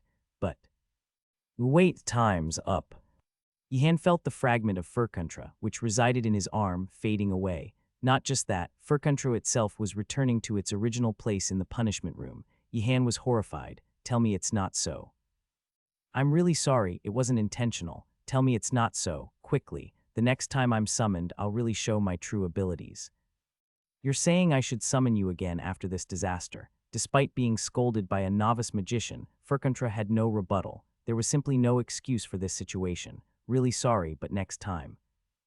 Furkantra disappeared. Professor Garcia, with a mix of concern and sternness in her eyes, addressed Yihan. Yihan, I couldn't speak earlier due to the commotion, but I think I need to say this. Lightning magic, like fire magic, is a violent and dangerous elemental magic that's hard to control. It's truly remarkable and astonishing that you've learned it on your own, but I'm really worried about you as a student. Professor, there's actually a deep story behind this. Yihan detailed the story of Furkuntra, carefully omitting and adapting parts like raiding Professor Ureger's botanical garden. But even as he spoke, Yihan was worried. Will he really believe such an absurd tale? What a stroke of misfortune. He believes it. Surprisingly, Professor Garcia believed him. She truly was a genuine professor, I see. After all, I didn't think Yihan, who is not a reckless person, would recklessly commit such a reckless act. It's sufficiently understood without emphasizing so much. That spirit is a bit incompetent and doubtful in ability. No, a spirit of that caliber can't be without ability. Probably the mistakes occurred because Yihan is such a unique contractor. Yihan, who respected Professor Garcia, found it hard to respect these words, too overly kind. Of course, there are malevolent spirits that seek to lead their contractors to ruin, but from what I've heard, this spirit doesn't seem to be one of those.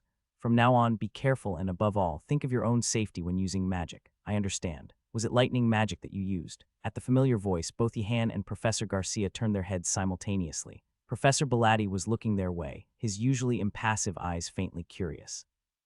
You seem to be under a misconception. The use of lightning magic was indeed correct. Damn. Professor Belatti, having seen the traces, couldn't have failed to notice. The professor had completed his assessment of the situation through the traces of the fallen monster and the faint remnants of the lightning spirit lingering on Yihan's arm. How interesting. Professor Belatti's head nodded ever so slightly as he muttered to himself, a sight more intimidating to Yihan than any ordinary monster. Just a moment, Professor Garcia interjected. Yihan felt a lump in his chest at the sight. Professor Bagrak, why do you ask about the lightning magic? What are you planning to do? It is necessary for my teaching. Wait, Yihan, are you attending Professor Bagrak's class? Professor Garcia, who initially intended to say that professor, quickly changed her words. However, Yihan had fully grasped what she had been about to say. Yes. Professor Garcia held her forehead. Professor Garcia was a true person of character who respected everyone at the Magic Academy, but this did not extend to classes. Several classes by a few professors always made Professor Garcia uncomfortable. One such class was Professor Belatti Bagrak's. To Professor Garcia, it was an excessively harsh and cruel class. It seemed absurd that freshmen should be learning such material. Rather than teaching how to avoid fights, teaching freshmen how to maintain composure and fight in extreme combat situations. Thankfully, the students did not attend those classes. As difficult as they were, every year the students would run away after attending just once. Thus, Professor Garcia had comforted herself, thinking, perhaps one day Professor Bagrak will realize and change his classes. Surprisingly, there was a student who was attending. Professor Belatti spoke as if asking why. I remember from the last time. What are you talking about? The fight with the anti-magic extremists. I told you then that I had taught it. Professor Garcia felt a flash of insight in her mind, the iron bead Yihan had used. At the time, she had been too preoccupied with the anti-magic extremists to think deeply about how that bead was handled. But on reflection, that was Professor Belatti's method. You have a talent for magic combat. Professor Belatti, did you teach him? Remarkable. It's not that surprising. On reflection, the conversation between the principal and Professor Belatti afterward had also been very meaningful. She had thought it was just a casual few words of teaching, but it turned out to be intensive training in the classes. Are you okay? Yihan hesitated at Professor Garcia's question. It was a "are you okay?" laden with too many meanings. What should he respond? He is fine. Professor Belatti answered for him. Both Yihan and Professor Garcia looked at Professor Belatti with astonished eyes. Wardenaz is successfully following the teachings. Following them, you say. Initially, Professor Garcia was shocked, then she understood. Sometimes exceptional talent could be a curse. That saying applied even in the current situation. Yihan's extraordinary talent had made him not give up and keep up with the class. Such a tragedy. Professor Belatti spoke as kindly as he could in his own way. I believe you now understand why I confirmed the manifestation of lightning magic. Just a moment, please. I understand that he's keeping up. Professor Garcia attempted a final resistance. It was genuine goodwill, but isn't it too hasty to move on to lightning elemental magic just because he's improved his spell? Shouldn't he first master other safer elemental magic? Professor Garcia's words halted, her face stricken with fear. Professor Belatti was faintly smiling. What? That's why I first had him learn water elemental magic. Already? Yes. There was a faint certainty in Professor Belatti's affirmation. Professor Garcia, as a fellow professor, could feel that emotion. Seeing that there is a student keeping up, I must be teaching correctly. It was that conviction. No, Professor Garcia screamed internally. Why, of all things, even if Professor Belatti's distorted world was changed later, the immediate priority was to protect this exceptional student. Professor Garcia persisted. Actually, many students easily manage to shape water, don't they? Is that so? Yihan, unaware of Professor Garcia's inner thoughts, was amazed. Somehow. It must be due to the nature of the water element, right? I don't particularly think so. From that perspective, shouldn't we expand the range into different shapes and become more familiar with the element before moving to the next stage, rather than just succeeding in shaping? Professor Belatti nodded. That's why I also let him discover the water shield magic on his own. Professor Garcia looked at Yihan in astonishment. Yihan felt somewhat guilty. Learning the water shield magic wasn't just about understanding it on his own, was almost akin to mastering elemental shaping. If he figured out the principles and rationale on his own, he could create any form. That level of self-discovery was significant. However, even if one masters shaping, the path to elemental control is long. At least the shaped water elemental magic should be controlled as naturally as manipulating iron beads. As Professor Garcia spoke, her heart sank seeing Yihan bow his head. Could it be? I also had him learn what you just mentioned. I stopped him from adding a rotational attribute. Professor Garcia had never imagined, not even in her worst nightmares, that Professor Belatti would say something akin to, "This is how I care for my student." This was more terrifying than any nightmare, and the most terrifying part was that Professor Garcia no longer had any means to persuade. With a dejected voice, Professor Garcia sadly said, "Please take good care of student Yihan. I always teach consistently, Professor Garcia." As the conversation between the two professors ended, Yihan also came back to his senses. Is this it? Isn't he going to intervene more? Professor, Yihan, do your best. Yihan felt like a cow being led to slaughter. He didn't know what would happen next week. Ominous. From now on, I should tell myself to check if other professors are around when asking for help from a professor. Hassan walked towards the black market with his friends. Let's treat ourselves this weekend. Do we really have to do this? Gaynando wanted to complain, but had to keep his mouth shut. He had already been scolded repeatedly for voicing his displeasure.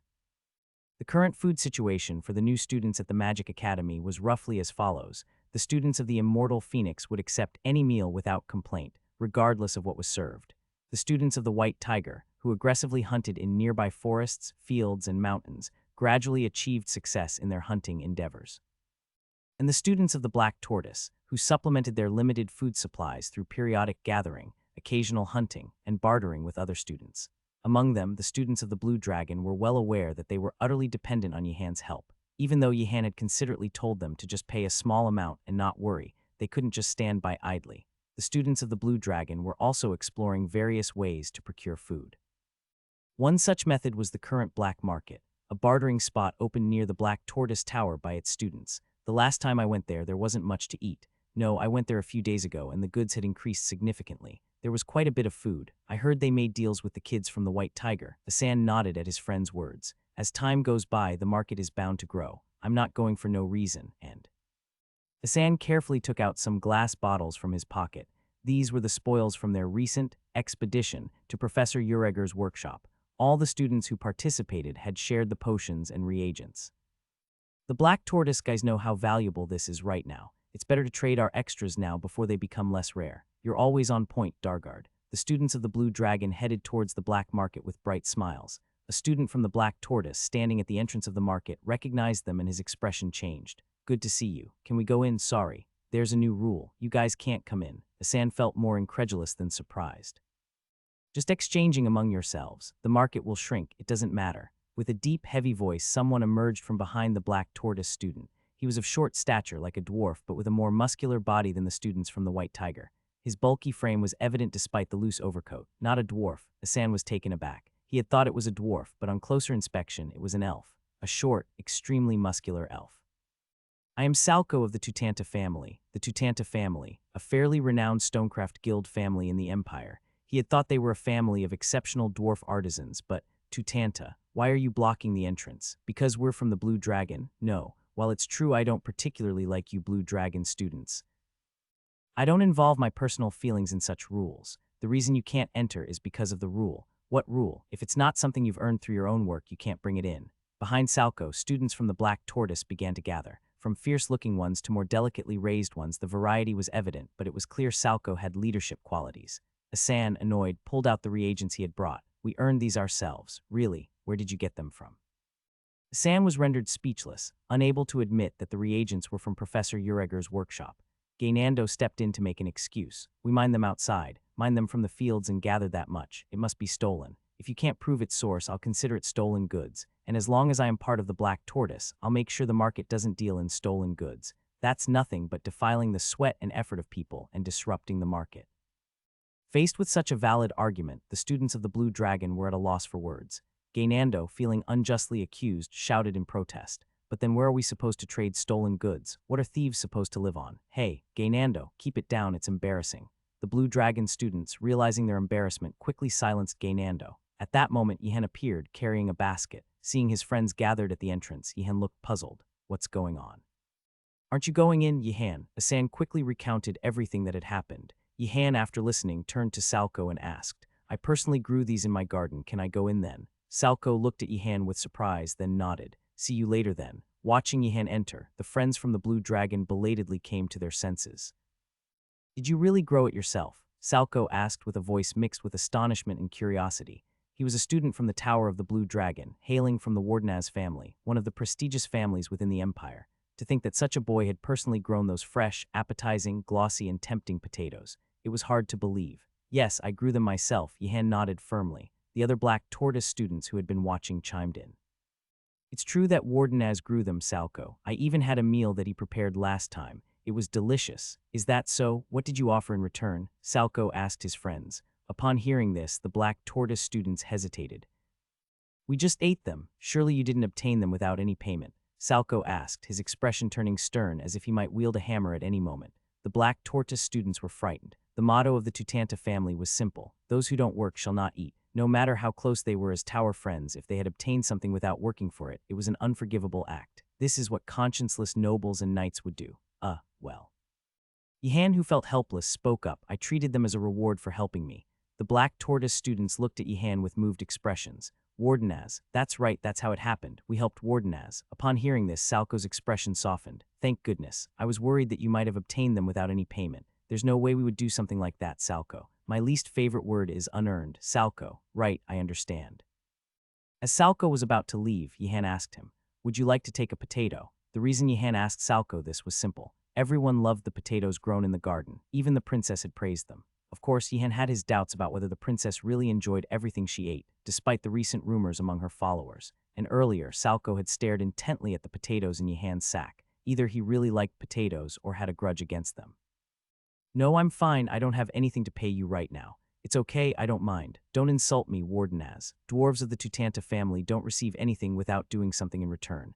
But you're an elf. Before Yihan could finish his sentence, Salco hurried away, as if staring at the potatoes for too long might tempt him. It's a tough time for thieves like me. Ratford, who had met Yihan, nodded his head and explained the recent events. Originally, the students from the Black Tortoise had diverse backgrounds, and they tended to gather separately and have their own fun. However, as time passed, individuals who stood out began to emerge. Why not Nilia? Yihan suddenly felt sorry for Nilia. Although Nilia had also given a lot to the Black Tortoise students, they didn't trust her as a leader, no matter how much they liked her. It was the opposite with Salco. Is it the difference between dark elves and elves? No, it doesn't seem to be because of that. Anyway, the followers of Salco increased, and at the same time, the black market operated by the Black Tortoise also grew in size. Students from the Blue Dragon and White Tiger, having heard the rumors, also started to come and exchange various goods.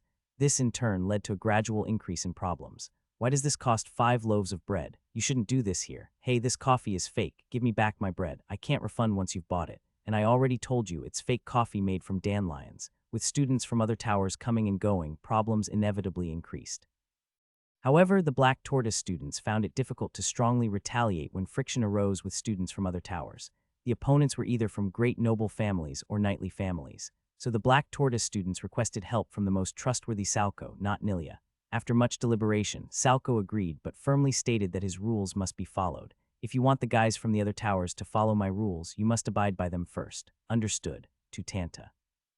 You must of course follow your rules. Remember, if you don't work first, you shouldn't eat. That's a good rule. The guys from the other towers will never abide by it. Likewise, dealing in stolen goods is prohibited. What's the matter? Any problems? None at all. Upon hearing the explanation, Yihan was furious. As always, because of a few troublemakers, good people suffer. Because of those White Tiger guys, thieves like you and me are starving. That's right. Ratford strongly nodded in agreement. It must be hard, Ratford, so what are you doing? I'm fine. I'm secretly selling stolen goods. Yihan was slightly impressed by Ratford's calm response. He was a professional thief after all, running a black market within a black market. Of course, since I can't do it openly, the scale has reduced significantly. Instead, I'm doing something else. Ratford pointed to a corner of the black market. Some black tortoise students were sitting there, doing something other than business. Look closely at this. There are 3 cards. One of them is the Emperor card. I'll flip and shuffle them. If you find it, you get double the money. Flipping 3 cards, shuffling them dazzlingly, and doubling the money if you find the Emperor card. It's gambling. Is gambling okay? Tutanta doesn't like gambling, but he has allowed it.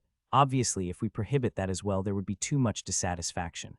When it came to the proportion of criminals, the black tortoise had the most. Thieves' guild, gambling guild, etc. Those backgrounds usually led to the black tortoise. Salco knew this and turned a blind eye to this money making through gambling, considering it labor.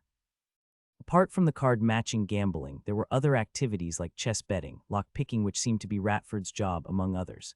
Is this some kind of adventurer's guild? Arg, my bread, my 3 days' worth of bread. Sorry, I tried to mix it up slowly.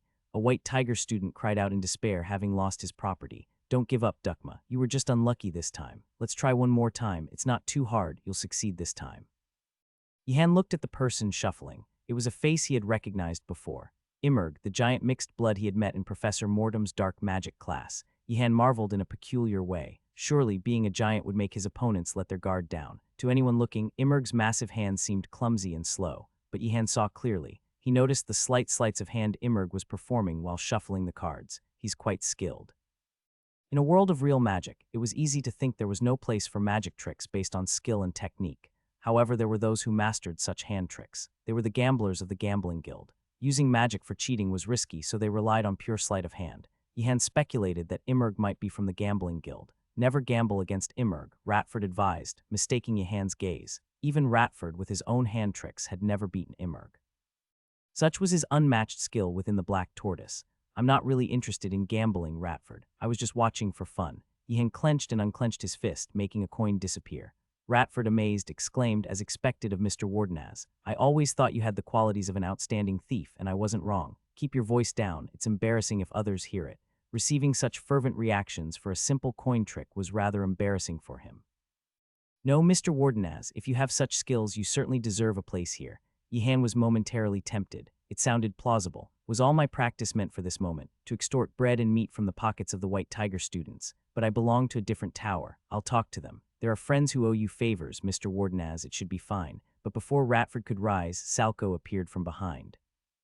Behind Salco, the black tortoise students stood like guilty culprits. Wardenaz, when I asked around, these friends here said they got food without paying anything. Damn these blabbermouths. Yihan cursed the black tortoise students internally. If you're going to deny it, at least stick to your story. Yihan was different. He was confident he could deny until the end of the world. I had no choice. Our family motto is, share food with the hungry.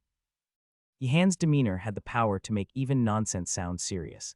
The listening students unconsciously nodded in agreement. Indeed, it made sense why Wardenaz was feeding his friends. I'm not blaming you, Wardenaz. It's not your fault. I came to apologize for my friend's mistakes. It was irresponsible behavior, typical of lazy nobles or violent knights. Salco bowed in apology, and the black tortoise friends hesitantly followed suit. Then students from other towers waiting outside the black market protested Salco's description. That's too harsh. Lazy nobles. You have no idea how hard the life of a noble is. Do you understand the heavy honor and responsibility we bear as knights? Same tower, but really unlucky to have them. For a moment, Yihan almost sided with Salco. Such shameless and conscienceless people. Salco blatantly ignored them. I'd like to make them pay for what they ate, but my friends don't have that much right now. There's no need to worry about that. The friends from the Blue Dragon meticulously recorded every single silver coin in the ledger, but he had no intention of doing the same for the black tortoise students. No, I'll pay instead. Yihan was surprised, offering to pay on their behalf. The Tutanta family must be quite wealthy. Being from a famous stonemason guild family in the empire, they certainly wouldn't lack funds. Yihan pondered how much to charge for the tomato vegetable stew he had prepared last time. I've heard rumors that you, Wardenaz, wander around the academy at night. Is that true? I don't know what absurd rumor you've heard, but that's completely false. Students from the Blue Dragon and White Tiger outside the black market were dumbfounded. Has that guy got a face of iron? It seems the Wardenaz family also trains in emotional control. Despite Yihan's denial, Salco resolutely continued his point. I have some information that might be helpful. Yihan spoke with a serious expression, stating, I truly have no intention of leaving. However, if it will ease your mind, I am willing to listen to that information. Salko, taken aback by Yihan's earnest demeanor, which was devoid of any hint of jest, wondered to himself, has he really never gone out at night? He then turned to another friend beside him, a fellow member of the Black Tortoise, who shook his head in warning, indicating that he should not be deceived. Curious, Yihan discreetly asked another friend, who had once eaten vegetable stew with him, what did Tutanta say? The friend responded apologetically, he said not to have a private conversation with you when he's not around. As a matter of fact, Yihan was not the only one sneaking out at night. Most students had gradually started venturing outside the tower. They had realized that merely sleeping through the night was not enough to survive in the academy. Whether it was for food, assignments, or even escape, they needed to roam the academy and seek out what they needed. Salko was no exception. You criticize me for sneaking around the academy at night, Yihan asked. I never criticized you, Salko replied incredulously. Realizing the truth in this, Yihan encouraged Salko to continue. Salko and his friends had been recently challenging themselves by exploring the third floor of the main building of the Magic Academy. This building, the largest and most mysterious of all, was said to contain secrets unknown even to the principal. The third floor constantly changed its layout, with corridors multiplying, staircases disappearing, and walls suddenly blocking the path. Salko, hailing from the stonemason guild family, had tenaciously found a way to access it to some extent. How do I get in? When the hours and minutes are odd, when the moon is cloudless, and when the staff is held in the left hand. You have to satisfy all of these conditions in order for the hallway on the third floor to open properly. The information isn't over yet. There's a being on the third floor that might be of help to you, Salko added. A spirit of lightning, perhaps, Yihan joked. Salko looked puzzled. No, it's not that. What kind of being is it? Yihan's curiosity was piqued. The academy was already filled with various magic beings, like troll, mixed blood, vampire, lightning spirit, etc., most of whom were not ideal for conversation. I can't say, Salko replied. I've sworn an oath not to reveal its identity. I see, so I should go and find out for myself, Yihan concluded. No. Finding that being is more complicated and difficult than entering the third floor corridor. I must accompany you. As you decide, I will lead you to that being in the corridor, Salko stated with the steadfastness of solid rock. However, Yihan was immediately skeptical. Is this a trap, he wondered, his doubts stemming from the unfair attacks he had endured from other students. After all, Salko was not known to be fond of nobles or knights. It was possible that students from the Black Tortoise, wearing masks, were lying in wait in the third floor corridor. Or perhaps Salko had chosen Yihan as a sacrifice for the being in the corridor. Why do you ask? Salko inquired, oblivious to the disrespectful suspicions harbored by Yihan. Aren't you breaking your oath by guiding me to that being? Yihan questioned. No, as long as I do not reveal its identity, bringing a new student is allowed. I double-checked this in the class, just to be sure. Yihan clicked his tongue inwardly. Salko was as diligent a student as he was, not someone Yihan could easily manipulate like Gaynando. Do you really believe this will be helpful? Yihan probed. On the honor of my family, I believe so. Though of course my judgment is not always correct, Salko replied, stroking his beard with the seriousness of a dwarf. Information is needed in any case, Yihan thought, nodding after a moment of contemplation. He could not afford to be choosy, whether it was cold or hot water, in finding the way to the stables located in the upper level of the main building. Fine, when do you plan to go? Tonight. On Saturday evening, when other students would usually be wrapped in blankets in the lounge, warming themselves by a cozy fire, holding a cup of steaming tea or coffee in one hand and a quill, chess piece, or card in the other, Yihan was ascending the dark staircase of the main building with Salko. It seems there are no others lying in wait, Yihan thought, vigilant for any ambush. It appeared that the Black Tortoise students were not following. Salko was armed with a staff in one hand and a hammer at his waist, which felt more menacing than the wooden swords carried by the students of the White Tiger. I asked the other students. Wardenaz, Salko said in a voice reminiscent of granite. What did you ask? Yihan inquired. About what kind of person you are. Yihan scanned the surroundings again, half expecting Salko to shout, Die, Wardenaz, your misdeeds end here, and for ambushing students to emerge. Fortunately, that did not happen. I heard you've been giving food to the other students, not just to everyone in the Blue Dragon, but to students from other towers as well. That's right. Charity is commendable, but I'd advise against it. Those who haven't earned their own keep, even if provided for, will not understand its value. Yihan found himself nodding involuntarily. The statement was too accurate. Salko was taken aback by Yihan's nod, not having expected someone of the Wardenaz lineage to agree without any argument. Do you understand? Salko asked. There's nothing incorrect about it. Those who don't work for themselves never understand the value of things, Yihan affirmed. Right, how could nobles or knights understand the sanctity of labor? They only know how to strut around, brandishing swords and acting superior, Salko remarked disdainfully. In my opinion, nobles and knights should fundamentally be sent to work the fields on farms. They learn swordsmanship as part of their education, so there's no reason they can't learn farming, he suggested. The two young laborers found strong agreement in this sentiment. After their conversation concluded, Yihan and Salko looked at each other with a newfound respect. Salko's rock-like face softened slightly. I think I may have misjudged you. I apologize, Wardenaz. Some students from the White Tiger said you were a heartless and bloodless evil mage.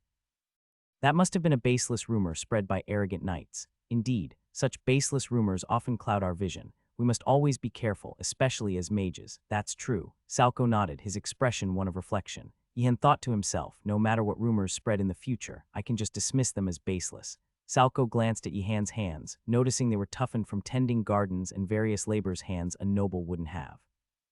Those with similar hands recognize each other. With this, Salko fully accepted Yihan. This made Salko curious. Why would a student like Yihan care for other lazy good-for-nothings? Wardenaz, I have a question. What is it? Why do you take care of your fellow tower students? Yihan was momentarily taken aback. Well, it's for the money. He did it for the money. He wouldn't provide breakfast and feed them for free. It was obviously for the money. However, Yihan thought it wouldn't be good to say it was for money, especially now that Salko held him in high regard. I do it because they are friends. This answer left a strong impression on Salko. He had thought the students followed Wardenaz because of his magic skills, but now it seemed there was more to it. I could never do that myself. But now I think I understand a bit about what you nobles call honor. It's not completely absent. Yihan pushed the ledger deeper into his pocket. Salko ever found out he might never trust nobles again. Leading the way through the third-floor corridor of the main building, Salko suddenly stopped and pointed to a statue. It was a statue of an unnamed mage. Though worn, faded, and partially broken, its beauty was breathtaking, almost too perfect to be human. How strange. Why does it seem familiar? Do you see how the statue is broken, Wardenaz? Salko asked, pulling out a hammer. Yihan stepped back, resting his hand on his waist, and nodded. I repaired this statue before. I couldn't just stand by and watch a broken statue. He's a workaholic, but Yihan understood. Just as Yaner wants to water plants she sees, Nilia wants to hunt prey she spots, and Yihan feels the urge to bend over when he sees a professor. Salko had his own professional urges. But it's broken again? Yes, this statue keeps breaking, even after being fixed. And that's the secret to opening this hidden door. Carefully, Salko began to repair the broken statue. As he did, a rumbling sound echoed in the darkness, and the statue rotated once. Simultaneously, a hidden passage opened. Go inside, Wardenaz. From here you must go alone, to Tanta. I trust you. I know, that's why you came this far. I really do trust you. Why do you repeat that? Unaware that Yihan was reading his reaction, Salko tilted his head in confusion. Had a new student arrived? Inside the passage, there was a statue that looked like a mixture of several animals. Welcome. I am the statue of the Forgotten Beast. I have been in this academy for a very long time. Student who repaired the statue and entered, will you swear not to speak of my identity to others?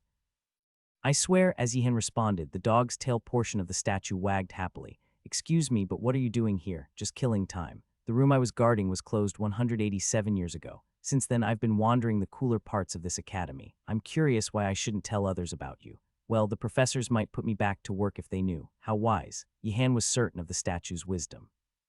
When the professor forgot one's existence, it was a rule to quietly lie low and keep still.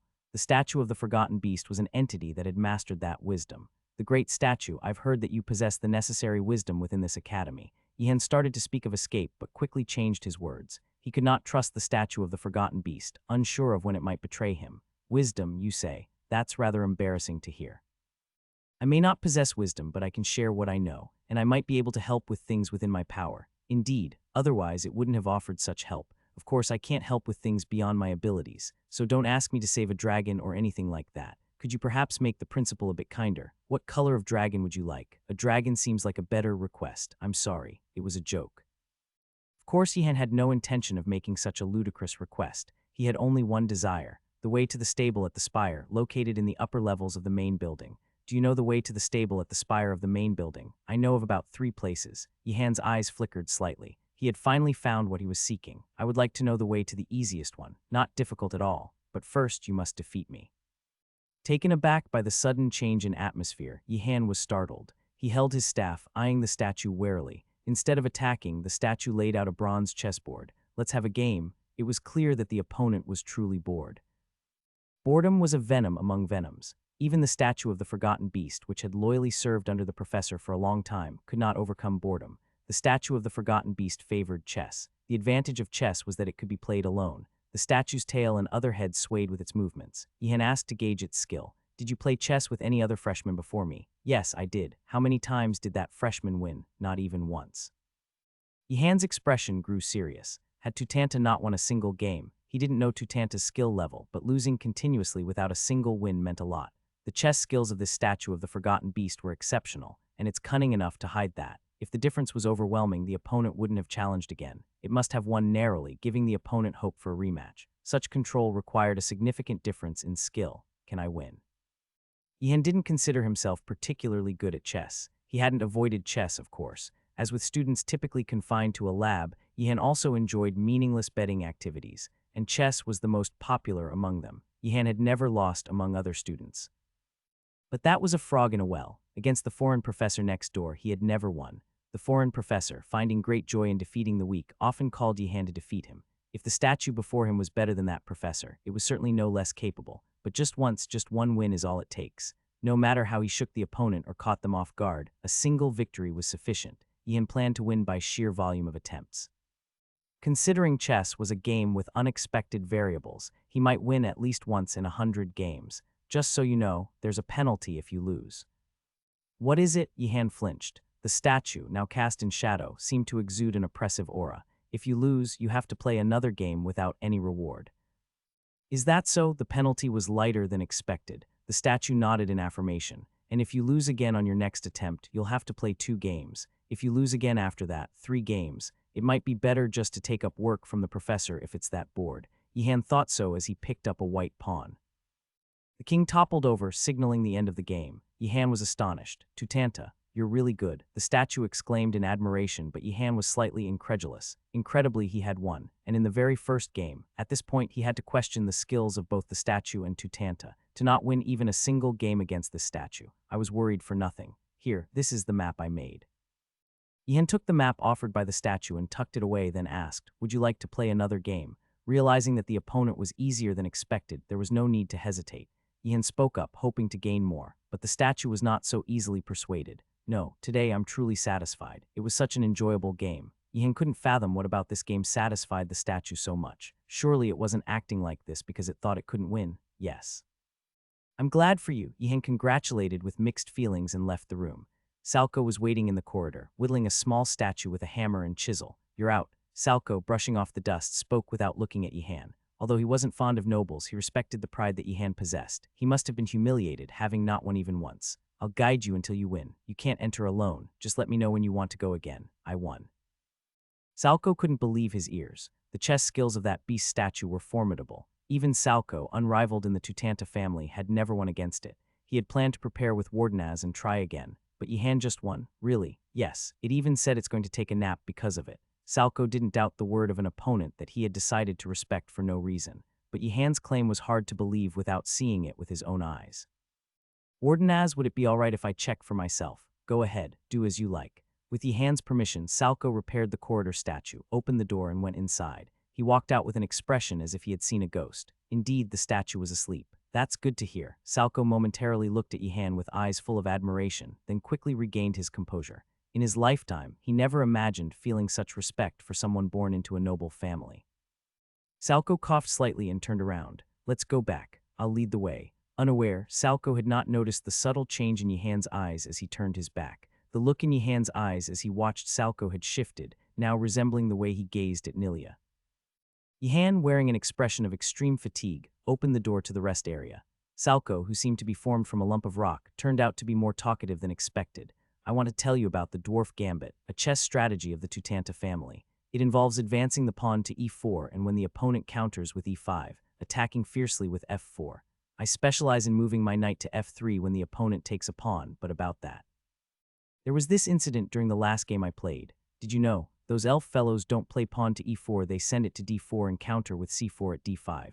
Mad, I tell you. All the way back, Salko had been incessantly talking about chess. Yihan was not someone who dedicated his life and passion to chess like Salko.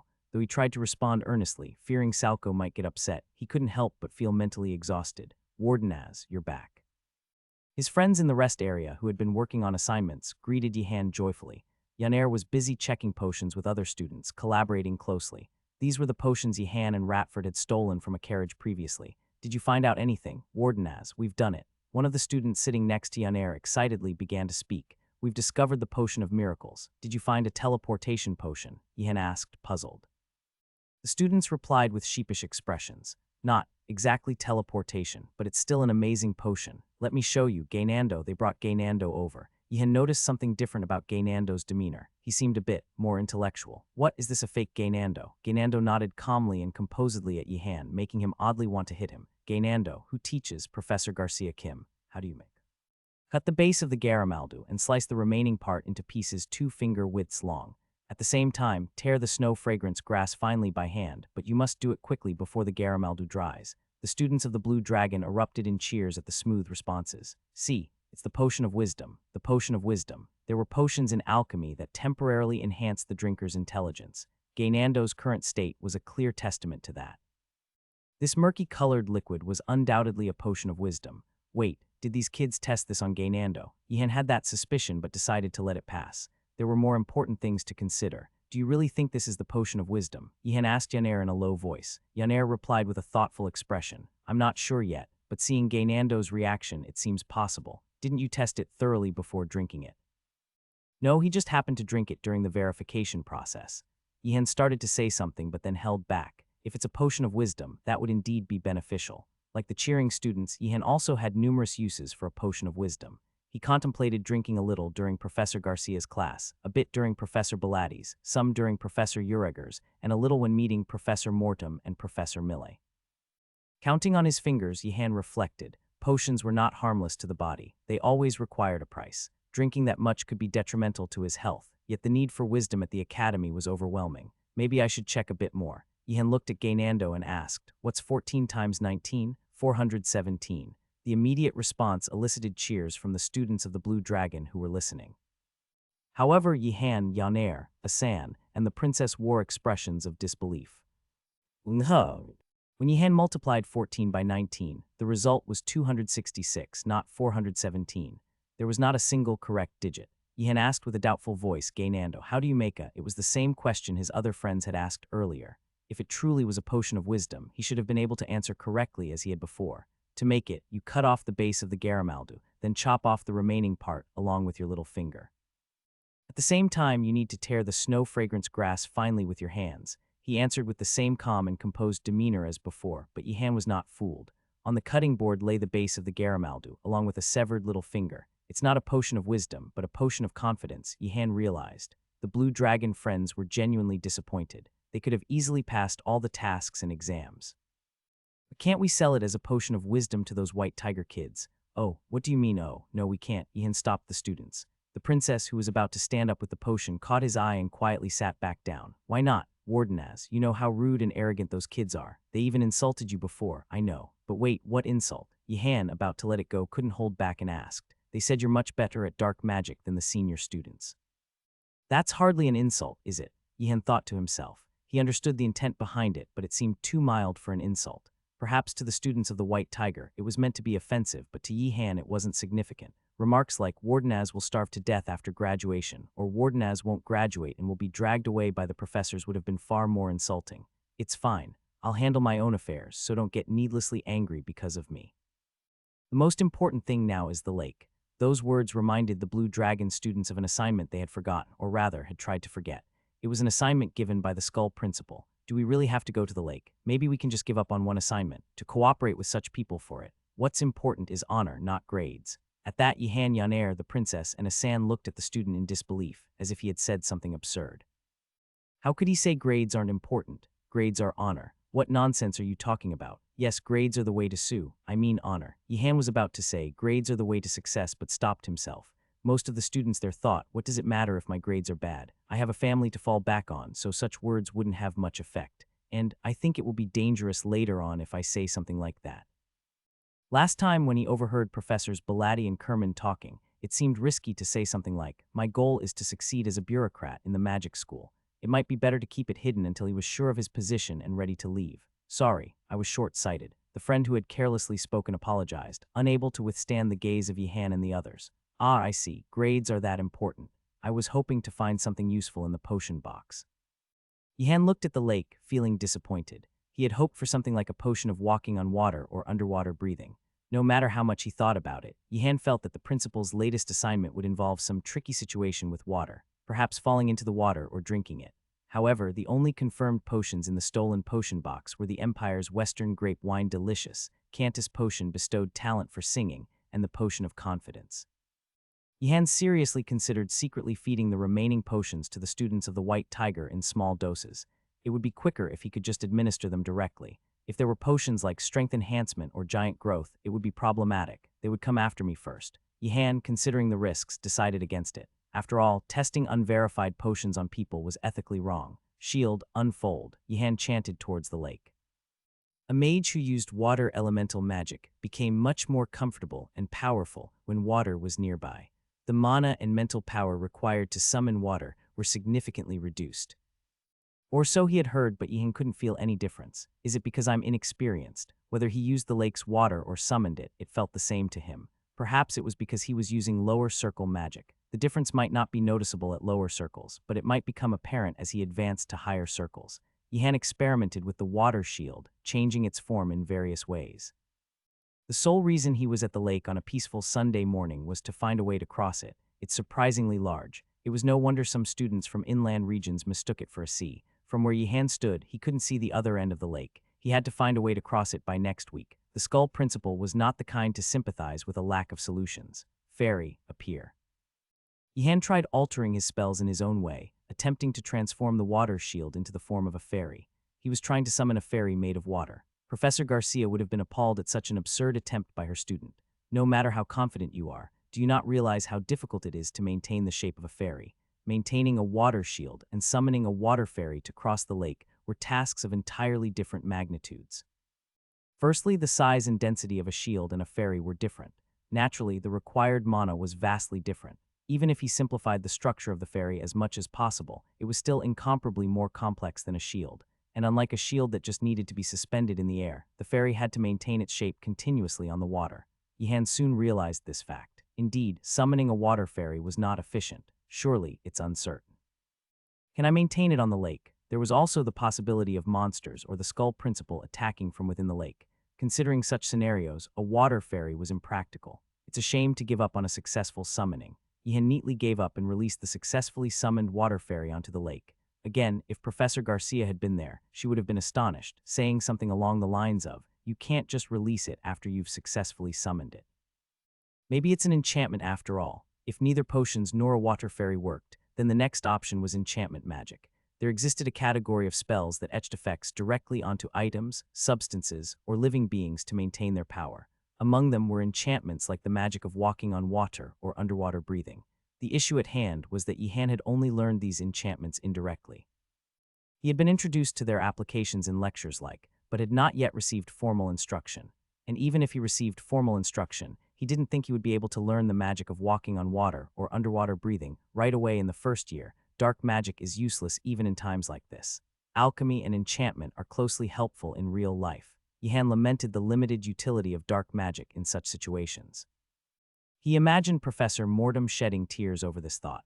The lightning spirit is equally useless. The ice spirit controlled by Professor Ureger helps with storing food ingredients and reagents. In times like this, it would have been possible to make a road by freezing water. These thoughts led Yihan to believe that Furkantra might also feel overwhelmed. In some ways, magic is very weak. Be careful, don't worry, let's push it slowly.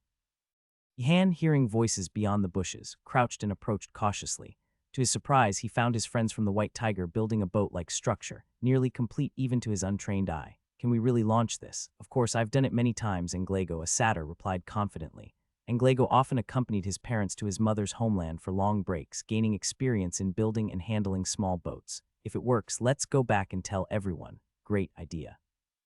What if we find a way to the island? That's brilliant. Moradi would love it. Anglego nodded. It was nice to be admired by Moradi and other students, but more than anything, he was thrilled at the thought of Wardenaz, a master of all malevolent magic, looking at him with a mix of respect and resentment.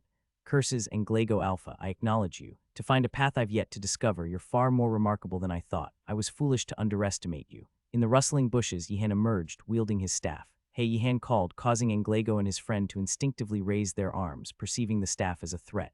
This is cowardly. Anglego felt unjustly aggrieved, so much so that his horn trembled. They had worked tirelessly on the boat, even giving it the name Baphomet. Desiring to confront Yihan but recalling the magic he had previously demonstrated, they hesitated. Yihan's staff could swing faster than any sword they might draw. My boat, to take my boat like this. Don't move, Yihan warned, then regretted it, realizing his inadvertent threat. He had initially approached the White Tiger students to ask them how they planned to sail and how they would find their way, not to intimidate them. But suddenly, the White Tiger students raised their arms as if they had encountered a robber, and Yihan suddenly said, "Don't move," without even realizing it. Actually, never mind. Yihan lowered his staff, reflecting on the power of habit. There seems to be a misunderstanding, Yihan clarified. I didn't come to steal your boat. I merely wanted to see how you were getting on. Is that really so? But you threatened us with your staff, saying you'd curse us if we didn't hand over the boat. Anglego, mid-sentence, realized that Yihan had never actually made such a threat. It was a misconception born from his panic. There was a misunderstanding, the two students from the White Tiger acknowledged, lowering their arms obediently. Yihan, pretending to overlook their earlier reaction, nodded. So you came out here because you're interested in the boat I made. Yes, that's right, but Yihan began, then paused, looking at Anglego with newfound curiosity. This was the boat Anglego had made. It might be more dangerous than one made by Gainando, he thought to himself. Why? Anglego, oblivious to Yihan's unspoken skepticism, asked in confusion. I thought it was a well-made boat, he remarked. HMPH, don't flatter me, came the gruff reply, as Anglego tried to hide his pleased expression. Inside, Yihan sighed. The fact that this fairy is the best option saddens me. Without the ability to learn the enchantment immediately or become friends with the ice spirits, the fairy was the only option left. He had no choice but to check it out, however begrudgingly. How many can it carry? 20, easily. Anglego's confidence only served to heighten Yihan's concerns, especially considering the small fairy seemed barely capable of carrying 10. Good timing. Now that you're here, Wardenaz, try boarding it. Yihan struggled to remain composed, his already cool demeanor turning colder. Anglego flinched at his expression. Did I speak too harshly? Before that, I'd like to see you row it alone. It won't be as easy with others aboard. Anglego reacted enthusiastically to Yihan's words, quickly climbing aboard the ferry after tossing aside his coat. Watch this. He skillfully began rowing with well-carved oars in each hand, the sail-less ferry gliding smoothly over the lake's calm surface. Anglego's friend watched in admiration. Impressive, Anglego. Gliding as if he owned the lake, Anglego seemed truly free, evoking a sense of liberty in the White Tiger students, a feeling long forgotten. It was as if they were not at a magic academy, but on some tranquil, beautiful lake. The boat doesn't leak. While the friends from the White Tiger were lost in the feeling, Yihan coolly analyzed the situation. The ferry didn't leak, and after more than 10 minutes on the lake, there were no attacking monsters or skull principles. It seemed safe. What do you think, Wardenaz? Do you acknowledge Anglego's skill? Sorry, but not yet. Why not? Anyone can row alone. But can he do the same with another on board? Provoked by Yihan's challenge, Anglego's friend shouted, Anglego, Wardenaz is asking if you can show the same skill with me aboard. Of course. Anglego quickly brought the ferry back to shore and shouted as he took his friend aboard, Watch this, Wardenaz. Let's see. It's impossible to row the same with another person aboard, Yihan taunted. Anglego, reacting effectively to the provocation, rowed even more vigorously than before, his muscles swelling with effort. For over 20 minutes, Yihan goaded Anglego with comments like, still unsure, anyone can do this for a short time, and your true skill might soon be revealed. Having confirmed what he wanted, Yihan nodded. Perhaps I can befriend these White Tiger folks after all. Huff, huff, huff, see, my skill. Yes, I admit defeat, he acknowledged. Upon hearing Yihan's words, Anglego wanted to shout for joy but was too exhausted to do so. He could only pant heavily, lying sprawled on the grass. After a considerable rest, Anglego finally regained enough strength to stand. Then let me ride it too. You too, Anglego let out a weak voice unintentionally, revealing his fear after several strenuous efforts at rowing. Seeing his hesitation, Yihan offered simple encouragement. Surely you're not lacking confidence. Get on. With a sudden burst of energy, Anglego leaped up and boarded the ferry. His friend Dukma asked with a worried expression, wouldn't it be better if I got off? Dukma, don't you trust me? I'm sorry, Anglego, I have disrespected your honor. Let's get moving. Yihan spoke in a disinterested voice, indifferent to the knight's display of friendship. First, to ascertain the island's location. Now that he knew the ferry was reasonably safe, his next objective was to locate the island and secure a path to it. Anglego gritted his teeth and began to row. Once again, the ferry slid over the surface of the lake. Yihan frowned, concentrating on observing the surroundings. If only I had a telescope, it would have been much easier with an artifact or magic. A memory of what Arlong had told him came to Yihan's mind. A master swordsman uses mana to activate and enhance their physical abilities. While not as refined or systematic as magic, this power is more than sufficient in a life or death melee. If this was true, perhaps it was possible to enhance his vision with mana. Yihan gathered his mana. He was not yet able to circulate and control the mana within his body to strengthen a single organ. However, Yihan had an abundant supply of mana to squander. He released the mana throughout his body, focusing it on his eyes, temporarily enhancing his vision. The two students beside him panicked as Yihan suddenly emitted a fierce aura. They had forgotten something. They were on a lake, a perfect place to dispose of a body. In a rush, the two white tiger students grabbed their wooden swords, fearing for their lives. That's when Yihan exclaimed, "Found it. I've located the island." "What? How did you find it?" And Glago was astounded. Even when building the ferry and after setting it afloat, they had not found any trace of the island. They had thought it impossible to venture further without taking undue risks. Lucky, I suppose. But why are you holding your wooden swords? It was just a reflex, being startled by your sudden shout. Seems you're more scared than I thought. The white tiger students were almost in tears. It was your sudden outburst of mana that startled us. Yihan meticulously recorded the direction. Let's head back. Now that we've confirmed the direction, we can return later. All right, got it. Englago was inwardly relieved. His muscles had been screaming in protest for a while. Fatigued, Englago clumsily missed a stroke with the oar. What's that? Startled by the sensation of something soft struck by the oar, Englago flinched. Splash. And soon he would discover what he had hit. From beneath the lake's surface, a bulging mass of water emerged, shifting its shape. The presence of a spirit was palpable. It was a water spirit. With a hiss, the water spirit launched sharp spikes of water. Yihan kicked Dukma's back, knocking him over just in time. The water spikes narrowly missed Dukma's head. "I'm sorry, Wardenaz. It was me. I disturbed the water spirit." "Englago, what have you done?" Dukma, who had fallen forward, cried out in shock. Angering a water spirit on the lake was an unbelievable mistake. No, it doesn't seem angry. Unlike the panicked duo, Yihan coolly observed the spirit. Although fierce, it was much weaker compared to spirits like Furkantra. Lacking sophisticated communication abilities, it clearly wasn't a high-ranking spirit. The emotion emanating from the spirit was fear. Yihan couldn't understand why the water spirit was afraid of them. Was it really scared just because it was hit by an oar? Damn. Yihan cursed under his breath, realizing the truth. The culprit wasn't Englago, it was Yihan himself. His earlier rampant release of mana to find the island had terrified the spirit in the water. Wish, wish, wish. The frightened spirit, trying to drive Yihan away, shot more water spikes. The white tiger student screamed at the chilling attack, but Yihan, without even blinking, countered effortlessly with his staff. The water beads erupted from the lake, intercepting the spikes with dull thuds. At first glance, it seems threatening, but it's not really that strong. The white tiger students were deceived by its appearance, but with calm reactions, they could have easily avoided or blocked the attacks. To Yihan, who had blocked Professor Baladi's attacks countless times, the spirit's spikes were no longer a threat. This guy. Englago was more amazed by Yihan than the angered spirit. It was unbelievable that they had entered together and learned together. What kind of training did the Wardenaz family provide to turn someone into such an emotionless fighting machine? Yihan turned his head and looked down expressionlessly at Englago. Even as the water spikes flew menacingly, Yihan parried them without looking, making Englago's heart sink. "Pull yourself together and get up. I need your strength. Are you not blaming me?" Yihan was momentarily puzzled. He thinks it's his fault. Englago mistakenly believed that the water spirit's behavior was due to him hitting it with an oar. Such a misconception. You are at fault, but anyone can make mistakes. There was no need for Yihan to correct him. What matters is how you act afterward. Englago was moved without realizing it. To think that there would come a day when he would be so touched by the words of Wardenaz. "All right, leave it to me." Englago drew his sword and stood up. Yihan then asked, as if wondering what he was doing. "What are you doing?"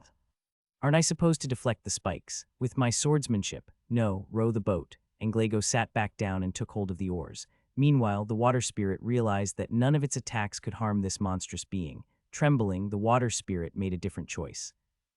Wait, Yihan, realizing too late, tried to intervene urgently, but the water spirit had already begun summoning its companions. Shield, expand. Instead of water beads, Yihan spread out a broad shield. The frightened water spirits began targeting not Yihan, but the fairy itself. Cowardly spirits. Yihan vowed never to let his guard down again in the face of water spirits.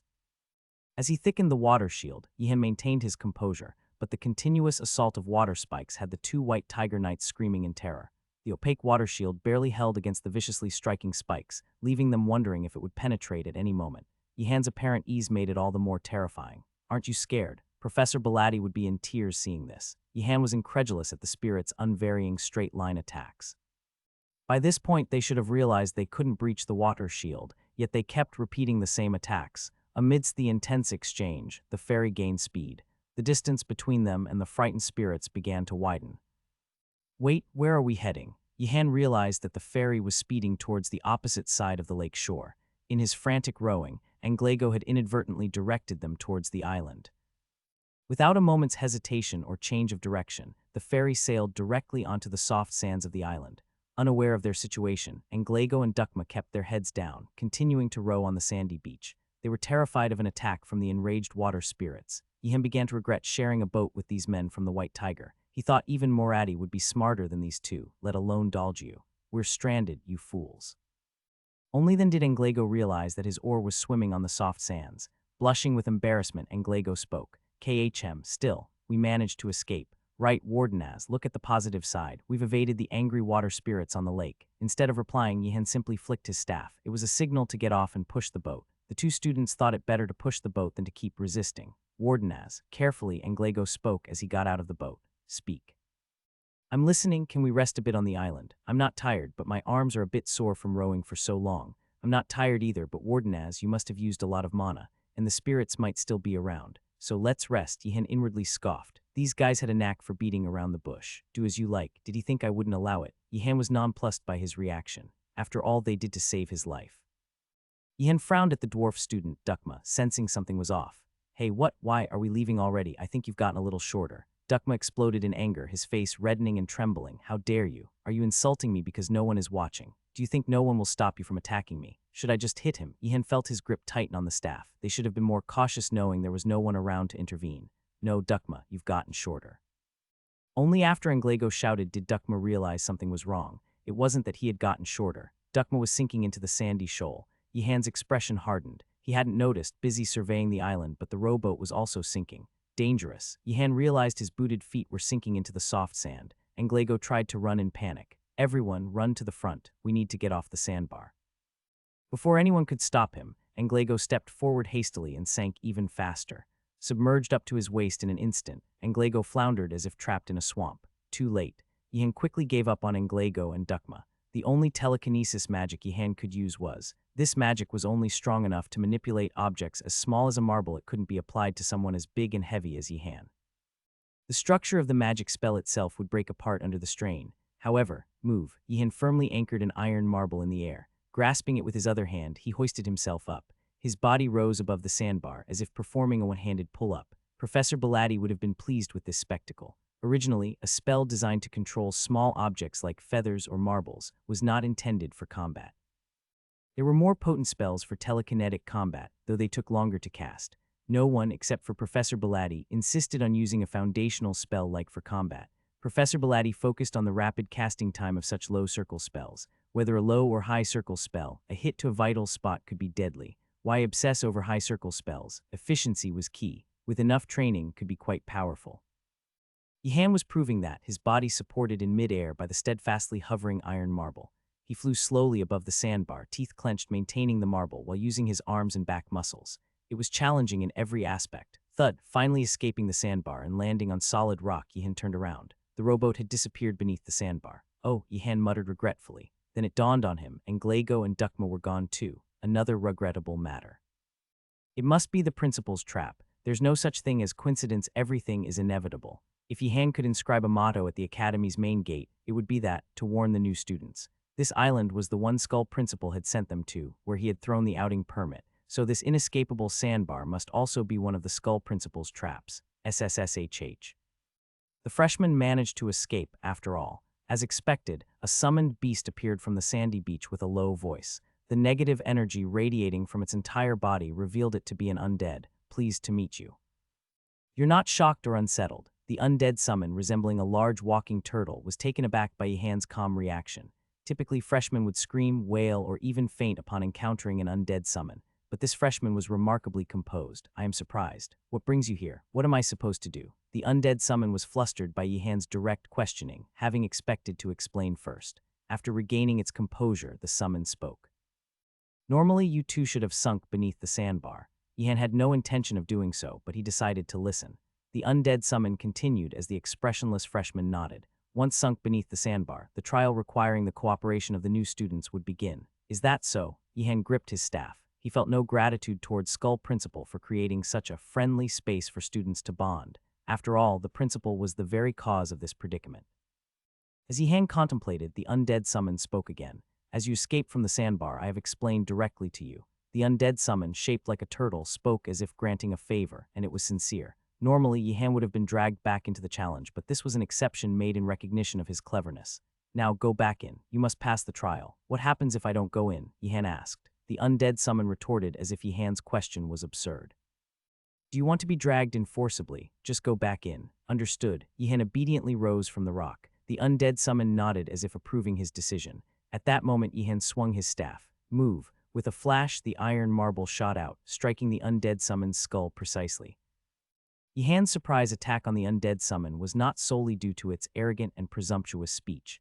It's hard to trust those two. If it had been Dalju, Yihan might have chosen to go under the sandbar. But with those two, it seemed insane to comply readily. It appeared more viable to seriously ambush and overpower the undead summon. Thump, a dull sound accompanied the shattering of bones. However, naturally, the undead summon, being not alive, didn't fall from a mere skull fracture.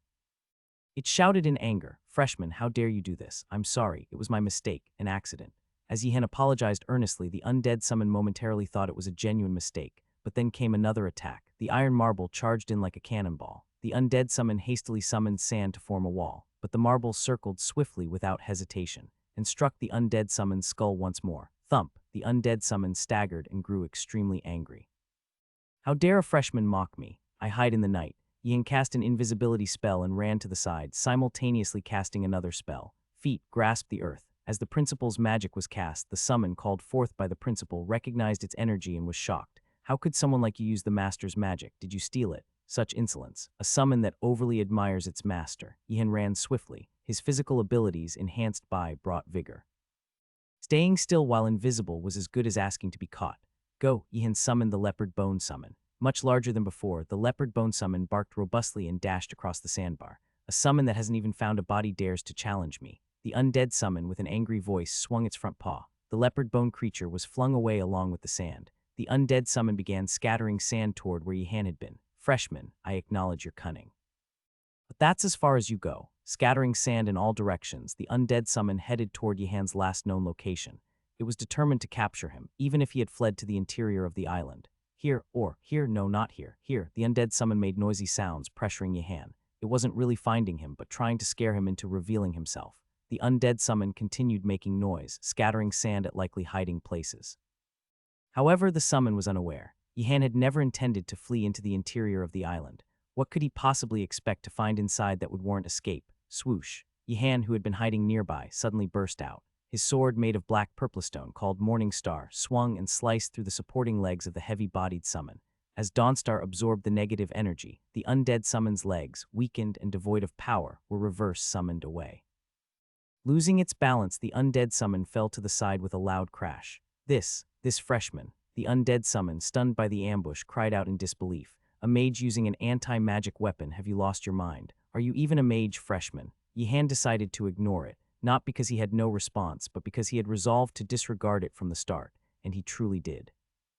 Anti-magic weapons, weapons imbued with the power to absorb or disperse mana. Such weapons were commonly used by swordsmen who often faced mages, or by the anti-magic extremists of the Empire. At the very least, they were not meant for freshmen at a magic academy. But the one who gave this to me was the principal of the academy, Yihan thought to himself, quickly justifying his possession of the weapon. He swung the sword again with renewed vigor. Curses. Why would the master admit such a freshman to the academy? This insolent brat should be expelled immediately. Yihan almost retorted without thinking, your master taught me this way. It was dangerous. This thing is quite adept at manipulating people. Indeed, as if to prove it's not just someone's summon, it was skilled at manipulating the enemy's emotions. Crack, the undead summon, slashed twice by the Morning Star, had lost a significant amount of mana. Even a powerful undead summon wasn't immortal. Depleting all its mana would inevitably lead to it being unsummoned. Realizing that its opponent, despite being a freshman, fought with a crazed proficiency, the undead summon changed its strategy. It started to surround itself with summoned sand, forming a kind of armor. I will no longer consider you a mere freshman. In the name of my honorable name given by my master, Jorvan II, I shall defeat you. It had a name? Yihan pondered. Usually a summon with a name meant it was well crafted. He slightly regretted not being gentler, thinking maybe I should have gone easier on it. Show yourself, mage. If you do not reveal yourself immediately, know that I have plans of my own. Yihan, of course, ignored this and increased the distance between them. Jorvan II struck the ground with its forepaw, and cones of sand began to form in the air. I warned you. Jorvan II's strategy was simple. It created a barrage of sand projectiles around it to prevent Yihan from approaching. Although a single hit would be enough to break bones, Giorvan II no longer considered its opponent a mere freshman and showed no mercy. As the sand cones flew, shattering the surrounding bushes and twigs, Yihan had no choice but to retreat even further. I need to inflict more damage before it recovers. Delaying the fight was to the summon's advantage. Yihan reconsidered his strategy. Beads of iron or water lacked destructive power, and lightning magic, while powerful, was ineffective against the sand armor. Rotating it like I did last time, it's too risky. He won't wait for that. A way to startle the solidly entrenched opponent, to disrupt its magic and create an opening. Did Yihan have such a method? Actually, he did. He had been warned by professors and spirits alike not to use it because it was dangerous. But a situation like this was something neither professors nor spirits could have anticipated. Blaze forth, what was he thinking? As Yihan cast a first circle fire ignition spell from behind, Giorvan II started to turn its head in disbelief. What could you possibly achieve with such a candle flame? But when Giorvan II turned its head, the flame that met it was significantly larger than a mere candle. Cough, Anglago and Dukma coughed up a mix of sand as they crawled across the sandy beach. Moments ago, they had been dragged into an unknown dungeon and buried up to their necks, only to suddenly reappear on the beach. Their mouths were dry and gritty, as if they had swallowed sand in the process. What happened? To Wardenaz. From afar, Yihan staggered towards them. Wardenaz appeared in a state utterly unlike his usual self, disheveled and unkempt. His hair was a mess, and one arm, seemingly injured in a fight, was braced with a splint. This only made his typically shadowy face seem even more expressionless and cold. Anglago was more shocked than when the Skull Principal had appeared on the mountain at midnight. What could have possibly happened to Wardenaz? How did someone manage to inflict such damage on him? Wardenaz, are you all right? Stay away from me. Yihan grimaced as he spoke. It was never a good idea to let foes, especially weakened ones, get too close. However, the students of the White Tiger seemed to misinterpret his intent. We're fine. We won't back down like before. We're here to help. Watching the figures hustling across the sand, Yihan considered striking first. No, it's better to keep at least one of them around, considering what might still be on the island. What happened? Yihan gave them a brief explanation about Giorvan II, the summon of the Skull Principal, who had been lurking in the sinking sands. He remained vigilant, ready to strike first if any of the White Tiger students reached for their weapons. But Anglago and Dukma foolishly didn't seize this perfect opportunity for revenge. They were truly naive. Wardenaz, let me take a look at your arm. I'm an expert in such matters, Dukma said earnestly. Students from knightly families generally knew basic emergency treatment and bone setting. Dukma, particularly skilled in this area, had even joined the Magic Academy to specialize in healing magic. I've already taken care of it, Wardenaz replied. Wardenaz, among the students of the White Tiger, no one is better than. Wait, you really did a good job. Dukma, intending to persuade Yihan, ended up convincing himself instead. The first aid was indeed impeccably done. But why was Wardenaz, not of a knightly family, so proficient? There might still be something lacking. Let me check. Why bother, Dukma? If you undo this fine splint, it'll only cause more trouble. Anglago halted Dukma, who was persistently trying to help but eventually gave up and stepped back. Yihan withdrew his arm and glared coldly at Dukma. Indeed, one could never let their guard down around the students of the White Tiger. Wardenaz, did you defeat that undead summon? Yes, Anglago and Dukma couldn't hide their astonishment. They had suspected, but now it was confirmed. Yihan had single-handedly defeated the summon placed by the Skull Principal on the sandbank. So that's why his arm was broken. It must have been an intense battle. They imagined the scene in their minds. Yihan of the Wardenaz family, a first-year student who had mastered various secrets of dark magic. On the other side, Giorvan II, the undead tortoise serving the Skull Principal, master of the sandbank. A fierce exchange of dark magic beyond their wildest imaginations must have taken place. As they surveyed the surroundings, the extent of the battle's ferocity was evident. From the trees to the bushes, everything lay in utter disarray. Truly impressive. Anglago stared intently at the burnt remains nearby. The extent of the damage, from the ground to the fallen trees, was extraordinary.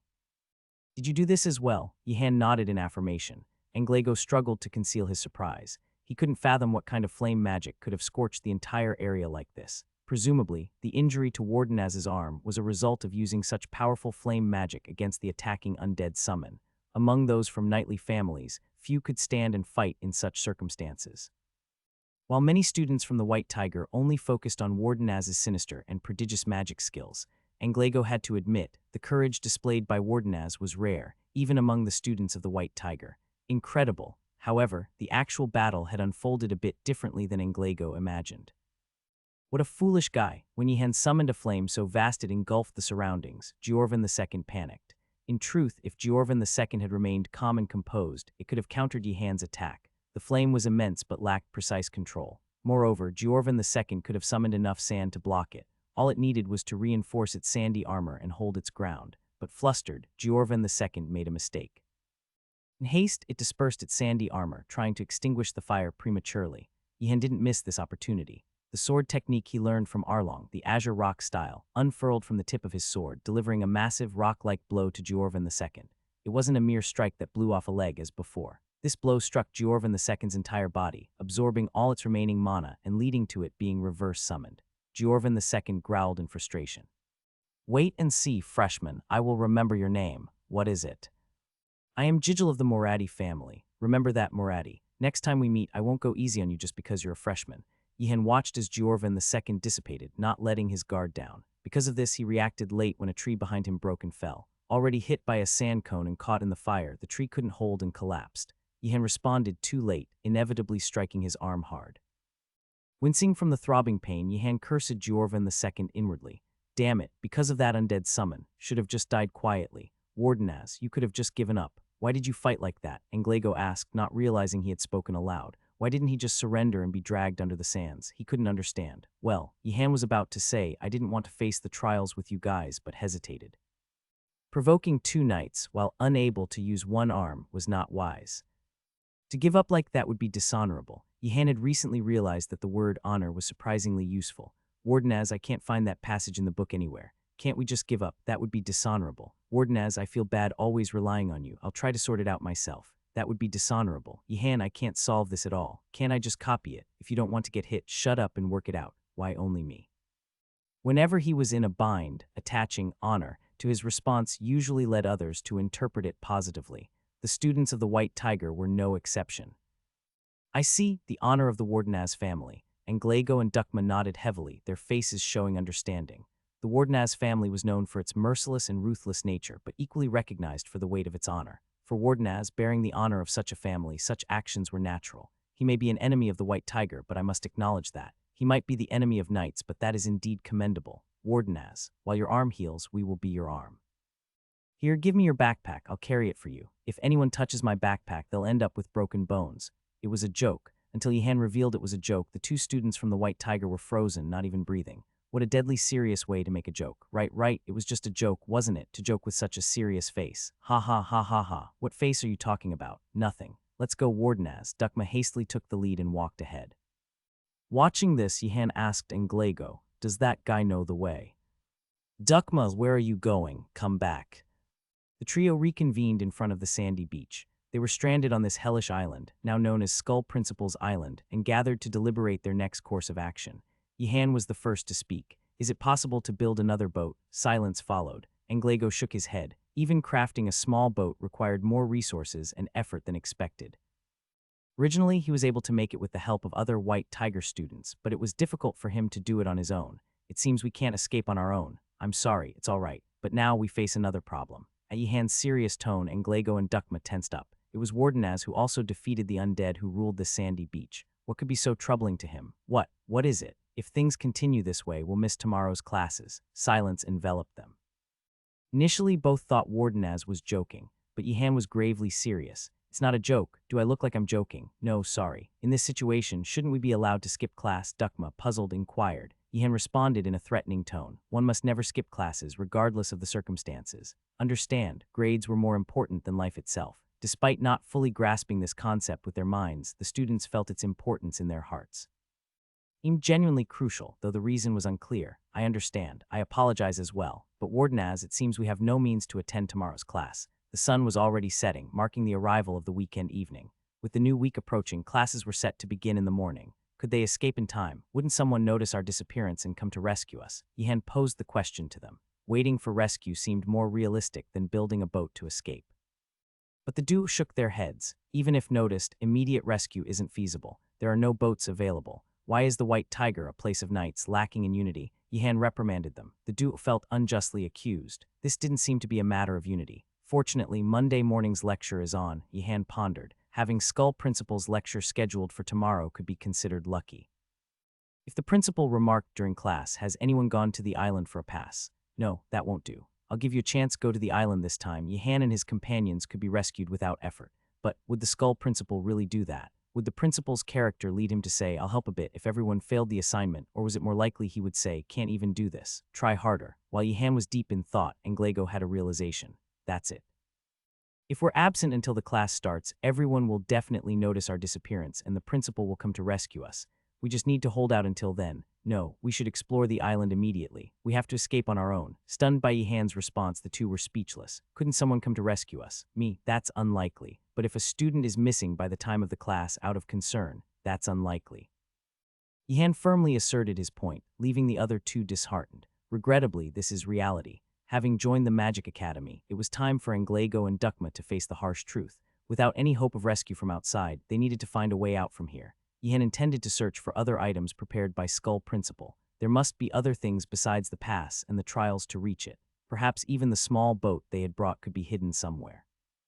A rumbling stomach broke the silence. Yihan turned to see Anglego blushing with embarrassment, his head bowed. "You must be hungry after all that activity. It's better to eat something. Do we have any food?" Yihan's question was met with confident nods from both. "Then let's eat before we proceed." With that, Yihan pulled out bread and canned food from his backpack. Anglego retrieved some tree bark. Yihan initially thought Anglego was using it as a makeshift plate. However, Anglego held the white bark and said to Dukma, "Dukma, let's boil some water. We'll cook and eat this." Wait. Anglego and Dukma looked at Yihan, puzzled. Yihan, eyeing the tree bark, asked, "You eat that?" Anglego grinned, a mix of pride in his knowledge. He was pleased to know something Yihan didn't. Warden, as the inner bark of this tree is edible. If boiled well, it's quite tender and sweet. Yihan sighed, frustrated. It was one thing to be short on food, but boiling tree bark to eat. "I heard White Tiger students hunt for meat. Was I mistaken? We do hunt, but the quantity is often insufficient." Warden, as you seem unaware, not everything hunted is caught, and preservation is difficult. Most of the catch is eaten immediately, making it unsuitable for emergency rations. As the two White Tiger students smugly explained, Yihan nearly lost his temper. He felt a pang of sympathy for them, being human after all. "I brought something, so let's eat together." Really, that tomato vegetable stew. Warden Az's famed tomato vegetable stew was already legendary, known even among White Tiger students. "No, I don't carry canned tomatoes or vegetables by the lake. I only brought simple things for myself, and they're not plentiful. We'll have to look for more nearby." The pair was slightly disappointed at Yihan's words. After all, Warden Az couldn't have foreseen this situation. Who would have thought they'd end up stranded on an island while scouting around a lake? Yihan pulled out a pot, a glass bottle of olive oil, butter, salt, pepper, eggs, slightly stale white bread, and pickled bacon from his leather backpack. The sight left the others speechless. He said he only brought simple things for himself. How well do the Blue Dragon kids live? They had never felt embarrassed or regretful about being assigned to the White Tiger, but at this moment they couldn't help but feel a bit envious. How did he manage to secure all that? It's still not enough. Not enough, isn't that plenty? I saw some edible mushrooms earlier, we should gather some. As Yihan stood up, the others followed suit. "Why are you getting up? I said I'd be your arm earlier, didn't I? I can't let you go alone." The two spoke with a certain solemnity, but Yihan asked them coolly, "Do you know how to identify mushrooms?" "I think I got it right once out of 3 times. Last time, we'd probably end up with 2 of us dead. Never mind, just dig up what I tell you to." Knowing which mushrooms to pick was crucial, only the familiar ones should be gathered. It was vital not to harvest any that seemed even slightly off or ominous. Aware of this, Yihan instructed them to pick only the mushrooms he was certain about. "Dig up that brown mushroom. Don't touch that one. Throw that one away. It looks strange." The two White Tiger students, gathering mushrooms in place of the injured Yihan, slowly gained confidence in their task. Could they now identify mushrooms themselves? "This dull and rough-looking mushroom is safe, right? Throw it away before you put it in your mouth." Anglego obediently tossed the mushroom aside. However, Dukma seemed reluctant to give up, continuously attempting his own creative identifications. "What about this mushroom? This one looks safe to eat. I think I've seen it on the table when I was younger. The shape is similar to the one we picked earlier. Isn't this edible?" Watching Dukma's earnest attempts to become proficient in mushroom gathering, Yihan, to encourage him, said, "Yes, that mushroom can be eaten, but only once." "Oh, wait, why only once?" "Because you'll die if you eat it." Dukma also quietly tossed the mushroom aside and only picked the ones Yihan instructed. Having finished their preparations, the trio built a campfire. When Yihan used flint instead of magic to start the fire, Anglego was puzzled. "Why use flint?" Warden Az considers the taste in cooking. "Grandma told me that fire lit by hand rather than by magic is better for cooking." "Is that so?" The reason Yihan used flint was simple, to avoid accidentally burning the two students with a magic-induced fire. Instead of explaining, Yihan heated the pan with butter and oil. The secret to deliciously cooking mushrooms was patience and high heat. Tossing them in prematurely would be a mistake. But honestly, since joining the academy, my cooking skills have improved immensely. It wasn't a joke, his cooking skills had indeed surpassed his magic skills. Constantly considering how to make a variety of tasty dishes with limited ingredients had naturally honed his skills. The mushrooms sizzled as they absorbed the oil and butter in the pan. Ihan skillfully rolled the mushrooms to the side and added the cut-up hardened bread to the remaining oil. When the entire process was finished, and he even skillfully cracked an egg into the pan, the two White Tiger students couldn't help but be amazed. These kids seemed more impressed than when they heard about me defeating the undead summon. Let's eat. Ihan seasoned the mushrooms, bread, and fried eggs with salt, balancing the flavors. The trio devoured the food without a word. The fried mushrooms were crispy, and the hardened bread had become moist with oil. Anglego suddenly felt his eyes welling up with tears. I never thought we'd have such a meal again. Me neither, Anglego. I thought we'd never eat like this again in our lives. You've only been here a month. Observing the two White Tiger students becoming overly sentimental, Ihan silently continued eating. Despite their emotional state, the students, evidently very hungry, eagerly consumed their food. Suddenly, there was a rustling sound from behind. Ihan swiftly threw the bowl he was holding to the side and grabbed his staff. Anglego, almost reflexively, dived to catch the thrown bowl. Who's there? Emerging from the bushes was a water spirit. The water spirit seemed to be angry at the freshmen who were building a bonfire instead of doing the trials they were told to do. It approached erratically, its form swelling in an irregular pattern, signaling its readiness to attack at any moment. Ihan also stood up, staff in hand, ready to retaliate. He was quicker to act. Attack! Before Ihan could finish his spell, the water spirit, startled, began to flee. As the water spirit fled, Ihan also ceased his incantation and shouted, "Halt right there." Upon reflection, all this trouble stemmed from those water spirits in the lake. Had they not come first, Ihan could have leisurely tossed the White Tiger guys onto the sandy beach to thoroughly check them. Wardenaz, fighting a spirit in an injured state is a bit risky. Dukma, intending to dissuade him, changed his words upon seeing the fleeing spirit. No, it's not dangerous. Let's chase. Onward. Just a moment, Anglego hurriedly wrapped his food in leather. It was too precious to simply leave behind. Chase it. It must be an underling of the Skull Principle. Ihan commanded in a voice colder than the chill of the darkening night. The two White Tiger students ran off, feeling as if they had become the villains. Despite not doing anything wrong, they couldn't shake off the feeling that they were. Anglego dodged to the left. A sharp water bead flew towards him, but he narrowly avoided it. Dukma turned right. A water spike came at him, but he ducked just in time. The attacks of the water spirits are really simple. Ihan thought this as he approached from the center. The water spirit launched an attack at Ihan, who, instead of dodging, summoned a water bead and deflected it. Jorvan II, an undead summon on the sandy beach, was a big and powerful creature, but such a low-level water spirit could not defeat Ihan in a frontal confrontation. The water spirit shivered in panic as Ihan, exuding a fierce mana, approached. "Do not flee, water spirit. I mean you no harm." Anglego, aiming his wooden sword at the water spirit, thought to himself. In such a situation, would anything be believed? If Anglego were the water spirit, he would certainly not trust easily. "You're an underling of the Skull Principle, aren't you?" The water spirit shook its head vehemently. Though lacking the skill to converse with spirits, the White Tiger students somehow felt they understood what the water spirit was trying to say. Absolutely not, it seemed to convey. The water spirit, by its nature, evoked sympathy. Its round, watery form, emanating a gentle water aura, softened people's hostility. But Ihan was not swayed. "Do not try to deceive me. The Skull Principle must have ordered you to do this." Dukma was astonished. Was that the case? Yet the water spirit again shook its head desperately. Ihan pointed out calmly. "Then why did you attack us crossing the lake and even when we were resting?" Indeed, confronted with Ihan's logical argument, the students had to agree. Certainly, the water spirit's persistent pursuit and attacks were unusual. The water spirit flailed, pointing at Ihan. "What's that?" Both were clueless as to why the spirit was behaving this way. Of course, Ihan understood. It's saying it thought I came to attack them. With that, even Ihan had nothing to retort. After all, it was he who had first unleashed his fierce mana over the lake. "Wardenaz, what is this spirit saying? It thought that your rowing was an attack." Ah, Anglego was at a loss for words to the water spirit. It was a mistake, he insisted. "Had I known there were water spirits, I would have been much more careful. I hope you believe that." The water spirit looked perplexed at Anglego's excuse, as if questioning what he was talking about. Was this some sort of joke after Ihan had just declared himself fearsome? Instead of responding verbally, Ihan nodded in agreement. He says he understands that mistakes can happen. That's a relief. However, there's no excuse for attacking us while we were resting, even if the incident at the lake is overlooked. Ihan quickly moved on from the incident at the lake, considering it fruitless to dwell on it. The water spirit fell for Ihan's cunning ploy. Forgetting to mention the incident at the lake, it pointed directly at the campfire. "Are you saying you attacked us because of the fire we lit at night? What nonsense." The White Tiger students were infuriated. From the spirit's perspective, intruders cooking and emitting smells might have been unpleasant, but to attack without a warning was far too aggressive. In its confusion, the water spirit trembled all over, indicating a misunderstanding. It pointed at the campfire, the scorched marks, and Yihan's staff. Both students were baffled again, but Yihan understood immediately. It was angry because I burned the surroundings.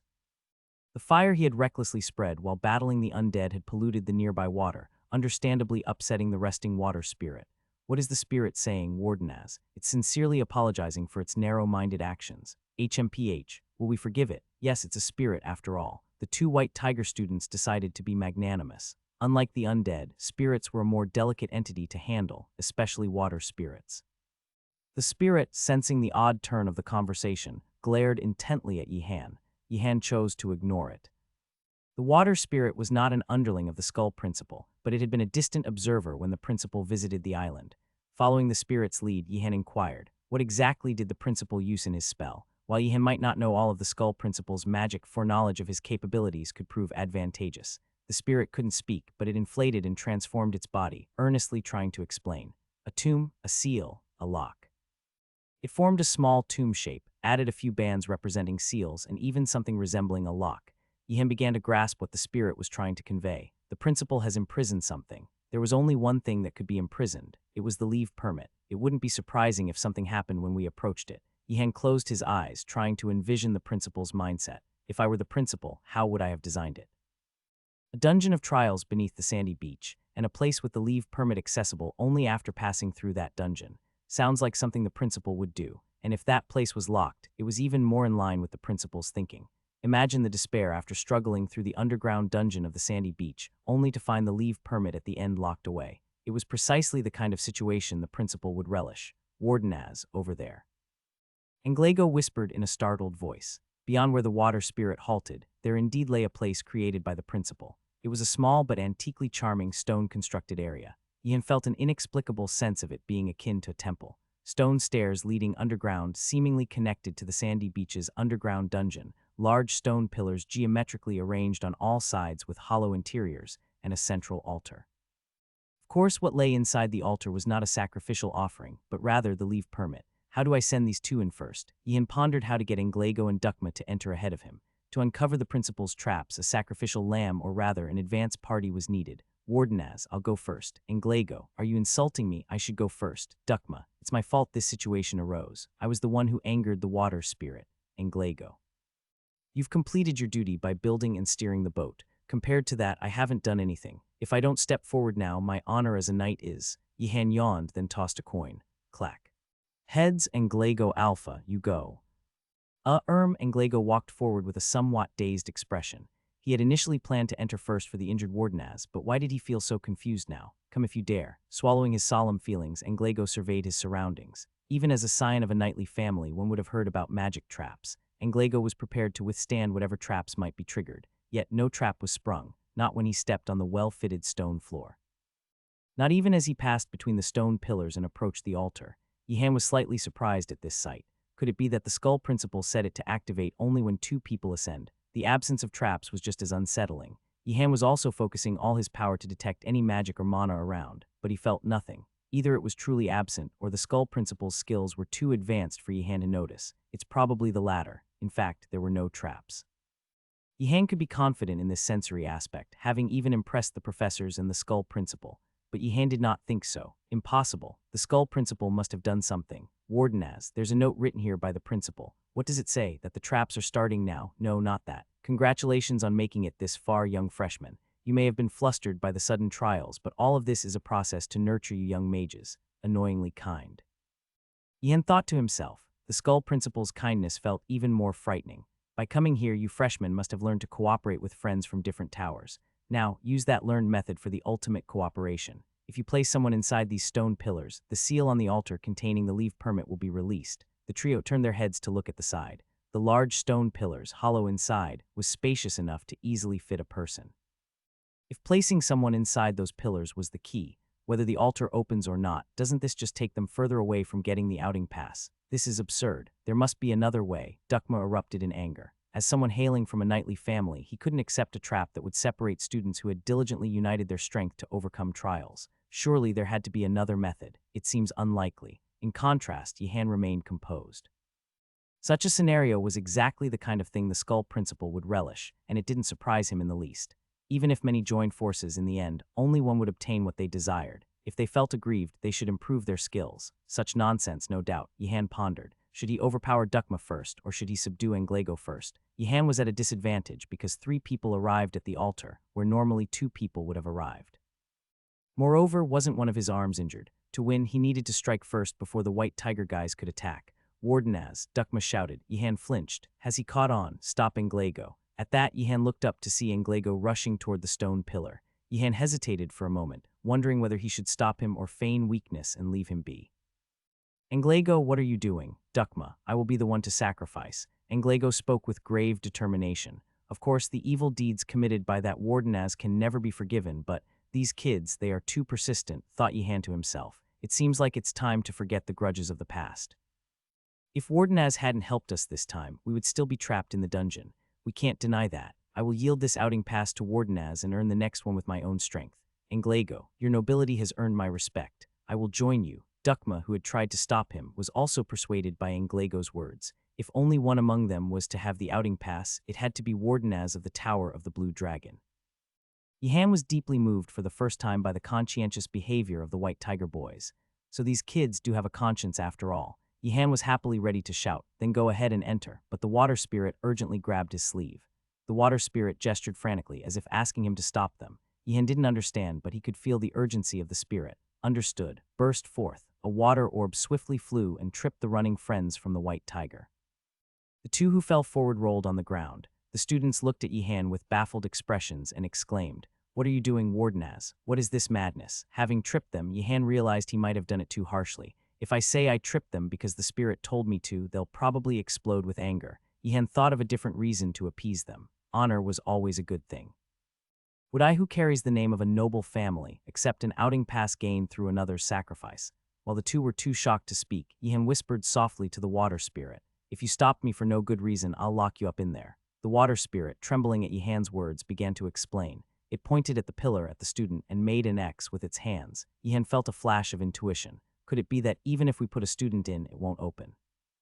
The water spirit nodded its head. Yihan was astounded. He thought he had begun to understand the mind of the Skull Principal, but really the principal was beyond his grasp. What kind of person is this? The door won't open even if we put a person in. How has he not been assassinated until now? Yihan slowly moved towards the altar. Now he was certain there were no other traps nearby.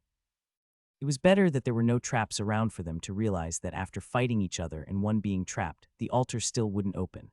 Let's find another way. There must be a way to open it. Wardenaz, Englago nodded with a trembling voice, still overwhelmed by emotion. Yihan powerfully poured his mana onto the altar, just like he had done at the White Tiger Tower before. Bang, a powerful collision of magic, inaudible, spread out. The water spirit, startled, lay down. What is this? What on earth? I tried to dispel the magic with my mana, but I failed, Yihan lamented. Dukma expressed his disappointment and then hesitated. Wait, didn't Wardenaz use this to infiltrate last time? The students of the White Tiger were still unable to figure out how Wardenaz had managed to breach the magic at the entrance of the rest area with his friends. How exactly did he break through the entrance's magic? But now, looking at it, could it be?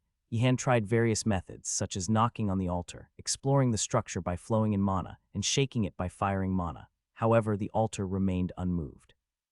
At this point, Yihan began to doubt. Isn't it enchanted with defensive magic? If it were protected by magic as he had experienced before, there would have been some reaction, no matter how cunningly and delicately it was cast. It was too quiet. Initially, Yihan thought it was because of the Skull Principal's superior magic skills and his own lack of ability, but then he thought there was no harm in trying. Everyone stepped back. As Yihan conjured a water mass several times larger than usual and began to slowly add rotation, the 2 students from the White Tiger were perplexed. It's better to keep some more distance. Though they didn't understand fully, sensing something ominous, the 2 slowly backed away. The water spirit, even before Yihan spoke, had already moved a considerable distance away. Bang, although Professor Belatti had warned not to be greedy for rotating attributes, if a professor's duty was to trouble the students, then a student's duty was to disobey and rebel against the professor's words. Yihan, following this principle, ignored Professor Belatti's advice and once again perfected the water bullet. It took over 10 minutes, but it was worth it. The rotating, exploding mass of water collided with the altar and completely shattered it. Englago and Dukma, startled by the loud noise, ducked. They had kept their distance but hadn't anticipated such power. The force not only destroyed the altar but also devastated its surroundings. What kind of magic is that? Both felt chills run down their spines. They had seen Yihan use water elemental magic before, but never to this extent. They had studied magic together under Professor Garcia, but where did this magic come from? Did he find forbidden magic in the library? It must be a secret of the Wardenaz family. Yihan staggered with a tired expression. His mana was overflowing, but concentrating on a single spell for over 10 minutes had strained his nerves. It was no surprise he was exhausted. Swoosh. Just then, the black book gifted by the Skull Principal, as if alive, slipped out of Yihan's pocket. It opened on its own, flipping pages and spilling out words like before, the shock of knowledge being hammered directly into his brain. When the shock subsided, the new magic knowledge left in Yihan's mind was a second circle physical enhancement spell that bestowed a chilling sharpness to a mage's hand. But why now? What's the meaning of this? Yihan looked at the black book incredulously, but the book, as if it had done its job, paid no heed and slipped back into his pocket. Is it mocking me for crudely smashing it? Could it actually be? The possibility was frightening. Yihan couldn't be 100% sure that this black book wasn't an evil grimoire. Wardenaz, are you okay? I'm fine. Go and look for the outing pass. Yihan's words were meant for Anglago, but the water spirit rushed forward excitedly. The leopard bone summon watched the water spirit and, seeming angry, struck the ground. Yihan wanted to explain to the water spirit that it was a misunderstanding, but he was too tired to muster the energy. Pitter-patter. The water spirit respectfully searched for and presented the outing pass. Although covered in some dust due to the destruction of the altar, the pass was intact. You did it, Wardenaz. You've done it. You overcame all those traps and succeeded. Both were as delighted as if it were their own achievement. The water spirit, noticing the mood, also clapped. Yihan carefully examined the outing pass. It was of the same format as the one he had received before. A rectangular piece of paper with the phrase granting 1 day of outing to the student possessing the outing pass, complete with the principal's signature. Bring that flat rock over here. Why, Wardenaz, I don't know what you plan to do, but you can rest a bit first. No, I'm doing it now. Yihan took out a quill and several ink bottles from his backpack. When he first used the outing pass, what Yihan regretted most was not the inability to use carriages or summon creatures. The greatest regret was not being able to forge the pass. Creating a fake pass wasn't easy. It required paper of a suitable material and various colors of ink. Yihan had meticulously gathered the necessary items from outside and completed his collection with what he couldn't find from Professor Ureger's workshop, always ready to create a counterfeit as soon as he got his hands on an outing pass. Could it be? Is he really doing it now? Anglago and Dukma were astonished. At first they denied it, but the more they looked, the more apparent it became. He's forging it, Wardenaz. What on earth? Yihan, with the solemn expression of a skilled artisan, laid out his tools on the rock. The atmosphere was so serious that the two couldn't even bring themselves to speak. Move. At Yihan's command, the quill slightly lifted into the air. The magic originally used to manipulate quills had finally found its true purpose. While immense skill was needed to use more delicately than a human hand, for Yihan, that was already a tale of the past. Professor Bilatti's theories of magic combat were now blooming at the fingertips of his disciple, in the form of forging an outing pass. The two gaped as they watched a fake pass being skillfully and swiftly completed before their eyes. This is preposterous, such audacity. Is this even possible? While Yihan and the students of the White Tiger were stranded on the island in the lake, the students of the other towers were busy with their tasks.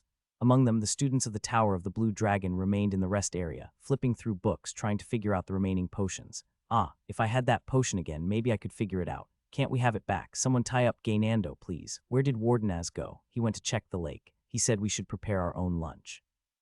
Yihan had even sorted out the ingredients in front of the rest area's campfire before leaving. Seeing the ingredients, the students' faces lit up with a faint excitement. Having always been served by servants, the sudden opportunity to cook ignited a newfound creativity in them. Can I try making a pie? Sure, what kind of pie? I read about it in a book once, a pie baked with fish inside. It looked delicious. You're disqualified. Why? Despite some friction, the students of the Tower of the Blue Dragon enjoyed cooking and waited eagerly. But Yihan did not return. Why isn't Wardenaz coming? Gaynando, you rascal, did you upset Wardenaz? No, I did all the assignment by myself. Was it because you were noisy during last night's dinner? You should eat quietly with gratitude, but you acted without manners. Like children anxious about their parents who hadn't returned late from work, the students were worried. We can't just sit here. I'll go check the lake. Me too. Let's go together. The students of the Tower of the Blue Dragon gathered and hurried to the lakeside. However, Yihan, who had already departed, was nowhere to be seen at the lake. The students of the Tower of the Blue Dragon, who had hoped against hope that Yihan might be there, began to feel a creeping fear. Let's search around. Maybe he went somewhere else. Ask around. The students of the Tower of the Blue Dragon dispersed to inquire separately. During their search, some heard astonishing news. Students from the White Tiger have disappeared. Those empty-headed fools. What happened? They're saying the White Tiger guys kidnapped Wardenaz. The White Tiger guys. Wait, is that even possible? Yaner expressed her doubts upon hearing that the White Tiger students had kidnapped Yihan. She wondered if it was even possible. Ratford, who had been among the Black Tortoise students, tilted his head in confusion and said, "It seems difficult, doesn't it?" "No, it's possible," Nilia said with a face full of worry. Her long ears drooped down to either side, weighed down by concern. The cleverest of beasts can fall into traps, but Yihan is not a beast. What if the cowardly White Tiger had set a trap on the path Wardenaz walks, or poisoned the water Wardenaz drinks, or drugged the bread Wardenaz eats? Or, Yaner and Ratford pondered how to dissuade Nilia. Were they planning Yihan's grave in advance? The bigger issue was that the students of the Blue Dragon began to take Nilia's words seriously. If a hunter from the speaks like this, there's a high chance he was really kidnapped. According to my calculations, there's a 90 probability that the White Tiger bastards kidnapped him. These scoundrels, I'll kill them. Everyone calm down. Let's calmly plan how to kill them. Yaner sought other students in an attempt to calm the situation. The princess, but to her dismay, the princess was already among the students, seriously planning an attack on the White Tiger. Yaner hung her head low. Without Yihan, there was no one in the tower who made any sense. Please come back. On Monday morning, the atmosphere in the class was far more menacing than usual.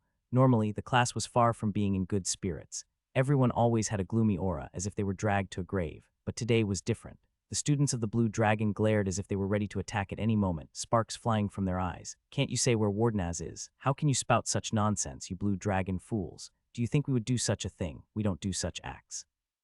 You dare gang up 3 against 1. A White Tiger student's face reddened when their sore spot was hit. A student from the Blue Dragon menacingly waved his staff, as if ready to cast a curse. "Tell us where Wardenaz is. We're also confused because 2 of us have disappeared. Didn't you kidnap them?" The Blue Dragon students were infuriated by the response of the White Tiger students. They dared to insult the honor of their noble lineage. Us. Do you dare speak like that knowing our family's honor? People who sneak into others' dorm towers at night have no right to talk, Jidal said mockingly. This time it was the Blue Dragon students who were hit in their sore spot. However, there was an unexpected opponent, Gainando. "We've never done that. Do you have proof? If you have proof, bring it. Show us the evidence that we did it. Is that guy really royalty?" The White Tiger students murmured among themselves. Even among the Black Tortoise students, there was no one as shameless as this. "I don't think it's my place to interfere, but if you really kidnapped Wardenaz, wouldn't it be better to return him and reconcile? Class is about to start soon." In the Black Tortoise, the dwarf No, the elf student Salco Tutanta opened his mouth. The White Tiger students frowned as if wondering where he came in, but the Black Tortoise students behind Salco stood their ground. Each of them, with their rough backgrounds, was not easily intimidated, even by students from knightly families. Students of the Immortal Phoenix also spoke up. Priestesses Siana and Tigeling cautiously said, "If you have kidnapped Mr. Yihan of the Wardenaz family, it would be better to return him." No, we didn't. Being suspected by students of all 3 towers, the White Tiger students could not hold back their frustration. They too had lost 2 of their own and had spent the night wondering, was it Wardenaz who kidnapped them? Were there really 2 missing? But we lost even when 3 of us attacked. The cunning students of the Blue Dragon were stirring the atmosphere strangely. Jidal stepped forward to manage the situation. The leading elf of the White Tiger students, chewing her lip as if displeased with the whole situation, said, "I swear on the name of my family, we did not lay a finger on Wardenaz. If you don't believe me, ask the other students here. Some of them have ties with your side."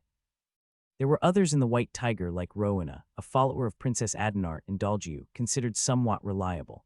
As all eyes turned to them, Rowena carefully replied, "Your Highness, from what I see, there seemed to be no plan of kidnapping." At her words, the students of the Blue Dragon's gaze shifted to the princess, who shook her head coldly, clearly not believing them. Your Highness, Your Highness." Rowena felt as if the sky was falling, shocked that the princess she served did not believe her words. The students of the Blue Dragon became emboldened. "See, she doesn't believe it. Indeed, hiding some suspicious schemes. Dalgiu of the Choi family, we'd like to hear your opinion. What do you think?" Jijil, determined not to be outdone, also pressed Dalgiu. "Go on, tell us what you think." Dalgiu realized that Jijil's voice could not get any colder, a sign of extreme anger. Had it not been for the presence of other tower students, curses and dual swords might have been drawn. "In my opinion, I haven't heard of any kidnapping plans. There you see. But I'm not finished yet." Mixed reactions followed. Jidal turned to Dalgiu and asked, "You don't doubt my word when I've sworn on my family's name, do you?" Dalgiu hesitated slightly. Before entering the Magic Academy, Dalgiu would have replied, "If you say so, then I must believe you." But his thoughts had changed after joining the school. If Yihan of the renowned Wardenaz family could misuse his family name so freely, there was no reason Jidal couldn't. Choi, you really? Just as Jill was about to argue in an almost horrified voice, the temperature in the classroom dropped. Everyone could feel it. Good morning. What were you doing? Nothing at all, just exchanging greetings. Despite their anger towards each other, the students were not foolish enough to confess everything in front of the Skull Principal. In this hellish school, there were certain unspoken rules. One of them was to keep silent in front of the Skull Principal. Were you fighting just now? Don't you want to fight more? It seems there has been a misunderstanding. How well do we get along? The Skull Principal clicked his tongue, apparently disappointed. The students, who had been glaring at each other as if ready to kill, now seemed inclined to reconcile. Boring lot. All right then. Did anyone bring the leave permit? An awkward silence followed. The Skull Principal spoke as if he had expected this. Such a disappointment. No one. Your seniors always completed these tasks on time. If Yihan were here, he would have probably said, "Don't fall for such nonsense." Unfortunately, Yihan was already on the island for advanced studies. The students were disheartened and looked dejected. Can't be helped. This time I'll give you a chance. Stand up, everyone. Walk to the lake. The students were taken aback by the unexpected generosity of the Skull Principal. Of course, they didn't know what awaited them on the island. As Yihan always said, one should be suspicious when the Skull Principal is kind. The Skull Principal watched with glee as the students walked towards the lakeside. The lake was initially too difficult for the freshmen to cross on their own. The Skull Principal hadn't really expected the students to complete the task. He started with a task knowing that if he suddenly said, "Cross the lake to the island," during class, someone might suspect or run away. By giving them an impossible task, and then seeming to generously allow them to cross the lake, even the smartest freshmen couldn't suspect anything. How long had the Skull Principal been teaching students at this magic academy? The freshman could never escape from the palm of his hand. Wait a minute. Where did that brat of the Wardenaz family go? Thinking of a nickname Yihan would find annoying, the Skull Principal rotated his floating head 360 degrees. Still, Yihan was nowhere to be seen. The principal wondered if Yihan had already crossed the lake. Although Wardenaz was a freshman, he was no ordinary mage. It wouldn't be strange if he had tried to cross. But even if he had, the moment he set foot on the beach, he should have been transferred to the underground dungeon, even if he was lucky enough to avoid it. Giorvan II, waiting on the sandy beach, would have caught him. If he skipped class for some other reason, he's lucky. But if he's already on the island, that's unfortunate. Since the trial in the dungeon wouldn't start until students from different towers arrived together, it was meant for them to fight, or rather, to bond. What if someone crossed the lake over the weekend? They would just have to sit in the underground and wait. Tinkle. With a twinkle in his eyes, the Skull Principal created a path of ice on the lake. The students marveled at the feat of raising thick ice over the lake with just a glance. Surely none of you will be too frightened to retreat now, especially not in Einregard, where only the Empire's finest are gathered. Pair up and start. Do we have to pair up? A student asked, to which the Skull Principal kindly replied, "If you'll all go up together, you'll break the ice and just feed the monsters under the lake." We'll go in pairs. The reason for not sending them in groups was simple. If that had happened, one or two might escape the sandy beach unscathed. The students were sent in pairs to prevent any from escaping. This was the educational philosophy of the Skull Principal, who oversaw the Empire's premier magic academy. The students crossed the lake, 2 by 2, on a path made of ice. However, as the first student set foot on the sandy beach, the Skull Principal felt a sharp sense of unease with his keen instincts. This unease soon became a reality. The students did not sink into the sandy beach as expected. The Skull Principal felt a pain as if his non-existent soul was being torn apart, seeing his carefully planned lecture going awry. Why? What? The students nearby were startled by the principal's anguished voice. They had never heard such sorrow in his voice before. Why? Giorvan II, I gave you a name, and you dare to be so insolently lazy. Just as the Skull Principal was about to call his summon, he realized that Giorvan II had been unsummoned. The missing boy from the Wardenaz family, the disobedient sandy beach, Giorvan II unsummoned. All these signs pointed to only one conclusion. When the impossible is excluded, whatever remains, however improbable, must be the truth. The Skull Principal felt he hadn't been this shocked in centuries. Wardenaz, you rascal. As if answering his call, Yihan appeared in the distance from deep within the island, his face tired and pale. Because of your pride, the precious learning opportunity for the students is missed. The students of the Blue Dragon, interrupting the nonsensical ramblings of the Skull Principal, exclaimed in surprise, "Wardenaz, you were alive. We thought you had been kidnapped." Kidnapped? Anglago, following behind, asked in confusion, unable to comprehend. Who would dare to kidnap Wardenaz, and how? Hands up, don't move. If you do, I'll cast a curse. The Blue Dragon students, upon spotting Anglago and Dukma, aimed their staffs at them first. Why are you doing this, these cunning ones? They must have brought him to the lake to avoid leaving any evidence after kidnapping near the academy. Gaynando, a fan of the popular imperial detective novel, Dog Mixed Blood Detective Tovarus, displayed sharp deductive skills that even Asan found plausible. It wasn't a kidnapping. We were just exploring the lake and got drifted away. Oh, is that so? Well then, be more careful next time. Upon hearing Yihan's words, the Blue Dragon students quickly lowered their staffs. The White Tiger students were so dumbfounded that they could only gape in disbelief. How shameless can these nobles be? They had been quite different when they first enrolled. It was a mystery how they had changed so much. Aren't you going to apologize? You accused us of being kidnappers and just left it at that. No, in this happy moment of finding our lost friends, do we really need to argue over who was wrong? Aren't you being too harsh? You're worse than scoundrels. While a few of the White Tiger students argued heatedly, most were more concerned with something else. Anglago, are you okay? Any breaks or injuries? Did Wardenaz cast any strange magic on you? Dukma, how many fingers am I holding up? Remember the name of my family, tell me. The White Tiger students were deeply concerned about the well-being of Anglago and Dukma, who had spent the night with Yihan. They feared the worst, that they might have been victims of some vile dark magic. Don't worry everyone, it was chaotic, but nothing much happened with Wardenaz. In fact, we owe our lives to him. Wardenaz defeated a summoned creature hiding in the sands of the beach. Without him, we all would have been dragged down. Anglago and Dukma shared their experiences with the gathering students, the story of the Skull Principal's evil scheme, and how Wardenaz thwarted it. It was such an interesting tale that students from other towers gathered to listen. It's unbelievable. Could they have been brainwashed by Wardenaz? No matter what, it's hard to believe. Some students of the White Tiger shook their heads in disbelief. So the principal created a dungeon under the sandy beach of the island, summoned a monster, and gave the students assignments to naturally lead them there. It was a story too hard to believe. However, the students soon learned the truth of it. The Skull Principal himself began confessing everything. Well done. You did well, Wardenaz. Because of you, other students missed the chance to learn, but still, well done. I'm sorry, Yihan apologized, though he found it ridiculous. It was better not to upset the already sullen Skull Principal. Being narrow-minded was, after all, a trait inherent to professors. The Skull Principal, feeling unjustly wronged and regretful, continued to grumble and reveal everything he had prepared. Upon hearing what had been prepared beneath the sands of the beach, the faces of the students who had crossed the lake turned pale with shock. He had prepared such a thing. Shouldn't we report this person to His Majesty the Emperor? SHH, be quiet. Do you want to be dragged under the sand? After grumbling for a while, the Skull Principal seemed somewhat appeased and addressed Yihan. Anyway, managing to obtain a leave permit on your own, I must commend you for that. As he spoke, Yihan's broken arm was completely healed. Yihan bowed his head. Because of you, next year's freshmen will face even harsher trials. It is truly regrettable. Of course, Yihan didn't really feel regretful. It wasn't his fault after all, and I didn't do it all by myself. Yihan pointed to Anglago and Dukma. Normally, when committing illegal acts, accomplices should be well rewarded. Now that he had created fake leave permits, the two were basically accomplices. However, the two students from the White Tiger shook their heads. We didn't do anything. In reality, it was all done by Wardenaz. I know that. Do you think I'm blind? I never intended to give you 2 special points from the start.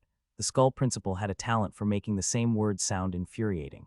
They hadn't expected something like, your friendship and honor are commendable. I will give you all special points. But hearing it like that, it was indeed infuriating. Let's see after graduation. Really, let's see after we graduate. Having made enemies of the 2 White Tiger students, the Skull Principal turned his gaze back to Yihan. And he said, Yihan of the Wardenaz family, for accomplishing a special task that the other Ironheads couldn't, I'll give you special points. Now show me the leave permit. Yihan took out the leave permit and placed it on his palm. The moment a light flashed in the Skull Principal's eyes, the leave permit disappeared, having been teleported to one of the principal's storerooms. While the swindled Yihan remained silent, the other students were startled. Even those who usually held back their fear of the principal couldn't contain themselves this time. Principal, this isn't what you promised. How can you so easily break your promise to us? Have you forgotten your honor? When did I ever break a promise? Instead of getting angry or intimidating, the Skull Principal simply asked in return. His brazen question was enough to slightly unsettle the students. Was the Skull Principal trying to act shamelessly like Gaynando? But Principal, you said, if we completed this task, you would give us a leave permit. Oh dear, oh dear. It seems you all wasted your time in, what exactly did I say? The exact words of the Skull Principal. There is an island on that lake. I've hidden a leave permit there. Work together and bring it to me. Clearly showed that he had never said he would give them a leave permit. He had only said to bring it to him. The Skull Principal, seeing the students' faces and feeling slightly better, spoke kindly. Now you understand how important every single word in a contract is, don't you? It's good that you all learned a valuable lesson. Yihan couldn't even guess how many of the students present would come looking to assassinate the principal after graduation.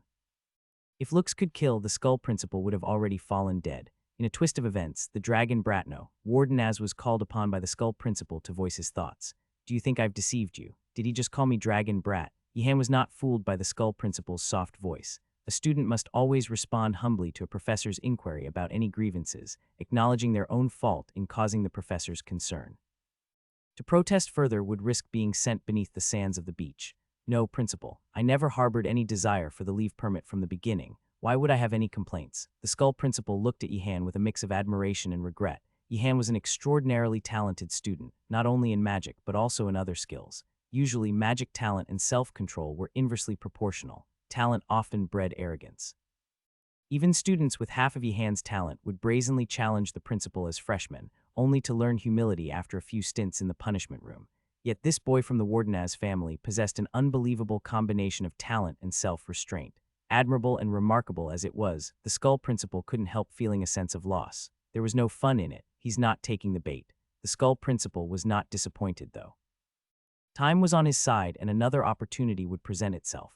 Very well. Everyone should take a lesson from Wardenaz. Do you understand? Yes, we understand. Yihan, though not versed in mind reading, could almost hear the student's thoughts. The most pressing concern wasn't the mages who might seek revenge on the Skull principal in the future. I never expected the principal to do this. What a relief. Yihan inwardly sighed in relief.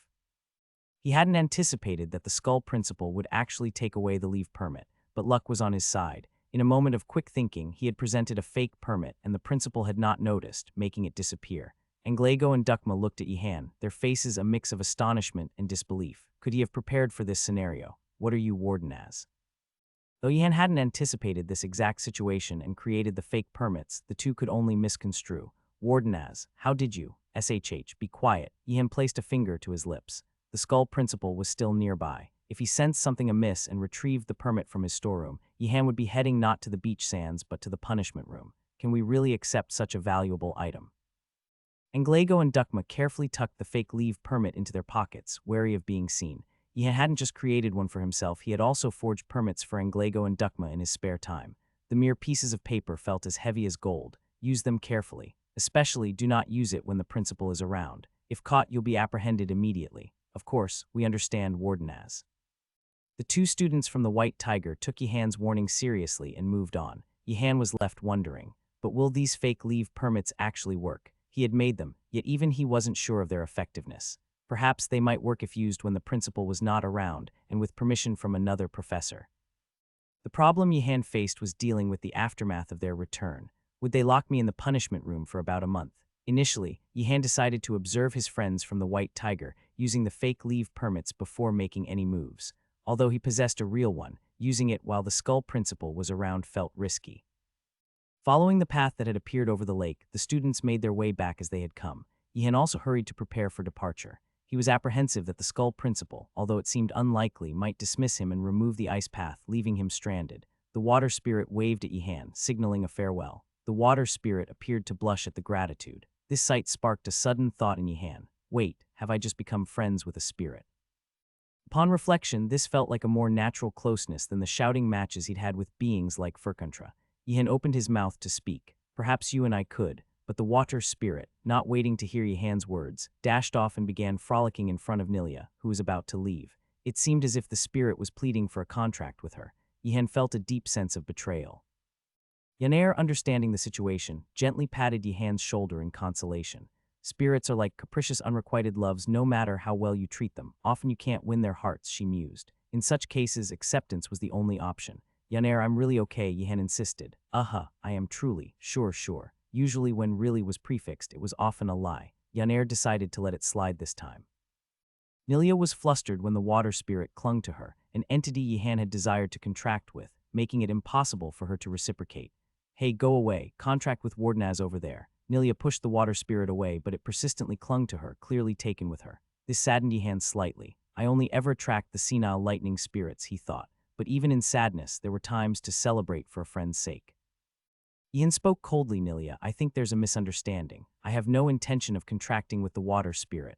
What, really? Nilia's ears perked up in surprise, but you were about to propose a contract earlier. You must have heard wrong. Yaner marveled internally. Yihan had many talents, but his unrivaled skill was lying blatantly with a straight face. His earnest lies swayed even the most skeptical. Nilia, I'm not interested in that spirit.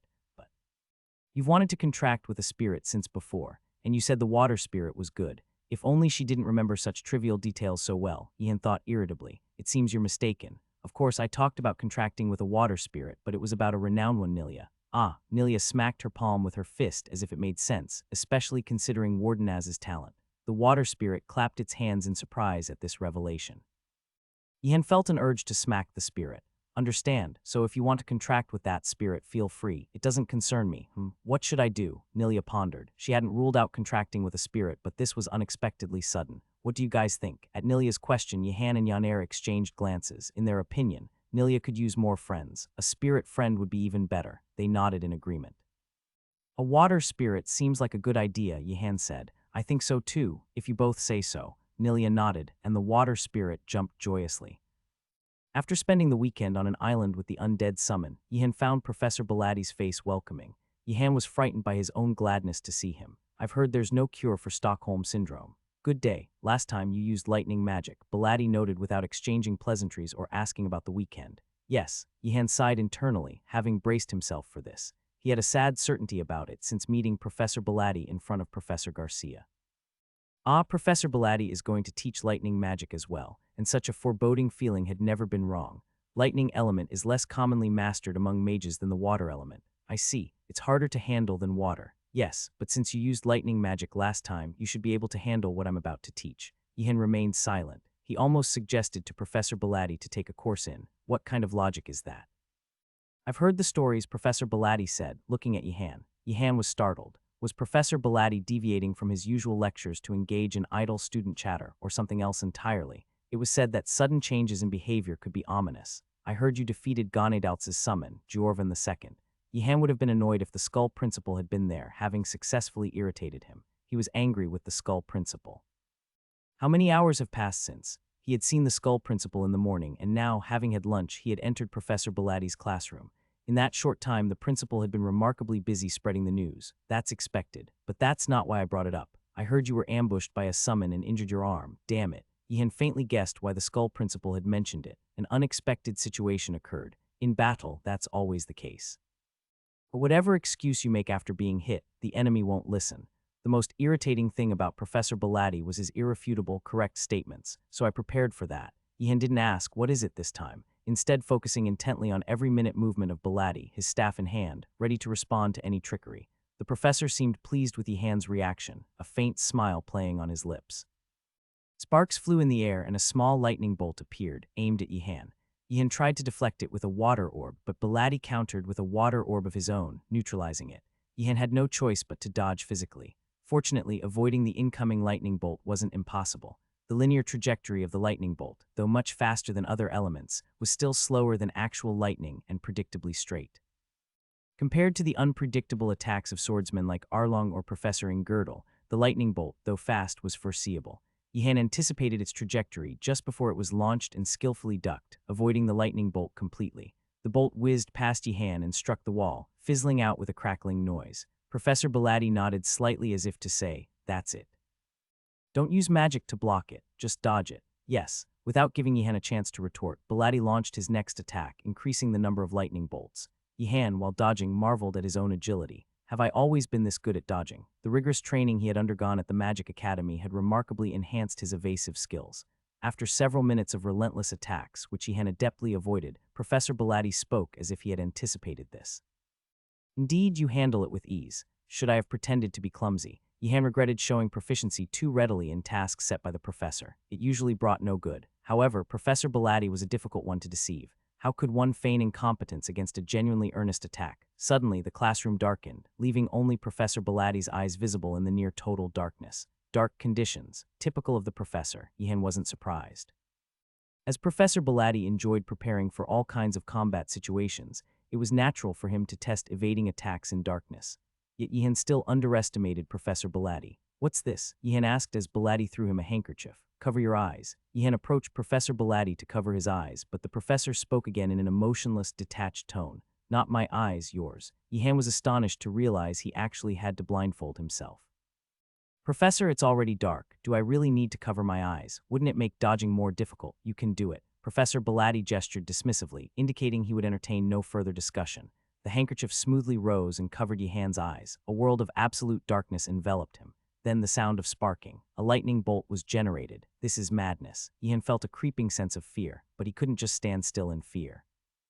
Just like detecting magic traps or a mage's mana, Yihan focused on sensing the location of the lightning bolts around him. He wasn't sure how effective it would be, but he had no other choice. Professor Belatti crossed his arms, watching Yihan intently. As Professor Garcia had acknowledged, at least in Belatti's view, Professor Belatti held unwavering confidence in his teaching methods. If the students can't keep up, that's their problem, not mine. It wasn't without reason that the Skull Principal was close to Professor Belatti.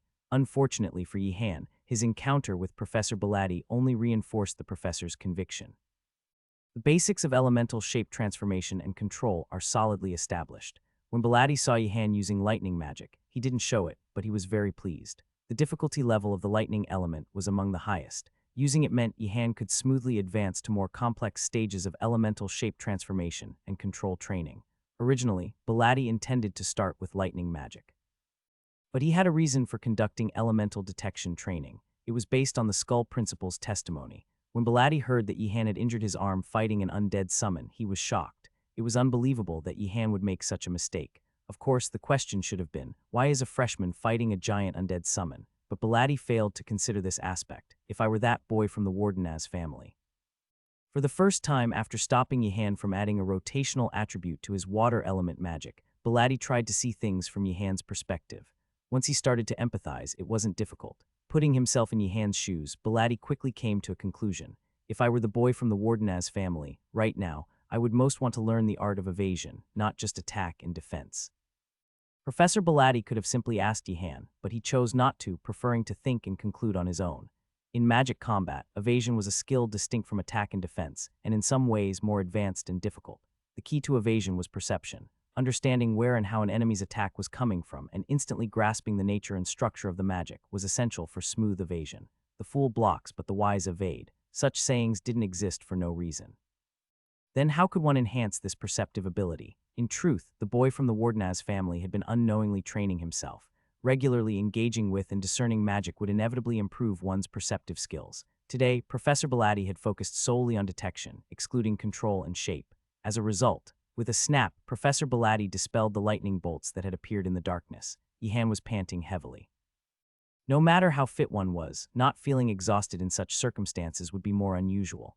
Remarkably, the boy from the Wardenaz family had perfectly evaded every attack. In complete darkness where he could see nothing, Yihan couldn't see it, but Professor Belatti was smiling. When he first heard other mages speak of the joy of teaching, he had wondered what they meant. But now he seemed to understand. Teaching was truly enjoyable. In the air, there were now far more lightning bolts and small flames, along with water orbs and compressed air, among other elements. Even blindfolded, Yihan sensed something ominous and called out urgently, "Professor, Professor." Although his vision was obscured, Yihan was acutely aware of what was transpiring around him. He wanted to deny it, but the sensations throughout his body were undeniable. Professor Belatti, he realized, was summoning elements beyond just lightning. It must mean that, Yihan thought. Remarkably, even with his sight hindered, Yihan's ability to dodge the lightning was an impressive feat. While he was preoccupied with evasion, it was clear that something significant must be happening for Professor Belatti to smile in such circumstances. Normally, evading lightning by reading its trajectory was challenging even with open eyes, a skill honed through swordsmanship training and innate mana sensing abilities. Without either of these, it would have been impossible. But when Yihan easily mastered this, Professor Belatti nonchalantly escalated the difficulty. If Professor Garcia had witnessed this, she would have been alarmed, exclaiming, "What are you doing?" Yihan faced a virtually impossible task, navigating in complete darkness. Yet the problem was that he executed it flawlessly. Seeing this, Professor Belatti again effortlessly raised the difficulty level. Both mentor and student were relentless in pushing boundaries. Consequently, on his first day of elemental detection training, Yihan endured an incredibly challenging ordeal. In a way, it was a situation of his own making. Are the other elements a deception? Oblivious to the trap he had set for himself, Yihan concentrated solely on the task. He sensed not just lightning but other elemental energies. There was no room for distraction. Professor Belatti must have had a reason to introduce other elements in such a situation. A trick. Yihan had evaded the lightning in the invisible space by relying solely on his raw mana sensing abilities, as his vision was impeded. The lightning bolts, though seemingly simple in their straight trajectory, underwent numerous changes in a brief moment. Realizing that magic briefly condensed before releasing the bolts, Yihan anticipated this and evaded them. But now, with other elemental energies intermingling, he had to distinguish between them, detecting the precursor signs and identifying the lightning among them. Moreover, considering Professor Bilatti's unpredictable nature, other elements prepared as decoys might also join the attack, necessitating vigilance. Can I do it? Yihan lifted his head towards the elemental energies exuding presence in the darkness. It seemed impossible. Then he resolved, I'll try to get hurt as little as possible. Yihan's expectations were proven wrong. Incredibly, he succeeded once again.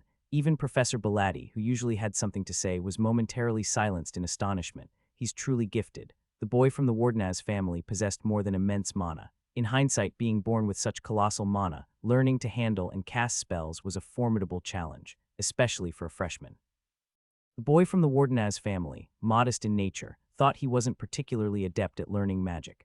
While he was indeed fast compared to the prodigious young mages of the Empire, he felt slightly inferior. However, this assessment didn't account for the sheer volume of mana he possessed. Possessing such immense mana and learning magic at that speed was itself a testament to his talent. Though usually it was difficult to notice due to the sheer magnitude of his mana, it was a different story when it came to him detecting the mana around him. In areas where there was no penalty due to the amount of mana, the fragments of talent were bound to emerge. With a snap, Professor Bilatti made the blindfold covering Yihan's eyes disappear. Despite having accomplished such a remarkable feat, the boy from the Wardenaz family remained calm, and the professor did not comment further. I didn't expect you to pass everything on the first day. Maybe it's because you gave me the tasks all at once, Professor, Yihan politely implied, so maybe take it easy from now on. But subtlety often went unnoticed by the professors. There's no need to thank me. Yihan was momentarily puzzled. He then belatedly realized that Professor Bilatti had interpreted his words as gratitude for giving him all the tasks at once, which allowed him to pass them. This is driving me crazy.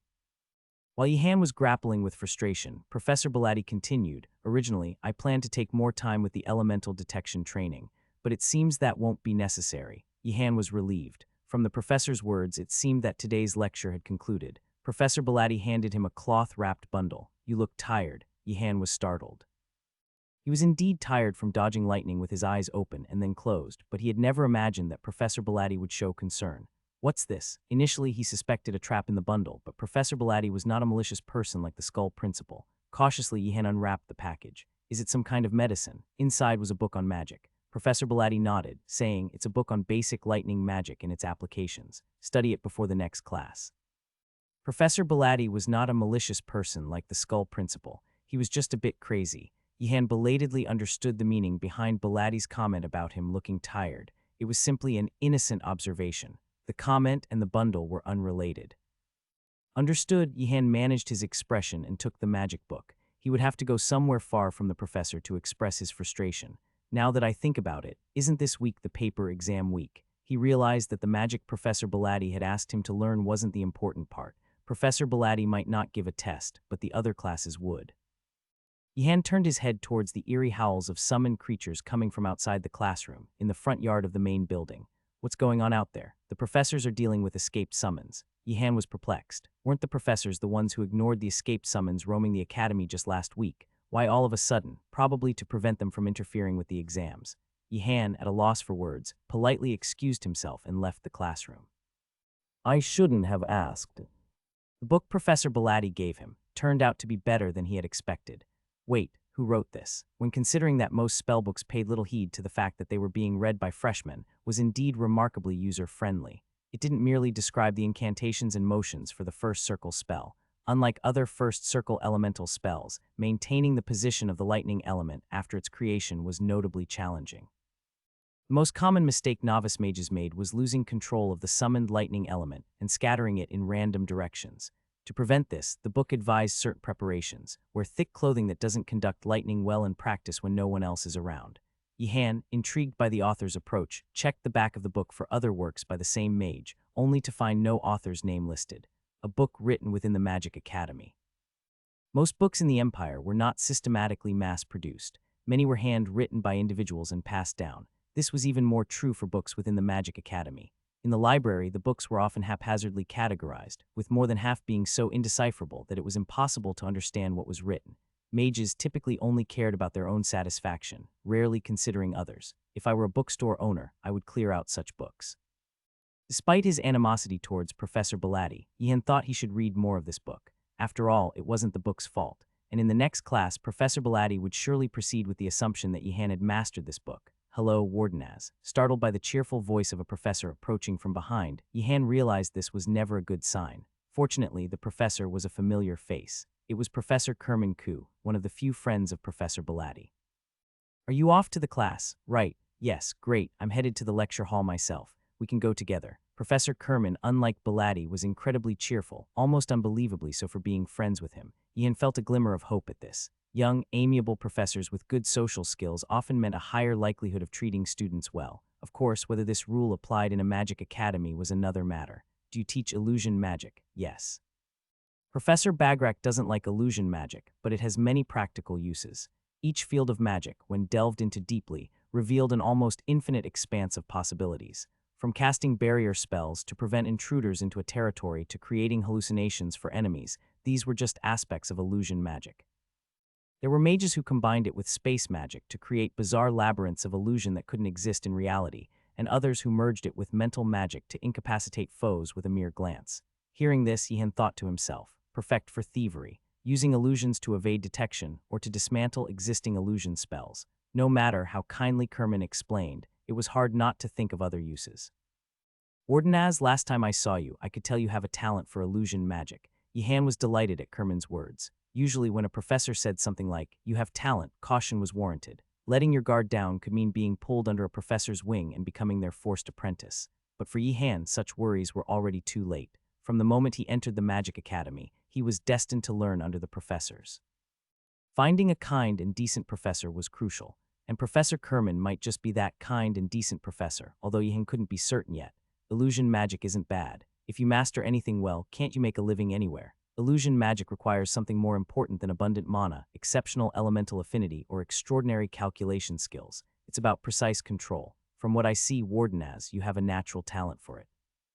Yihan was taken aback. What did he mean? Yihan, whose immense mana often meant a lack of fine control. Could he be mistaken because of the assignment submission last time? That was more about what he had practiced to exhaustion under Professor Belatti, not about any exceptional talent of his own.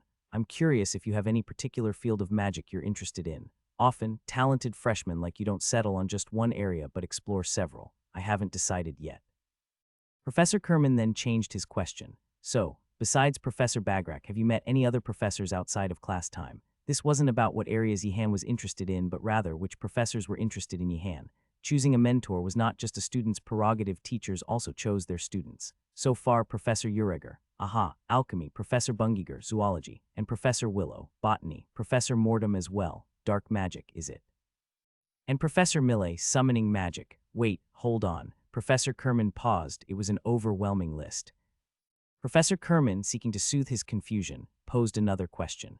What discussions have you had with Professor Ureger? We usually talk about organizing materials in the cabin and what to grow in the garden. Listening, Professor Kerman hummed in acknowledgement. It was clear that Professor Ureger held the Wardenaz family's boy in high regard. Alchemists do not easily open their cabins to others. Moreover, Professor Kerman remembered seeing a few students from the Blue Dragon carrying reagents used in Professor Ureger's lab. It was likely that the boy of the Wardenaz family shared what he received from Professor Ureger with his friends. Professor Ureger must regard Wardenaz as an alchemy apprentice. And with Professor Bungiger, I am learning about the animals living near the Magic Academy and studying how to handle them. Does Professor Bungiger think similarly? Professor Kerman observed the staff in Yihan's hand. It was a staff imbued with a strong life force, inhabited by a tree spirit. Only Professor Willow could give such a staff. Professor Willow, too. Thud, the cumbersome sound of Yihan's leopard bone summon, tied to his belt, jumping down was heard. Yihan sternly, like scolding a pet, said, "Bad dog, come back right now." The incomplete leopard bone summon whined and returned. Professor Kerman couldn't immediately grasp what had happened. "I'm sorry. Lately this bone summon doesn't listen well. Is that summon by any chance?" Professor Mortem gave it to me. Dark magic too. Professor Kerman, astounded, counted on his fingers internally. It was unclear how many professors had initiated contact first. The absurdity aside, another question arose. With so many professors seeking him out, why on earth does he study with Bagrak? No matter how he thought about it, there seemed little reason for a student to want to learn from Bagrak. "Professor, sorry, I was momentarily distracted by the summon. Its disobedience is due to its growing strength. Should I then instill fear to make it obey? Undead hardly ever fear anything. It's futile." Yihan was puzzled. Then what about the undead summons in Professor Mortem's, trembling at the sight of Yihan? It seems he is not well informed about other fields. Professors were surprisingly ignorant about fields outside their own. Yihan wasn't surprised. There's no need to be too anxious. A strong summon means high intelligence. It's just growing stronger and won't listen now, but once it matures, its mind will also develop and it will obey. But why are there so few of the bones? Professor Mortem told me to look around the academy for them. Ah, Professor Kerman nodded. It was just the kind of thing Professor Mortem would think of. Rather than just giving, he wanted to offer the student a challenge. Right? Ah, yes, well, Yihan nodded. Professor Kerman was evidently skilled in social interactions. Professor Belatti would have said such needless antics, but that Sherakin is indeed a rare and precious monster. Wasn't it a leopard? Oops. Professor Kerman paused abruptly. It appeared that he had inadvertently revealed a gift Professor Mortem had prepared to surprise the students, although whether the students would appreciate it was another matter. Of course, it's a leopard. A leopard. Yihan was not easily deceived by such statements. Once the class was over, he planned to scour the library to find out exactly what kind of monster a Sherakin was. Wasn't it just an ordinary leopard? Could it possibly be some undead monster that kills its master? Feeling Yihan's gaze, the leopard bone summon wagged its bones excitedly. For now, Yihan stroked its head. Treating it kindly now might prevent it from turning on its master, even after it grew stronger. Anyway, it seems Professor Mortem is quite fond of you, Wardenaz. All students are dear to Professor Mortem. Yihan was sincere. Given that there were no students eager to learn dark magic, Professor Mortem showed favor even to those like Gaynando. How else could a knight who came to learn dark magic to hunt dark mages attend the lectures so diligently? Mage doesn't favor a talentless disciple, no matter how kind they might be. Professor Kerman counted again the professors mentioned in the conversation. Including those not mentioned, there were many. At this point, he was concerned for the health of the Wardenaz boy. With so many professors already imparting their teachings, it was unlikely they would step back easily, and Wardenaz was likely to be pulled into all their classes, especially with the mental and physical fatigue already caused by Professor Bagrak. Was he really okay? This is troubling. Professor Kerman was torn between wanting to take in a talented disciple and worrying about burdening an already overworked student. Finally, his internal scales tipped in favor of the former. Wardenaz, if it's okay with you. Actually, I've also met separately with the principal. With Ganidouts, what did you discuss? I received a magic book. Could you please check if it's all right?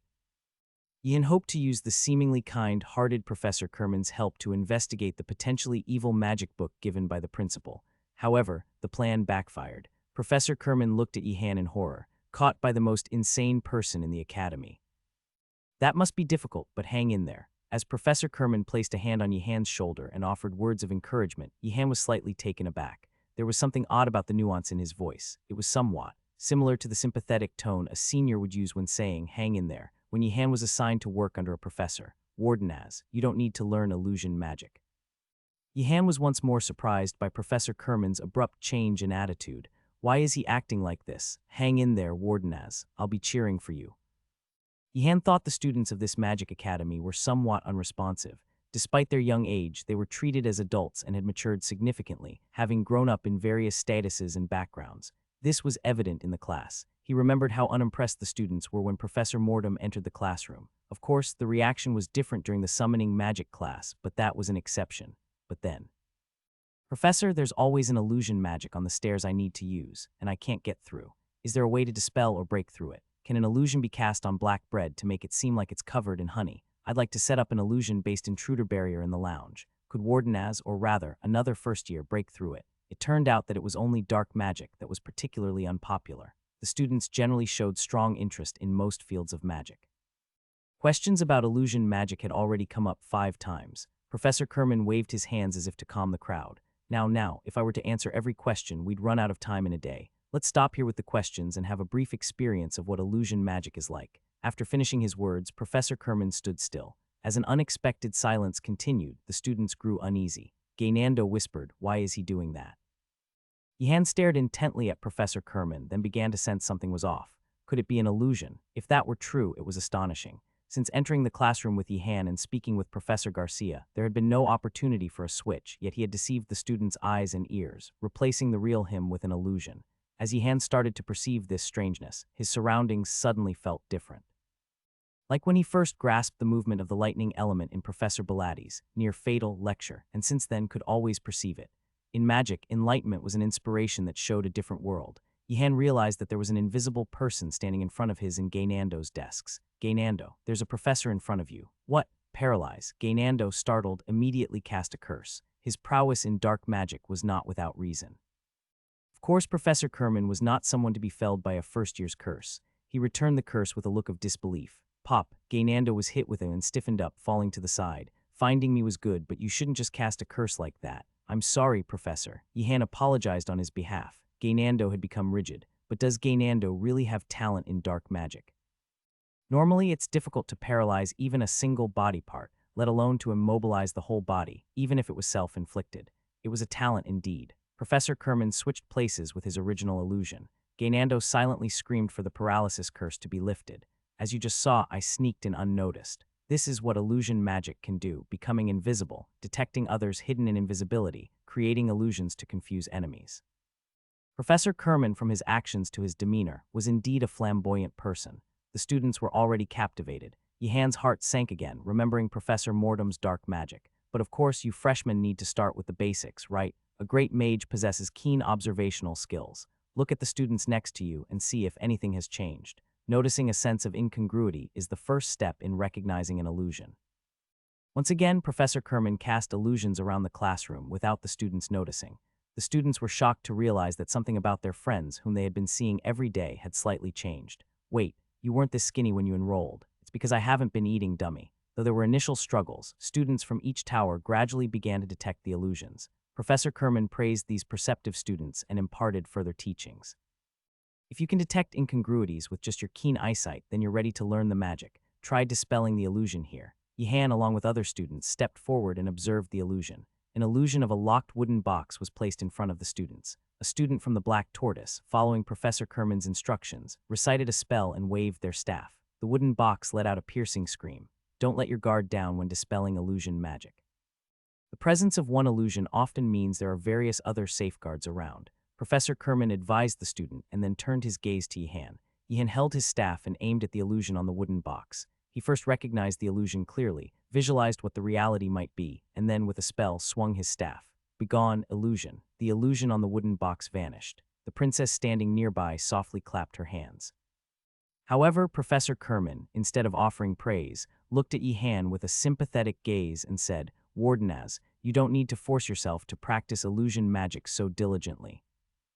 Yihan was taken aback. This was a reaction that was unlike any other among the reactions of professors that Yihan knew. What did I do wrong? But no matter how much he pondered, there seemed to be no mistake on Yihan's part. Is it because of my excessive mana? Yihan cautiously inquired. Is it difficult for me to learn illusion magic because of my excessive mana? No. Then is it because my control is lacking? No, that's sufficient. Well, all right, I should tell you. Professor Kerman, after some contemplation, decided to confide in Yihan. Wardenaz, right now you have. Yihan tensed up. When the professor spoke so seriously, it usually indicated a serious issue. Like when Professor Garcia diagnosed Yihan with incurable mana overflow upon his admission. There are too many professors interested in you. Yihan was dumbfounded. He knew about mana overflow, but was there such a thing as professor overflow? The latter seems much more critical. While one could somehow live with the former, the latter seemed life-threatening. Why would that be? Think about it. It would be too hard for you to learn illusion magic while at the same time studying under all those professors, wouldn't it? Yihan understood Professor Kerman's point, and he was moved. With those words, Professor Kerman could claim a place among the top 1 of professors at the academy in terms of character. He seemed worthy of a position next to Professor Garcia. No, I cannot. Yihan spoke firmly. He couldn't miss attending lectures by such a professor, even if it meant avoiding other magic subjects.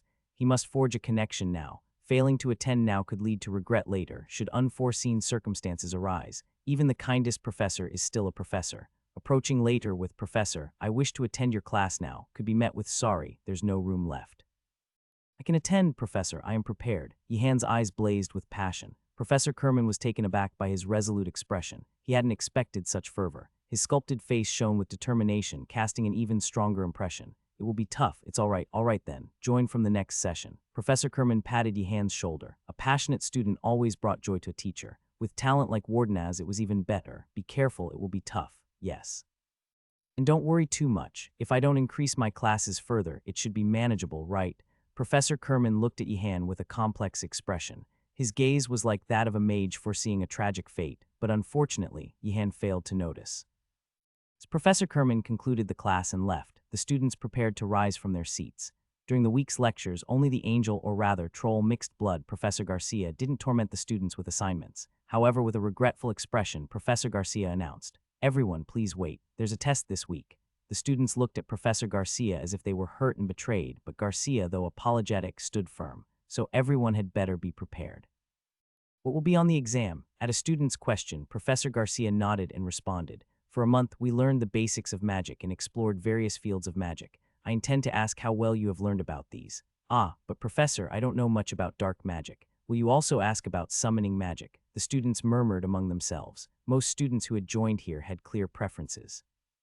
Those who had a specific type of magic in mind often showed little interest in other areas. Professor Garcia reassured them, as if to calm their worries. Everyone, relax. The questions will be tailored to each student. I won't ask about areas that don't align with your aptitudes or interests. Sighs of relief escaped from various corners. Yihan, who had been relaxing with his friends, suddenly paused. Wait a minute. Upon reflection, Yihan realized he had participated in all the fields of magic covered in Professor Garcia's lectures. Wait, does that mean? Do I have to prepare for everything? For the first time since entering the academy, Yihan tasted true fear. Tuesday, the lecture was held in a field a bit farther than usual. Professor Bungiger, with a lit pipe, awaited the students. Look at that, so cute! Exclamations burst among the students. Behind Professor Bungiger were baby bears. Their round and adorable appearance made them look so cute that one could forget how they'd look when fully grown. The students, worn out from classes, showed age-appropriate expressions upon seeing the baby bears. Professor really thought about us. Yeah. We deserve a break like this. After weeks of assignments and lectures and now a test, it seemed fair to spend at least one lecture rolling around in the fields without punishment, and unlike the previous burning puppies, these baby bears looked completely harmless. A definite break. Are you all here? Yes. The students responded in unison, their voices twice as bright and cheerful as usual. Good. Now that you're here, let's have a test. Bring your horses. The students were bewildered by Professor Bungiger's words. What about the baby bears? The baby bears. Professor Bungiger removed her pipe and turned her head back, then spoke as if realizing something. Ah, those baby bears aren't for today's lecture. A friend asked me to look after them for a while. The students felt more disappointed than when they met the skull principal. Professor Bungiger laughed heartily. If you want to play with baby bears, wait a few decades until you retire. Now bring your horses. Let's see how well you've bonded with them. But we're not ready yet. Can we do it next time? Beasts don't wait for you. Will you ask a hungry beast attacking you to wait while you prepare? Move. The students proceeded with anxious and uneasy expressions. Those who rarely visited the stable were naturally nervous, but even those who frequented it felt the same. Will it be okay? Last time my horse didn't listen and tried to run.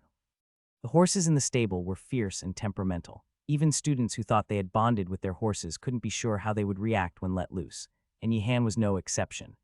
It might have been his imagination, but Yihan thought the white horse he was responsible for seemed to have the worst temper in the stable. The largest and most physically fit horse, its temperament was incomparable to the others. At times, it made one wonder if it was really a horse. Did Professor Ureger feed it some potion? But if the white horse had wildness, Yihan had intelligence. He had found his own way to handle it. There. Yihan immediately equipped the white horse with a mana-absorbing metal bracelet and belt. The horse snorted in displeasure, but Yihan was persistent. Without them, there was no telling how the white horse might betray him. Puff, huff, huff. The white horse was cunning and intelligent. Realizing brute strength wouldn't work against this mad freshman, it resorted to pitiful looks with its sad eyes. However, Yihan was more merciless than the white horse. Sorry, no threat or plea can change my mind. Puff, huff, huff. The white horse glared at Yihan, but the artifacts already strapped to its body were draining its mana. With its energy diminished, the horse obediently followed as Yihan pulled the reins. Someday it would have its revenge. Amazing. That wild horse.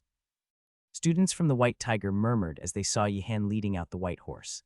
Initially, when Yihan was assigned the most ferocious horse in the stable, everyone mocked him, thinking he couldn't tame it. But now, the white horse was unbelievably docile, following Yihan as if it had been with him for a long time. The noble bearing of the white horse suited the boy of the Wardenaz family, and Glego unwittingly spoke. Wardenaz really is remarkable. Has Englego lost his mind? Why suddenly, was he enchanted by some magic on the island? No, it's not about liking that Wardenaz guy, just acknowledging his abilities. Englego hastily explained as his friends looked at him in shock. Englego, you're weird, not even bad-mouthing Wardenaz. Maybe Wardenaz really did something to him. I said no, I dislike Wardenaz, I do. Meanwhile, not only Yihan but also other students cautiously started leading their horses outside. It seemed that students from the Black Tortoise, who had diligently cared for their horses, were numerous. There were quite a few from the Immortal Phoenix and the White Tiger as well. The Blue Dragon students were the fewest. Yihan felt embarrassed for his friends, such lazy fellows. No wonder the Tutanta family Salco despised the nobles. Their laziness deserved as much scorn. Professor Bungiger placed a sundial on a rock and announced, "If you've brought out your horse, follow the path." You'll come across a river, water the horses there, and return for a pass. Covered in mud, Gaynando whispered. Couldn't we just water them at the well and return without her knowing? Listen, if someone lies about watering their horse at the river, I'll throw them into the river. Gaynando quietly shook the mud off his hair. All right, then start. Professor Bungiger tapped her pipe and shouted. The students, scattered disorderly across the field, began leading their horses down the path. The princess elegantly mounted her horse, followed slowly by her admirers. A few other students, having grown quite close to their horses, also rode them along the path. Their peers looked on enviously. Yaner could have mounted a horse too, but instead of doing so, she looked at Yihan. Yihan was about to lead his horse by the reins. Aren't you riding? I might get tired if I do. Puff. Instead of appreciating Yihan's consideration, the white horse whinnied in protest, pleading for the removal of its bracelet and belt.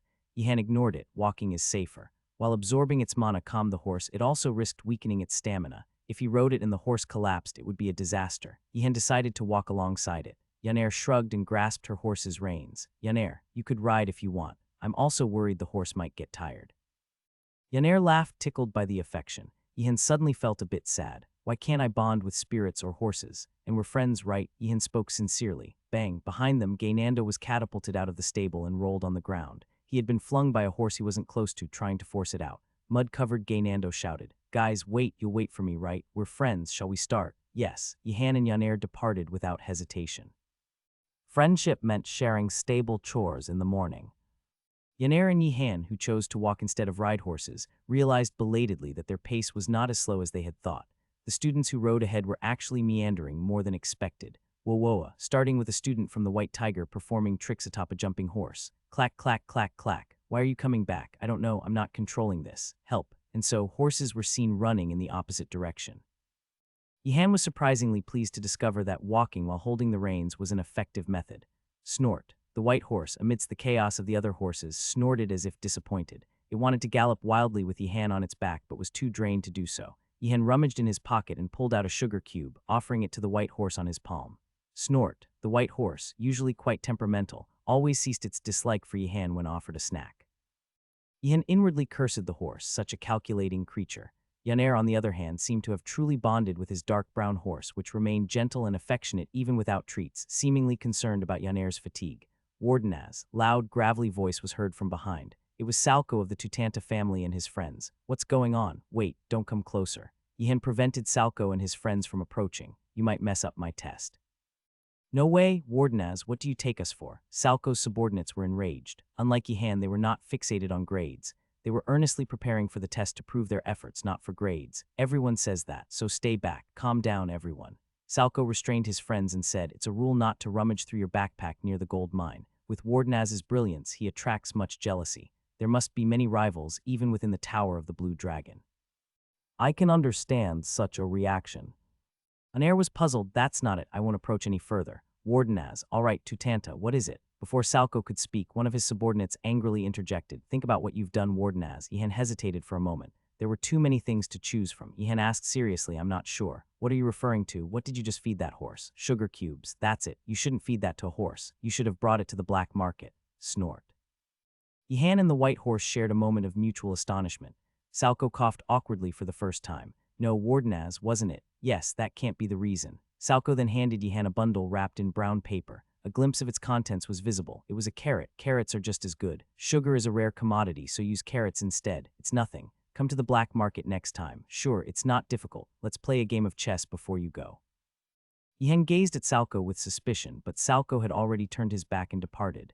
Well, it's not bad to save sugar, I suppose. Although he still had ample supplies, sugar was indeed a precious commodity. Replacing it with carrots wasn't a bad idea. Yihan offered a carrot to the white horse. Snort. The white horse turned its head away, clearly disliking the carrot. Yihan seriously considered finding another white horse. Maybe there's one at the Magic Academy. If he feed it well and grow it, wouldn't it look somewhat similar? Yihan and Yaner caught sight of the riverbank in the distance. Several students were already leading their horses to the river. Rowena of the White Tiger, a follower of the princess, spotted Yihan and warned him, Mr. Wardenaz, be cautious. What's the matter? Instead of replying, Rowena pointed at the river with a wooden sword. As a student neared the river to let his horse drink, something astonishing happened. The water level dramatically dropped. Yihan and Yaner's expressions soured. This is too much. Did you find a solution? I was considering going deeper, but the current seems too strong. Rowena looked hesitant. Rivers were not to be underestimated. Even water up to one's waist could cause drowning if balance was lost, and the danger increased with the speed of the water, especially this river, which seemed deep enough to reach one's chest. In such an uncertain situation, caution was imperative. As Yihan approached, the princess rushed over.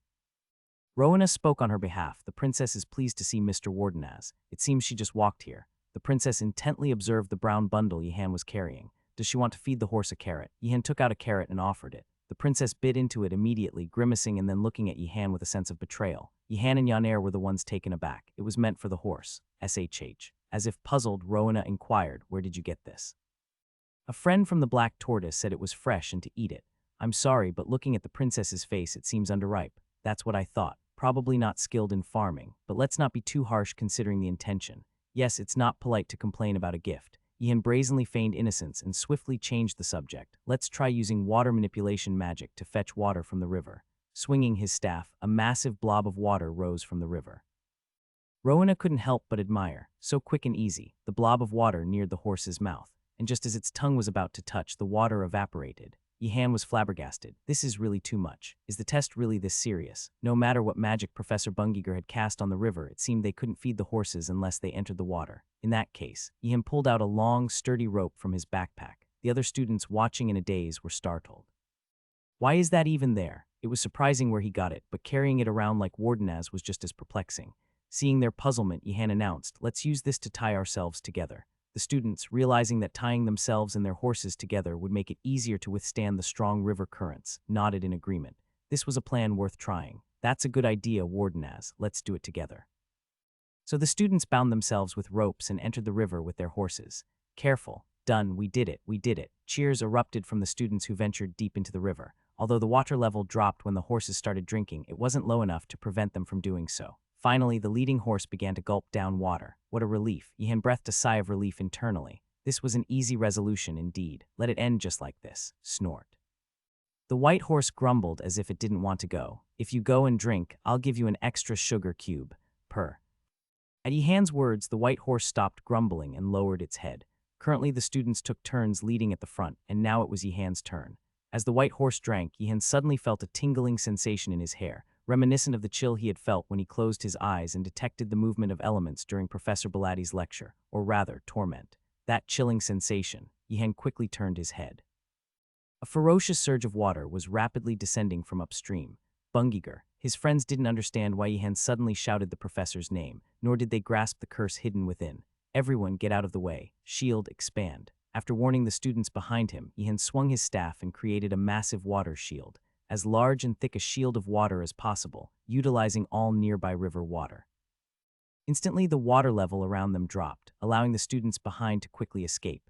However, Yihan, who had ventured the farthest, was too late to escape.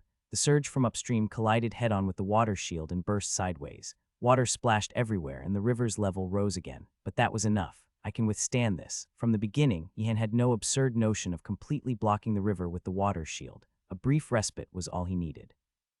As long as the water didn't rise around him, he could escape.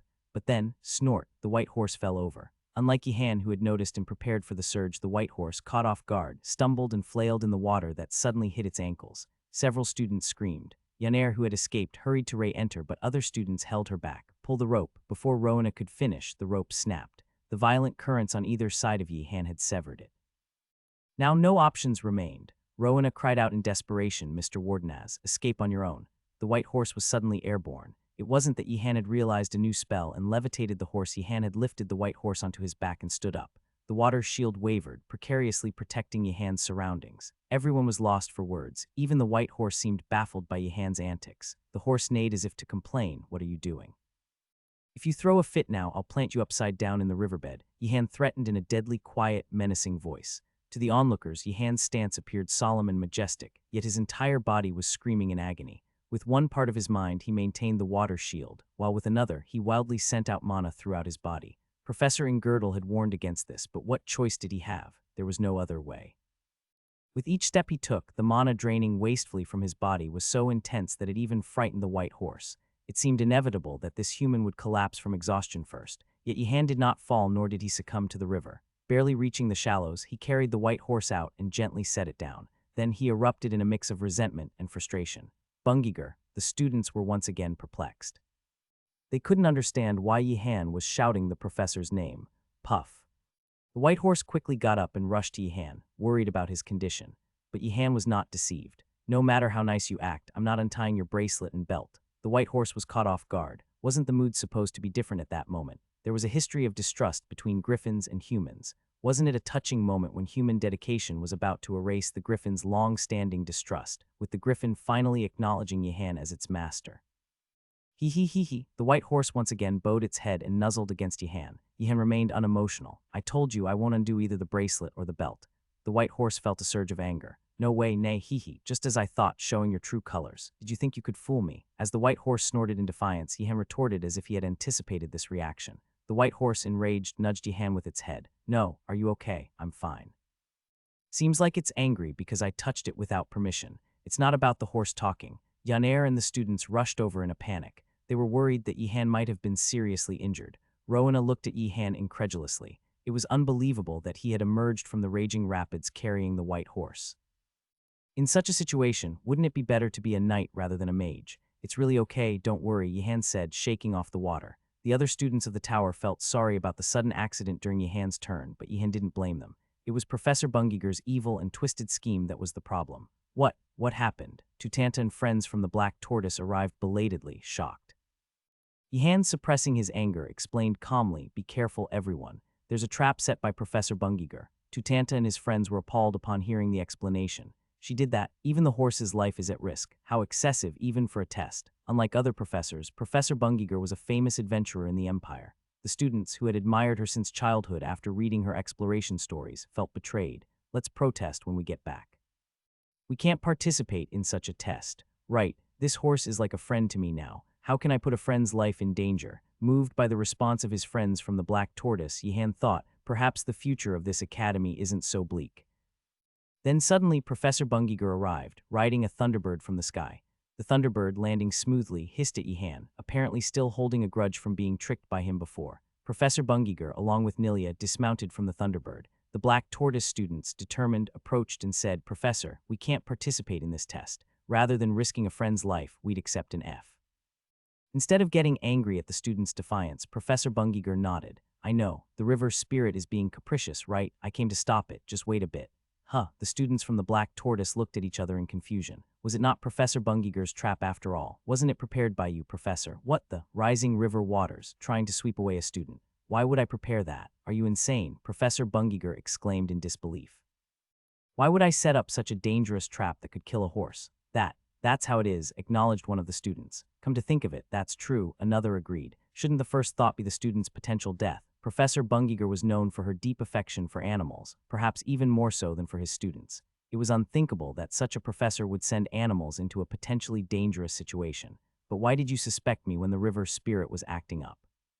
The professor questioned, puzzled. The students felt sheepish. They realized that they had become overly distrustful of the professors, possibly due to the influence of the skull principle. Professor Bungiger clicked her tongue in disappointment, shaking her head thinking, the education here seems to improve the students' magic skills but ruins their character. It was Nilia who had informed Professor Bungiger that something was amiss with the river. Nilia, the first to arrive at the scene. Danger, do not approach. She then hurried back to Professor Bungiger. Given the urgency, she had run in a straight line instead of following the path. Professor, the river's spirit is being capricious. The horses must be in danger. Lead the way. That's how they had swiftly arrived. After hearing the situation, Yihan felt slightly sorry for suspecting Professor Bungiger. I blamed an innocent person because of the skull principle. No, but why did you foolishly enter without waiting in the meantime? Professor Bungiger was incredulous, seeing the students' wet clothes. Ordinarily, upon seeing a river behaving wildly, one would think this is dangerous and avoid it, not, oh, it's a test, and jump in. But the students felt unfairly treated. The recent outrageous acts of the skull principle were still fresh in their minds. We really thought it was part of the test. We thought it was a trap since the principal had prepared an underground dungeon under the beach last time. Shouldn't you have properly checked the river first, Professor? Yeah, my apologies. Professor Bungiger calmed the students with a wave of her hand holding a pipe. It wasn't the students' fault. The fault lay with the Magic Academy. But how did you manage to water the horses despite the river spirit acting up? Did you succeed in persuading it? We tied ourselves with ropes and went in. Professor Bungiger was dumbfounded. Of course, persuasion wasn't the only solution when a spirit was angry. Like now, using ropes to physically overcome the challenge was a valid approach. It's just that ordinary students don't usually bring ropes to classes. You brought it, right? Why would you think it was me? Yihan protested confidently, his face so forthright that Professor Bungiger inadvertently apologized. Ah, was it not you, Wardenaz? My apologies, I did bring it. Professor Bungiger restrained herself from throwing her pipe. Listening in, Nilia tilted her head and asked, but why did you go in when I left a warning not to approach because it was dangerous? Yaner's face turned slightly pale. Yihan's face also paled, but it wasn't as noticeable due to his complexion. Damn. From now on, I must check the signs while walking.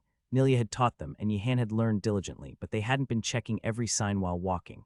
Yihan resolved to always check for signs wherever he went in the future. Could it be that you didn't see it? One student queried. No, I saw it. But the others kept insisting on going. Yihan quickly deflected responsibility. Conveniently, Rowena was standing far away with the princess. Typical of those from the White Tiger, stubborn to the core. There was no way to change their minds. That's really how it was, another student confirmed. Nilia was incensed by their words. It was always the nobility and knights causing problems. Even when she was in the mountains, tourists who came for fun did things they were told not to do, much to her annoyance, ignoring the safety rules set by the hunters working on the field. Such arrogance, right? Even the princess must be disappointed.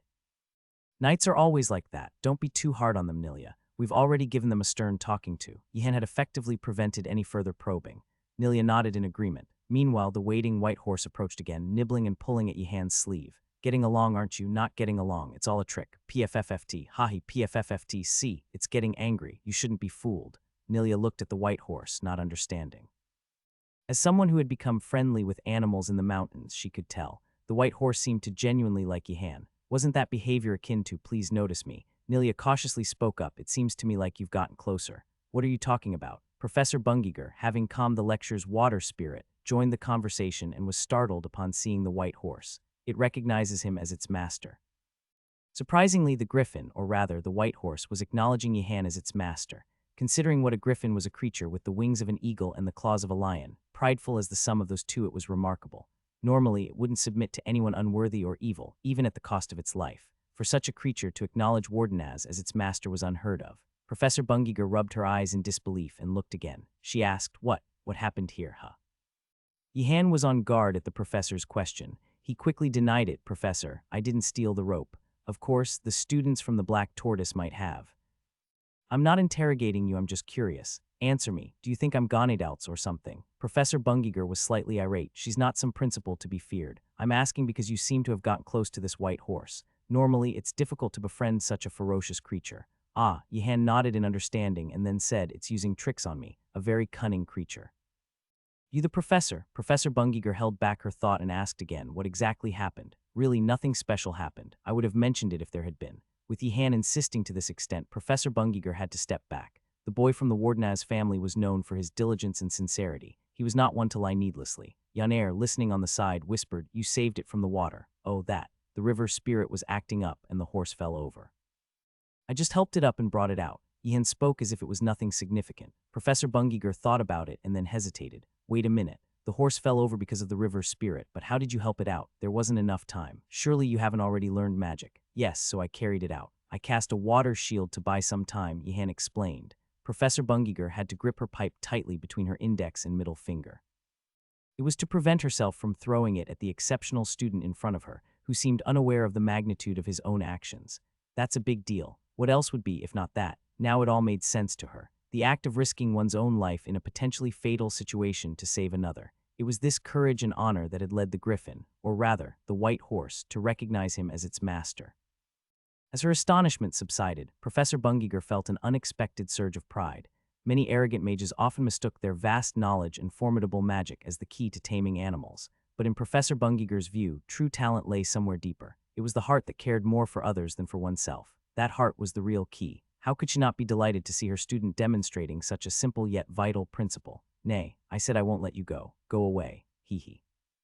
Haha, don't get angry. I won't let you go just because you're upset. Eventually, Professor Bungiger couldn't hold on any longer and dropped her pipe. Yihan was unaware of the incredible opportunity that lay before him, the affectionate loyalty of a griffin. Damn it, Professor Bungiger coughed out in frustration. Yihan, with a look of concern, handed her the smoking pipe, asking, did you swallow something wrong? No, not that. The professor was exasperated. Who was worrying about whom? Professor Bungiger calmed herself and then suggested, "Why don't you try being a bit more kind to it? How can I be any kinder here?" Yihan replied with a slight hint of confusion in his voice. His sincerity was so evident that even Bungiger had no retort. Unknown to the students, Bungiger had been keeping a watchful eye on the stables. It was only natural, considering she had entrusted her beloved horses to the care of the freshmen, and Yihan had been sincerely taking care of the griffin. It was unusual for a boy of noble birth to show such dedication.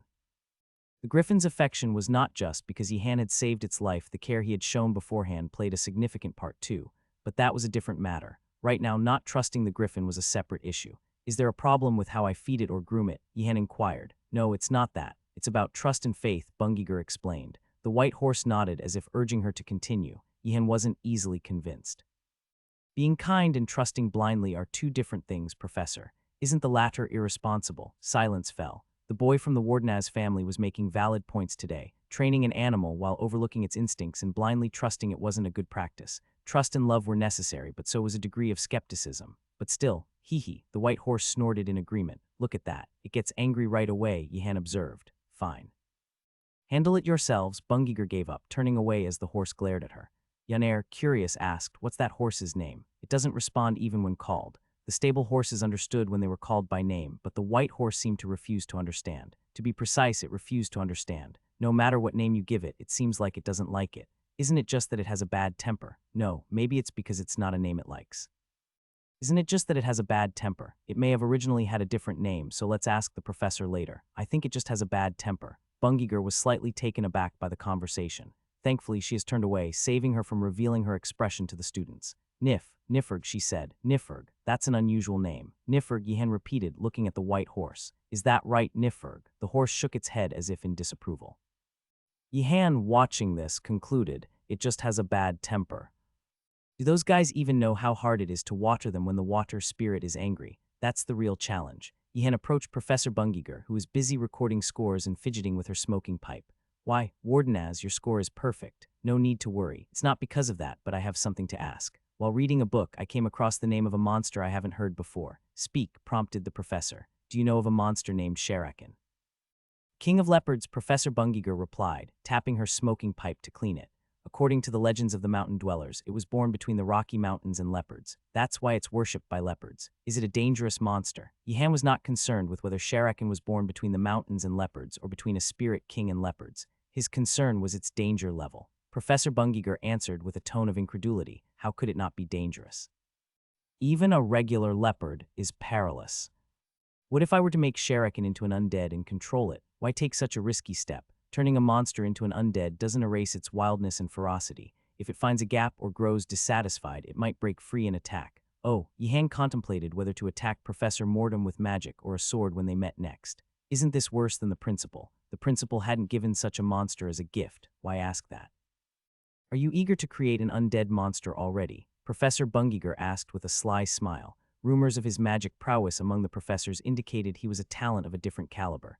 "No, that's not it. Don't be shy about failing. Setting ambitious goals is something you can only do as a freshman. But that's not what I want. Even if you want to create an undead monster, it's better to choose a suitable one in advance." "Do you know the third most common cause of death among Imperial Dark Mages last year? It's from summoning undead monsters they couldn't handle." Yihan unconsciously rubbed his neck. "I must treat it better in the future." As time came, Professor Bungiger concluded her wait. Today's test taught many things. Those who were lazy learned how their laziness comes back to haunt them, while the diligent saw their hard work bear fruit. Yihan looked at Nifferg, the white horse, who blinked innocently. "This guy is up to something." The horse snorted in anger, sensing Yihan's suspicion. Clearly, diligence was far from its nature. If you feel lacking, don't just stop their work on improving. Taming animals isn't the only challenging task. Magic can't be learned overnight either. The students nodded thoughtfully, but Yihan mused. Aren't the lazy ones not here? The ones affected by the professor's words are the diligent ones, while the lazy students haven't even reached the river yet. Bungiger, aware of this, instructed, "Pass this message to the lazy ones. Class dismissed. See you next time." As the students prepared to leave, calming their horses, Salco from the Tutanta family approached. "Wardenaz, Tutanta, did the horse enjoy the carrot? I gave it because our horses liked them." "Glad to hear it was well received." Rowena, passing by, looked at Yihan with an expression of shock and horror. "What did he just say?" "I came to ask for a favor," said Salco. "Is it about the carrots?" Yihan was slightly surprised. Salco, with such strong pride, was asking him for a favor. What could it be? To rob the principal's storehouse. Tell me I need your cooking skills. The immortal Phoenix Tower was a tower where priests from various orders of the Empire gathered. It was the quietest and most composed among the towers of the Magic Academo. Dwarf Muhadin was a priest of the Saisena's order. The Saisena's order, devoted to knowledge and scholarship, researched and preserved the Empire's various disciplines and was highly respected. The Tutanta family was also a patron of the Saisena's order. The problem is that priest Muhadin hardly eats. Yihan was still dumbfounded and took a moment to gather his thoughts. Why come to me with this? That's unfortunate, probably due to the poor conditions of the Magic Academy. Have you spoken to the principal? No, it's not about the food. He naturally eats little. The problem is, in the order, other priests took care of him, but here no one can. Even the priests of the tower try, but there's a limit. Yihan was about to say, then why ask me, but Salco continued, while worrying, I heard about your cooking skills.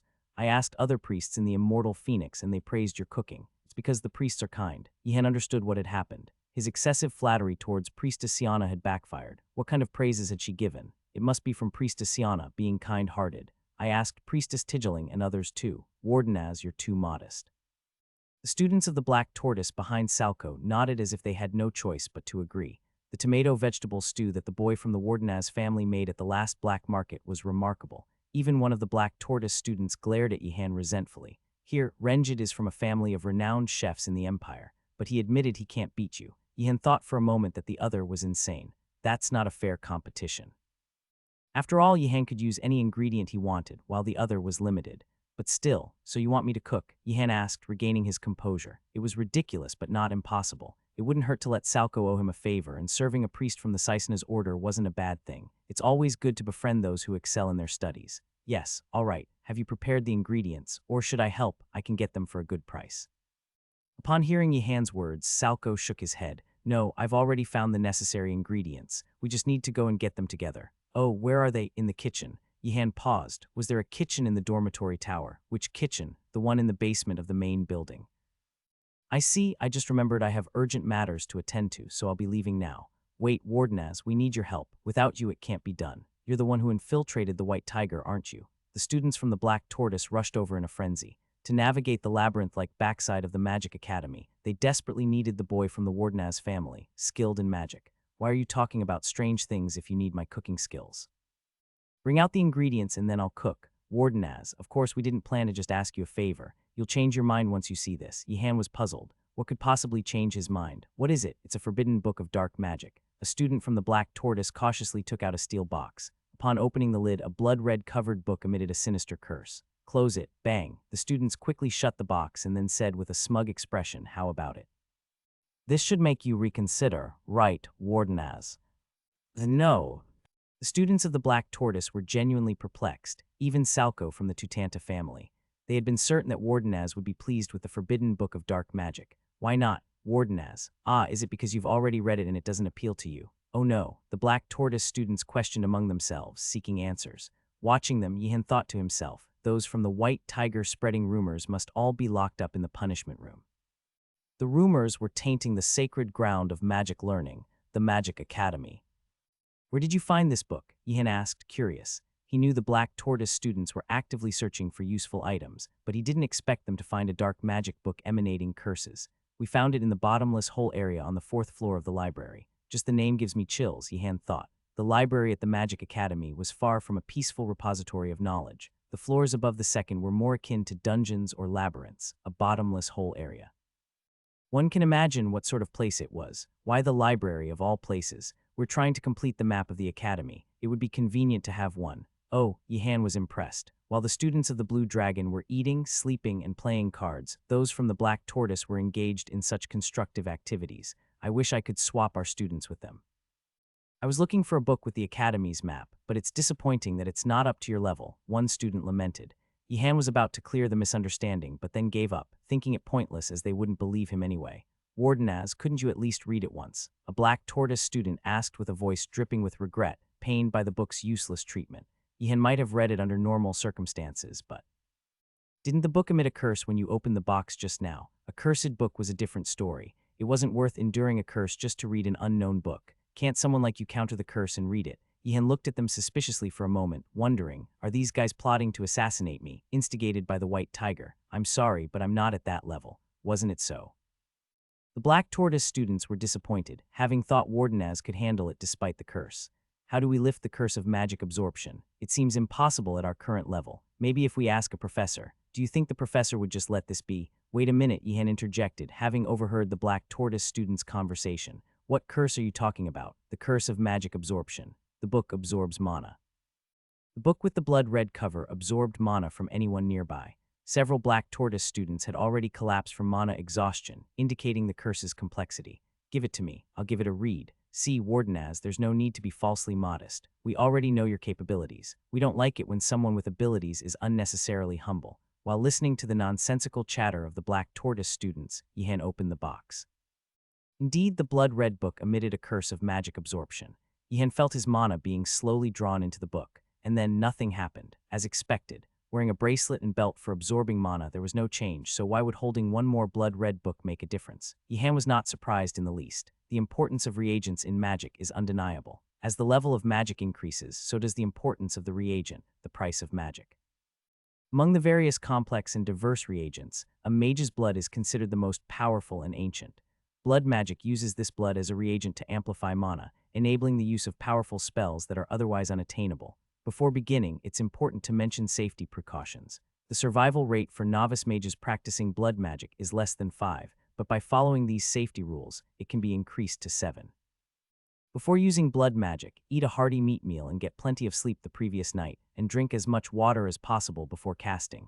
Yihan was surprised for 2 reasons. First, this wasn't a book of dark magic, but of blood magic. Both sounded sinister just by name, but there was a difference. Dark magic held a respectable place among the Empire's famous schools of magic, though it wasn't popular, while blood magic was more a secret technique, a mere auxiliary to magic. It was a technique that used blood to amplify the amount of mana. Of course, it was quite dangerous, but it was still a legitimate technique. Very dangerous, but the second reason for Yihan's surprise was that the typography of this book was identical to. Now that I compare them, even the titles are similar. Both received from Professor Belatti, and this book shared similar titles and identical typography. At first, I thought Professor Belatti wrote it, but he would never write in such detail. Who then? A disciple. How is it, Wardenaz? Does it interest you? The Black Tortoise students asked, their expressions anxious. It seemed they were quite concerned about whether the magic book appealed to Yihan. It's fine, of course. One of the Black Tortoise students nodded happily. They had thought that Wardenaz wouldn't dislike such a dark magic book. They're making unnecessary assumptions again. Yihan's interest in the book was for a simple reason. It was certainly not because of a sense of challenge towards blood magic, a dangerous secret frowned upon by imperial mages. Yihan had no interest in blood magic. Why would he amplify his mana with blood magic when he already had sufficient mana? His interest lay elsewhere. Here, the book introduced several spells that were usually difficult to use due to their high mana requirements, but could be executed under the assumption of using blood magic. Most of these spells required so much mana that they were rarely used in the Empire, but their effects were undeniably powerful. Magic, too, had its trends in popularity. Magic that other mages didn't use would soon be forgotten and disappear, and spells requiring a lot of mana were bound to be unpopular. After all, who would favor spells that consumed excessive amounts of mana? But Yihan was different. I might actually be suited for spells that consume a lot of mana. Spells with high mana consumption often didn't require fine control. He had little interest in blood magic. His curiosity lay in the spells that could only be cast using blood magic. All right, I'll join you. Yihan tucked the book into his cloak. The Black Tortoise students inwardly marveled at how casually he stored the cursed book, truly a sign of the Wardenaz family. Was the rumor true that they trained from a young age by enduring curses? But I have a few conditions. Speak.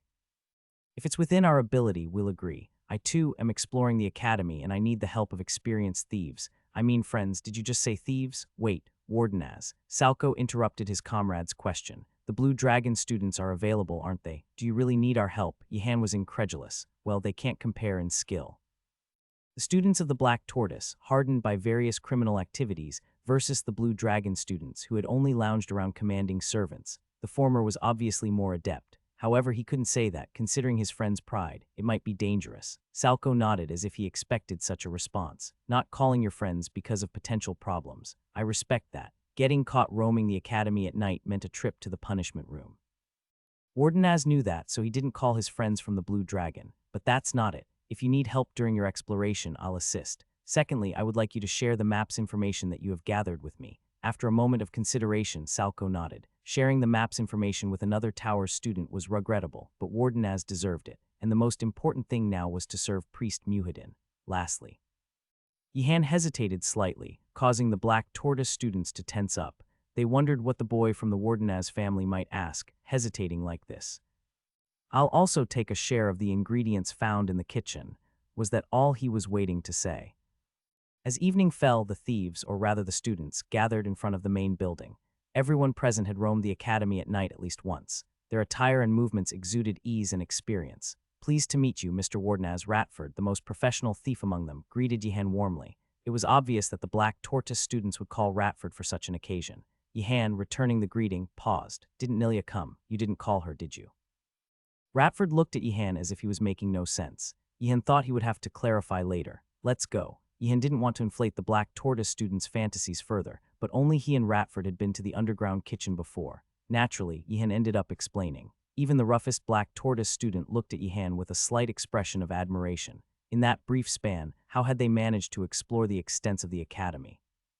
Underground, starting from the food storage, there are various facilities, but a storeroom keeper guards the place. The storeroom keeper, a blindfolded blind man but with exceptional detection abilities. Once you encounter him, evading or hiding becomes nearly impossible. Salko nodded, focusing intently on Yihan's words. Then a question struck him. But how did Wardenaz escape? If it was impossible, what method did he use? "When you guys roam around the library or other places and get spotted, how do you shake them off?" Yihan asked, seemingly curious. Yihan himself had various methods, starting with a belt of invisibility, but the Black Tortoise students probably didn't have such options. Did they have a special way? One of us would draw their attention and get caught. The rest of us used that moment to escape their sight. Yihan marveled at the crude method. It was unsophisticated, but he had to admit it was effective. "I should try this if I'm ever with the White Tiger students." The party skillfully opened a door behind the main entrance on the first floor of the main building and entered. The space, usually not open to students, began to reveal itself beside the corridor. Mesmerized unwittingly by the sight of the empty banquet hall and large hall, the students of the Black Tortoise stared in awe. They wondered why, despite such places, they had to eat hard bread in the lounge. Yihan and Ratford exchanged glances. "Don't let your guard down," one warned. Of course, the other agreed. Ratford recalled the thief's creed. When revisiting a place once burgled, be several times more cautious. Yihan thought of the skull principle. Since the underground passage was breached last time, he must have changed and strengthened the defense system. They could not expect the luck of entering the underground without a trace as before. Click. As expected, they saw a suit of plate armor walking towards them from far down the corridor. "How can you confuse me with a freshman?" When it was discovered that Yihan and Ratford had succeeded in escaping through the passage of the underground warehouse, the warehouse keeper was called in by the principal and reprimanded. Yet the warehouse keeper remained unshaken. "But even so, it's impossible to distinguish by the amount of mana," he protested. "Foolish. Fine, I understand. There's no immediate fix for this," the skull principal conceded. He couldn't reprimand the warehouse keeper too harshly for missing Wardenaz. This time the warehouse keeper was too competent. More than just managing the underground warehouse's inventory, he was responsible for facility maintenance and various other tasks. Occasionally, he even caught unlucky students roaming at night. One mistake was not enough for further reprimand. Honestly, even the skull principal considered this mistake unavoidable. Who could have predicted a boy from the Wardenaz family, an anomaly, would appear before the warehouse keeper who distinguished intruders by mana? "I'll lend you my summon. Don't rely solely on mana, find other ways to detect intruders." "Yes, I'll do my best. If you find the boy from the Wardenaz family, don't let him escape. Send him straight to the punishment room." "Why must I do that? Just do as I say, will you?" After the conversation with the principal, the warehouse keeper significantly increased the security at the back of the main building and the underground. To the students, it was like a game of cat and mouse. Once they found a way in, they kept coming back, so a harsh lesson was necessary. Don't even dream of coming this way. The summon lent by the skull principal would surely catch the fearless intruders. The warehouse keeper started his routine inspections, following the designated path. "It's a walking suit of armor," the students of the Black Tortoise whispered in terror. "Do you know it? I've encountered it before." The students shivered. How many had been captured because of that walking armor? Since it wasn't a person inside, attacking it fiercely only resulted in it reassembling itself, and if they managed to immobilize it, it soon called for reinforcements. Yihan pondered, is there a way to capture it? The summon reminded him of Jorvan II, the guardian of the previous desert arena. The summon was of a non-living, inanimate type. However, being non-living did not equate to invincibility. If it sustained significant damage, the summon would be forcibly unsummoned. The problem was, lightning element magic seems effective, but using it now would be problematic. Winning or losing the fight wasn't the issue. Engaging in battle meant certain loss for the students. Especially using loud, flashy magic like lightning element would be akin to announcing their presence. It's better to avoid it. It seems we haven't been discovered yet. We should avoid it. Has it followed us well? I'm not sure. It depends. Yihan decided to retreat with his party. Click, but another suit of plate armor had already appeared far behind them. The faces of the black tortoise students turned ashen. I'll lure it. To the side, Yihan didn't hesitate and opened a door. It was one he had noted for escape when they had first entered the corridor. An old space, probably once used as a classroom, appeared. Chairs and desks were stacked with various clutter. The black tortoise students instinctively scanned the clutter for anything useful, a professional habit. If the armor enters here, I know warden as. Scatter and run, even if someone gets caught. When faced with an insurmountable crisis, the principle was to minimize damage by scattering and fleeing. The black tortoise students already knew this rule. No, I'll cast magic to knock it down. Don't be surprised and just run. It'll be very loud. Hearing Yihan's confident plan to take down the armor, the black tortoise students thought we brought the right person. Not many would dare to speak of bringing down the armor. The black tortoise students felt fortunate to have him. Thunk, a clattering sound came from the clutter behind. The 10 students turned in surprise. Did you touch it? No. You.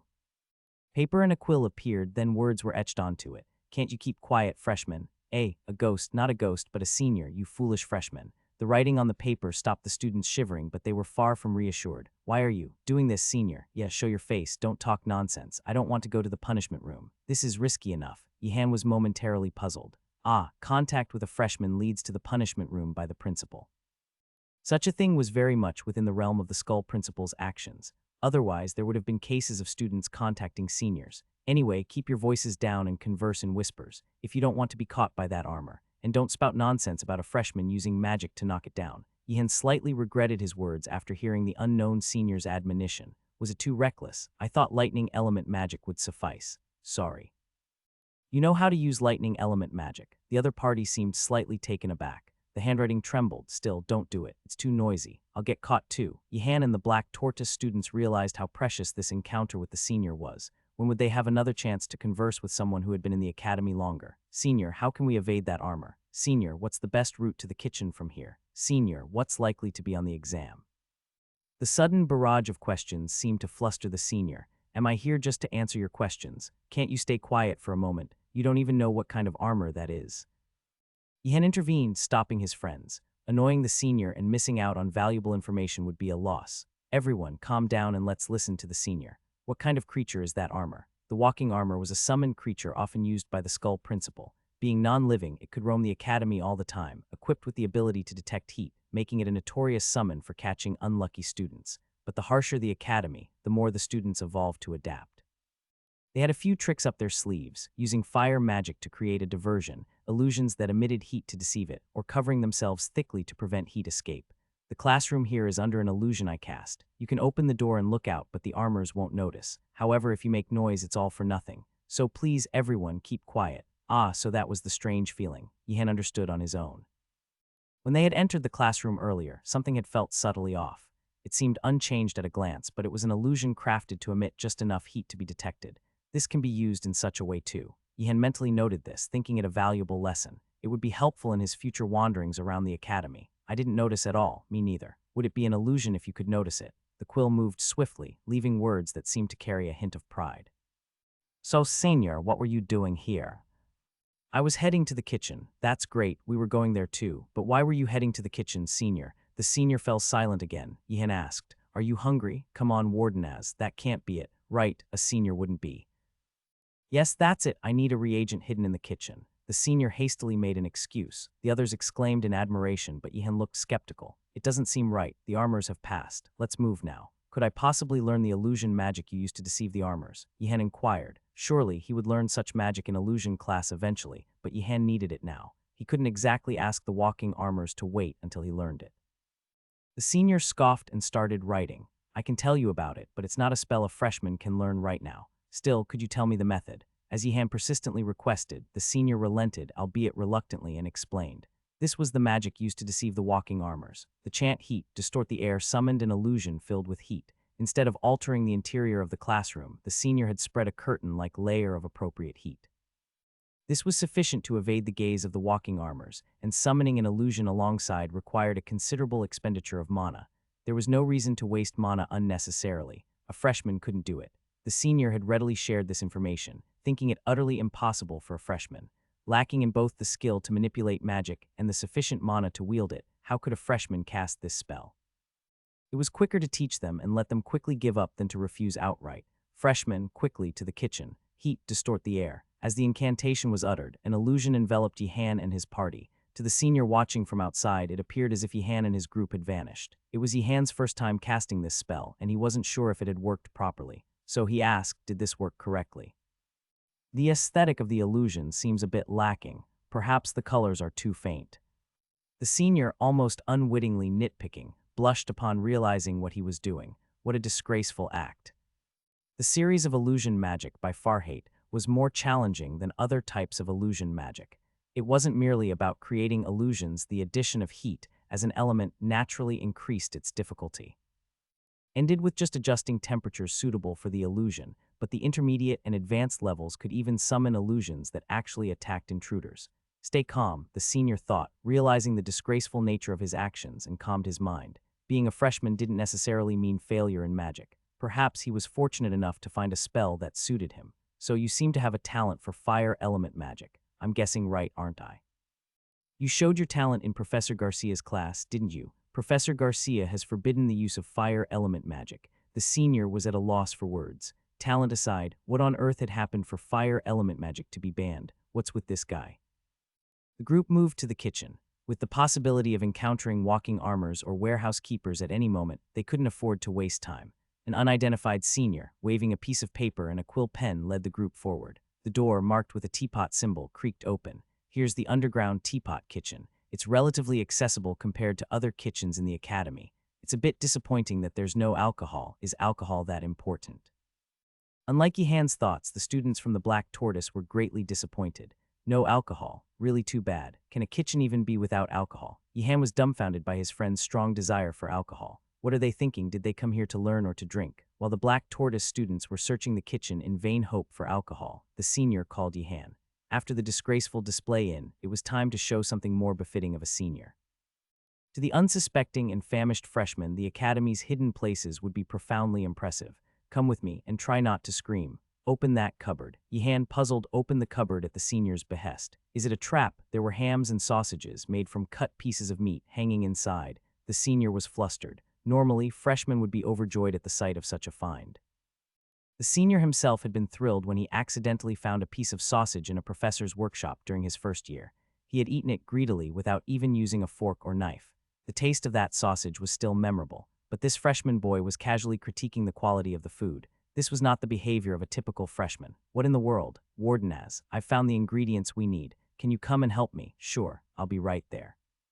The Black Tortoise students gathered ingredients and lit a fire under the cauldron. What are you doing? The senior asked, looking perplexed. We're making a nutritious meal for a friend. Not a bad idea, the senior nodded approvingly. The Magic Academy was too harsh a place to survive on what was given. This was especially true for freshmen. To survive, one had to fend for oneself. Just a moment. The senior, alarmed, tried to intervene. The cooking was unlike anything ordinary, even the atmosphere differed. The ingredients in the pot were undergoing a chemical reaction, emitting a unique mana. It was a form of alchemy, and judging by the preparations, the process was evidently complex. It seems a magic spell might be needed. This is not something a freshman should handle. Stop them, is it? Yihan questioned Salco, needing confirmation after having heard so much. Tutanta. I heard that this cooking is not ordinary, but a kind of alchemy and quite challenging. Is that true? Yes, Salco nodded readily. Yihan felt slightly relieved at his response. It seems he has some confidence in this. Salco wasn't reckless. He wouldn't have started this if he wasn't sure. Seeing how prepared you are, you must be confident. Yes. Then Salco handed a scroll to Yihan, who hesitated. Here, I've recorded our family's secret recipe in as much detail as possible. You can do it. Yihan was astonished. It was surprising that Salco trusted him with the family's secret recipe, but more than that, did the Black Tortoise students really have that much faith in Yihan? These kids are overestimating me too much. Rumors about his dark magic were one thing, but alchemy was a completely different area. I'm not that proficient in alchemy. Priestess Siana praised you highly. If a priestess from the Flame Order commends you, it must be true. Warden, there's no need to be modest in front of us. The Black Tortoise students seemed to say, what are you talking about? Yihan seriously considered whether he should be less flattering to others in the future. But I think I can make it. Yihan then read the Tutanta family's secret recipe. The ingredients were numerous and complex, but not impossibly difficult. He had conducted far more challenging experiments. There was no reason to be scared of this. This is not a task for a freshman, the senior scribbled with his quill. Yihan replied, I think I can do it. You'll regret it later. The senior hoped this arrogant freshman would fail in alchemy and spill the contents of the pot over himself. Isn't that how first years learn their limits? The liquid in the pot turned golden, the bubbles reduced, and it began to settle gently.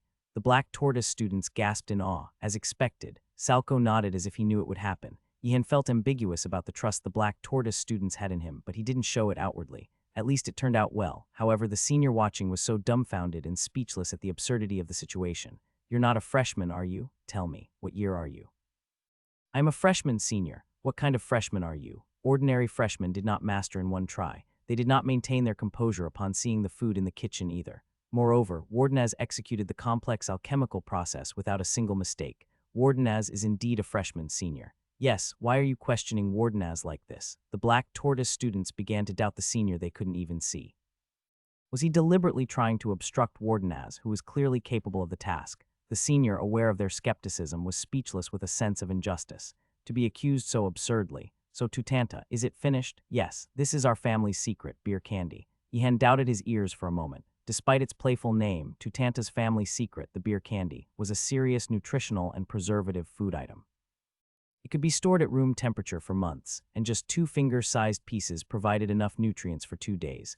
Try one, Wardenaz. Yihan cautiously tasted the condensed beer candy, reminiscent of a sweet and soft flavor akin to traditional Korean malt candy. Salko, full of pride, asked, can you feel your mana recovering? Yes, Yihan managed his expression, recalling the last time he had a magic potion. But why is it called beer candy? Our ancestors, suffering from a beer shortage while trapped under a mine, created it as a substitute for beer and named it accordingly. I see. Yihan, bemused by the seemingly trivial origin, casually nodded, cut a piece of beer candy, wrapped it in paper, and placed it in his pocket. Having accomplished the desired cooking, it was time to collect useful items from the kitchen and return. Where were those sausages earlier? A big problem. The senior hastily scribbled with his quill, the urgency so great that the last word was incomplete. What's the matter? The warehouse keeper is coming. Hide in the corner. Heat, distort the air. The senior chanted along with his spell. This was a much more elaborate magic than before. A convincing illusion was necessary to cover the mess made by the cooking in the kitchen. Can we really deceive the warehouse keeper with this? I don't know, just stay quiet. The senior's tension spread to the other students. Yihan and the black tortoise students watched the kitchen door with rigid faces. However, the warehouse keeper walking in the corridor didn't open the door. Yihan sensed the warehouse keeper casting a spell outside. He's casting a spell, casting a spell. Wait, how did you know?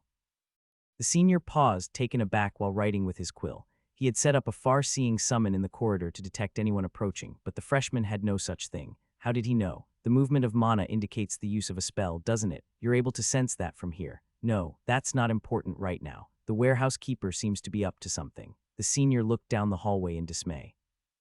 The warehouse keeper, who should have just patrolled and rested if nothing was amiss, was now casting spells on each door for some reason. That spell is space magic. The senior's face turned ashen. Breaking space magic was notoriously more difficult than other types of magic. Among all magics, it was infamously difficult to cast such magic on the doors. What's he doing? Has he gone mad? It was supposed to be a normal patrol, and if nothing unusual was found, just return to rest. Today, for some unfathomable reason, the warehouse keeper had cast space magic on every door. After the warehouse keeper disappeared, the senior tried to leave the kitchen by opening the door but soon returned inside. To Yihan and the black tortoise students, it seemed as if the door had merely opened and closed. What are you doing? Try it yourself and you'll see. The freshman went out and came back in immediately, looking at the door with the same baffled expression as the senior. The space of the door has been twisted. It's the warehouse keeper's magic. Do you have a way to solve this, senior? No, we're doomed. Yihan nodded resignedly to the senior's written words, so we end up in the punishment room after all. Sorry, Wardenaz, it's our fault. It's all right. I was prepared for this from the start. Just keep your promise later. I didn't take anything, but just in case, I hid them well. The senior was astounded by Yihan's unchanging expression even at the brink of entering the punishment room. What kind of? Actually, there might be a way. Oh, is that so? The senior became seriously curious about what situation would finally fluster this freshman boy. But for that method to work, your full cooperation is needed. Yihan managed to keep his expression under control, but the students of the Black Tortoise looked suspicious. After all, it was an academy where even the professors couldn't be trusted. Thus, it wasn't certain that a senior could be trusted either. He talks like that, but he wouldn't betray us, would he? Doesn't that senior seem like he's from the Blue Dragon or the White Tiger? Freshman, your doubts about me now. Damn it, this cursed academy. Yes, I understand why you would suspect me. I would feel the same. But after coming this far together, are we really going to distrust each other? And if you don't trust me, how do you plan to get out of here? You have a point. Yihan soothed the students of the Black Tortoise. Although the senior whose face they didn't recognize seemed suspicious, they had no other choice in their current predicament, trapped in the pantry by the warehouse keeper's magic. The options were to either stay trapped and get caught or listen to the senior's plan. Let's at least hear him out. First, I need some of those beer candies you made. Salco's eyes shifted suspiciously, as if he was looking at a con artist, but still, he reached into his pocket and pulled out a beer candy. He did this more out of trust in Yihan's words than in the senior himself. I'm not trying to steal anything from you freshmen. The more he talks, the more suspicious it gets. As you know, I've used too much magic today getting here. I have almost no mana left. I need to recover. Ah, that makes sense. Yihan found himself convinced by the senior's words. Unlike Yihan, who had never felt a shortage of mana, other mages often found their mana depleted after using magic. The unknown senior had been using magic several times from the classroom to the kitchen. It wouldn't be surprising if his mana was nearing depletion. Crunch, crunch, the beer candy gradually disappeared into thin air. Yihan suddenly grew curious and asked, but if you're low on mana, how are you maintaining the invisibility spell? It's not my spell. The skull principle. Despite the calm font, Yihan could somehow sense the senior's fear. Could it be did the skeletal principle cast a spell to prevent the seniors from contacting us? He wanted to shout out loud, asking why it had to be this way, but Yihan didn't. He was beginning to accept the reality of this magic academy. That's just how he is. No use being surprised, it would only be a disadvantage for me. It's done, just watch. The senior, seemingly having regained some mana, moved forward. The spell the warehouse keeper used on the pantry door was a spatial distortion spell. It sounded simple, but breaking through it was anything but. At least 3 different spells were needed. First was, the second circle spell was popular among warriors as an enchantment spell. Once cast, even a slow, dull warrior could display the swift reflexes of a swallow skimming the water. Not only that, but the enhancement of senses like sight and hearing meant more information could be gleaned on a chaotic battlefield. Spatial magic fundamentally distorted the 5 senses, so at least this level of enhancement was necessary to counteract it. Then came. It was a first circle spell, but in terms of difficulty, it was harder than the second circle. This was due to the complexity of spatial magic, allowed the mage to accurately visualize the nearby space in their mind. It was a level far beyond simply looking with the eyes and making rough estimations, knowing exactly what objects were around oneself and the precise distances between those objects.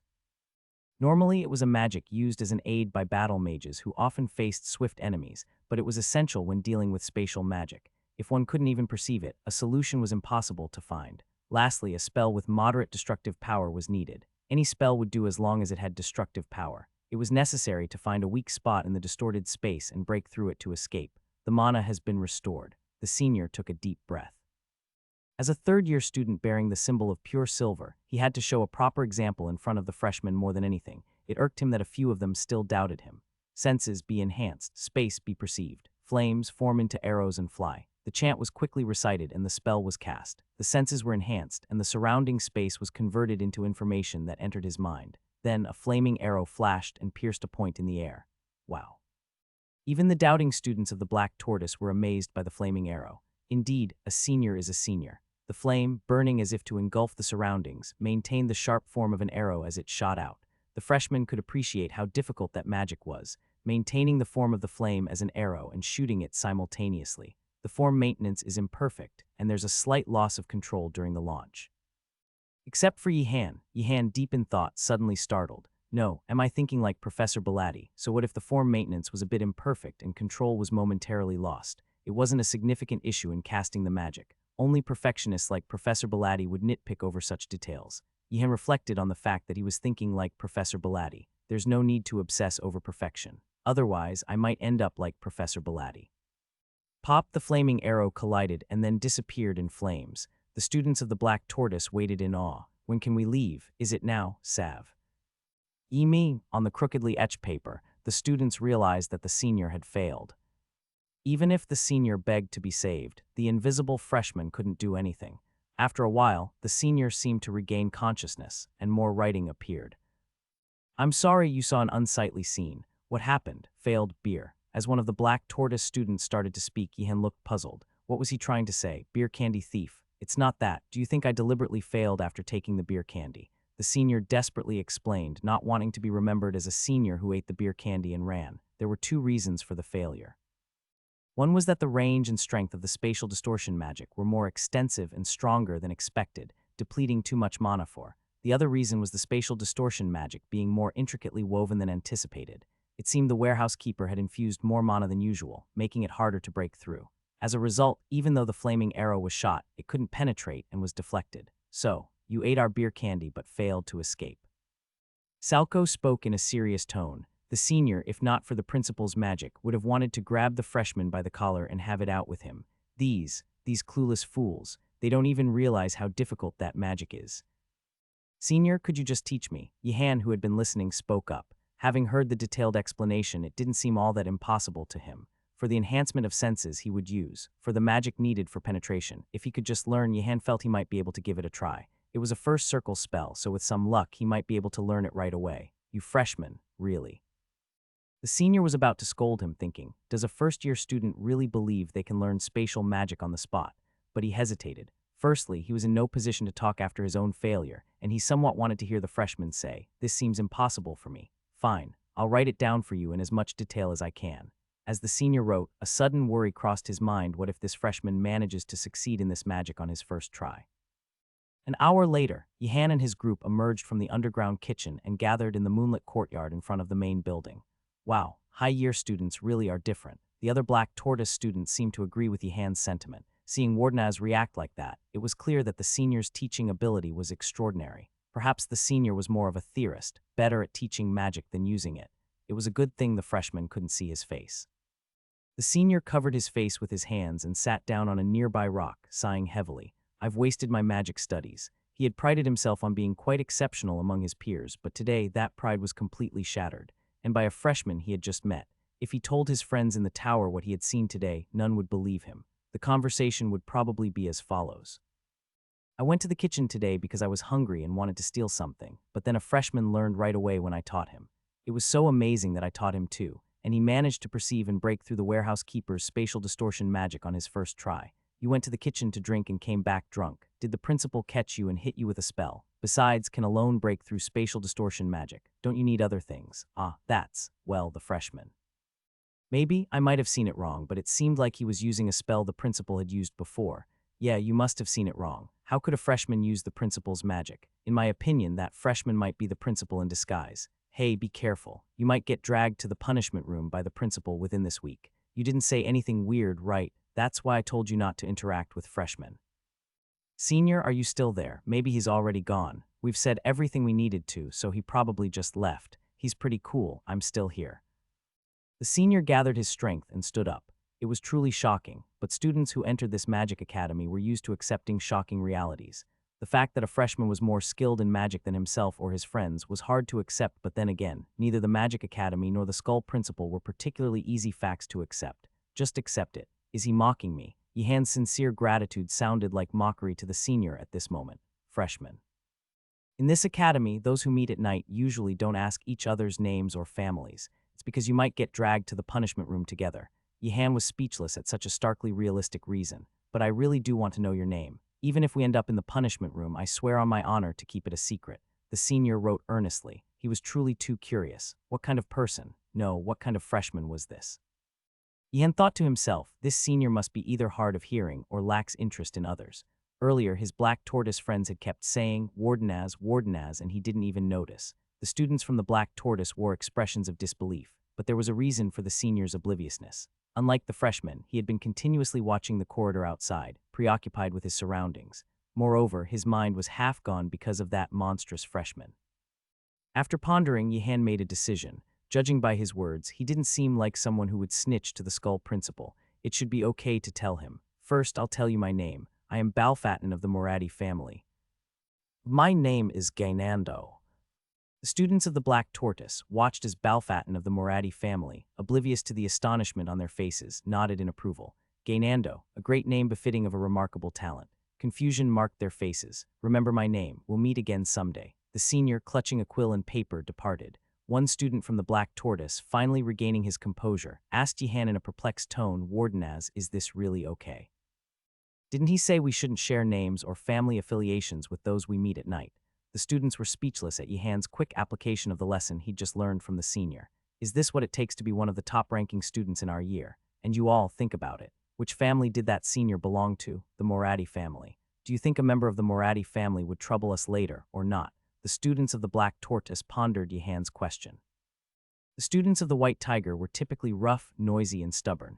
Leading them was Jigil of the Moratti family. Despite their polite and kind facade, the students affiliated with the Salco gang were not fooled. A more venomous snake always leads the snakes. They'll likely cause trouble. That's right, that's what we just prevented. No need to thank me, just remember this later. Having gathered his things, Yehan slung his backpack and waved goodbye. Watching him leave, one Black Tortoise student said to Salco, to Tanta, "I think I understand why you said not to talk to Wardenaz when alone." Salco nodded in agreement. While they respected Wardenaz for his skills, responsibility, and loyalty to his friends, they couldn't ignore the fact that if he wished, he could easily overpower any of them. Even to the rough-edged students of the Black Tortoise, Wardenaz was a formidable figure. Wardenaz, what a fearsome person. It's so full, nothing else fits. I should ask Yaner for help. Organized items by expiration date, recorded them in the ledger, and sold. No, served snacks to his resting friends. Finally, Yehan could sip his coffee and focus on his studies. Despite the easy-to-forget fact that students were enrolled in the academy for academic purposes, Yehan had resolved not to be outdone in his studies. I had vowed not to be bested academically, even if I was ignorant of other matters. He had intended to show the pampered nobles of the empire the frenzied dedication of someone hungry for success, but life's demands had led him to specialize in other areas. Is it just my imagination? Yehan piled his study books neatly. It reached even where Gaynando was drooling asleep on the sofa by the fireplace. Noticing this, Yehan felt something amiss. Do I have more to study than others? He recounted, doubting his perception. By Professor Garcia, not only basic elemental magic, but also other branches were to be covered in the test, as he had been warned. If that was the case, then dark magic, summoning magic, and illusion magic had been added. Even if Professor Garcia conducted the test in a straightforward manner, the professors of dark magic, summoning magic, and illusion magic were a different story. They gathered students who would attend their classes the following year and taught them, setting certain expectations even if they did not formally conduct tests. Considering this, Yehan realized he needed to read at least 2 books from each of these fields. Click, click, click. This isn't unusual, Yehan thought as he pushed a book to the side and checked the next one. Alchemy was a field where relying solely on intuition without studying could lead to serious injury. Despite Yehan's well-honed alchemy senses from harsh experiments, he couldn't neglect theoretical study, especially when considering students like Yaner, Adenart, and Priestess Siana, who had studied alchemy before joining the academy. Yehan felt the need to study even harder. With that in mind, he should read about 3 books on the subject. Click, click, click. Yehan stacked another book to the side. The test was over, but Professor Bungiger's teachings continued every week. Learning about the dangerous and unpredictable creatures in the academy was crucial not just for escaping, but for survival. Just one book he noted with relief despite its thickness. Then came essential subjects with a clear need for study. The stack of books grew taller. It seemed like he was almost done, but there was still more. Yehan pulled out additional books. Given by Professor Belatti. Not studying this in advance could mean learning it the hard way in front of Professor Belatti, possibly through direct experience with lightning. The dark magic book forcibly given by the Skull Principal. He had to practice, taught previously, until he mastered it. Otherwise, he risked being dragged into dreams again. And the most recent one, no one said he had to read it, but to survive in the academy, he knew it was necessary. The usefulness of even one competent spell was something he constantly felt. After stacking all the books, Yehan looked up. Gaynando's face was obscured by the pile of books. This is strange. He had only arranged the necessary books, so why were there so many? Gaynando, who had dozed off in the lounge and then slept soundly in his bed until morning, was surprised to see Yehan awake in the lounge. You wake up really early, don't you? I haven't slept yet. Gaynando quietly skewered a marshmallow and toasted it over the fire until it was soft. He then sandwiched it between 2 pieces of hard bread and nibbled on it. Why go through all that? Gaynando, you're far too laid back. The San of the Dargard family walked down with a tired expression. It was the week of tests, so he had stayed up all night studying in his room. The effort he put into mastering was tremendous. He probably thought Wardenaz had also stayed up all night for the same subject. Wardenaz, I understand. Even after all this effort, I feel like I've only understood about 80 of. That's still good. I still have a lot more to study. Listening from the side, Gaynando tilted his head in confusion while eating a marshmallow. There seemed to be some misunderstanding in the conversation between the two. As evident from Asan holding only the book, he had indeed studied only that subject. In contrast, Yehan, didn't he have a mountain of books yesterday? Indeed, before going up, the books had been piled up like a mountain, but now only one book remained. Driven by curiosity, Gainando asked, "Where did all the other books go? I put the ones I've studied in my personal room. They were getting in the way." Gainando dropped his marshmallow in shock. "Are you insane? What's wrong, Gainando? Yihan stayed up all night studying. That's what everyone does, you fool." Students from the Blue Dragon, who came out one after another, scolded Gainando, making such a fuss over studying just one subject. Everyone was studying. But hey, Gainando trembled with indignation. These guys hadn't even seen the pile of books in the lounge. It was a huge pile, really. "Stop talking nonsense and just finish your bread." Gainando swallowed the rest of his bread, savoring its deliciousness. "But Asan, why did you study in your personal room yesterday instead of the lounge? Isn't the lounge better? You keep talking in your sleep loudly."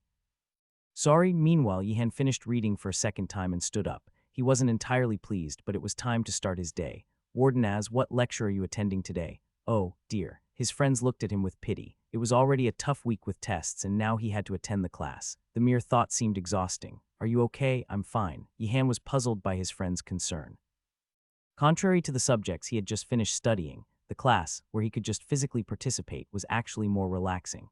However, his friends looked at Wardenaz's departing figure with worried expressions. "The White Tiger guys are not going to use the test as an excuse to jump him, are they? Next time we see those White Tiger guys, let's warn them not to mess with Wardenaz." The friends from the Blue Dragon firmly resolved to stand together in friendship.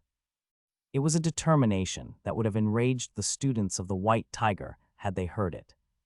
"What's going on? The atmosphere is strange." The mood was unusually excited and chaotic, unlike the usual class. Puzzled, Yihan asked Dalju. Dalju spoke in a low voice. "Today, for the test, people from outside are coming, Yihan." Yihan now understood why the students of the White Tiger were chattering with a mix of excitement and anxiety. People from outside were coming. They were likely peers from knightly families, just like the students of the White Tiger. For the students all from knightly families, it was inevitable to feel nervous. If they showed poor swordsmanship or made mistakes in front of them, everyone will be tense. "Actually, I'm nervous too. In that respect, I'm at ease," Yihan spoke confidently. Being from a family of mages, he had no reason to be embarrassed in swordsmanship class or to hear comments like, "Why is someone from that family so clumsy with a sword?" Belonging to a family of mages indeed. Dalju was visibly taken aback by Yihan's words. "Yihan, with your skills, you shouldn't feel embarrassed even when facing guests from outside. Really, I hope that's not too presumptuous. Do you think it wouldn't be embarrassing if I ended up using magic in a fight? It's a joke, right, of course." Dalju regained his composure, having turned pale at the thought that Yihan might have been serious. "Attention." With a tap-tap sound, Professor Ingerdle appeared. "Welcome, everyone. No need for a long speech. This week is simply a time to assess how well the students have been keeping up through a simple test. That's why I've invited guests from outside." As Professor Ingerdle spoke, knights in full armor appeared from behind. "They're our age?" Yihan asked Dalju. Looking at the knights' faces, they seemed to have spent at least a decade more on the battlefield than the students present. They might be somewhat older peers. Here, the knights who have come are all distinguished members currently active in their respective orders. The students were astounded. Yihan thought to himself, Professor Ingerdle seems to be subtly similar to Professor Belati in his ways. While Yihan entertained the most disrespectful thoughts in the world, Professor Ingerdle was basking in self-contentment. "I have indeed brought the right ones." The knights brought by Professor Ingerdle, the Whitewood Knight Order, were among the Empire's most prestigious. This was not an order that stayed put, guarding a specific region. Instead, they roamed the Empire, seeking dangers to confront. That was the essence of the Whitewood Knight Order. Common wisdom held that knights usually traveled grandly with servants and slaves, but the Whitewood Knight Order was an exception. Its knights wandered the vast and harsh lands of the Empire alone, clad in nothing but a single suit of armor and accompanied only by a horse. For this, mere skill in swordsmanship was insufficient. They required a wide array of abilities, including adaptability and quick thinking in various situations. Such knights could surely teach much to the young students. Far better a choice than bringing knights of their own age. While Professor Ingerdle was feeling proud, Baikelance, a knight of the White Wood Order, stroked his beard and frowned. "I came at Ingerdle's request, but it seems I've come to the wrong place." Baikelance didn't favor dealing with students or young squires. He had no idea how to interact with them. His swordsmanship, honed for real battles, was not meant for teaching or imparting lessons.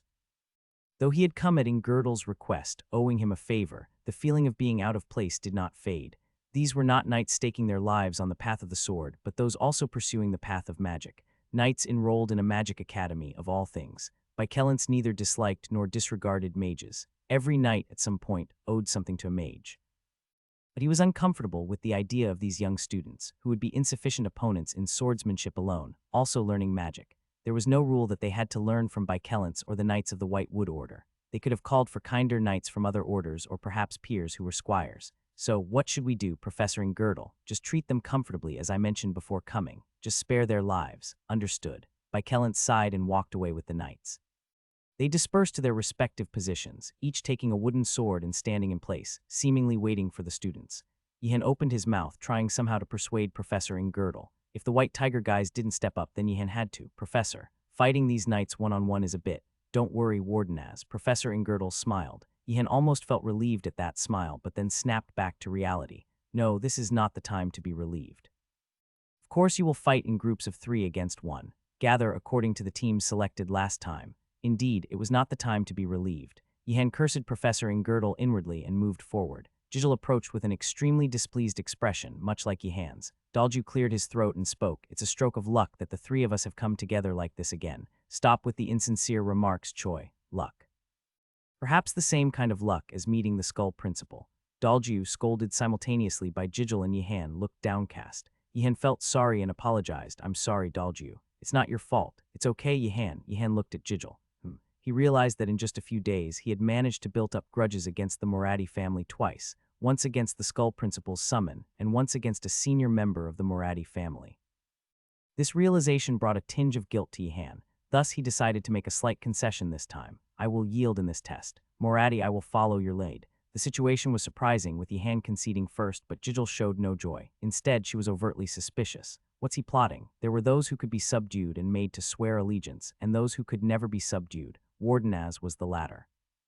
Jijil knew this and had given up on expecting Wardenaz to kneel before her, but Yihan's sudden compliance was suspicious. What are you planning? What plan? Moradi, we can't score in this test without mutual concessions. That's why I'm yielding. Yihan was always sincere when discussing tests. This sincerity slightly swayed Jijil. Really? But Wardenaz, even if you say you'll follow my command, you'll disobey at the first chance. You brat, that's only when your commands are crap. I mean, unreasonable. Dalju listened to their conversation, wondering when he should intervene. Maybe it's better if they don't talk at all. Fine then, I'll take your word for it, but I'll be watching. Please do. So, Professor Ingirdle, who are we up against? Yihan asked while looking around. Where's the drawing? Professor Ingirdle kindly responded, it's Sir Bykelance. Wasn't this supposed to be random? To Yihan, the knight called Bykelance seemed like a leader, likely the most skilled. The best deserve a worthy opponent. Ah, I see. Yihan struggled to manage his expression. Professor Ingirdle, unaware of Yihan's inner thoughts, offered encouragement. With the 3 of you, you can surely put up a good fight. Yes, Professor Ingirdle. Bykelance, facing the 3 young students, spoke in a serious tone. You may use every means at your disposal to attack. Dalju asked with surprised eyes, is that? Aloud, not using what you can is more unnatural. Use magic if you can. I won't hold back either. I wish you would, though, Yihan thought as he picked up his wooden sword. From just a few words, he had a sense of what kind of person the opponent was. Bykelance was a strict knight like Arlong, Yihan's teacher. The problem was that unlike Arlong, who had gone easy on Yihan, Bykelance would not. A person who tells students to use every means to attack usually meant they would defend using every means too. Jijil sensed this ominousness, a subtle anxiety crossing his face. Choi family, yes, that's correct. Bykelance guessed Dalju's family from his stance alone. Double swords, the Moradi family. Jijil nodded in agreement, and Bykelance was startled when he saw Yihan. His stance was unmistakably that of the Azure Rock style. Was there a family known for using the Azure Rock style? Apart from the Empire's knight Arlong, he knew of none, which left him quite bewildered. Which family do you belong to? The Wardenaz family. Wardenaz? As Bykelance's face, as hard as a chunk of iron, contorted in confusion, Dalju and Jijil found themselves empathizing without realizing it. I understand that feeling. Well. After all, in learning swordsmanship, the family isn't that important. Embarrassed by his own confusion in front of the students, Bykelance changed the subject and ended the conversation. But his bewilderment did not subside. Why is a student from the Wardenaz family here? Moreover, judging by his stance, his swordsmanship training was not just a day or two's worth.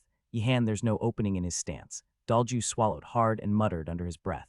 The pressure emanating from Bykelance was that intimidating. He was merely standing there, pressing his wooden sword down, yet the pressure he exerted was immense. It was impossible to guess how strong he really was.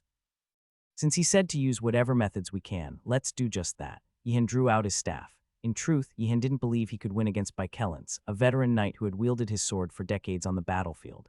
Any strategy would likely be ineffective against such an opponent, but standing still wouldn't yield any points. To hear you lost but fought well from Professor Ingirdle, they had to give their all. Feet grasped the earth. Yihan cast them not only on himself but on the other 2 as well. similar to the spell, was more efficient and practical. There are side effects, but that's not my problem. The muscle soreness his friends would experience after the spell was none of Yihan's concern. Winning was the priority. Dalju nodded, feeling the magic enveloping his body. Even without asking, he could tell Yihan was enhancing them with magic. Space, be perceived. However, Yihan's incantation did not stop there. After casting spells on the three of them, he immediately continued with another without pause, leaving Dalju bewildered. Hands sever the enemy. Heat distort the air. Sharp mana swirled around Yihan's hands, and at the same time mirage-like illusions began to appear. If unsure what magic would be effective, the answer was simple: use them all. At this point, not only Dalju and Jijil, but also Baikelance began to feel alarmed. They had expected him to use at most 1 or 2 spells, but he was using far more. Should I intervene? Baikelance looked towards Professor Ingerdal. Using magic to this extent could lead to mana depletion, which could be fatal for a young mage. Shouldn't the professor intervene? Yet Professor Ingerdal sat undisturbed, simply watching. Baikelance grew even more perplexed. This isn't like him. Flash, Yihan did not miss the moment Baikelance's attention wavered. He instantly cast a first circle lightning spell, targeting Baikelance. A flash of lightning shot towards Baikelance. Baikelance, without even looking, casually dodged it. Attack! Jijil shouted to Dalju and charged forward. Even without a signal, it was clear that this moment, enhanced by magic, was an opportunity. What kind of magic is this? Her legs moved much lighter than usual. Even Jijil, who disliked Wardenaz, had to acknowledge the effectiveness of the magic. However, Baikelance seemed unimpressed by the slight increase in the student's speed. With an expressionless face, he rolled his foot and moved at a speed far surpassing theirs. A pained cry escaped Dalju's lips. Although Dalju prided himself on being the fastest swordsman among the White Tiger students, Baikelance was on a different level. The moment Dalju lunged at the knight, Baikelance's figure vanished, and an irresistible counterattack followed. All Dalju could do was fly backward and roll on the ground. Swoosh! Baikelance, about to completely overpower Dalju, halted his attack. A bead of water was flying towards him. The Knight of the White Wood Order casually tilted his head to dodge it. He expected, like the water spells he had seen so far, that dodging it would be the end. However, the water bead swirled around beside his face and targeted Baikelance again. Surprised, Baikelance swatted it away with the back of his hand. The water bead, containing significant mana, left a heavy sensation on his mana-reinforced hand. Excellent, Baikelance praised sincerely. Many superior mages among the upperclassmen could not exhibit such ingenuity. To modify a simple low-level spell so effectively was impressive. Yet Yihan, the recipient of the praise, felt slightly conflicted. Everyone except the professor is praising me. His feelings were a mix of happiness and a touch of sadness. However, this was not the time for such thoughts. Yihan gripped his staff and prepared for the next spell. Spring forth, the incantation echoed, repeated several times. With each repetition, beads of water began to take shape, slowly revealing themselves. This was more than a simple spell. The spell was known for its ability to allow the mage to precisely understand the space around him, but its capabilities extended further, enhancing the effectiveness of long-range attacks. Controlling a large number of water beads was originally a challenging task, but this spell changed the game. It significantly increased the number of beads that could be manipulated simultaneously. Such an ability to combine and link spells was a testament to a mage's ability, but it was only possible with the aid of mana. In the midst of this display of power, Dalju and Jijil, who had forgotten even their initial intent to rush at Baikelance, stood frozen. Their eyes widened, filled with a mix of astonishment and disbelief. The sheer number of water beads was overwhelming. It was just too many. Amazing, exclaimed Baikelance, his focus completely shifted from the battle. He had forgotten to counterattack and simply stood there, mesmerized. Normally, giving a powerful mage like him time to prepare was a cardinal sin in combat. Just a moment's incantation was enough to turn the tide of battle. But this time, instead of retaliating, Baikelance found himself caught in awe, unable to disrupt the spectacle unfolding before him. Intrigued, he turned to Professor Ingerdal and asked, "Can all first-year students at this magic academy use magic like this?" Baikelance was already planning his next steps. If it were true that a mere first-year student could wield such power, he would have to reprimand the mages of the White Wood Knight Order. After all, if a first-year could do this, what did that say about the capabilities of the Knight's mages? No, definitely not. Absolutely not. It wasn't just Professor Ingerdal who responded with such seriousness, but also Dalju and Jijil. At that very moment, as if to punctuate the gravity of their words, Yihan's attack recommenced. Water beads formed in midair, each tracing its own unique trajectory and speed. Yihan's technique, though he might have been reluctant to admit it, bore a striking resemblance to Professor Bellatti's renowned. The aggressive hurling of numerous projectiles was remarkably similar to the standards set by Professor Bellatti. Watching this, Professor Ingerdal frowned with concern. He was well aware that Yihan was learning about magic combat under Professor Belatti, having heard as much from several other professors. He remembered the words, "Do you understand?" in Girdle. Compared to Professor Bagrak, I am nothing. So don't go spreading tales about me, especially not to His Majesty the Emperor. And also, why would Yihan learn from Professor Belatti? I didn't realize his talent could be a curse. My apologies. This isn't something I should discuss with you, Professor Girdle. The professors of this magic academy, being mages themselves, tended to have extreme personalities. Yihan, too, was beginning to emulate these professors. A freshman, he had managed to levitate an excessive number of water beads. Even with abundant mana, the mental strain of controlling each one must have been significant. With these thoughts, Professor Girdle seriously considered visiting Professor Belatti to make a request. Wasn't it potentially dangerous to let Yihan levitate so many water beads so soon? I must speak cautiously, he thought to himself. Among the professors of this magic academy, only Professor Girdle seemed truly capable of protecting the students. Yihan felt a shiver run down his spine, accompanied by a single thought so strong. This strength, the kind that could instill fear in others, was typical of a high-caliber knight. Yet, unbeknownst to Yihan, there was another reason for his chill, one that he was completely oblivious to. Had he known, he would have implored Professor Girdle, "Please don't say anything strange to Professor Belatti." But at that moment, Yihan's entire focus was on confronting Baikelance. Dalju and Jijil coordinated their attacks, rushing in from both sides. Despite the barrage of water beads from mid-air, Baikelance remained unshaken. He effortlessly cut through the incoming water beads, scattering them, and repelled the two swordsmen with ease. Yihan realized this even won't work. The only reason the three students were able to maintain their ground was that Baikelance wasn't aggressively pursuing them. Yihan knew that if Baikelance switched to an offensive attack, their combined efforts would quickly fall apart. They needed to inflict some damage while Baikelance was still holding back, but this was proving to be a daunting task. Yihan had never planned to win the battle with the water beads. They were a distraction, a feint to confuse Baikelance and create an opening. But the lack of any opening was proving frustrating. Why on earth did Professor Girdle bring such a knight here? He wondered, yet despite his complaints, his body instinctively moved towards the best possible strategy in that moment. "I hide in the night," whispered Yihan, uttering the incantation softly as he stepped back into the illusion. His body began to fade, becoming transparent. Unnoticed by Baikelance, who was distracted by the distance and the multiple illusions created by, Yihan found a moment of respite. This far only. Even with the invisibility spell, Yihan dared not approach closer. He was wary of the opponent's acute senses. From Professor Belatti's teachings, he knew that a skilled mage could detect their surroundings using mana alone, even when blindfolded. A skilled knight would likely have the same ability. Approaching within a certain range would surely give him away, despite the spell of invisibility. It was a frustrating limitation, but it was one that he had to accept. Taking a deep breath to steady himself, he embraced for what was to come. Time was now his adversary. "I believe in you, Furkuntra," he silently affirmed. "Strike down, Furkuntra's thunderbolt," he called out. Mana erupted from the center of Yihan's body, transforming into lightning energy. The spell he was casting, a spherical form of lightning energy, was a feat impossible with the first circle spell. The energy surged fiercely before shooting out towards its target. Baikelance, for the first time that day, was genuinely surprised. The boy from the Wardenaz family had managed to stealthily approach and launch a lightning spell from behind. And it wasn't just any spell, but one that appeared to be at least of the fourth circle. The speed of the casting, especially in the heat of battle, was astounding. Casting spells in a calm environment was one thing, but doing so under pressure, quickly and accurately, was quite another. This level of skill was beyond even the mages of the Whitewood Knight Order. Wardenaz family. Were the rumors underestimated? Baikelance wondered. Clang, a purple light erupted from Baikelance's sword, clashing head-on with the incoming lightning. The thunderous roar that followed tore the lightning apart, scattering it to the sides before it vanished upon striking the ground. The scorched earth where the lightning hit testified to its power, but for Yihan it was a hollow victory. "Furkuntra, I will never trust you again," he thought bitterly. What use was acknowledging the spirit's power if his trusted magic was so easily blocked? Cursing Furkuntra in his disappointment, Yihan realized that Baikelance's attitude had shifted. "I am truly impressed," Baikelance acknowledged, his sword still crackling with residual lightning. He decided that remaining passive would be an insult and rudeness to an opponent who, despite being young and a freshman, displayed remarkable skill. A sincere response was due. Yihan felt a familiar chill run down his spine. Even without words, he knew what was coming, a prelude to countless similar experiences. "It seems there's a misunderstanding, Sir Knight."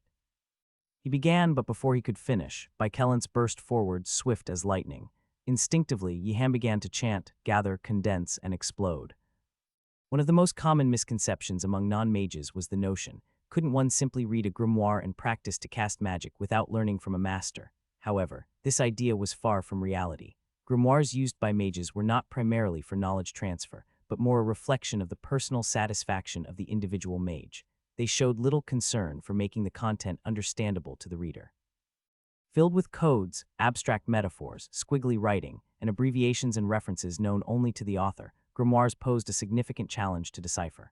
This challenge was evident as Ihan struggled with the first chapter of. Despite this book being comparatively detailed and well written among those he had encountered, deciphering even one spell was a struggle. The spell he managed to understand was a creation of the distinguished blood mage Piblicus for future generations of blood mages. The name of the spell was both ironic and grandiose. Magic Missile, typically a simple first circle spell, was so basic that some mercenaries claimed to be mages by mastering it. However, was far from standard. It required drawing a massive amount of mana instantaneously and condensing a simple principle, but incredibly effective for a blood mage who could amplify mana through blood magic or someone like Ihan with abundant mana. Ihan, finding the spell useful, had diligently studied it but never anticipated using it in real combat without prior practice. As he condensed the mana, a strange, unsettling squeaking noise emerged. Initially, Ihan thought the magic had failed, but it hadn't. The condensed mana moved according to his will, seemingly on the brink of explosion. Ihan realized the significance of the word explode in the incantation. Normally, a standard magic missile would include commands like shoot or launch, but explode implied something different. This spell wasn't meant to fire a magic missile at all. It was designed to compress a vast amount of mana into an unstable form and detonate it at close range. Such an unstable magic missile couldn't maintain its form to fly. The spell had entirely abandoned the process of launching. Cursing the blood mages for their dangerous creation, Ihan focused his mind. Abandoning the spell now would be akin to suicide. In these circumstances, his only option was to control the impending explosion. Control it, he thought, bracing himself for what was to come. As Baikelance charged forward, he was taken aback by the sudden explosion of mana that erupted before him. The rapidity with which such a spell was cast left him in shock. He grunted, channeling mana through his muscles, fortifying them against the force of the blast. The destructive power of the spell, especially given the brief time it had been cast, was astounding. While admiring the young adversary's skill internally, Baikelance managed to knock Ihan's staff out of his hand, seemingly bringing the fight to an end. With the conflict appearing to be over, he sheathed his sword and approached Ihan. Perhaps in the White Wood Knight order, he began. But in an unexpected turn of events, Ihan swiftly drew his wooden sword and lunged forward. The wooden sword halted just inches from Baikelance's chest. Baikelance, initially surprised, then allowed a smirk to cross his face. I still have much to learn. To make such a mistake, he reflected, realizing that he had been so absorbed in the spell that he had mistakenly thought the fight was over when the staff was disarmed. In a gracious acknowledgement of his oversight, Baikelance conceded, I have lost. He recognized that, considering the impressive performance of this young freshman, Ihan truly deserved the victory. Baikelance then posed a question, are you interested in joining the White Wood Knight Order? Ihan hesitated. He understood that being part of the White Wood Knight Order was akin to a demanding job, with honor as the only compensation. The hardships these knights faced, wandering the empire alone for honor and conviction, were beyond imagination. I'm still lacking, especially as a knight, Ihan politely declined. However, to Baikelance, this seemed to carry a different meaning. You're not lacking.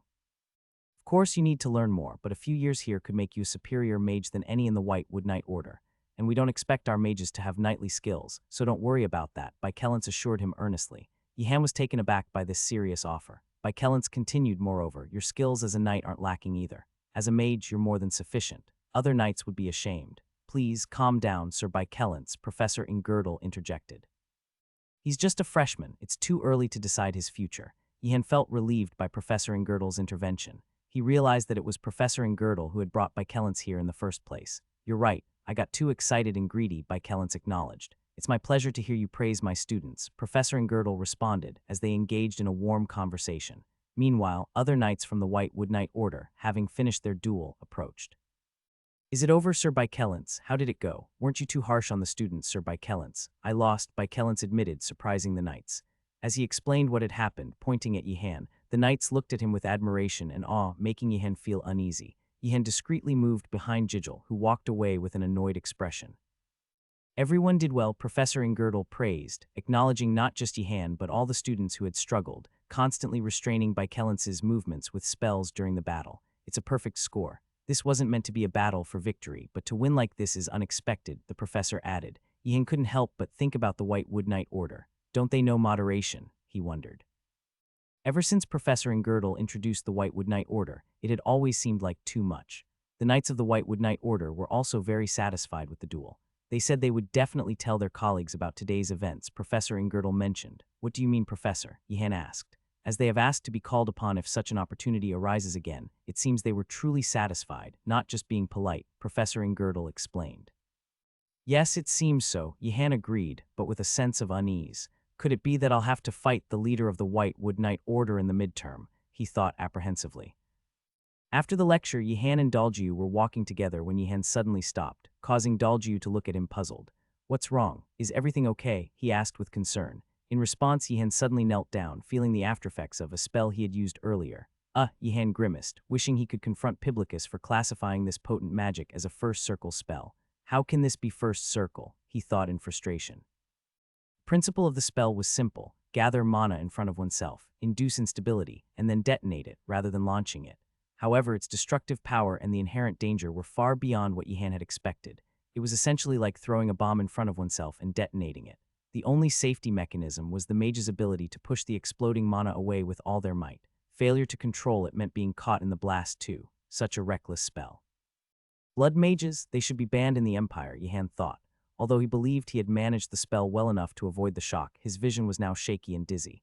He mentally resolved to rename to Yihan. You can't die, Daljiu exclaimed, misunderstanding the severity of Yihan's condition. It's not that bad, stop making a fuss, Yihan reassured him, trying to downplay his discomfort. However, Yihan had another concern. Daljiu, he said weakly, what's wrong? Tell me if you need anything, keep your voice down. We can't let the guys from the White Tiger notice my condition, Yihan whispered, aware of the importance of not showing weakness. Daljiu, struck by the gravity of the situation, which reminded him of a knight returning from battle, was momentarily lost for words. You're just a first-year student, Yihan, he thought, but he understood the need for discretion and quickly agreed. Hold on, Yihan. I'll take you to the healing room, Daljiu said, supporting his friend. As they walked, a friend from the White Tiger group noticed them and asked, what happened? Just training, Daljiu replied hastily. Really, came the skeptical response. With urgency, Daljiu hurriedly took Yihan to the healing room, away from further inquiries.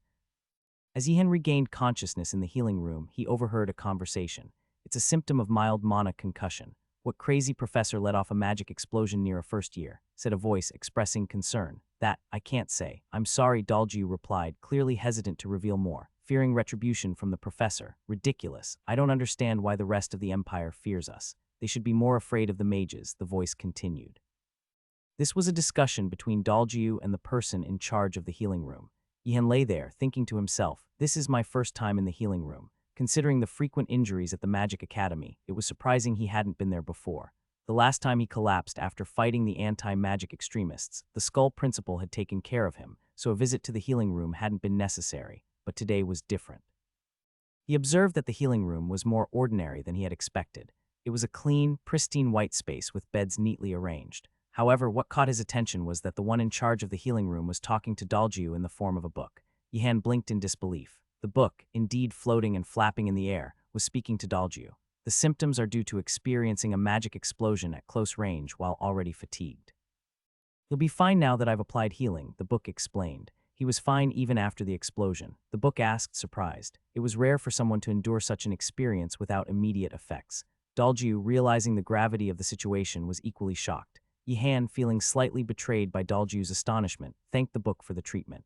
As he coughed, the book introduced itself. I am the demon of the healing room. Excuse me, Yihan asked, taken aback. Yihan wasn't surprised to hear the book call itself a demon. Even if he was, he could now respond calmly and composedly. The magic school had indeed contributed to his growth. Ah, how dull. Other freshmen usually get startled, the book lamented. I'll guess then. Perhaps you were captured by the principal and forced to work here, Yihan conjectured. The speaking book was startled. How did he know? Remarkable. You're exceptionally perceptive. It's an overstatement, Yihan modestly waved his hand away. Anyone who had met the skeletal principal a few times could make such a deduction. Of course, Daljiu, who was unaware of these circumstances, was greatly impressed. Right, I was summoned by Ganidalts and trapped in this book form to work here. Despite the book's voice not betraying any dissatisfaction, Daljiu inquired, it seems you are satisfied with working here. Me? Satisfied? Yes, but... You think just because I sound cheerful, I'm not dissatisfied? Yihan interjected, unable to just stand by. Probably if you showed insincerity in your attitude, the principal would punish you, he deduced. Remarkable. The healing room's demon, also the talking book, was again surprised. Yihan understood his situation too well for a freshman. Considering Ganedout's temperamental nature, it was highly likely that any grumbling in the healing room would result in torn pages. You're too insightful. Wait, you're not Ganedout's in disguise, are you? The talking book trailed off suspiciously, then immediately cast a spell. Mana detection. Startled by the immense mana emanating from Yihan, the book exclaimed, Ganedout's, it's really you. No, it's not. Yihan just has a lot of mana. I've been with him the whole time. He's definitely not the principal. Fine, I believe you. But freshmen, keep in mind that Ganedout's could switch places with your friend in the blink of an eye when you're not looking. Dalju thought the talking book was joking. However, Yihan took the warning seriously. I really need to be careful. Indeed, if it were Ganedout's, he would have revealed his true identity the moment I used magic. He's not one to stay quiet. Freshman, I apologize for suspecting you. It's okay. Wait, take this with you. The talking book handed Yihan a small leather pouch as he was about to leave. What is this? Just a simple healing potion. But I'm already healed, aren't I? Yihan was surprised. He felt completely fine. Was there something else wrong? No, it's just a gift, a reason for you to visit more often. Yihan felt a mix of gratitude and unease. The talking book, realizing the implication of its words, quickly tried to clarify. Of course, I didn't mean to wish you harm. I just meant that you should visit often. Ah, I see, Yihan replied, his unease slightly assuaged. He then opened the leather pouch to discover objects resembling solid rock fragments inside. These are Griffin's gallstones, the book informed him. Oh, Yihan exclaimed, recalling information from the alchemy books he had read.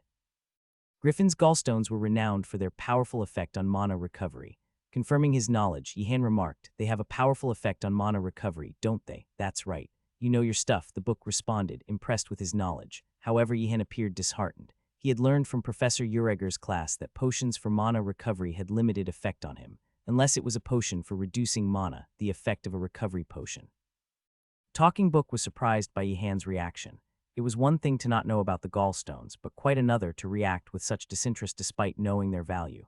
These are valuable, you know. They are genuine Griffin gallstones, the book emphasized. The book pondered, mentioning that it knew some demons with the ability to absorb mana, but quickly dismissed the idea as too dangerous. Yihan, taking the gallstones, decided to keep a safe distance from a demon summoned by the Skull Principal. You must visit often. Let's talk about Ganedout's, the book exclaimed, flapping its pages as Yihan left. Dalju remarked, amazed at the kindness the demon book showed towards Yihan, attributing it to his talent, as demons naturally favor those with such qualities. However, Yihan felt their interaction was different. It seemed to him more like the book had no one else to complain to about the Skull Principal. Who else would dare to speak ill of the principal? With these thoughts, Yihan felt a tinge of sympathy for the talking book, entangled as it was with the Skull Principal. Mathematics is the foundation of all disciplines, and this lecture was no exception. It was of great importance, encompassing topics from mana calculations to magic circle construction and the development of new spells. The more advanced the magic became, the less it relied on intuition and feeling.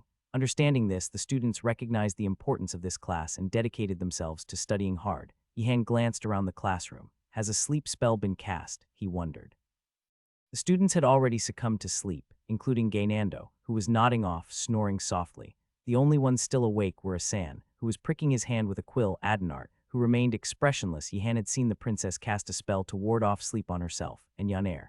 Yihan took out some coffee and handed it to Yaner, who received it as if it were the first coffee given to someone stranded in the mountains for months. So sleepy.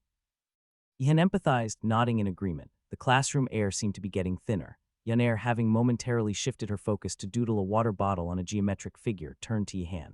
Somehow he seemed more upright than usual. You stayed up all night, she inquired. Aren't you sleepy? She added. It's impossible to sleep during such a sacred class, Yihan replied, his tone unexpectedly solemn. Yaner was baffled by her friend's odd response. Why was he reacting this way? She couldn't understand. I must look alert, Yihan thought to himself, trying to appear more attentive. He widened his eyes, fighting the urge to sleep. The professor's voice, despite his determination, was incredibly soporific. Its unique rhythmic quality was almost hypnotic, lulling listeners into a state of sleepiness. If Yihan hadn't been aware of the professor's esteemed status, he might have suspected him of being a master of mental magic. Professor Alpin Knighton, responsible for, was not your ordinary academic. Originally, he served as a senior administrative officer in the Empire, a role that came with its own notorious reputation. He was well known for slashing the research budgets of numerous mages, earning their enmity in the process. His metaphorical sword had been wielded so fiercely that even professors at the Magic Academy still harbored grudges against him. For Yihan, an ideal student-teacher relationship was one where a clean recommendation was followed by no further meetings. a stark contrast to the mutual loathing often observed in workshops. To achieve this, impressing Professor Alpin Knighton was crucial. Yet Yehan observed, but he really seems uninterested in the students. He considered the professor's demeanor, which epitomized an "I'll go my way, you follow if you can" attitude. Professor Knighton appeared indifferent to whether the students grasped the lecture or not. He simply did his job. His self-satisfaction made him an even more challenging personality to impress. Similar to Professor Belatti, but difficult in a different way, Yehan mused. Unlike Knighton, Professor Belatti wasn't indifferent to the students, or rather, to a particular student. In fact, his problem was excessive interest. He waited for students to catch up, albeit from a considerable distance, a different kind of challenge for Yehan to navigate. What are you pondering? How can I catch the professor's eye? Isn't it enough? Yehan asked, her voice tinged with perplexity. Yehan, curious, responded. What do you mean by enough? You attract enough attention from the professors, but too much might be burdensome for you, Yehan cautiously advised. She had never imagined before entering the academy that she would be giving such advice to a friend. Advising someone not to attract too much attention from the professors seemed like unusual counsel. Yet seeing Yehan, a boy from the Wardenaz family, she felt compelled to offer this advice out of genuine concern. It's okay, Yehan, this much is fine. And Professor Alpin Knighton is different from the others, Yehan reassured her. If you say it's okay, I won't argue, but Yehan couldn't shake off an inexplicable sense of foreboding. She wondered why it felt like her friend was unwittingly setting himself up for trouble. Meanwhile, Professor Knighton had concluded his lecture. And with that, remember this equation. It will be essential for calculating mana. His words signaled the end of the session. Gaynando, who had been dozing off, perked up at the phrase, and with that, looking around in disbelief. It's over. Is it really over? Then let's proceed to a brief test now, the professor announced. It's really over. Gaynando realized in a different sense that the class was indeed over, and clutching his head in despair, he saw that the other students, previously asleep, were now awake and sharing his sense of dread. Lucky me. How is this lucky? Gaynando couldn't hide his shock at Yehan's mumbling. He wondered if his friend had lost his sanity during his absence. Yehan, paying no heed to Gaynando's reaction, was lost in thought. I will definitely catch Professor Knighton's eye in this test. He was confident that in mathematics, at least, he would not be outdone by the other freshmen in the classroom. He was set on showing something extraordinary. As the test began, a noticeable distance formed among the clustered students, and test papers started to appear before them. Yehan observed a transparent barrier, conjured by Professor Alpin, enclosing the space. Looking through it blurred his vision. Cunning will be difficult if you don't have magic, Yehan thought. Since joining the Magic Academy, he had instinctively begun thinking of ways to counter any magic he encountered. Professor Knighton's voice interrupted his thoughts. If you finished early, feel free to submit and leave. Naturally, Yehan thought, if you haven't finished, you cannot leave. This casual addendum to the professor's statement seemed almost trivial at first, but something about it struck Yehan as off. Can't leave if we don't finish everything. The statement's explicitness felt unusual. Yehan wasn't the only one pondering this. Another student raised their hand to clarify. Professor, do you mean we can't leave until we've filled in all the blanks? That's correct, the professor replied. The students sighed in relief, but it was short-lived. Correctly, the professor's additional comment changed everything. What happens if the answers are not correct? A student asked, anxiety creeping into their voice. One must solve it correctly before leaving, the professor answered bluntly, as if the question was trivial. It was then that the students realized the gravity of their situation, their faces turning pale. We can't leave until we get everything right. The students, now anxious, instinctively looked out the window. They had plans for the afternoon and evening, but those plans were now in jeopardy. Uncertain of how long Professor Alpin would keep them, thoughts raced through their minds. Surely not until night. Do you still not understand this academy? It won't be until tomorrow, right? Frantically, Yehan began to write with his quill. It was no longer just about impressing the professor, it was about the ability to leave the classroom. I've roughly solved everything. Yehan surveyed his test paper, marked by circles that appeared magically each time he got an answer right. The test, enhanced by magic, presented a unique challenge. However, the last question was particularly perplexing. One day, Ganedalts received 3,892 imperial gold coins from the emperor to build the Vilturin ballroom. The following spells and reagents were used. Abridged. Given these spells and reagents, how many imperial gold coins remained with Ganedalts? No matter how I think about it, 720 is the correct answer. Yehan thought, utterly baffled. He had meticulously checked the magic circle, verified the amount of reagents, and even confirmed the labor costs. Yet, after all his recalculations, the answer remained the same. Why? Looking around, he noticed other classmates who had caught up with him were also deeply engrossed in this final question. They seemed equally stumped. Was the problem not meant to be solved with the given information? Did it require prior knowledge or a different approach? Yihan pondered. Ganedouts was the name of the Skull Principal's castle. Would the Skull Principal, if he received gold coins, have saved any to return to the Emperor? It doesn't seem likely, he thought. Moment of impulsiveness, Yihan wrote 0 on the answer sheet. It was a wild guess, as there was no penalty for a wrong answer. To his amazement, a circle appeared on the test paper, leaving Yihan stunned. What is this? Professor Alpin, noticing Yihan had finished, remarked, "You're quicker than I thought. Well done. A perfect score, Mr. Wardenaz." Despite receiving the praise he sought, Yihan felt more confused than pleased. "Professor," he began. "What is it?" Professor Alpin inquired. "May I ask about the last question?" "Ah." The professor, with a strict face now slightly softened by a smile, replied, "It seems you found it amusing. I wanted to bring a smile to the tired students with this test." Oh, Yihan, reflecting on this revelation, wondered if he needed to revise his strategy to catch the professor's eye. No, one shouldn't jump to conclusions about someone based on this. Yihan thought to himself that having a slightly twisted sense of humor was merely a minor flaw in this magic academy. He decided to focus on the positive attributes of the professor before him. That was truly entertaining, like a refreshing breeze for me, weary from academy life, Yihan mused aloud. As Asan, who had also completed the task, stood up and approached, he overheard Yihan's words and paused, thinking to himself, what's entertaining about this? He couldn't find anything enjoyable about the recent exam. Nonetheless, he greeted, "Good day, Professor. I am Asan of the Dargard family." Asan wore a reluctant expression, not wanting to waste time talking with the professor after finally completing the exam. "I will do so." Yihan, however, did not share Asan's sentiments. He interjected before Asan could even make an excuse, and Asan moved along, his steps heavy with reluctance. "By the way, Asan, how did you solve the last problem?" Yihan inquired. "I tried plugging in from 0 when I couldn't find the answer, and luckily." "What about you, Wardenaz?" Asan asked, looking at Yihan, expecting he had solved it similarly. Yihan nodded. "Of course, I solved it the same way." He resolved to respond similarly if asked by others, not wanting to appear too understanding of the Skull Principle. Professor Alpin's room was quite antique, with dust-free books and everything in its proper place. "Take a seat," he instructed as the students sat down. With a wave of his staff, he filled teacups with tea. "You two students ranked first and second in this exam. Quite impressive," he remarked. "Actually, a friend of mine from my time as an administrative officer is visiting the academy next week," Professor Alpin began, capturing Yihan's attention. His eyes widened as he listened quietly. A friend from his administrative officer days likely meant someone of high imperial rank. "He wants to see the skills of my students, so I'd like you to handle a simple magic circle creation. It shouldn't be too difficult, as I've mentioned in lectures," the professor continued. Yihan was elated at the opportunity, while Asan was visibly dismayed, wondering why they needed to take on extra work when their grades were already good. "This is something I can handle," Yihan thought confidently. Yihan nodded, observing Asan's disliking reaction. He realized that he was well graded, and more importantly, Asan didn't want to do it.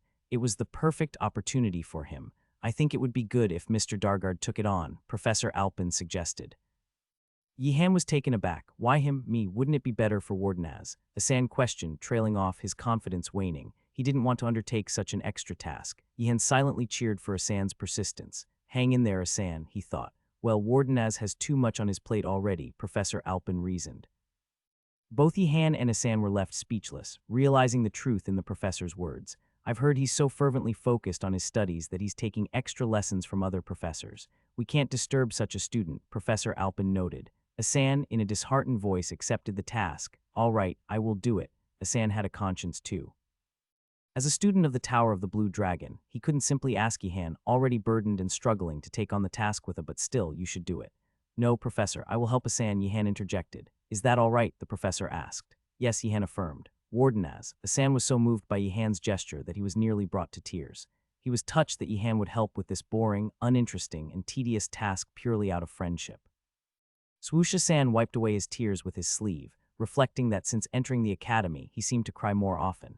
"It's nothing, Asan," Yihan reassured him, patting Asan's shoulder. Inwardly, Yihan was thinking, "I will definitely make a good impression." Regardless of who Professor Alpin's friend was, Yihan was determined to leave a lasting impression.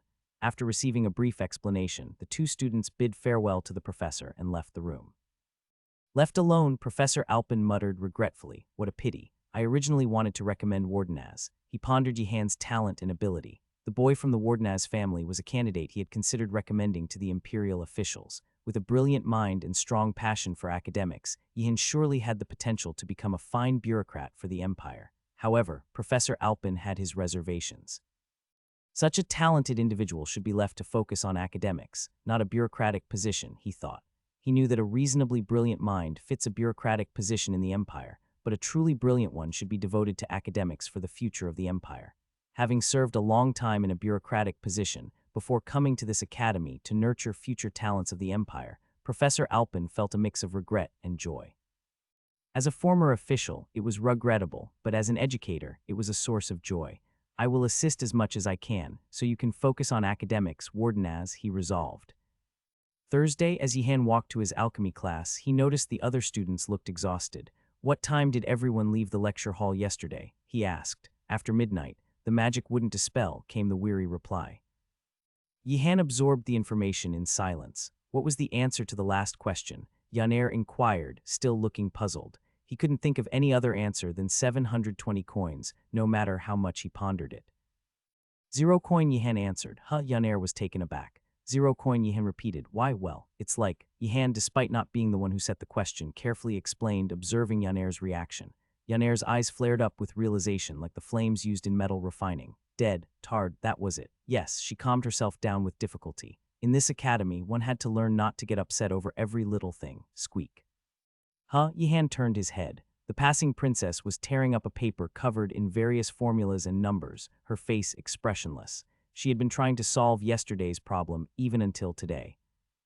I feel somewhat guilty, Yihan admitted. Why, it's not your fault. Don't worry about it, Yaner comforted him. The girl from the Macon family changed the topic. You're making a magic circle with Dargard, right? Yes, Yihan confirmed. Wouldn't it be better to just let Dargard do it alone? She suggested. Hey, Macon. Asan, passing by, looked at Yaner with a sense of grievance. Yaner's words weren't wrong after all. Even other students from different towers seemed to echo Yaner's sentiment, suggesting, wouldn't it be better to do it alone? And Dargard, you should consider Warden as. Asan looked at Yihan as if asking for help. Yihan nodded and replied, I decided to help because I wanted to, so everyone need not worry. If that's the case, but why not ask that prince for help? He seemed to have plenty of time. Thud, thud, thud.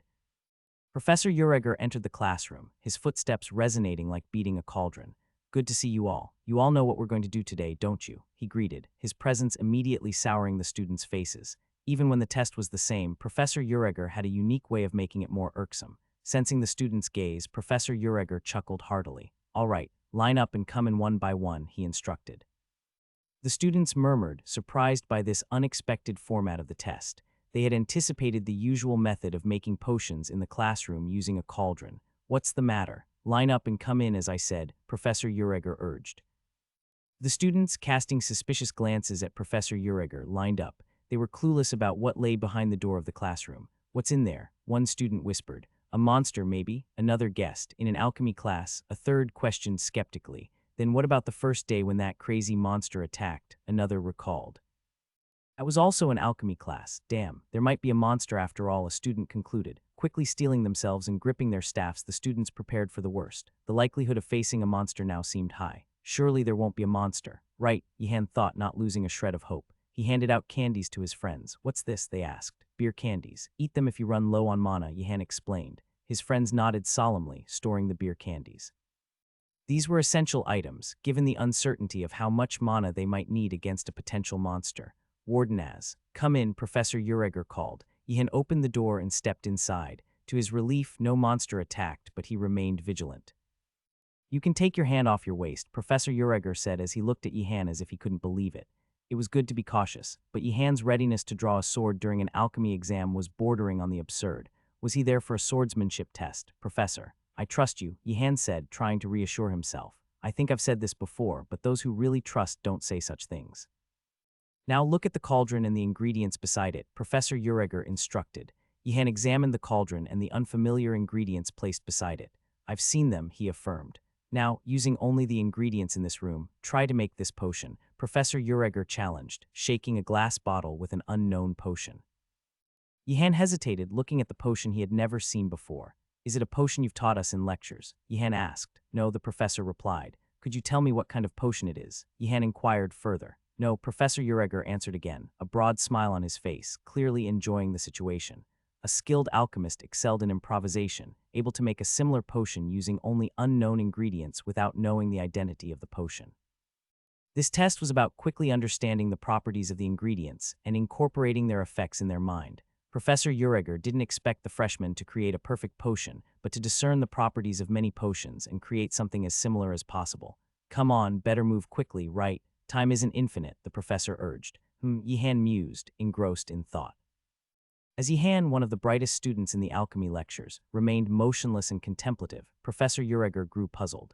What is he pondering? It was baffling to see him so deep in thought when he should be quickly identifying the properties of the ingredients in the potion. Why is that? Professor Uriger asked. May I use anything from within the room? Yihan inquired, pondering a strategy for the test, planning to use your own ingredients. Professor Uriger asked, a hint of skepticism in his voice. He snorted, doubting the usefulness of whatever ingredients Yihan might have. However, he was prepared to acknowledge them if Yihan happened to have something useful. After all, such luck would justify allowing him to do as he pleased. Do as you wish, Professor Uriger conceded. Understood, Yihan responded. With a burst of speed, he dashed like lightning and snatched the potion right from Professor Uriger's hand. Caught completely off guard by this sudden ambush, Professor Uriger stood frozen in shock for a moment before regaining his composure. Hey, he exclaimed, surprised by Yihan's bold move. That's not right, Professor Uriger protested. Yes, Yihan questioned. I said you could use all the ingredients in this room, but just snatching the potion and submitting it, don't you think that's nonsensical? Professor Uriger protested. Yihan hesitated for a moment before looking at Professor Uriger as if he were a strange person. Feeling slightly embarrassed, Professor Uriger asked again, wasn't that your plan? No, it wasn't. I mean, who would just snatch a potion and submit it like that? Really, Professor? Yihan replied, leaving Professor Uriger feeling somewhat sheepish and then suddenly irate. Is this kid really snatching the potion with force and then acting like this? Professor Uriger thought. The idea that a student who had just forcefully taken a potion from his grasp was now treating him as if he were the odd one was utterly baffling. If it weren't for the potential that the student might become the Empire's greatest swordsman, Professor Uriger would have slapped him. Then why did you take it? He asked. I took it to analyze the potion more accurately. I thought it was unlikely that you would give it to me if I asked, Yihan explained. Professor Uriger mumbled. It was a valid point. He had no intention of giving the potion to the students even if they asked. However, just because it was a valid point didn't mean it wasn't annoying. Professor Uriger found his student particularly irksome today. HMPH. Let's see how well you do, Professor Uriger said, crossing his arms and glaring at Yihan. Snatching the potion was unexpected, but replicating it would still be a challenging task. Even if Yihan had the potion in hand, analyzing and understanding its properties was an entirely different matter. Surely he's not foolish enough to just drink it, Professor Uriger worried. Of course, the clever boy from the Wardenaz family wouldn't do that, but it was also true that he occasionally did crazy things nonchalantly. He wouldn't be surprised if Yihan just drank it. Contrary to Professor Uriger's worries, Yihan approached the task very methodically. What about this method? Yihan thought. He took a few drops of the potion from the bottle and spread them on the ground. Then he waved his wand and chanted a spell. Components separate. He learned that magic. Professor Uriger was surprised. Magic, it was a spell used to forcibly separate the ingredients in things like potions. While it was a convenient spell that any alchemist would use, Professor Uriger had deliberately not taught it. To become an outstanding alchemist, one needed the passion to seek and learn on their own. A student spoon-fed by a professor could never become an outstanding alchemist. Yihan, in line with Professor Uriger's educational philosophy, had independently searched the library and learned the magic. Seeing this, Professor Uriger nodded his head. What an annoying kid. Professor Uriger silently hoped that Yihan would fail the magic spell and end up inhaling acrid smoke, coughing uncontrollably. Fortunately, the magic was not an easy spell. If one knew the exact ingredients inside, it was easier to separate them, but otherwise, it was challenging. Magic wasn't a universal key that solved everything just by chanting a spell. The same magic could vary greatly depending on the knowledge and skill of the mage using it, unless Yihan was going to forcibly separate the ingredients by pouring an excessive amount of mana. Professor Uriger realized belatedly, as he noticed the potion drop slowly separating on the ground. It's working better than I thought. Yihan and Yanair were the students most dedicated to alchemy in the tower. To analyze the potions stolen by Ratford, learning the magic was inevitable. It was a spell Yihan had discovered while flipping through an alchemy book, painstakingly learning it from various other books. He had been worried about whether it would work, but fortunately, the spell was more effective than expected. The potion drops split into smaller droplets of various colors. Yihan looked up at Professor Uriger. It seems to have worked well. Judging by Professor Uriger's very displeased expression, it was clear that the spell had been successful. But that's not enough. You won't be able to identify the separated components. Isn't this a potion of confidence? Professor Uriger was taken aback. How did he know? Nilia, who had finished her exam before Yehan, was chatting with Ratford. Did you manage to match the color? That's impressive. I was just lucky, Ratford replied modestly. I don't think I managed to get it even close. Don't worry about it. This was a test no one could achieve a perfect result on. The professor would have seen your process. Ratford comforted Nilia, who nodded, seemingly reassured. But why did you leave me out and roam the night academy last time? Ratford broke into a nervous sweat. Well, I told you, didn't I? Tutanta of the Salco family only travels with his trusted subordinates. I was called as a guide. Wardenaz didn't know about it either. If it were just us, I would have definitely invited you. Ah, right. That's true, Nilia nodded, convinced. After talking about the alchemy class for about 10 minutes, Nilia asked again, but couldn't you have called me before leaving? Atford involuntarily glanced at the door. When will Mr. Wardenaz come out? He couldn't persuade her it had to be Yehan. What do you think? What's your opinion? Well, Salco has a bit of a temper. Ratford didn't really have a grudge against Salco, but in the current situation, he had no choice but to paint him in a bad light. He didn't give me a chance to, like last time at the island, too. After everything was prepared, he went with the friends from the White Tiger, right? Do you think about that? Well, the guys from White Tiger are known to be rough and deceitful. Ratford didn't bear any particular ill will towards them either, but once again he had no choice. From Mr. Wardenaz's perspective, it must have been unavoidable. I suppose that was an unavoidable situation too, right? Yes, so let's drop this topic now. Right, have I been complaining too much? Realizing she might have been grumbling, Nilia asked. Ratford quickly shook his head. No, good. Then that's a relief. Nilia then spent another 15 minutes talking about alchemy, about the recent exam, the assignments, and speculations about the midterms. Other students from the Black Tortoise who had completed their exams also joined the conversation, sharing their opinions. With the topic now completely shifted, Ratford breathed a sigh of relief.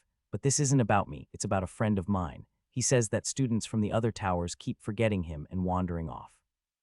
Ratford hung his head low. Unaware of the exact situation, the students from the Black Tortoise joined the conversation seriously. Maybe it's because it's a different tower. People from other towers are basically rude, arrogant, or haughty. At least the immortal Phoenix is better. The guys from the White Tiger are really unlucky. While Ratford was pondering how to change the subject, Yehan emerged from the door. Ratford was as relieved to see Yehan as if he had been given a warm soup after days of hunger. Mr. Wardenaz, was the exam that difficult? Yehan was slightly taken aback as Ratford called out to him with a voice filled with emotion. What's the matter? Please explain to Miss Nilia about what happened last time. Why, Ratford? I told you I understood everything. Nilia reprimanded Ratford without changing her expression, as if asking what he was talking about. Ratford opened his mouth in a mix of frustration and disbelief, looking at Nilia. Is that really the behavior of someone who understands everything? Ian quickly grasped the situation, having been prepared for such a scenario ever since the night he roamed the academy with Salco from the Tutanta family. Nilia, Salco was a bit too much. I asked if we could invite you, but he strongly objected. Ratford tilted his head, puzzled. Had such a conversation ever taken place? I heard that other friends lose confidence when they have a skilled hunter like you. Really? Nilia's long ears perked up and lifted slightly. Yehan nodded solemnly, convincing even Ratford, who felt as if such a conversation might have actually happened. Yanair wasn't allowed to come either. Salco went too far, didn't he? But don't be too hard on him. He did it for the sake of his friends. Right, I see now, Nilia responded, her face noticeably brighter than before and her ears were much higher. Ratford whispered quietly, did you really have that conversation? SHH, keep it down. The students from the Black Tortoise called out to Yehan. Mr. Wardenaz, how was the exam? Did you manage to create the perfect potion? Of course not. It was an impossible exam to begin with. I failed. Hearing Yehan's words, the other students felt relieved. If even Yehan, the top student, said so, they felt a bit better about their own performance. Maybe it wasn't as bad as they thought. Did anyone notice any specific properties? I smelled a pungent odor, so I tried adding findensis. Really, I tried to match the color, focusing on similar hues. While the students were discussing, Yehan listened quietly. Soon after, Yanair, the last to take the exam, walked out of the door. You all did well. Though the potions you made would be dangerous to sell anywhere, you did work hard. Professor Ureger's words earned him a glare from the students. The dwarf professor chuckled as if amused. Honestly, the exam was too difficult, Professor. Shouldn't it at least be within what we've learned? Even Mr. Wardenaz failed, who could pass it. The students desperately protested, worried about such an exam appearing in their midterms. Listening with a smile, Professor Ureger retorted, seemingly puzzled by their complaints. What are you talking about? Wardenaz almost succeeded. What? He almost succeeded. There was a minor difference, but it was still a success. The highest score. The students from the Black Tortoise, who had just been conversing among themselves, swiftly turned their heads to look for Yehan. However, Yehan had already left the room and was nowhere to be seen. Professor Ureger clicked his tongue in disapproval, remarking, to trust the words of a friend who studies better than you all. How naive. Ah, Mr. Wardenaz, we believed in you.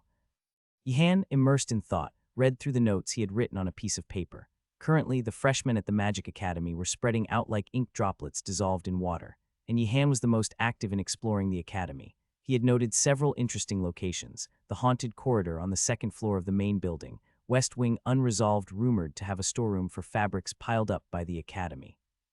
The locked dungeon on the basement floor of the main building, resolved connected to the professor's office. Do not approach. Main building, interesting as these are, I still want to check out the path to the stables in the spire first. As Yihan was busy drawing maps and jotting down notes on the paper, Gainando, who was watching him, asked, "But are you okay with Professor Garcia's exam?" "A bit anxious, but I've mostly prepared."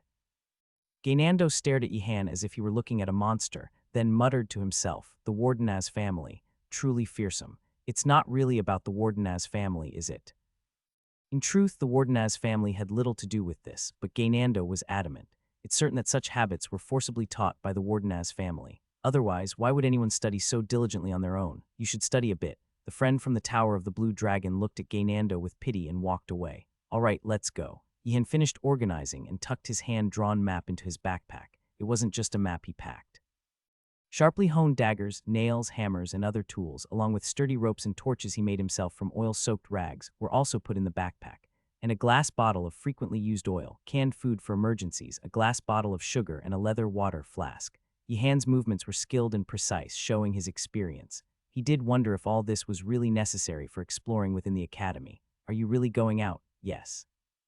Moved by Yihan's confidence, especially with Professor Garcia's exam tomorrow, Gainando admired him. How splendid. That's a true noble. Being obsessed with grades and studying frantically was not befitting of a noble. A true noble should know how to throw books aside and venture out. Of course, technically, Yihan was going out after finishing his studies, but Gainando chose to ignore that fact. "Let me come with you." Yihan was slightly surprised by Gainando's reaction. He hadn't expected Gainando to ask to join him. "Is that all right?" "Of course. I can't just sit by if my friend is heading into danger. You just don't want to study, right?"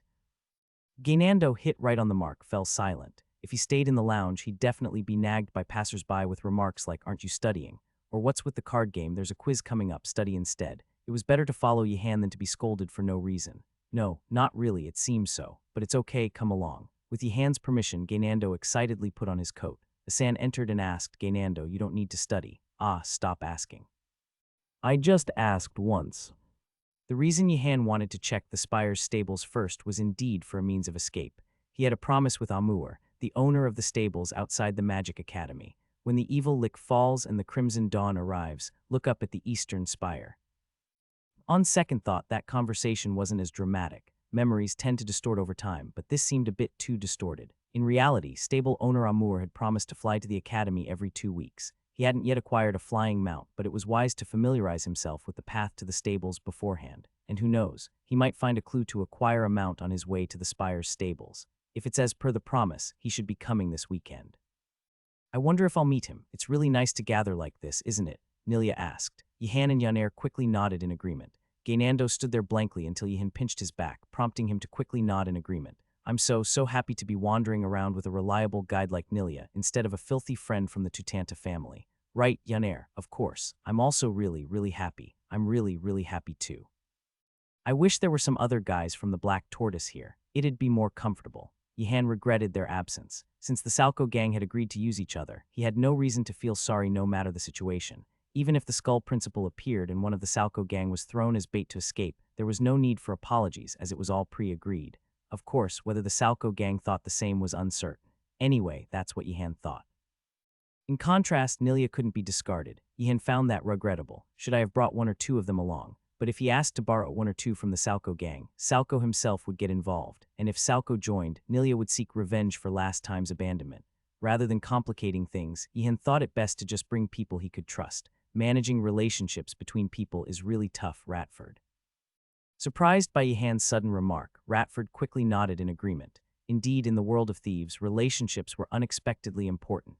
A thief who only cared about themselves and had many enemies wouldn't last long. "You're right, I wish I had 1 or 2 friends to take the lead in case of trouble, like the Salco gang." But Miss Nilia isn't exactly fond of the Salco gang." "Yeah, I know." Yihan finished speaking and looked at Gainando thoughtlessly. Ratford also glanced at Gainando inadvertently, then the two secretly exchanged glances. Gaynando, it's reassuring to have you here. Huh, why? What's up?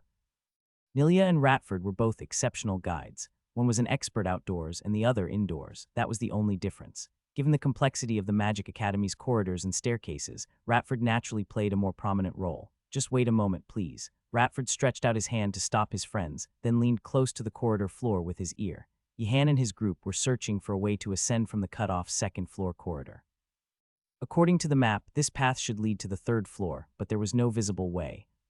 It's over there. I hear the sound of stairs moving in that direction.